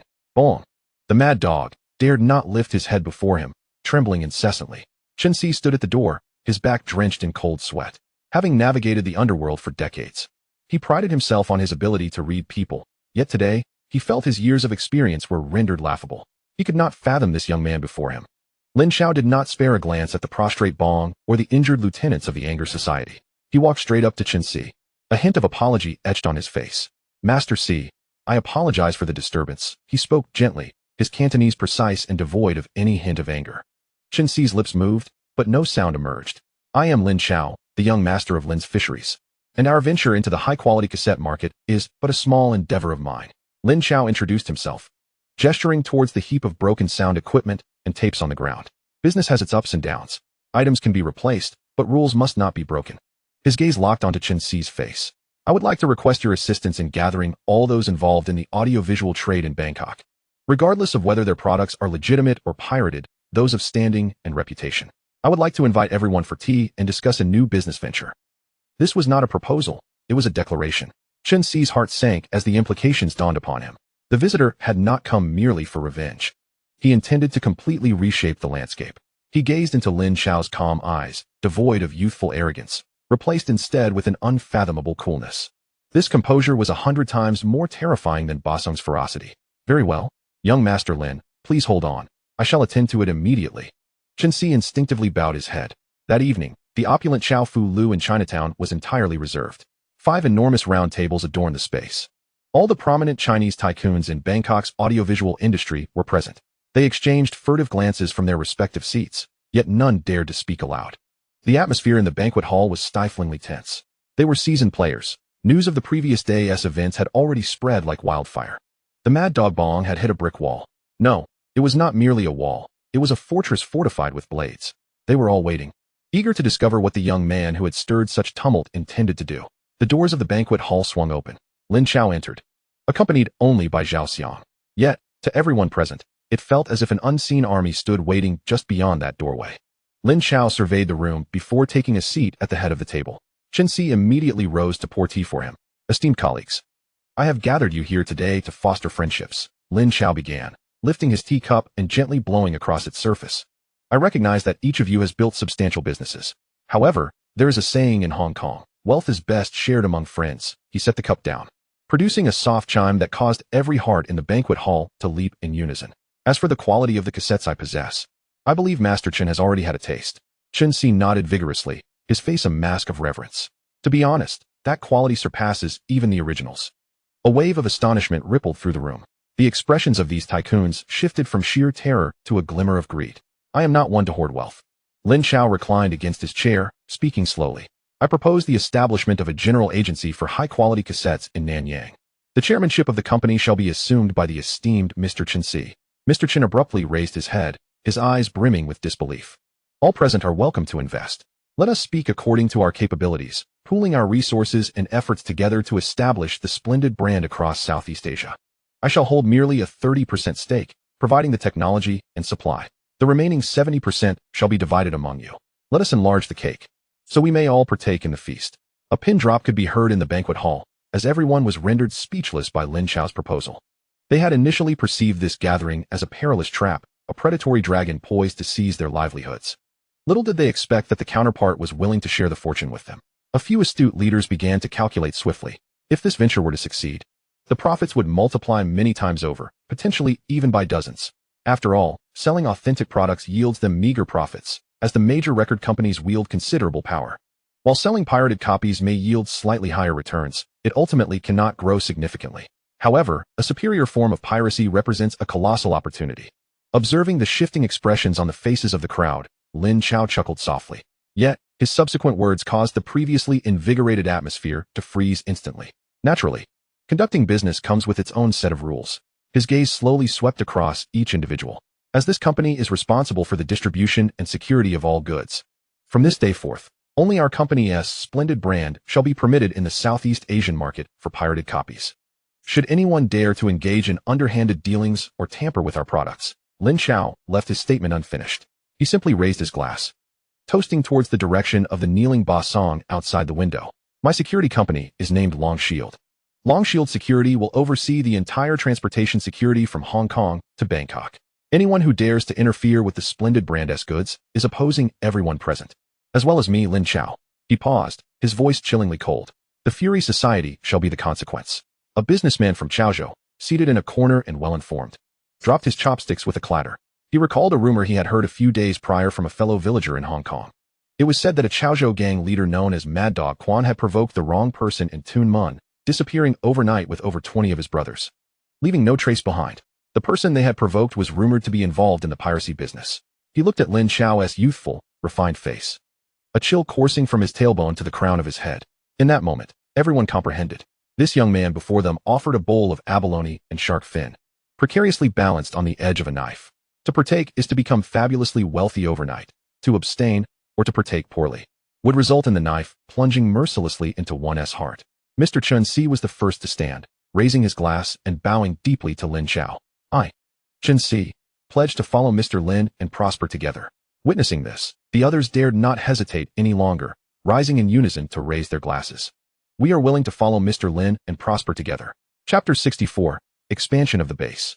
The banquet at Bangkok's Chow Fu Lu was akin to a stone cast into water, sending ripples that spread through the Chinese community in Southeast Asia at an astonishing pace. The dissemination of news did not rely on newspapers or radio. It thrived on the whispers of tin mine owners in upscale Kuala Lumpur lounges, the grave exchanges of shipping company owners at Singapore docks, and the meaningful silences of elder members in Penang's century-old tea houses. The story was continuously embellished and refined in its transmission, growing more legendary with each retelling. Overnight, the names Long Shield and Lin Chao became synonymous with the unstoppable force across the river. Everyone came to know that Hong Kong had birthed an unconventional young tycoon, whose methods were decisive and ruthless, leaving no room for error. The establishment of the Southeast Asia distributor for the splendid brand proceeded with remarkable ease. Mr. Chun Si became the most sought-after figure in the audiovisual industry throughout Southeast Asia almost overnight. Orders poured in from various nations and regions like snowflakes. Those distributors who had previously been hesitant were now filled with regret, desperately trying to leverage any connections to join as investors, content even with a mere third-tier agency qualification. Lin Chao's piracy business had officially transformed from local skirmishes in Hong Kong to a transnational trade spanning Southeast Asia. Upon returning to Hong Kong, Lin Chao found the factory warehouse brimming with the first batch of goods destined for Southeast Asia. Lin Jiqiang gazed at the inventory, his face a mixture of uncontainable excitement and a tinge of worry. Chaozi, the orders are overwhelming. Even with our machines running around the clock, we cannot keep up with the shipping pace. Lin Chao stepped into the production workshop, observing the several high-speed machines in operation, and nodded. The 3 existing machines, operating 24 hours a day, were sufficient to meet the demands of the Hong Kong market, but they fell short in the face of the vast Southeast Asian market. Lin Chao re-entered the research facility. Utilizing the precision machinery and electronic components readily available in the lab, he adeptly manufactured 10 new machines that, while identical in appearance to the previous ones, boasted nearly 30% improved internal structure and duplication efficiency. When these 10 brand new machines were secretly delivered to the factory, Lin Jiqiang regarded the neatly arranged 13 machines as if he were gazing upon a money printing press continually producing gold bars. With production resolved, packaging emerged as a new bottleneck. The small printing factory supplying them had already dedicated all its machines to printing the covers and lyric sheets for the splendid brand, and still could not keep pace with the factory's output. Lin Chao chose not to seek another printing factory. Instead, he had his uncle, Lu Yaoming, approach the owner of the printing factory with a suitcase full of cash for negotiations. Half a day later, Lu Yaoming returned with a factory transfer contract. Lin Chao fully acquired the printing factory and immediately invested in 2 brand new Heidelberg printing machines from Germany, tripling the workforce and expanding it into a medium-sized printing facility. Thus, a complete industrial chain encompassing tape duplication and packaging printing was thoroughly established. Meanwhile, in Hong Kong, Master Hong of Lianqing, having become the general distributor of the splendid brand, devoted nearly all his energy to the business. He leveraged his extensive network and stalls throughout Hong Kong to saturate every possible selling point with the splendid brand tapes, with its terrifying audio quality far surpassing that of authentic products. The splendid brand not only obliterated all inferior counterfeit products in the market, but also began to devour the market share of legitimate tapes. Countless audio enthusiasts were willing to spend extra for a pirated splendid brand tape, solely for the unparalleled auditory experience it provided. The factory's accounts were meticulously reviewed by Lin Chao himself. After deducting all expenses and the share allocated to Master Hong, the net profit from the Hong Kong market had stabilized at over 700,000 Hong Kong dollars each month.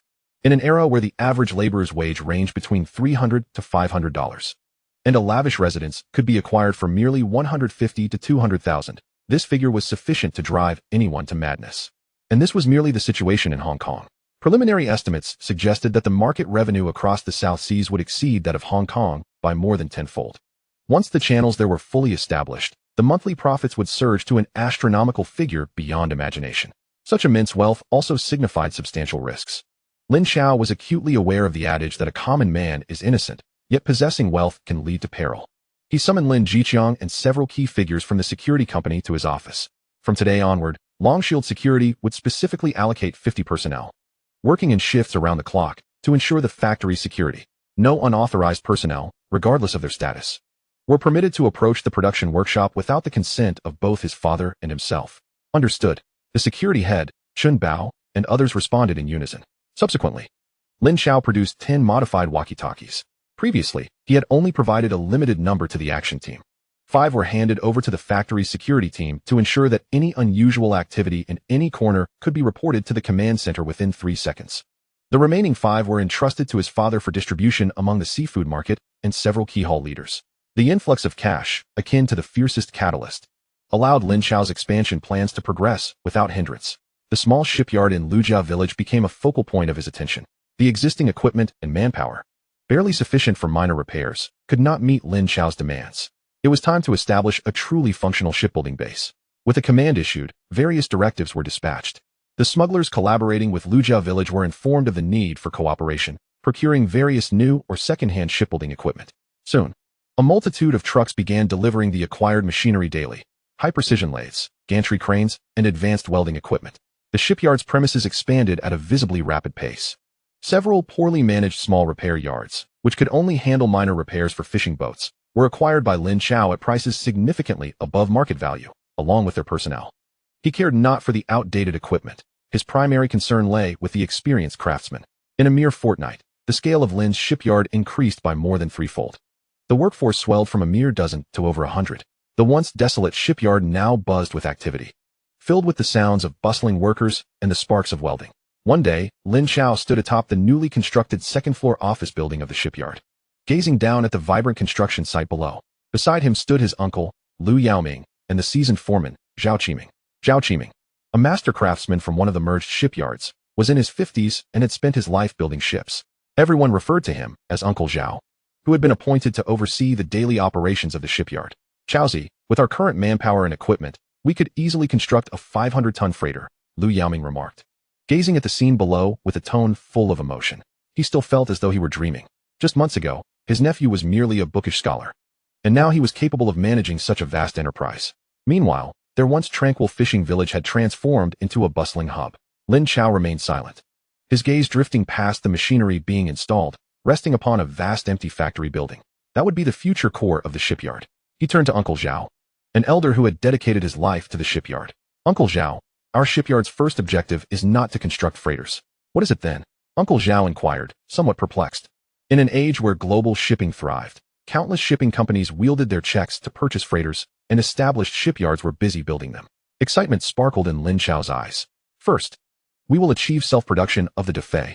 Chapter 65, Cutting-Edge Technology for the Defei. That day, the sound of whistles echoed from afar, gradually drawing closer to the dock in Lujia village. 3 speedboats, painted a vibrant green, along with 2 fishing vessels, sliced through the waves, slowly entering the harbor. Aboard were Zhao Xiang and his brothers, who had returned from the mainland. Lin Chao had his father reach out to connections in their hometown village to recruit 30 veterans seeking new opportunities. These individuals would bolster Longshield, becoming its backbone. The military in Pengcheng noticed the movements of certain individuals, but, upon discovering Lin Chao was behind the recruitment, chose not to investigate further. Zhao Xiang was tasked with leading the team to fetch the recruits, and also to bring back the completed portions of the ships commissioned from Factory 708. All 3 Defei vessels were finished, while only 2 fishing boats had been completed so far. Despite Lin Chao providing detailed design blueprints, the final products fell short, given the limitations of the 1970s industrial capabilities in the mainland.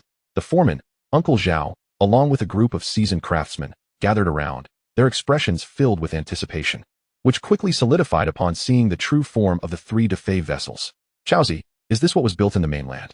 Uncle Zhao questioned, tapping the hull, producing a dull thud. The vessel's body was pieced together from heavy wooden planks, with seams coated in black oil paste, displaying rough craftsmanship.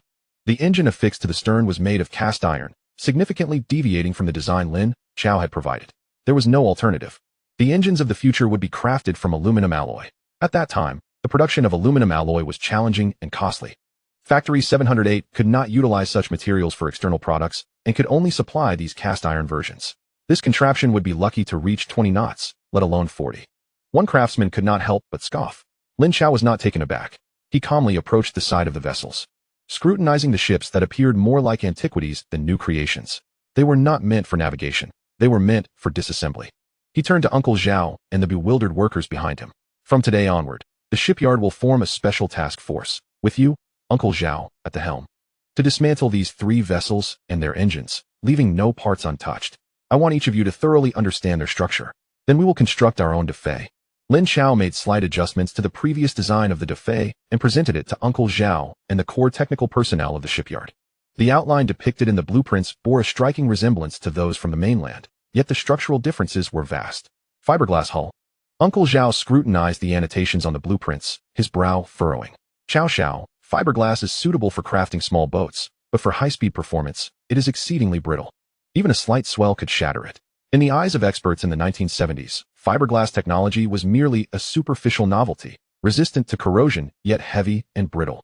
With questionable strength, Lin Chao offered little elaboration. He simply stated that it was a novel composite material capable of rendering the hull lighter and stronger. The production process was meticulously compartmentalized. Within the confines of the research institute, Lin Chao personally undertook the design and fabrication of the hull materials.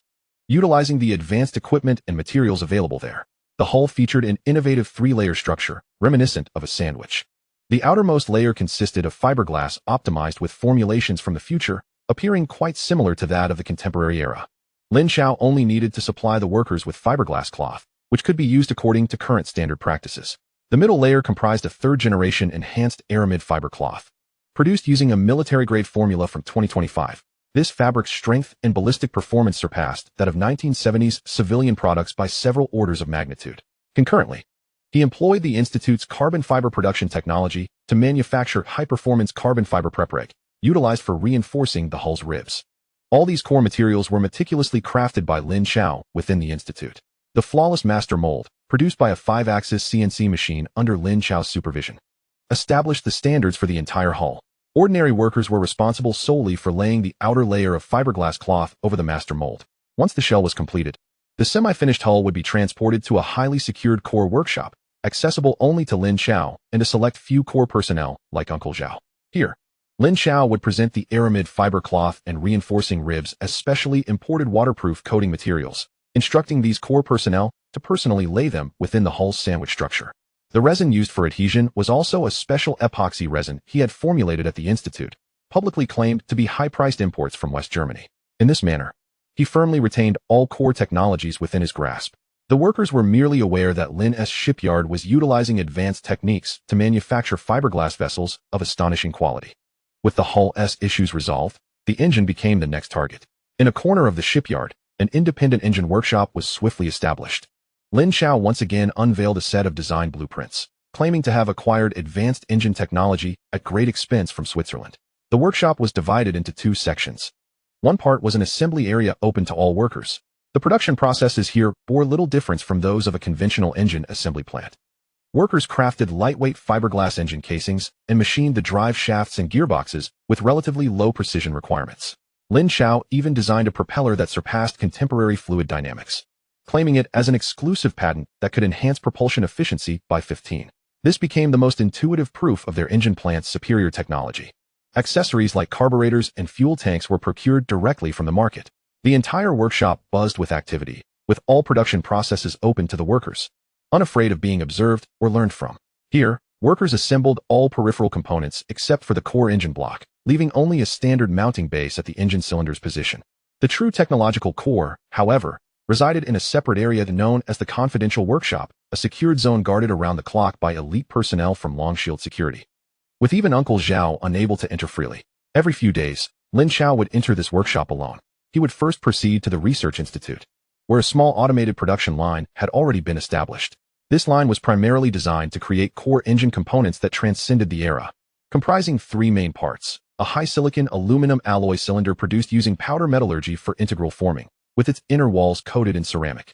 A contactless electronic ignition system that became widespread in later years, and a crankshaft and connecting rods made from high-strength alloy steel, subjected to precision dynamic balancing. All these advanced core components were integrated within a sealed alloy black box. When Lin Chao returned to the confidential workshop, he would carry several such black boxes. He would then bring the semi-finished engines completed in the assembly area, and like piecing together a puzzle, install the black boxes onto the base, connecting the fuel lines and electrical wires. Finally, he would cover the engine with its casing and secure it with screws. Thus, a retro-looking engine, yet extraordinarily advanced at its core, was born. Lin Chao's explanations to the outside world were seamless. Lin's shipyard was solely responsible for assembling and producing the less technically demanding peripheral components. The most critical engine head was claimed to be a military-grade product secretly imported from West Germany through special channels. In 1970s Hong Kong, no one would doubt the quality of German goods. 2 weeks later, at the shipyard's dock, 2 brand-new large speedboats were gently hoisted by a gantry crane, preparing to be launched into the water. Their appearance bore a striking resemblance to the wooden vessels from the mainland, albeit with smoother lines and entirely enveloped in a sleek fiberglass shell, appearing much more fashionable. Lin Chao, Uncle Zhao, and numerous skilled craftsmen from the shipyard, along with core members of Long Shield Security, gathered at the dock, their gazes fixated on the 2 experimental vessels poised to take to the water. As the 2 speedboats gracefully descended into the water, they sat shallow in the water, appearing remarkably light. Each boat was manned by 2 testers. Lin Chao stood at the edge of the dock, observing the 2 modified speedboats floating serenely on the water's surface, his expression inscrutable. He calmly issued the command to start the engines. The testers aboard the vessels received the order and turned the key. Contrary to expectations, there was no cacophony of old-fashioned engines sputtering or billowing black smoke. Instead, a deep, continuous hum emerged, a sound not loud, yet imbued with a palpable sense of power that resonated through the water, reaching the feet of everyone at the dock. Something was amiss with the engine's sound. Uncle Zhao, a seasoned veteran, perked up, his expression shifting. The sound was too smooth, too powerful. Set off. Destination: the buoy 3 nautical miles out, full speed ahead. Lin Chao commanded through the intercom. The propellers at the stern of the 2 speedboats churned the seawater, creating 2 trails of white froth. In the blink of an eye, the 2 vessels shot forth like arrows released from a bow, their bows lifting high before being pressed down by an invisible force, skimming the sea surface and transforming into 2 streaks of lightning racing toward the horizon. Damn! An executive from Long Shield couldn't help but exclaim, caught off guard. Everyone at the dock stood speechless, astonished by the spectacle before them. This was no ordinary boat. It was as if it were flying. The speed was astonishing, overturning all their preconceived notions of maritime transportation. In the distance, a water police patrol boat was conducting routine checks, with the officers leisurely sipping sodas. In their eyes, their own vessels had become the very emblem of speed upon the waters of Hong Kong. Yet, at that moment, 2 small black dots emerged in their line of sight, rapidly enlarging with a terrifying velocity. Before they could even react, 2 dark figures, accompanied by a piercing howl of wind, whizzed past them on either side. The colossal wake they produced caused the water police's speedboat to rock violently, sending soda bottles toppling to the ground. A few officers aboard stared, dumbfounded, at the fleeting silhouettes, feeling as though their own boat were anchored in place. What in the world was that? A young officer stammered. On the dock, Lin Chao clenched his fists tightly. Having navigated the underworld for a lifetime, he had witnessed countless storms and tempests, yet the scene before him still set his heart racing. Uncle Zhao and the seasoned veterans were as if spellbound, their mouths agape, their eyes brimming with fervor and disbelief. The very creations of their hands had transformed into such a monstrous entity. The voice of the tester crackled over the intercom, quivering with excitement. Chao! The speed has exceeded 60 knots. 60 knots, equivalent to approximately 110 kilometers per hour. In this era's ocean, this is the undisputed monarch, a phantom that cannot be caught nor shaken off. After testing the speed, Lin Chao did not order the boat to return. Instead, he, alongside Lin Chao and a few trusted confidants, boarded another speedboat and departed from the dock, heading towards a remote, uninhabited island. Half an hour later, on the leeward side of the island, the 2 experimental vessels lay silently in the water. The atmosphere grew tense. Lin Chao turned to his father and Chun Bao. Old man, Uncle Bao, you are both seasoned players. What is the greatest fear when engaging in a gunfight at sea? Without hesitation, Chun Bao replied. Fear of having nowhere to hide. The boat is merely a few planks of wood. Once the bullets start flying, there's south no place to seek refuge. Lin Chao nodded in agreement, fully understanding. Countless brothers had met their demise in the midst of maritime skirmishes, their non-armored vessels turning them into mere targets. "Let us test this," Lin Chao said, retrieving 2 firearms from the cabin. One was a Black Star pistol, the other a modified Type 56 semi-automatic rifle. He handed the pistol to Chun Bao. "Uncle Bao, shoot at the hull." Chun Bao was taken aback. "Chao, that LL damage it." "Shoot." Lin Chao's tone brooked no argument. Gritting his teeth, Chun Bao raised the pistol and aimed at the side of the large speedboat 10 meters away, pulling the trigger. Bang! The gunshot echoed across the surface of the sea, and everyone's hearts leaped into their throats. However, the anticipated sight of the hull being pierced did not materialize. The bullet struck the smooth fiberglass shell, leaving only a faint white mark before ricocheting off with a sharp ping and splashing into the sea. "What the?" Chun Bao's eyes widened like saucers. Lin Jiqiang stepped forward abruptly, reaching out to touch the impact point, feeling only a smooth surface, devoid of even a crack. "Use this." Lin Chao tossed the Type 56 semi-automatic rifle to Zhao Xiang. Without hesitation, Zhao Xiang took the rifle and began firing at the hull. Bang! Bang! Bang! The dull thuds of gunfire rang out in succession. The bullets ferociously struck the hull, sending a flurry of sparks flying. This time, several distinct dents marred the hull, and the surrounding paint shattered. Yet that was all. Not a single bullet had penetrated the vessel. Lin Jiqiang and the others found their breaths quickening. They gazed at the boat, pockmarked yet entirely intact, their expressions utterly transformed. That was not merely a boat, it was a mobile fortress upon the sea. With this creation, in future maritime confrontations, the brothers could take cover behind the gunwales and retaliate with confidence. The survival capability of the crew would see an exponential enhancement. "I shall name this vessel Dragon Scale," Lin Chao stated calmly. "The Dragon Scale speedboat will only be used internally and will never be sold to outsiders. Henceforth, the vessels we sell externally will have all performance and material specifications downgraded. Nevertheless, even so, they will far surpass all speedboats currently available on the market." Lin Chao began to lay out plans. The first batch will consist of 10 Dragon Scale speedboats. Each vessel will be manned by 5 individuals, equipped with 5 semi-automatic rifles and 1 rocket launcher. He gazed towards the distant sea, where the busiest smuggling routes of Hong Kong lay. With the Dragon Scale's nearly 400 nautical mile range, this team would become the most formidable rapid response force in these waters. In some time, I will return to the mainland. I intend to procure a batch of light machine guns. From now on, each Dragon Scale speedboat shall be outfitted with one. A few days later, the dock of Lin's shipyard was once again abuzz with activity. Through connections with Hong Yi and Ma Shikuan, Lin Chao invited all the prominent figures in Hong Kong's smuggling circles to visit and provide guidance. These individuals included leaders from Heji, members of the 14K, and several self-established kings of contraband. They stood on the dock, whispering to one another, pointing at the 3 brand new speedboats moored in the distance. This is the newly produced export version of the speedboat. These 3 vessels are equipped with 1, 2, and 3 engines produced by Lin's shipyard. "Lin Boss is making quite the spectacle. I wonder what is so special about these boats," remarked a scar-faced bigwig with a disdainful sneer. "Fiberglass boats are just flashy appearances, useless in substance," another more experienced figure chimed in. Lin Chao did not engage in lengthy discourse. He simply instructed the tester to commence a demonstration before everyone. The single-engine speedboat effortlessly reached a speed of 25 knots, already surpassing the majority of speedboats on the market. The dual-engine model soared to 40 knots, leaving all doubts in its wake. When the vessel with 3 engines executed a death drift at nearly 50 knots, the entire dock fell silent. The faces of all the bigwigs were etched with greed and astonishment. They could almost envision themselves piloting such a magnificent machine, leaving the water police and other adversaries far behind. As the demonstration concluded, Lin Chao stood before the crowd, flanked by the 3 speedboats radiating an aura of irresistible charm. "Gentlemen, you have seen the vessels.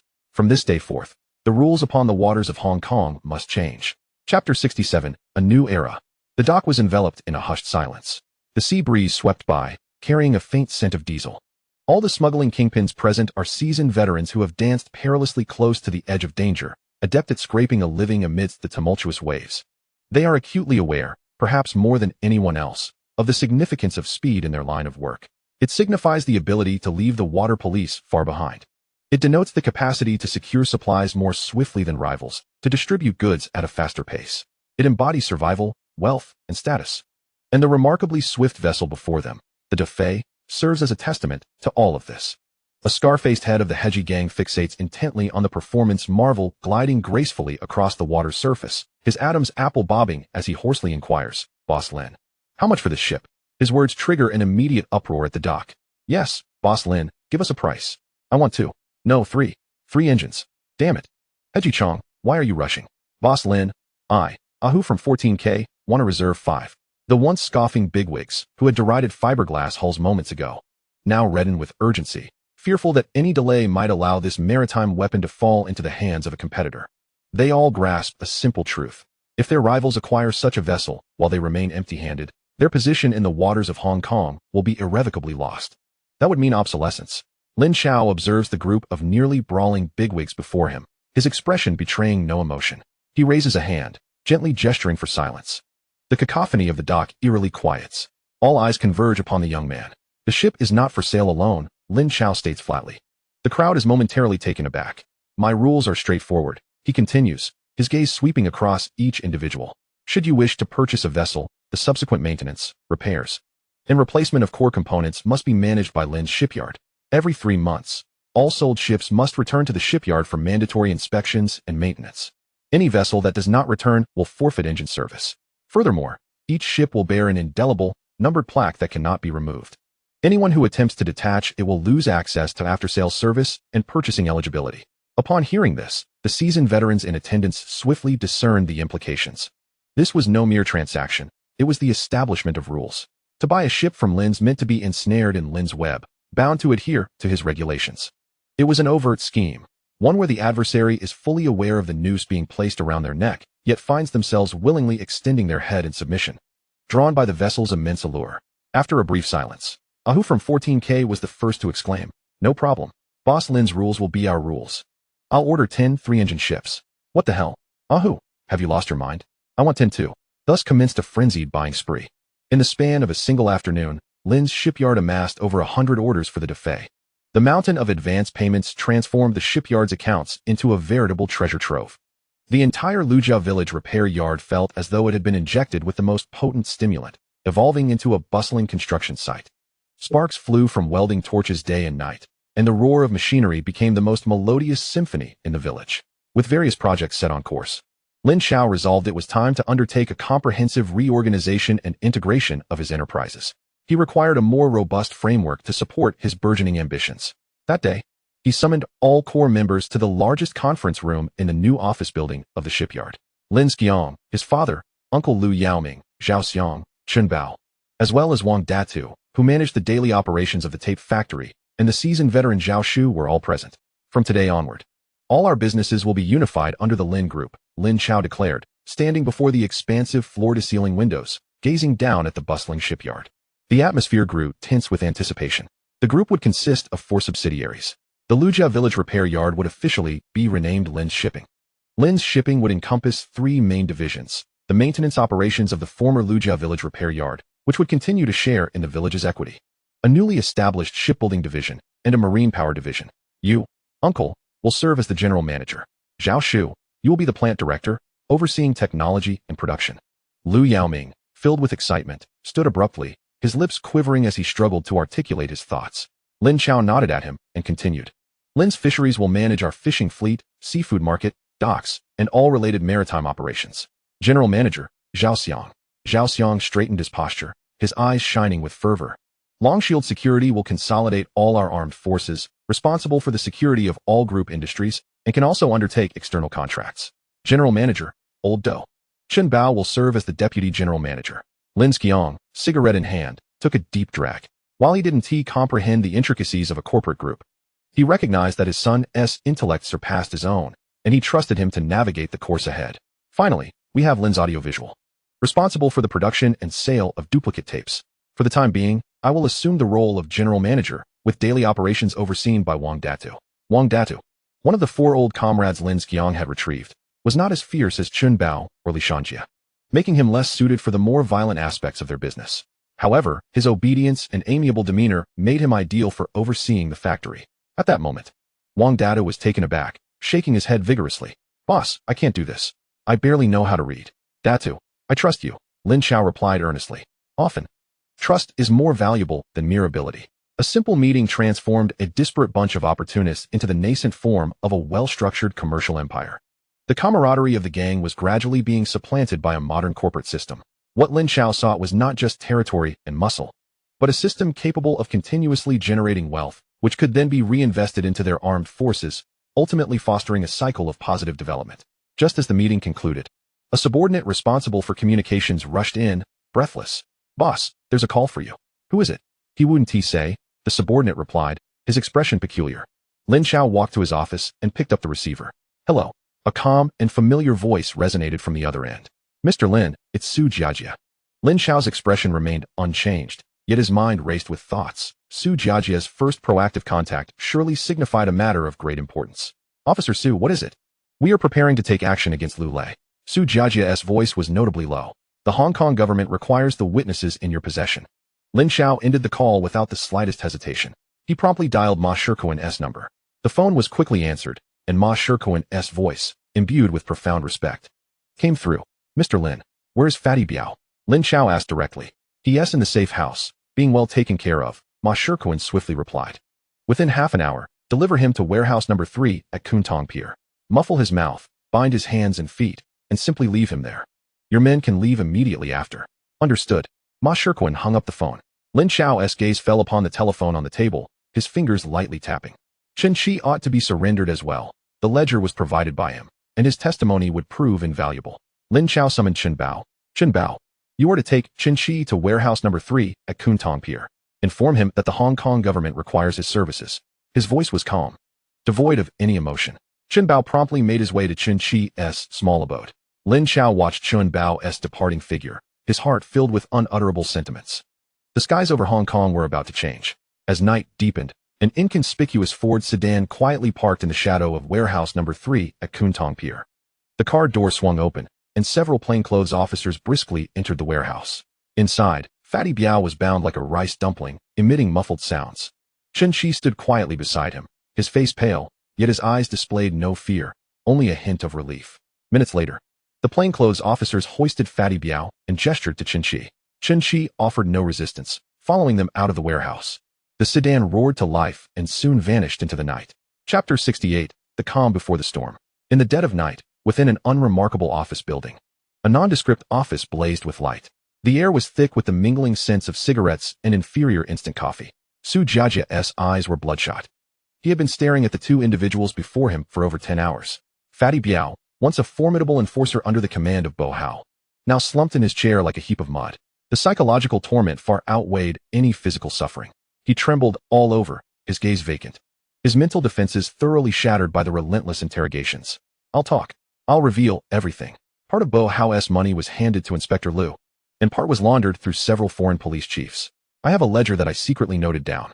In a bid to save his skin, Fatty Biao unhesitatingly betrayed everyone. Su Jiajia's attention shifted to another interrogation room. There sat Chen Qi.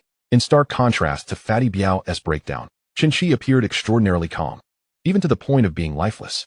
He had endured betrayal, was hunted down, and saw his family taken hostage, only to be pulled from the depths of despair by that young man. He understood that there was no turning back. When Su Jiajia slid a document embossed with the royal crest before him, he merely glanced at the title, Witness Protection Agreement. "You and your family can go to Canada and start anew." Su Jiajia's voice was hoarse yet sincere. "The prerequisite is that you divulge everything you have in your mind." Chen Qi closed his eyes, Lin Chao's words echoing in his mind. "The Hong Kong government needs you to work." This was his only path forward. He opened his eyes, his gaze devoid of any struggle. "I can not only testify, but also recount every transaction in that ledger, from source to destination, with utmost clarity, because I personally handled most of them." Chen Qi's declaration left the members of the task force breathless. The records detailed every illicit payment Bo Hao made to Lu Lei and his 4 chief inspectors since 1968, specifying dates, amounts, and the parties involved in the transactions. Furthermore, it outlined the channels through which he laundered money via various companies and offshore accounts. Su Jiajia abruptly rose, his eyes fixated on Chen Qi. He recognized that the final piece of the puzzle to topple Lu Lei's vast network was in place. At 4 a.m, the Government House of Hong Kong. An urgent meeting regarding the future trajectory of Hong Kong was underway. Under the dim yellow light, several British officials gathered around a massive long table, each face etched with grave concern. At the center of the table lay a stack of interrogation documents personally delivered by Su Jiajia. Within them were the testimonies of Chen Qi and Fatty Biao, along with the black ledger potent enough to dismantle the upper echelons of the Hong Kong police force. The evidence was irrefutable. Immediate action was imperative. A British official tapped his fingers on the table, his tone resolute. "We cannot act now." A middle-aged man with an elongated face and slicked-back hair spoke. He was senior civil servant Jida, poised to become the inaugural head of the Independent Commission Against Corruption. Liu Lei's entrenchment within both the police force and the underworld runs too deep. A hasty arrest could incite chaos. So you mean to let him go? No. A glimmer of brilliance flickered in Jide's eyes. We shall employ a different approach to bring him down. He rose from his seat, walking to the window, gazing at the distant lights of Victoria Harbor. Public discontent had already reached a boiling point, and Gubo's escape had further eroded the Hong Kong government's credibility. What we require is not a mere internal purge, but a storm capable of reshaping the order. The governor has approved the establishment of an agency independent of any department, directly accountable to him. He turned, enunciating each word clearly. It shall be called the Independent Commission Against Corruption. We must announce its formation to all citizens of Hong Kong, demonstrating the government's resolve against corruption. Then we will use Liu Lei's case as the inaugural investigation of the commission. We need to build an unassailable case against him, proving to everyone that no one can escape the consequences of greed. What we seek is to set an example and establish our authority. The eyes of those present sparkled with renewed determination. Very well, let it be done. Prior to the commission's official inauguration, Liu Lei must be subjected to 24-hour surveillance. He must not follow in Gubo's footsteps.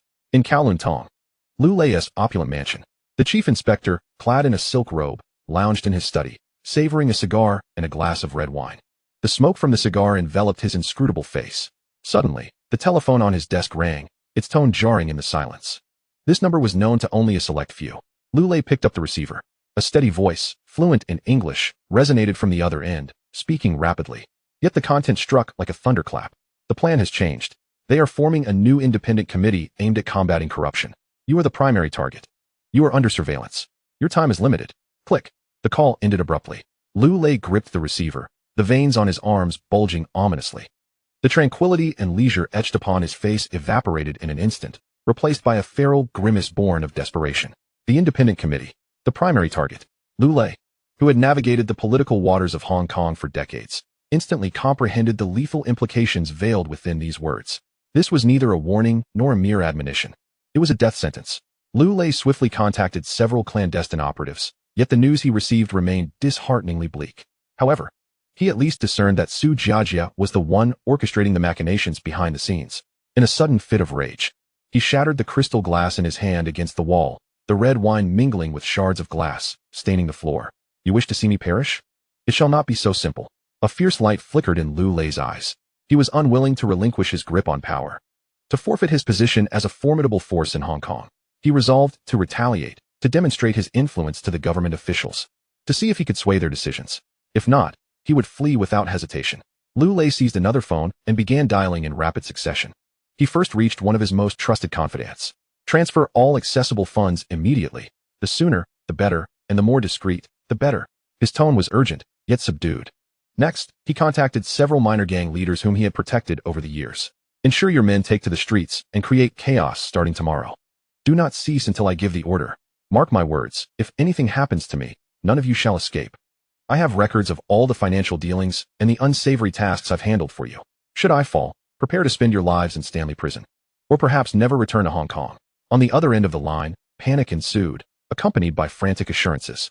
These minor gang leaders, who typically wielded power with impunity, were now trembling in fear under Liu Lei's threats. Subsequently, Liu Lei placed calls to the leaders of major organizations such as the 14K and Hackney. His tone softened somewhat. I will offer 5 million. Gather all your brothers. Tomorrow, I intend to unleash chaos across the streets of Hong Kong. Though these powerful leaders responded with feigned respect, each was calculating their own interests. To them, this was merely an internal political struggle within the Hong Kong government. The downfall of one inspector would simply pave the way for another, and they merely needed to observe, continuing their financial support without jeopardizing their own lives. Yet, they also refrained from outright offending Liu Lei, opting to show him some semblance of respect. As each call was made, an invisible web began to silently unfold in the darkness of Hong Kong. Finally, Liu Lei dialed a particular number. The phone rang for a considerable time before it was answered. Hello, Akuan. It is Liu Lei. His voice regained its customary steadiness. On the other end, Ma Shirkuan, the newly appointed head of the Chaozhou gang, felt a sudden weight in his chest. Uncle, what instructions do you have? He feigned respectfully. Tomorrow, I want all our brothers to mobilize, to instigate turmoil in the streets, to disrupt the order. Liu Lei's voice was frigid. I intend to show those foreigners that if they provoke Liu Lei, the entirety of Hong Kong shall tremble in response. I want all the police and foreigners to witness who truly holds dominion over this territory. A cold sweat broke upon Ma Shirkuan's brow. He had not anticipated that Lu Lei would dare to confront the government so directly. By the way, Lu Lei seemed to recall something. This incident was instigated by that scoundrel Su Jiajia.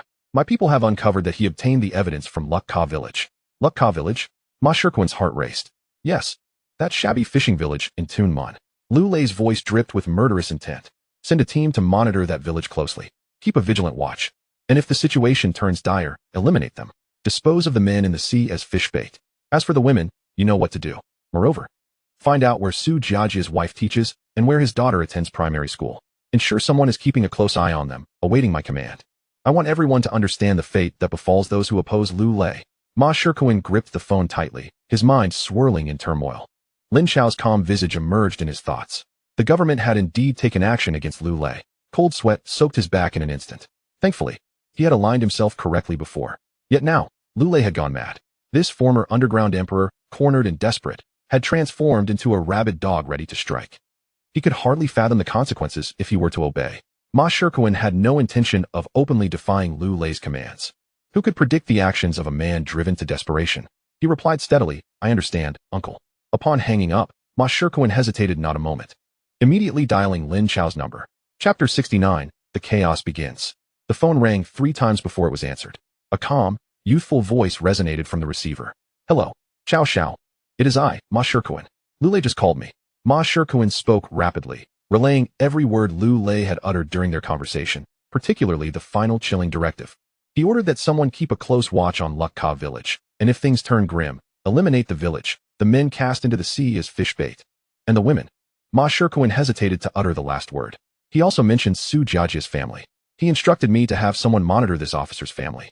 Awaiting his command, a brief silence enveloped the line. I understand. Lin Chao's voice remained calm, devoid of any emotional fluctuation. You have done well. Proceed as he instructed. Send someone, but only to observe from a distance, merely to create the illusion. You need not concern yourself with anything else. Understood, Chao Xiao? Upon ending the call, Lin Chao stood in his office, gazing at the sea under the night sky, his expression frigid. Lu Lei, a cornered mad dog, had finally revealed its sharpest fangs. Yet fortunately, this mad dog had not yet unleashed its most ruthless attack. Early the next morning, he dialed Su Jiajia's office number. Su Jiajia had just arrived at the office when the phone on his desk began to ring urgently. Frowning, he wondered who could be calling so early. Hello? It is I, Lin Chao. Lu Lei knows that you were the one who obtained the evidence. He has gone mad. Lin Chao's voice was like ice, each word laced with chill. He has instructed Ma Shirkuan to monitor your wife and daughter, preparing to strike at any moment.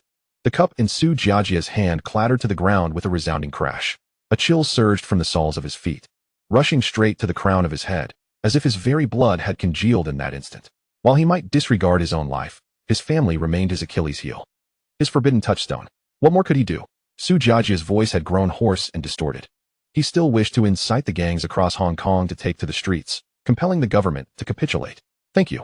Su Jiajia hung up the phone without a moment's pause, snatching up his coat and bursting out of the office. He raced headlong, directly ascending to the top floor. Trouble loomed. Su Jiajia kicked open the door to Jida's office, his eyes ablaze with fury, resembling a wounded beast. Jida had been resting with his eyes closed. But upon hearing the commotion, he opened them, his brow furrowing slightly. As he absorbed Su Jiajia's report, the calm demeanor on his face vanished. He dared. Jida slammed his hand on the desk. Threatening the families of law enforcement personnel was a blatant challenge to the government's limits. I will report this immediately and request the swift arrest of Lu Lei, Su Jiajia declared. No. Jida promptly dismissed the idea. To apprehend him now would only lead the public to believe in internal political strife. Our plan must be executed flawlessly. Jida's gaze was cold, bordering on ruthless. I will arrange for guards immediately. Your family will be under 24-hour protection. However, we can only act against Lu Lei once the governor officially announces the establishment of the Independent Commission Against Corruption to combat corrupt police. To risk my family for the sake of some so-called plan? Su Jiajia's fists clenched tightly. This is an order. Jida's eyes locked onto his tone chillingly severe. Ultimately, Su Jiajia departed the office, seething with rage and a sense of powerlessness. Soon, 2 plainclothes officers were dispatched to guard his home, beginning their round-the-clock watch. Lujia Village. Lin Chao ended the call, having received Su Jiajia's update. The government's response was as he had anticipated. Those lofty foreign politicians, for the sake of their so-called grand narrative, cared little for the lives of the pawns below them. Relying on them was less fruitful than relying on oneself. He summoned Chen Bao. "Uncle Bao, relay my orders." Chen Bao stood straight, his expression solemn. "Apart from leaving essential personnel to monitor the seafood market and other territories, all remaining staff are to withdraw to the village. All firearms and ammunition are to be distributed. The shipyard, the docks, and the village entrance will have 24-hour shifts patrolling, with all fire points arranged." "Understood," Chen Bao responded loudly. Additionally, Lin Chao's gaze shifted to the window. "Select 2 of the most astute brothers to keep a distant watch on Su Jiajia's home in Kowloon Tong. Remember, merely observe, do not expose yourselves. Unless those 2 officers are overwhelmed, they are not to take action." "Understood." Chen Bao acknowledged the command and left. The entire Lujia village swiftly transformed into a fortified military bastion. At 2 in the afternoon, the air in Hong Kong took on a foul odor. In Mongkok, a group of thugs suddenly burst into a jewelry store. Without uttering a word, they swung iron rods and smashed the glass counters, making off with several gold chains. In Tsim Sha Tsui, a dozen motorcycles roared past on Nathan Road, toppling street vendors and sending fruits and vegetables rolling across the ground. In Causeway Bay, 2 previously unrelated gangs erupted into a brawl in the streets over a minor dispute, with knives and pipes flying amidst the chaos, sending pedestrians screaming in all directions. The pandemonium spread like a plague from one district to another. Those small and medium gangs that had once been under Lu Lei's protection became the most ferocious henchmen. They vandalized, looted, and fought, employing every means possible to turn the city upside down.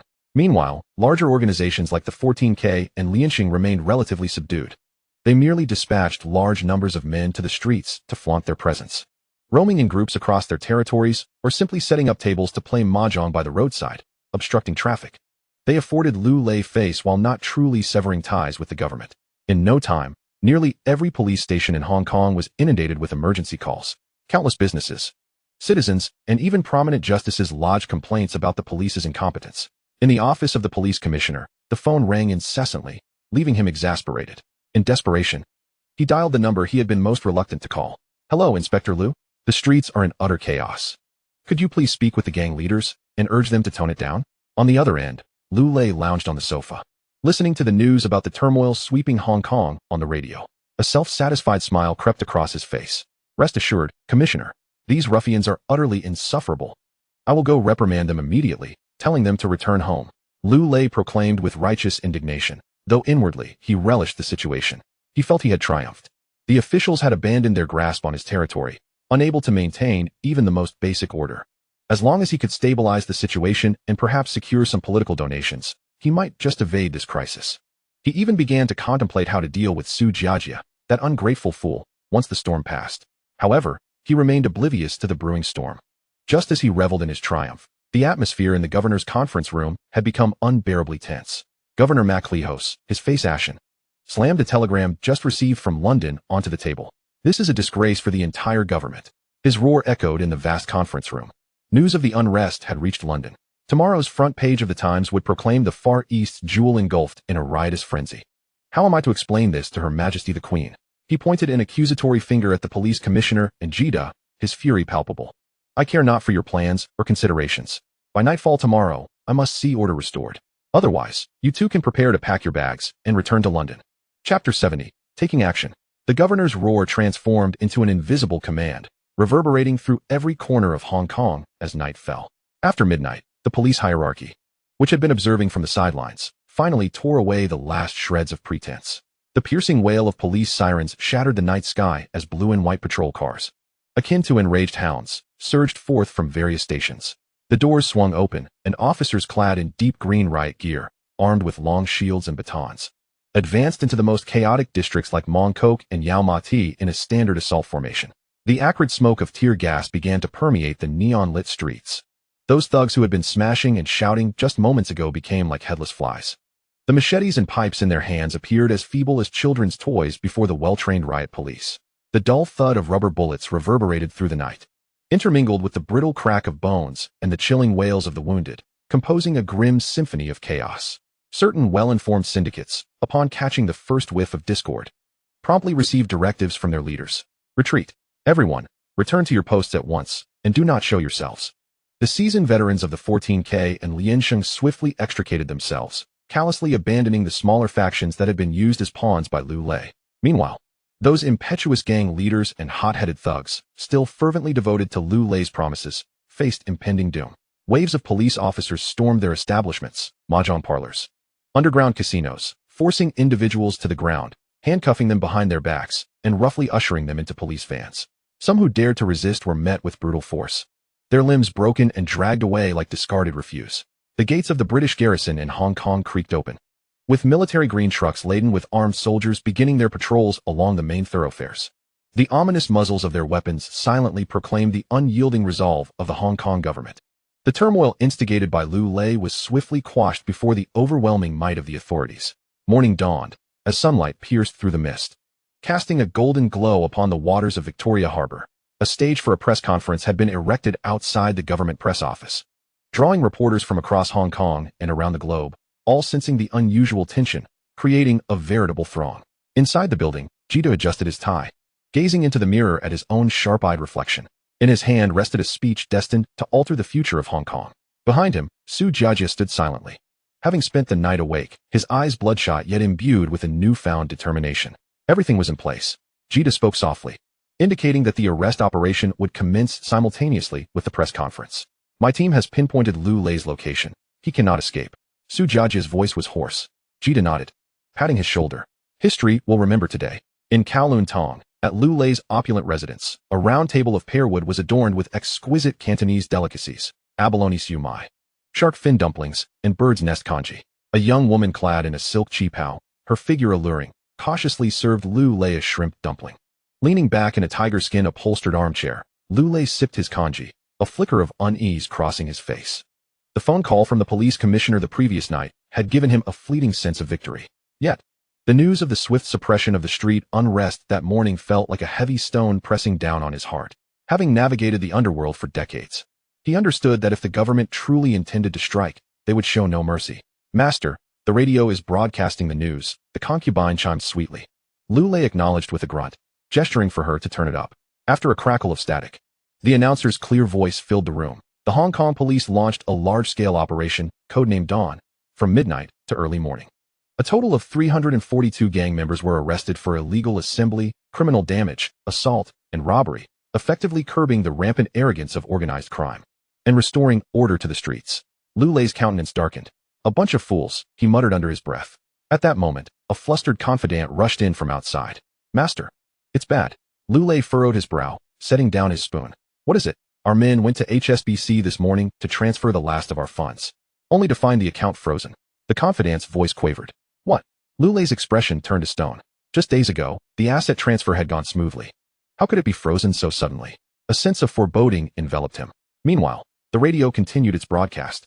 We interrupt this program for a special live announcement. Sir Murray MacLehose has just declared an important decision through his press secretary. In order to eradicate corruption within the government and restore public confidence, the government has decided to establish a new independent agency, directly overseen by the governor himself, dedicated to handling all complaints and investigations regarding corruption, separate from the police force. It has arrived, his face drained of color, devoid of any hint of blood. The bone china spoon clattered to the floor, shattering into pieces. He had lost, utterly defeated. This was not a compromise or a negotiation, it was a declaration of war. The colonial officials, stung by his humiliation, would stop at nothing to see him destroyed. Lu Lei sprang to his feet, the sudden movement toppling the armchair behind him. Get moving, he bellowed at his stunned subordinate. Lu Lei rushed to the window, cautiously parting the curtain to peer outside. Across the street, two men sat in a car, seemingly engrossed in their newspapers. Yet, Lu Lei's keen eyes recognized them as plainclothes officers from the Hong Kong police's political department. His heart sank to the depths of despair. It was over. They had him under surveillance. With his knowledge of police tactics, he realized that all docks, airports, and border crossings across Hong Kong had likely been fortified with a web of traps. There was no escape. No, there was still a chance. A blueprint of the mansion flashed through his mind. Thankfully, he had left an exit strategy when constructing this house, a secret passage leading to the sewer system. The panic on Lu Lei's face quickly morphed into a frenzied calm. Notify the brothers to retreat through the passage to the safe house, he commanded his confidant discreetly. Subsequently, Lu Lei picked up the phone and dialed several numbers. It's me, Lu Lei. His voice regained its authoritative tone. Gather all the brothers immediately and meet with Shirkuan from the Chaozhou and Shantao gang. Then go to Tuen Mun and eliminate the Lu family village. Remember, leave no survivors. He issued the ruthless command with urgency. Next, Lu Lei called Kuan. After several rings, the call was answered. Hello, Kuan. It's Lu Lei. Lu Lei's tone softened slightly. On the other end, Kuan felt a sudden heaviness in his chest. Uncle, what do you need? He asked, feigning deference. I've just informed several small gangs to gather their men and head to Tun Mun's Lu family village. You are to immediately mobilize all capable personnel to converge with them and obliterate that village. Lu Lei's voice was icy. Ma Kuan responded with calm composure. Understood, Uncle. I will make the necessary arrangements at once. After hanging up the phone, Ma Kuan did not hesitate for a moment. He promptly picked up the receiver again and called Lin Chao. Before descending into the secret passage, Lu Lei cast a final glance at the opulent dining room. Devoid of any lingering affection, only harboring boundless resentment. His destination was not a safe house, but rather Kowloon Tong, an unremarkable apartment building, Su Jiajia's residence. Lu Lei intended to secure a bargaining chip that would render the gangsters and Su Jiajia hesitant. Chapter 71, Luring the Fox into the Trap. Lin Chao sat in the shipyard office, listening to the live broadcast of a press conference from the Hong Kong government. The wheels of history had been propelled forward by his seemingly insignificant actions for over 2 months. At that moment, the shrill ring of the telephone pierced the air, jarring and sharp. Lin Chao picked up the receiver, and Ma Kuan's voice came through, muffled with suppressed panic. Chao, it's me, Ma Kuan. Lu Lei just called me. He's completely lost his mind. Ma Kuan spoke rapidly, relaying Lu Lei's words. He had already notified several leaders of small factions, instructing them to bring all their men to Tun Mun without delay. He also commanded me to gather all the capable brothers from the Chaozhou gang to rendezvous with them. His exact words were to flatten the Lu family village, leaving not a single survivor. Yet Lin Chao's expression remained unmoved, his gaze chillingly resolute. This mad dog had finally revealed his most venomous fangs at the brink of his demise. In a previous life, Lu Lei had successfully escaped to Taiwan, living freely until he passed away at the age of 90 due to illness. In this life, having intervened, he could not be allowed to slip away again. I understand. Lin Chao's voice was eerily calm. This tranquility eased Ma Kuan's anxiety in an instant. Proceed as he instructed, bring your men with you. Chao this. Ma Kuan hesitated. We'll be prepared here to eliminate this rabble, who are still blindly following Lu Lei, once and for all. Lin Chao's tone was icy. Understood. Ma Kuan replied emphatically. After disconnecting the call, Lin Chao immediately activated the intercom in the office. Uncle Bao, relay the orders. Level 1 combat readiness. All members of the Dragon Shield must be fully armed and move to their designated positions. Today, we will quell Lu Lei's counterattack. The atmosphere in Lu family village was oppressively tense. The once vibrant entrance, bustling with villagers, now lay in eerie silence. The windows and doors of the village houses were tightly shut. Inside the houses near the entrance, Dragon Shield team members clad in security uniforms clutched their rifles, awaiting orders in solemn quietude. At the pinnacle of a small building at the village entrance, a window slowly creaked open, revealing the menacing muzzle of a heavy machine gun. The entire Lu family village had transformed into a fortress bristling with arms, a meticulously prepared death trap for the enemy. At 4 in the afternoon, a distant rumble of engines finally pierced the stillness. A convoy of dilapidated trucks, kicking up clouds of dust, raced towards Lu family village. The truck beds were filled with an assortment of ruffians, brandishing machetes, pipes, baseball bats, and, in some cases, firearms. A cacophony of unintelligible howls erupted from their lips, their faces etched with greed and bloodlust. These individuals were the last devotees of Lu Lei, a group of desperate gangsters intoxicated by promises of riches and territory. The trucks halted 100 meters from the village entrance. Over 300 gangsters spilled chaotically from the vehicles, forming a dark mass. A man with a grotesque scar across his face, known as Scar Lu, emerged as one of the faction leaders. He stepped forward and brazenly shouted at the silent village. Listen up, those inside. Those who know what's good for them should come out and surrender immediately. Hand over your money and women, and I, Lu Yi, might just leave you with intact corpses. A chorus of derisive laughter erupted from the gangsters behind him. They perceived this merely as a leisurely armed parade. How much resistance could a decrepit fishing village possibly muster? However, their taunts received no response. The entire Lu family village remained eerily silent.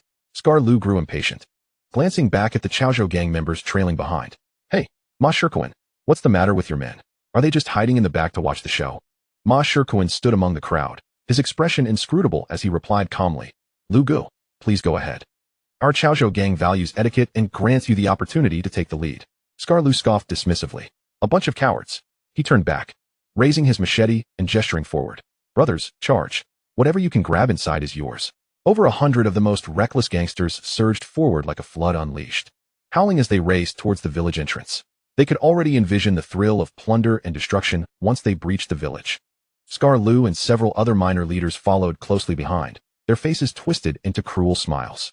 They failed to notice that at the moment their men surged forth.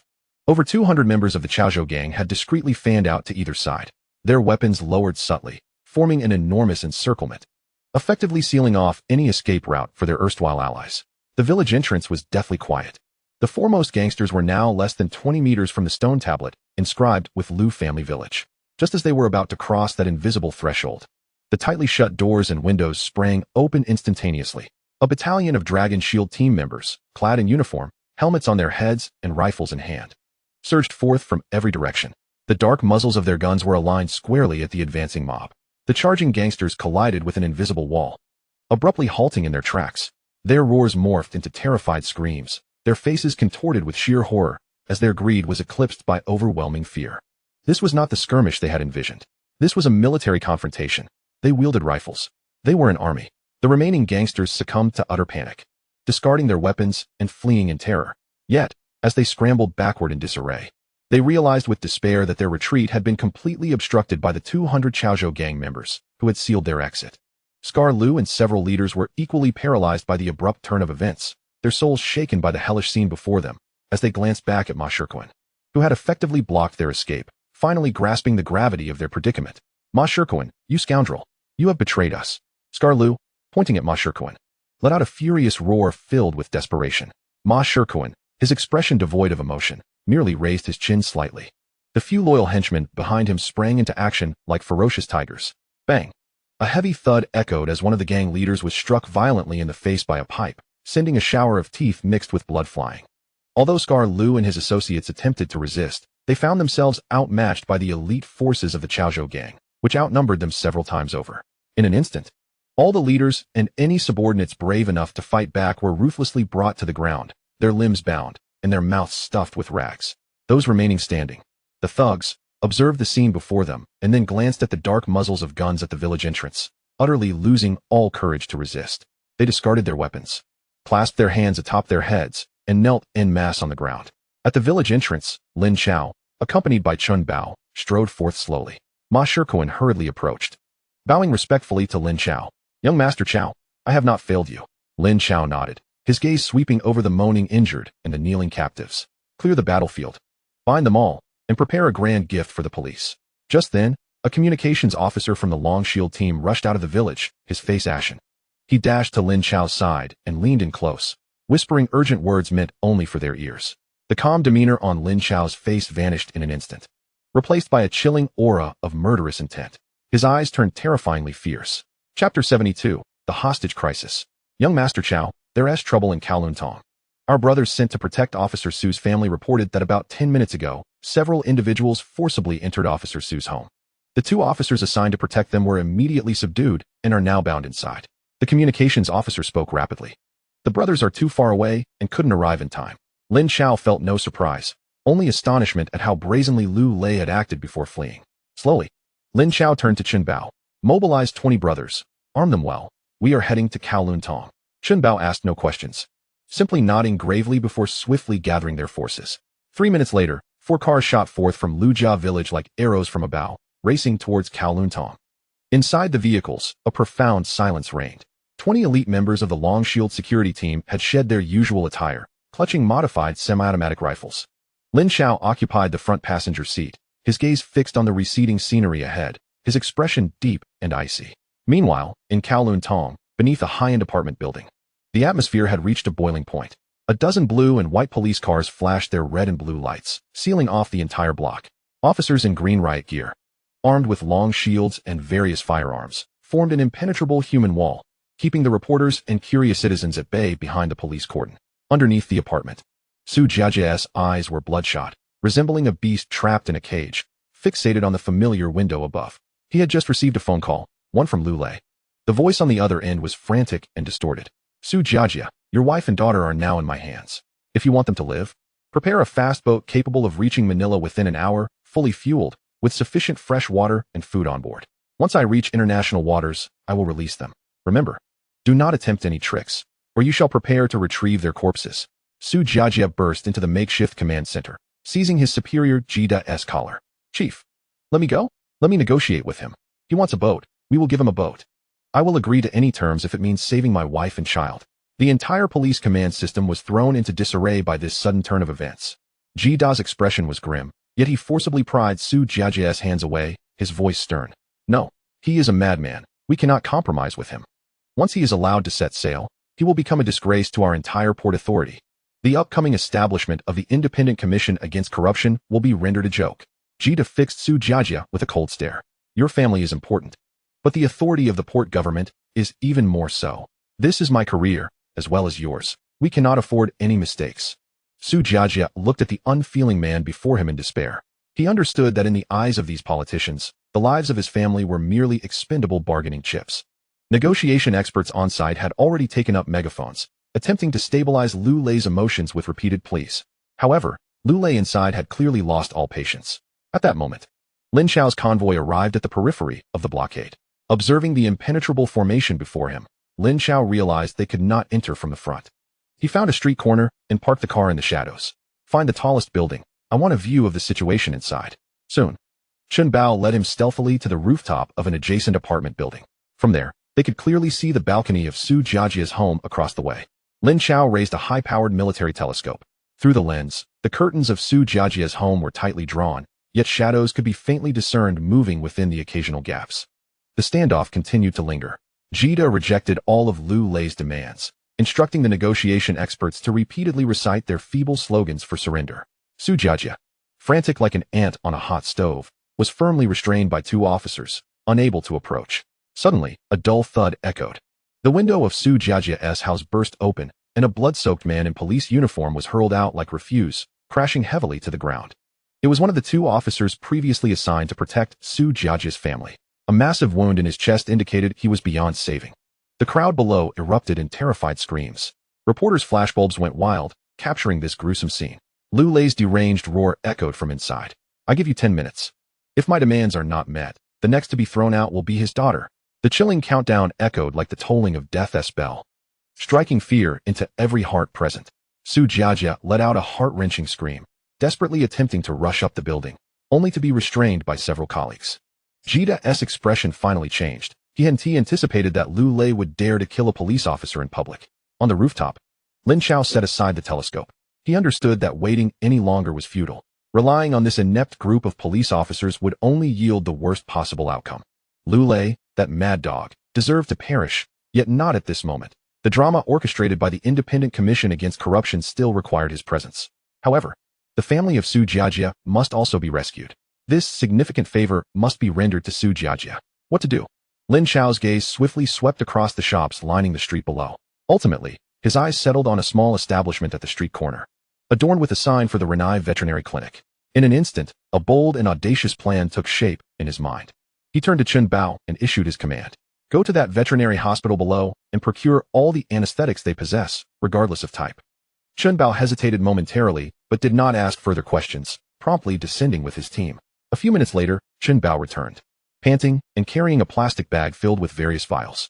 Lin Chao accepted the bag and glanced at the labels inscribed with ketamine and zolatil, his eyes sharpening with intensity. He addressed Chun Bao and the other team members. You will remain here. Under no circumstances are you to act without my express orders. With that, he ventured alone into a small storage room leading from the rooftop downwards. Click. He locked the door from the inside. In the dark, confined space, Lin Chao concentrated, and the surroundings instantaneously transformed. In the next moment, he found himself within the research facility. He placed the bag of veterinary anesthetics on the cold, metallic lab table. Chapter 73, The Rescue of the Hostage.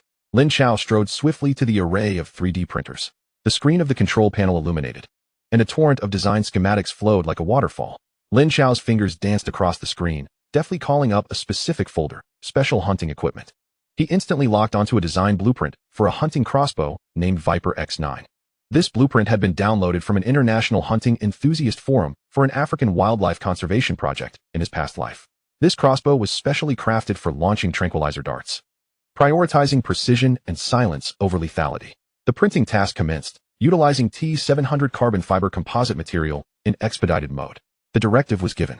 One of the 3D printers in the array immediately sprang to life. A blue laser beam swiftly scanned within the printing chamber, meticulously fusing layers of carbon fiber powder thinner than a strand of hair, molding it into shape. He turned towards another precision machining station, commencing the fabrication of the accompanying bolts. The shaft was constructed from lightweight alloy, while the tips featured a hollow design, housing a miniature high-pressure injector. He poured the ketamine and zolotil acquired from the veterinary hospital into a centrifuge for purification, then reconfigured the dosage to be sufficient to incapacitate an adult Asian elephant. This dosage would induce instant unconsciousness in a human.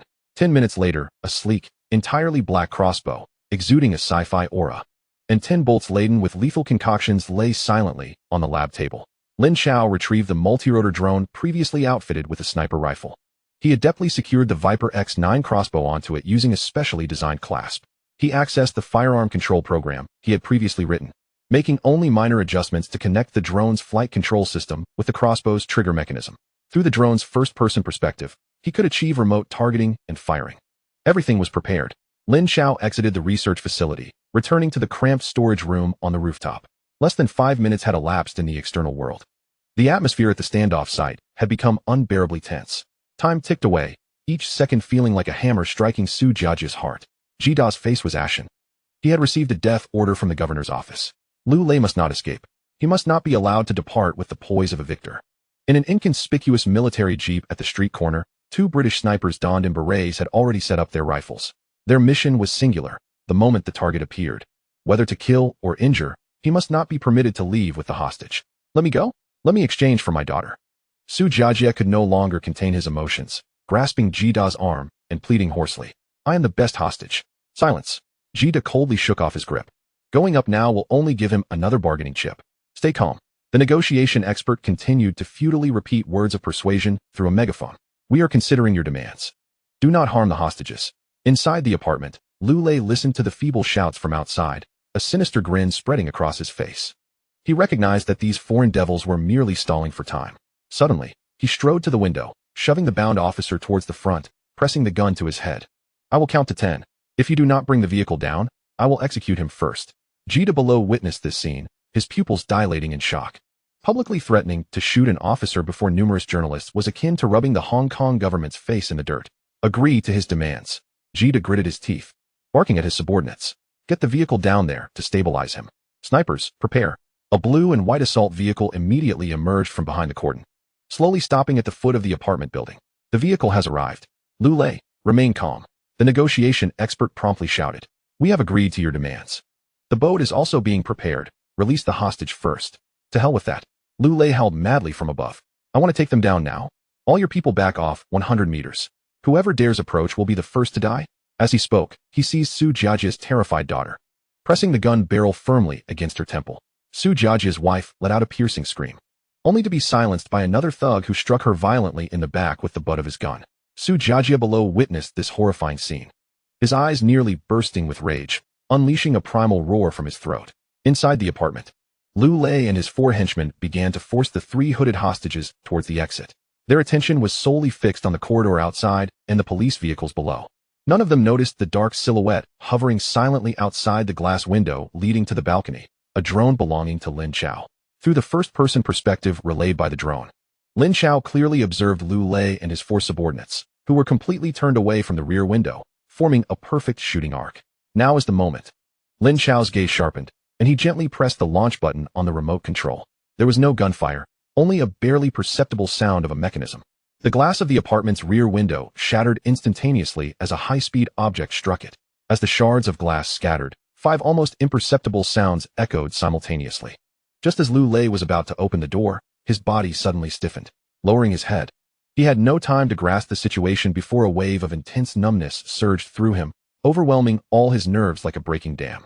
The world before his eyes began to spin uncontrollably. In his fading consciousness, he could only see his 4 trusted subordinates collapsing softly to the ground, just as he did. They didn't even have time to let out a scream. Thud.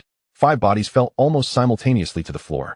The 3 hostages they had been holding, suddenly deprived of support, were also pulled down, emitting terrified shrieks. Their heads were covered, leaving them completely unaware of what had transpired, believing instead that the final slaughter had begun. Downstairs, when the prolonged and piercing screams resonated from above, the hearts of everyone present sank to the depths of despair. No. Su Jiajia let out a heart-wrenching roar. He could no longer concern himself with commands. pushing aside the two colleagues who were blocking his way and drawing his sidearm as he rushed toward the apartment's entrance. Jida's face turned pale. Action! Action! Charge forward! He issued his final command over the intercom. The tactical unit, having been prepared for this moment, surged past the barricade, weapons drawn, storming into the apartment building. Su Jiajia led the charge, his eyes bloodshot as he exerted all his strength to kick open his own front door.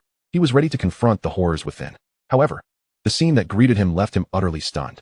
There was no river of blood, no grotesque corpses. Inside the room, his wife and daughter, along with the captured officer, were sitting calmly on the floor, their heads covered and screaming in terror. Surrounding them lay Lu Lei and his four subordinates, all motionless on the ground, unconscious. Wife, daughter. Su Jiajia discarded his gun and rushed forward, enveloping his wife and daughter in a tight embrace. The officers who followed him in were equally astonished by the bizarre scene before them. They swiftly moved in to secure the unconscious Lu Lei and his men, while simultaneously rescuing the hostages. A forensic officer hastily approached to check Lu Lei's pulse and breathing. Chief, they are not dead. The forensic officer exclaimed, a hint of astonishment in his voice. They are merely in a deep coma. As he spoke, he carefully extracted a black crossbow bolt from Lu Lei's back. The bolt was uniquely designed, featuring an intricate metallic syringe structure at its tip. Jida also entered the room, observing the unconscious bandits and the unharmed hostages, his brow furrowing deeply. After calming his family, Su Jiajia's gaze was drawn to the crossbow bolt. He took it from the forensic officer, scrutinizing it closely. If anyone had foreseen this event and was willing to take action, it could only be one person. Su Jiajia's expression became exceedingly complex, lost in thought.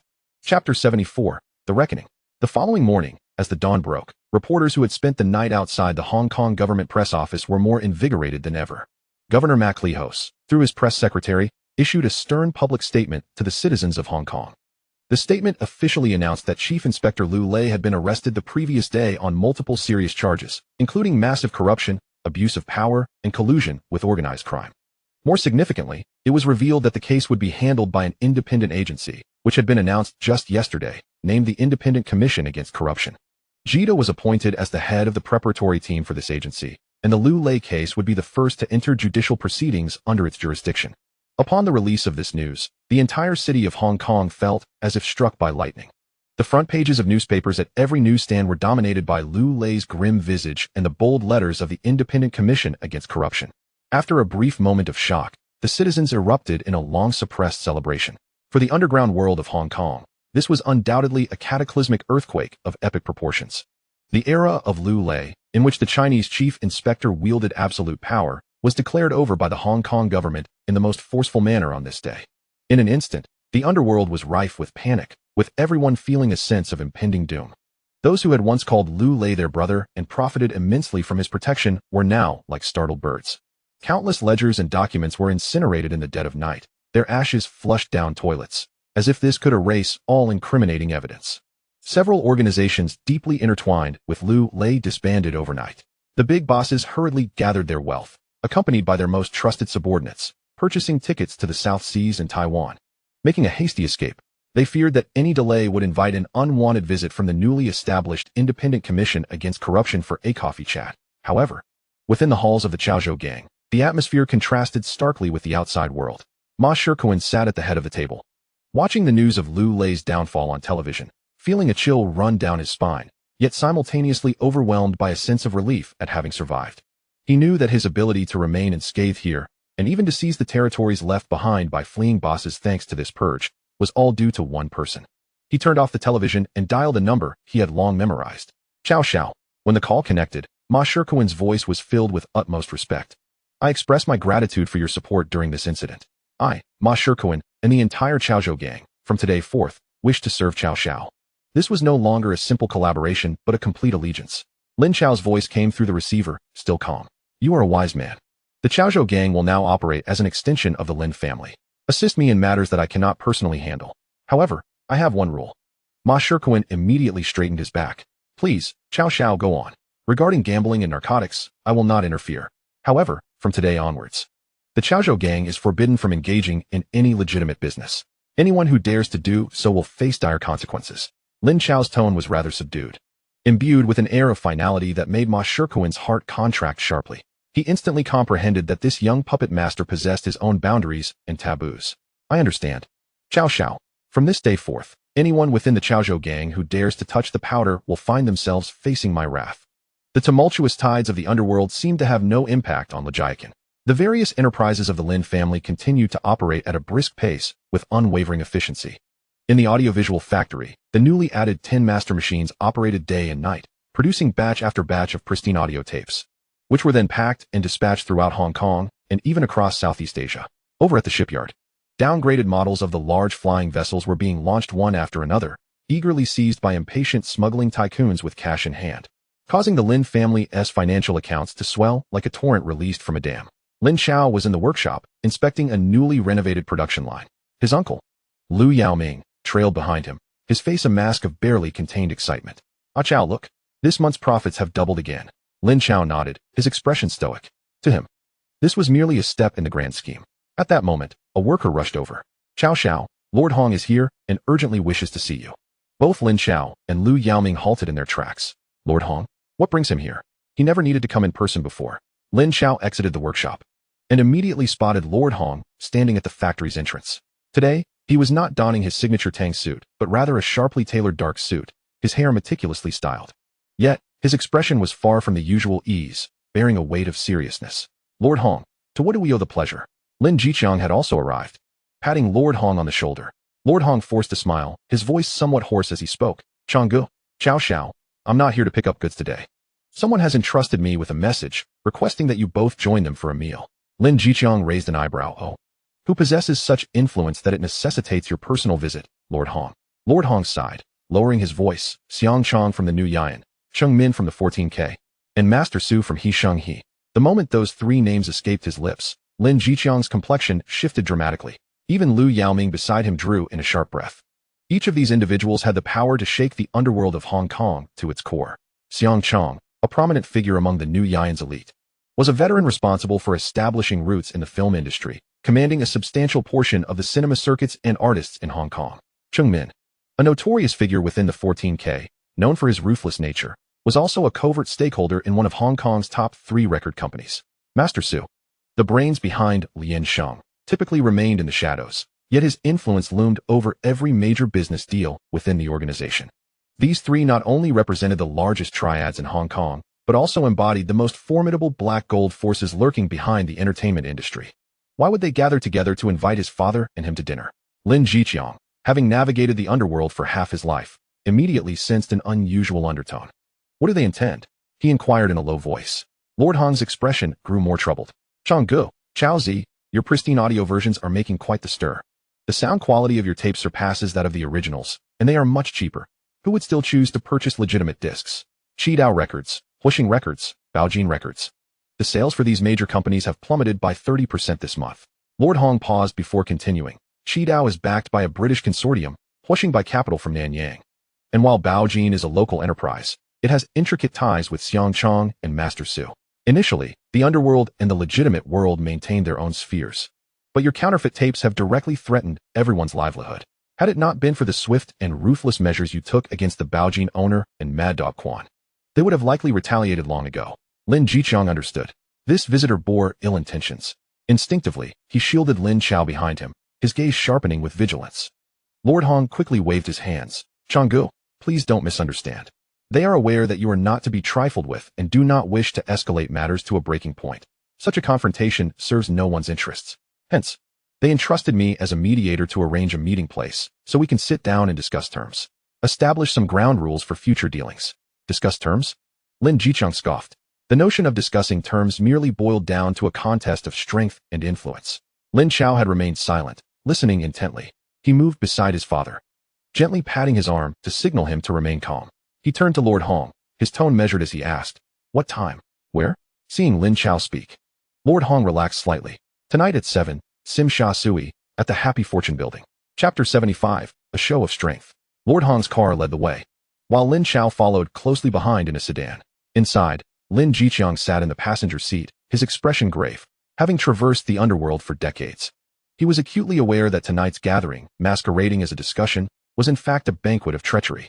The names of New Yan, 14K, and He Sheng, he combined held the power to crush any force in Hong Kong. "Chao Zi, stay close behind me and speak little," Lin Jiqiang cautioned in a low voice, instinctively pressing his hand against his waist. "Don't worry, old bean," Lin Chao replied calmly. "We are not going to beg for mercy." Before their departure, he had entered the research facility, printing 2 sets of ultra-thin bulletproof vests made of aramid fibers capable of withstanding high-caliber bullets. At that moment, the vests were snugly fitted beneath their shirts. Following the sedan were 5 weathered pickup trucks, neither too close nor too far. The beds of the trucks were filled with elite members of Longshield security, clad in work uniforms, appearing as ordinary shipyard laborers. Yet beneath the tarpaulin-covered toolboxes lay enough firepower to level the entire Happy Fortune building: a 53 Type heavy machine gun, 2 rocket launchers, and a sufficient number of semi-automatic rifles and grenades. Lin Chao never engaged in unprepared battles. If negotiations succeeded, everyone would prosper. If not, they would turn the tables and see whose strength prevailed. At 7 o'clock that evening, Sim Sha Sui, the Happy Fortune building was ablaze with lights. Yet its entrance was eerily deserted, lacking even a single welcoming attendant. Lord Hong parked the car and hurried over, his complexion somewhat pale. "Chao Zi, Chong Go. The entire 3rd floor has been reserved by them." Lord Hong lowered his voice. "My associates are stationed downstairs, yet the upper floors are entirely occupied by their people." Lin Jiqiang patted him on the shoulder, signaling him not to be anxious. Lin Chao cast a glance through the rearview mirror, subtly indicating something. 5 pickups quietly halted across the street. Only the occupants of Chun Bao's vehicle disembarked, escorting Lin Chao and Lin Jiqiang. The group followed Master Hong. Entering the Shifu building, the 1st floor's lobby was devoid of any patrons. At the staircase leading to the 3rd floor stood 4 burly men clad in black suits. Upon seeing Master Hong, they merely nodded slightly, their gaze sharp as knives, slicing back and forth over Lin Chao and his father. Ascending to the 3rd floor, an invisible pressure descended upon them. The spacious banquet hall contained only a massive round table made of redwood, placed right in the center. Xiang Chong, Cheng Min, and Master Su, 3 titans of the underground world in Xiangjiang, were seated at 3 points of the table, each flanked by 7 or 8 of their most formidable subordinates. Each of them wore a stern expression, their unfriendly eyes amplifying the already oppressive atmosphere. The air was thick with the heavy scent of smoke, but more so with the odor of gunpowder. As the intermediary, Master Hong was now visibly sweating, his smile appearing more painful than sorrowful. "Mr. Xiang, Brother Min, Mr. Su, I've brought the people you requested."